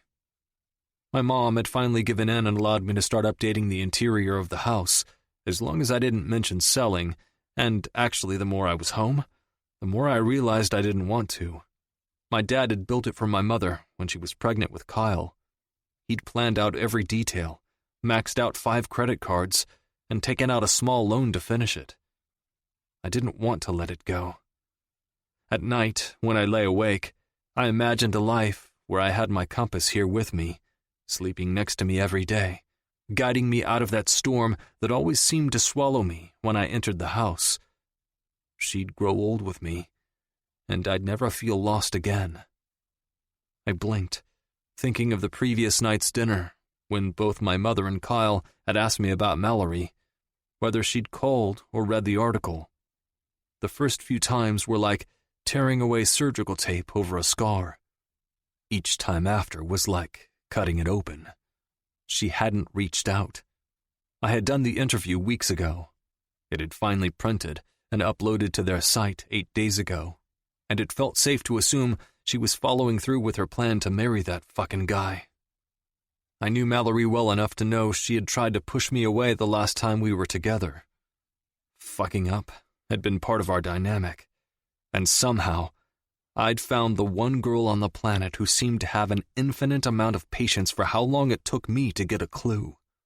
I knew she realized the truth about Elias, and now with the article, I had truly tried to fix my fuck-up regarding our deal. But there had been a look in her eye when I was about to tell her I loved her. It was like she knew she'd hurt me. She knew she couldn't do this, so she pushed. I still wasn't sure what to make of that, but as far as I was concerned, she was mine, always would be, No ring or fake marriage would change that. Ducking down, I grabbed a pair of hedge clippers and started toward the shed. There was still a decent amount of daylight left, and I needed to clip all the bushes in front. Once I rounded the tool shack and walked through the small gap between the house and the garage, I heard the sound of tires crunching gravel. I cleared the gap, seeing a shiny black town car come into view. Setting the clippers against the shed, I grabbed the rag from my pocket once more, wiping my face and hands. Whoever this was seemed rich as fuck. I didn't want to greet them sweaty and dirty. The sun had been out for most of the day, but thankfully it looked as though a swell of clouds might give us a break from the heat. It allowed me to see whoever was exiting that car without having to wince or use my hand as a shield. The back door of the town car opened a second later, and a head of russet hair popped into view, making my breath hitch. She bent back down to grab something before standing straight again. Then she was explaining something to the driver through the passenger side window. I shifted on my feet, unsure of what I was supposed to do, while she spoke with him. A few smiles later, she turned from the car and headed in my direction, wearing a black pencil skirt and matching blazer that seemed more fashionable than functional. Still, it looked cute on her, especially with the loose-fitting white shirt she had underneath. I wiped my hands again, this time on my jeans, hating how nice she looked in comparison to me. She had on jewelry, her hair was nicely done, and I thought she even had on pearl earrings. She stepped closer, her high heels wobbling in the gravel, making me skip a step to help keep her balanced. She gripped my forearm right as her ankle twisted to the left. "Looking every inch of the powerful CEO, aren't we?" I joked, even though the honesty of the words made my gut sink. She'd chosen a path I hadn't seen coming, something I hadn't even known was an option for her. It had snuck up and bitten me in the heart. The universe had flipped me the bird and was still laughing. Mallory dipped her head, tucking glossy strands of hair behind her ear. Having her this close, touching her, it was the worst kind of temptation. She let me go and hugged a sleek black tablet to her chest. "Hi." She smiled, her white teeth bright against her tan skin. She'd gotten some sun, and for whatever reason, the realization that time had passed made my stomach clench. "Hi," I replied, not sure how I was still standing. "So, this." She looked down at the tablet. "This is the sweetest thing anyone has ever done for me." Her voice shook as those green eyes slowly met mine. "The article. You read it?" I grabbed the rag from my back pocket, just so I had something to do with my hands. I expected if she did end up reading it, she'd just keep ignoring me like she had been for the past few weeks. I had no idea what to expect now. Would she turn me down gently, go off to New York and marry Jeff? She dipped her head, keeping her eyes on her feet. Her pink toenails peeked out through the opening of her shoes in a cute way, and the heels made her calves look incredible. But it was her eyes I wanted on me. I hated that she kept hiding them from me. She'd come here for a reason. I'd be damned if she backed out of explaining what it was. I was about to step closer to her, hook that chin with my finger, and force her face up. But her chest heaved, and suddenly her head tipped back. Her eyes were wide and full of something similar to hope or anticipation. "I'm in love with you, Decker James. I've loved you longer than I probably even know. And we went about all of this the wrong way, but..." She licked her lips, stepping closer. "If this ends with me in your arms and you in mine, I don't really care about how it started. I just care how it ends." Her clothes were so clean, and I didn't want to get her dirty. But she just admitted to loving me. My heart was racing in my chest, a new sweat breaking out on my skin, purely from need and longing. I could have stood there with her and demanded she explain why the fuck it took her so long to choose me. Asked her what she had decided about Jeff. We could talk and talk, but Mallory and I were always better with non-verbal communication. Fuck it. I reached for her, cupping her face with my hands. I tangled my fingers into her hair and pulled her against me. Once her lips were within reach, I slammed my mouth to hers. She mirrored my movement, forcing her free hand to my chest, slanting her head to the side and sliding her tongue against mine. Letting out a groan, her left arm ran up my chest and around my neck, holding me closer. I splayed my hand over her ass, and suddenly, I needed her somewhere much more private. Walking backward with her, I managed to move us until we were near the camper trailer. I fumbled for the door, finally finding the latch, and I tugged it, bracing my arms on either side of the door while maneuvering us inside. Once I shut us in, we were all teeth and skin. "Remove this fucking thing," I commanded, my tongue darting out to suck on the skin along her neck. She leaned back, forcing us to disconnect, then set the tablet down and began stripping off her tiny black jacket. Her fingers went for my jeans as she began unbuttoning them. Mine gathered at her back, sliding the zipper of her skirt down until I felt flesh. I must have growled my approval when I realized she was only wearing a thong, because she began laughing when I snapped it against her ass. Pushing my jeans down, I ripped my t-shirt over my head, then discarded my boots, belatedly realizing I could probably use a shower. She'd stripped out of her shirt, and now her elbow was bent, trying to unclasp her bra from the back. I took a second to appreciate how sexy she looked with her full, gorgeous breasts barely held up by the black cups. God damn, she was a work of art. My lips descended on their own, my face diving into the cleavage of her chest. "Keep this on, baby. I want my dick." I trailed the space with my tongue. Right fucking here. "Decker." She sighed my name, and just as she was about to get on her knees, I stopped her. "I need to clean up." I brushed my thumb over her lips, tugging them down. She gripped my wrist, shoving it into her mouth, and began to suck. Her skin pressed into the soft, beige carpet at our feet as she finished getting to her knees. "I want you, Decker. Exactly like this. Rough, dirty. I want to taste you, fuck you, and have you. And I don't want to wait." "Fucking hell," I muttered, staring down at her.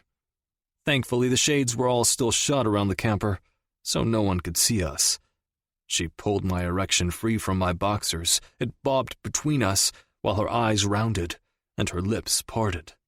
I threaded my hands into her silky hair as she brought her mouth forward and licked from the root of my cock all the way to the tip. She let out a satisfied sound that vibrated down my length. She repeated the process a few more times, keeping those forest green eyes on me. Her mouth finally took me in, deep and fucking perfect. I hissed while she moved down over my girth until she was gagging. She'd ease up, suck, and gag. My head tilted, my eyes going to the paneling along the top of the trailer. It felt so good. "Fuck, baby." I started rocking into her mouth a few times, but I was already ready to come down her throat, and I needed this to last longer. Pulling free from her mouth, I reached down for her hand and walked her back toward the bed. She sat down, watching me with a hooded gaze, eyes still on my bobbing erection. Sliding back, her hands dragged her closer to the headboard of the queen-sized bed. Resting on her elbows, she watched as I threw my boxers behind me and crawled over her. I didn't stop until I was nearly straddling her chest. I kept my weight off her as I shoved my dick in between her tits and began rocking my hips back and forth. "So fucking big, baby." I palmed her breast and moved my cock through her cleavage. Back and forth I went, my pre-cum creating the perfect lubricant to move easily. "I want to hold them for you," she said breathily, leaning up to remove her bra. Once her tits popped free, she grabbed one in the palm of each hand and pushed them together. I started moving my thickness through her cleavage with renewed vigor. I had visions of white ribbons shooting out along her face and chest, her rubbing it in and sucking it into her pretty little mouth. But fuck, I still needed more. Catching my breath, I moved my hand down her body until I was able to test how wet she was. Shit. 2 fingers in, and look how ready your cunt is for me. I added a third and began to rub in slow circles. She groaned and tipped her hips up until she was matching the rhythm I set with the ministrations along her clit. I need you, Decker. I need you inside me. She gasped for air while her center ground against my hand. I lowered myself over her, pushing her up the bed so there was more room. Her hair fanned out behind her, her nipples pebbled against the chilled air, and her taut stomach heaved up and down as she waited for me to enter her. You're so beautiful, I whispered reverently, and I meant it. She was perfect. She was mine. I kissed her, moving my lips against hers while I carefully and slowly pushed inside her. She groaned into my mouth, gripping my biceps, pushing against me while I pulled out and back in. I repeated the process 3 more times until I was fully immersed. God, fuck, baby. I pinned my forehead to hers, groaning into her mouth. Her nails raked down my scalp. Decker, I need you to move. I tilted my hips forward so slowly I thought I might combust right there. You're tight, Mallory. So fucking tight. I lowered my head, biting her breast, then kissing the same spot, knowing she'd have a purple mark there tomorrow. Do you even know what this feels like? I moved until my lips were hovering next to her ear. What it feels like to have your tight pussy milk my cock. She shuddered beneath me, her nails scraping up my neck and along my scalp. I was about to come from how good it felt. To hold off, I kept slowly moving my hips forward, rocking into her. She clamored to fuck me harder than I was fucking her, even took my lip into her mouth and bit down while her heels came up around my waist. Then she was rumbling something sexy while she arched her back, pushing those perfect globes into my chest. Decker, fuck me, she begged on a breathy moan. I was gone. I gripped her waist, holding her for leverage, and then I fucked her in hard, unforgiving strokes. Her breasts bounced as we moved, her eyes closed while her mouth gaped. Harder, she begged. I gripped her chin and pistoned my hips in a way that was going to ruin her. I moved harder, more furiously than I'd ever moved, need completely hollowing out my mind. Mallory's body shifted forward as I grabbed her leg and moved it to the side so I could go deeper. Only then did I slow down and rotate my hips forward, pushing my dick deeper until there was nowhere else for me to go. I hit the same spot over and over and over until... Mallory cried out, moving her hips in cadence with mine. Oh God, fuck, fuck, fuck. She came apart with a scream right as I grunted into her skin and came inside her. Our chests heaved up and down, straining for air as we lay tangled together. I rested my head against her stomach, where I pressed a gentle kiss. I imagined for 2 short seconds what it would be like to see that space swollen with my kid. I blinked away the image, because Mallory was likely engaged to another man. I didn't talk while I lay there, stroking her skin, knowing we both needed to clean up, but I just couldn't stop touching her. I can't lose you, I softly confessed to her. My insides felt shaky as I wrapped my arm over her and tugged her closer. All I wanted was to stay here with her, forget about both our futures, and pretend tomorrow didn't exist. Her fingers ran through my hair, past my ears and down my neck. It felt so good, I almost groaned. So, you're living at home, but not inside? My compromise. I laughed lightly, knowing the look on her face without seeing it. She'd have that dark brow arched toward her hairline, a light smile playing on her face. "You came here with a driver," I threw back at her. "I did." It was my turn to quirk a brow. "What does that mean?" She smiled, playing with my hair. "Check for yourself." I inched over the mattress a bit to peek through the blinds. 2 suitcases, a few boxes, and 3 small bags sat on the porch, but the town car was gone. I spun my head to look at her. My heart might as well have jumped into my throat. My tongue felt too big for my mouth. Was she staying? What does this mean? I asked him to wait until we were out of sight before he emptied the trunk, and I told him I would be staying here for the foreseeable future. "You're staying?" I asked, as though I couldn't quite process what she had just told me. She blinked and slowly sat up, resting on her elbows. "I was supposed to meet Jeff tonight for dinner, but..." "But?" I rested on my elbow, trailing my finger over her thigh. I had to keep touching her. She had to choose me. "I'm here, and I don't want to leave, but I promised my father I'd help him by taking over the New York office." She winced, pushing some of the hair out of her face with her free hand.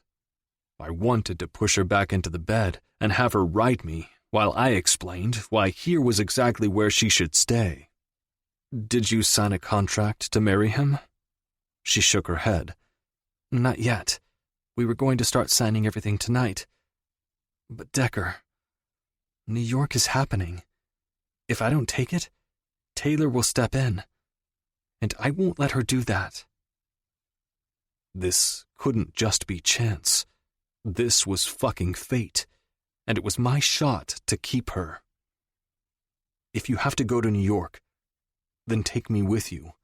If you have to marry someone, then marry me. Be with me. Start your life with me." I didn't look up for a few seconds. I was obviously still batting down those insecurities that she'd leave me. She shook her head slowly, rubbing my thumb with hers. "I'm yours, but we don't have to get married. At least, not until you're ready. Or, we've lived a little, and who knows?" She shrugged, keeping her hand on mine. "Maybe it doesn't even need to be permanent. Maybe we can help my dad find a replacement." "I just want to be where you are." I smiled. "On one condition."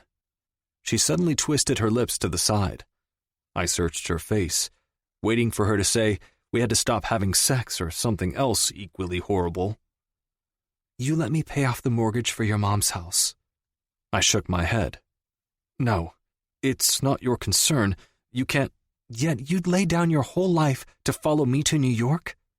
She raised that eyebrow again. "Look." She moved until she was straddling me, clasping my hands in hers. "One day, I'd like to move here, settle here with you, watch you mow that backyard while I cook something in that kitchen. I want this to be ours and our future. I know that's probably rushing things a lot, but it's one of my fantasies. So let me do this, please?" She moved against my growing heart-on, her chest heaving as she began to work me up. It didn't take long. Images of little kids playing in the yard, laughing, filling the space with life. It was beautiful, and everything I'd hoped for one day. And I wanted that with her. I wanted her to be a part of it. If that meant she paid it off or bought it, then fine, she could. As long as she was at the end of that dream, living it with me, going to sleep at night with me.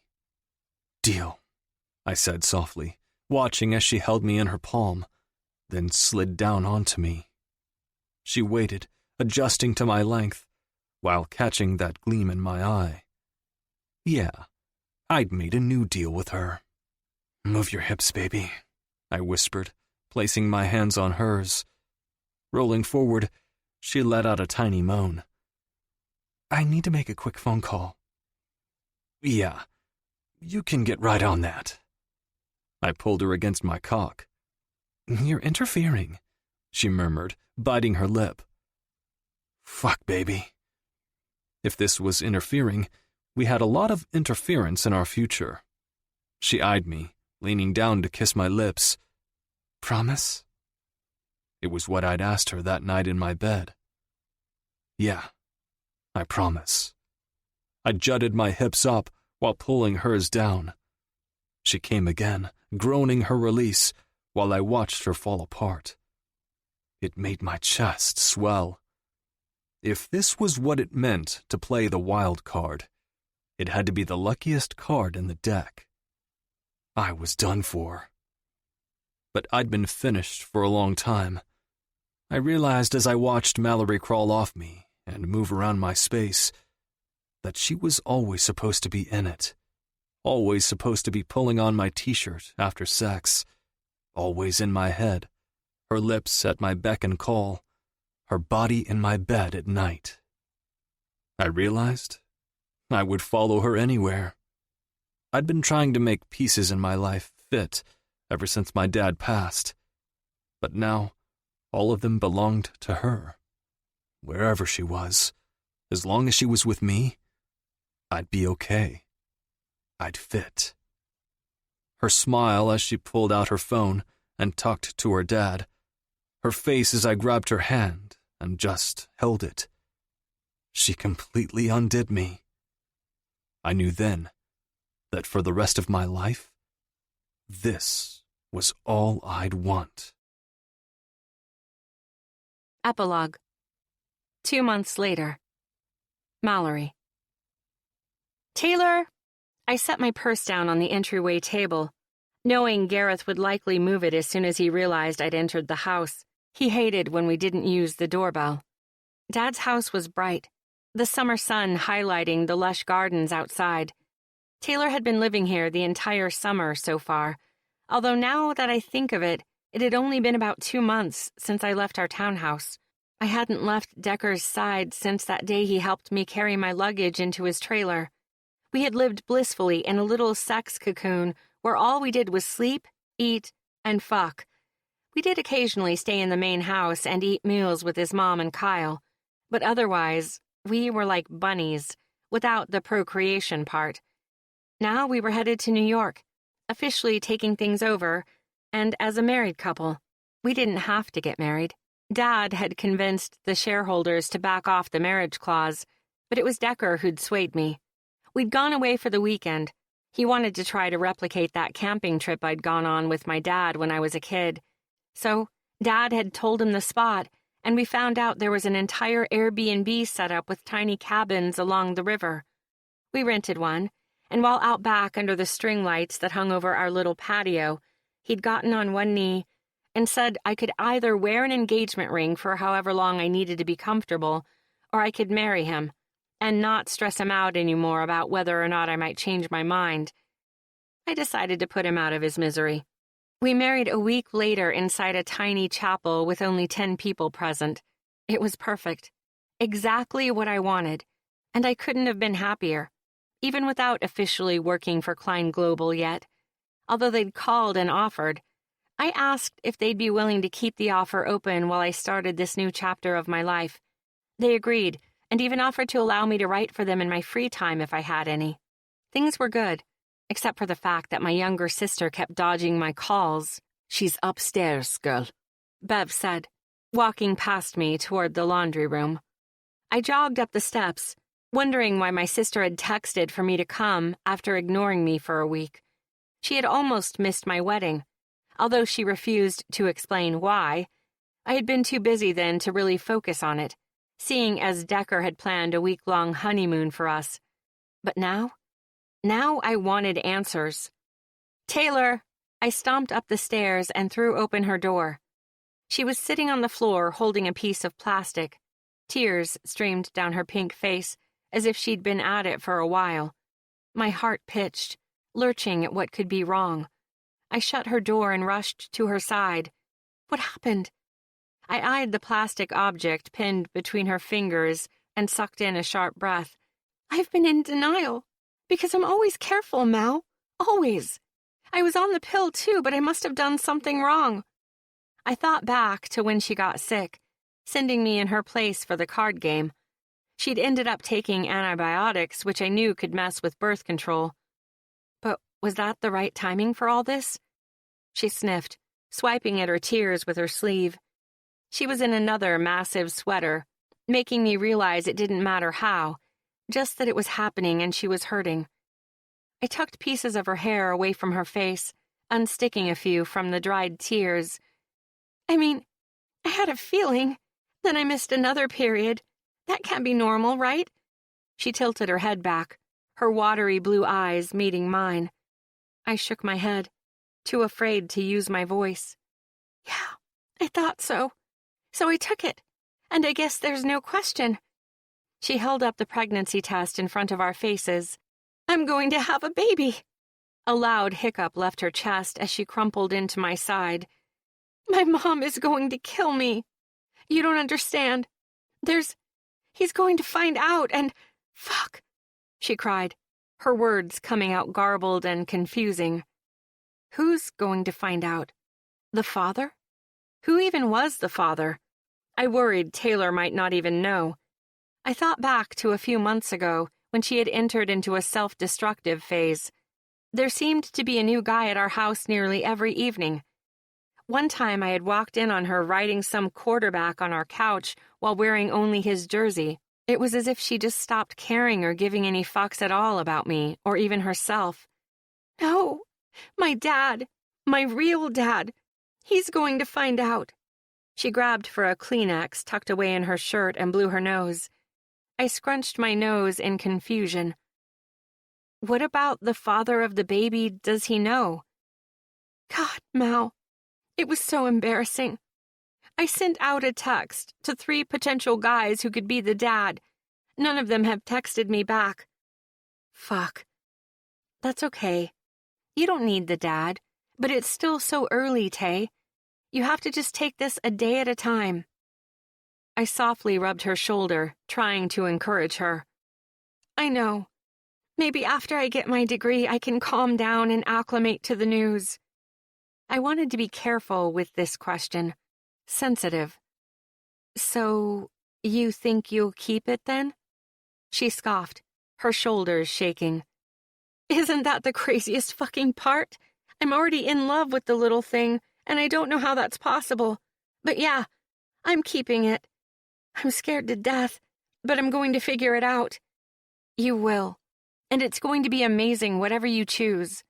Thanks, Mal. Sorry about shutting you out. I panicked. It's okay. I get it. Do you know anyone who's looking for a roommate next year? She sniffed once more, swiping at the last of her tears. You're seriously going back to school to finish your degree? I said I was. She turned to look at me, now sitting crisscross applesauce. I tried to copy her, but mine looked less cross and more like applesauce. I know, it's just, I figured it might not work out if you were going to go through with the pregnancy. I'm doing both. Her eyes landed on me, full of determination. Okay, I support you. The only person I know who is hanging around in their current apartment is Juan. I can ask if he's going to be looking for a roommate. I think I would rather live with my mother and commute than live with him. He's a jerk. I reared back, totally confused. Since when do you guys even know each other well enough to know if he's a jerk? She let out a tiny sigh, looking off to the side. He'd come around, oddly, when you were in class. Sometimes it felt like he was checking up on me, but I had no idea why. It got worse when I dropped out. It was like he knew. But when you started dating Decker and staying at his place, Juan would bring me breakfast and coffee. He made up this lie saying our coffee machine was broken. It totally was. I nodded my head, still reeling from this information. Well, whatever. I hate him. She waved her hand like that was the end of it. I guess I'm confused. All of those things sound really nice. How was he mean?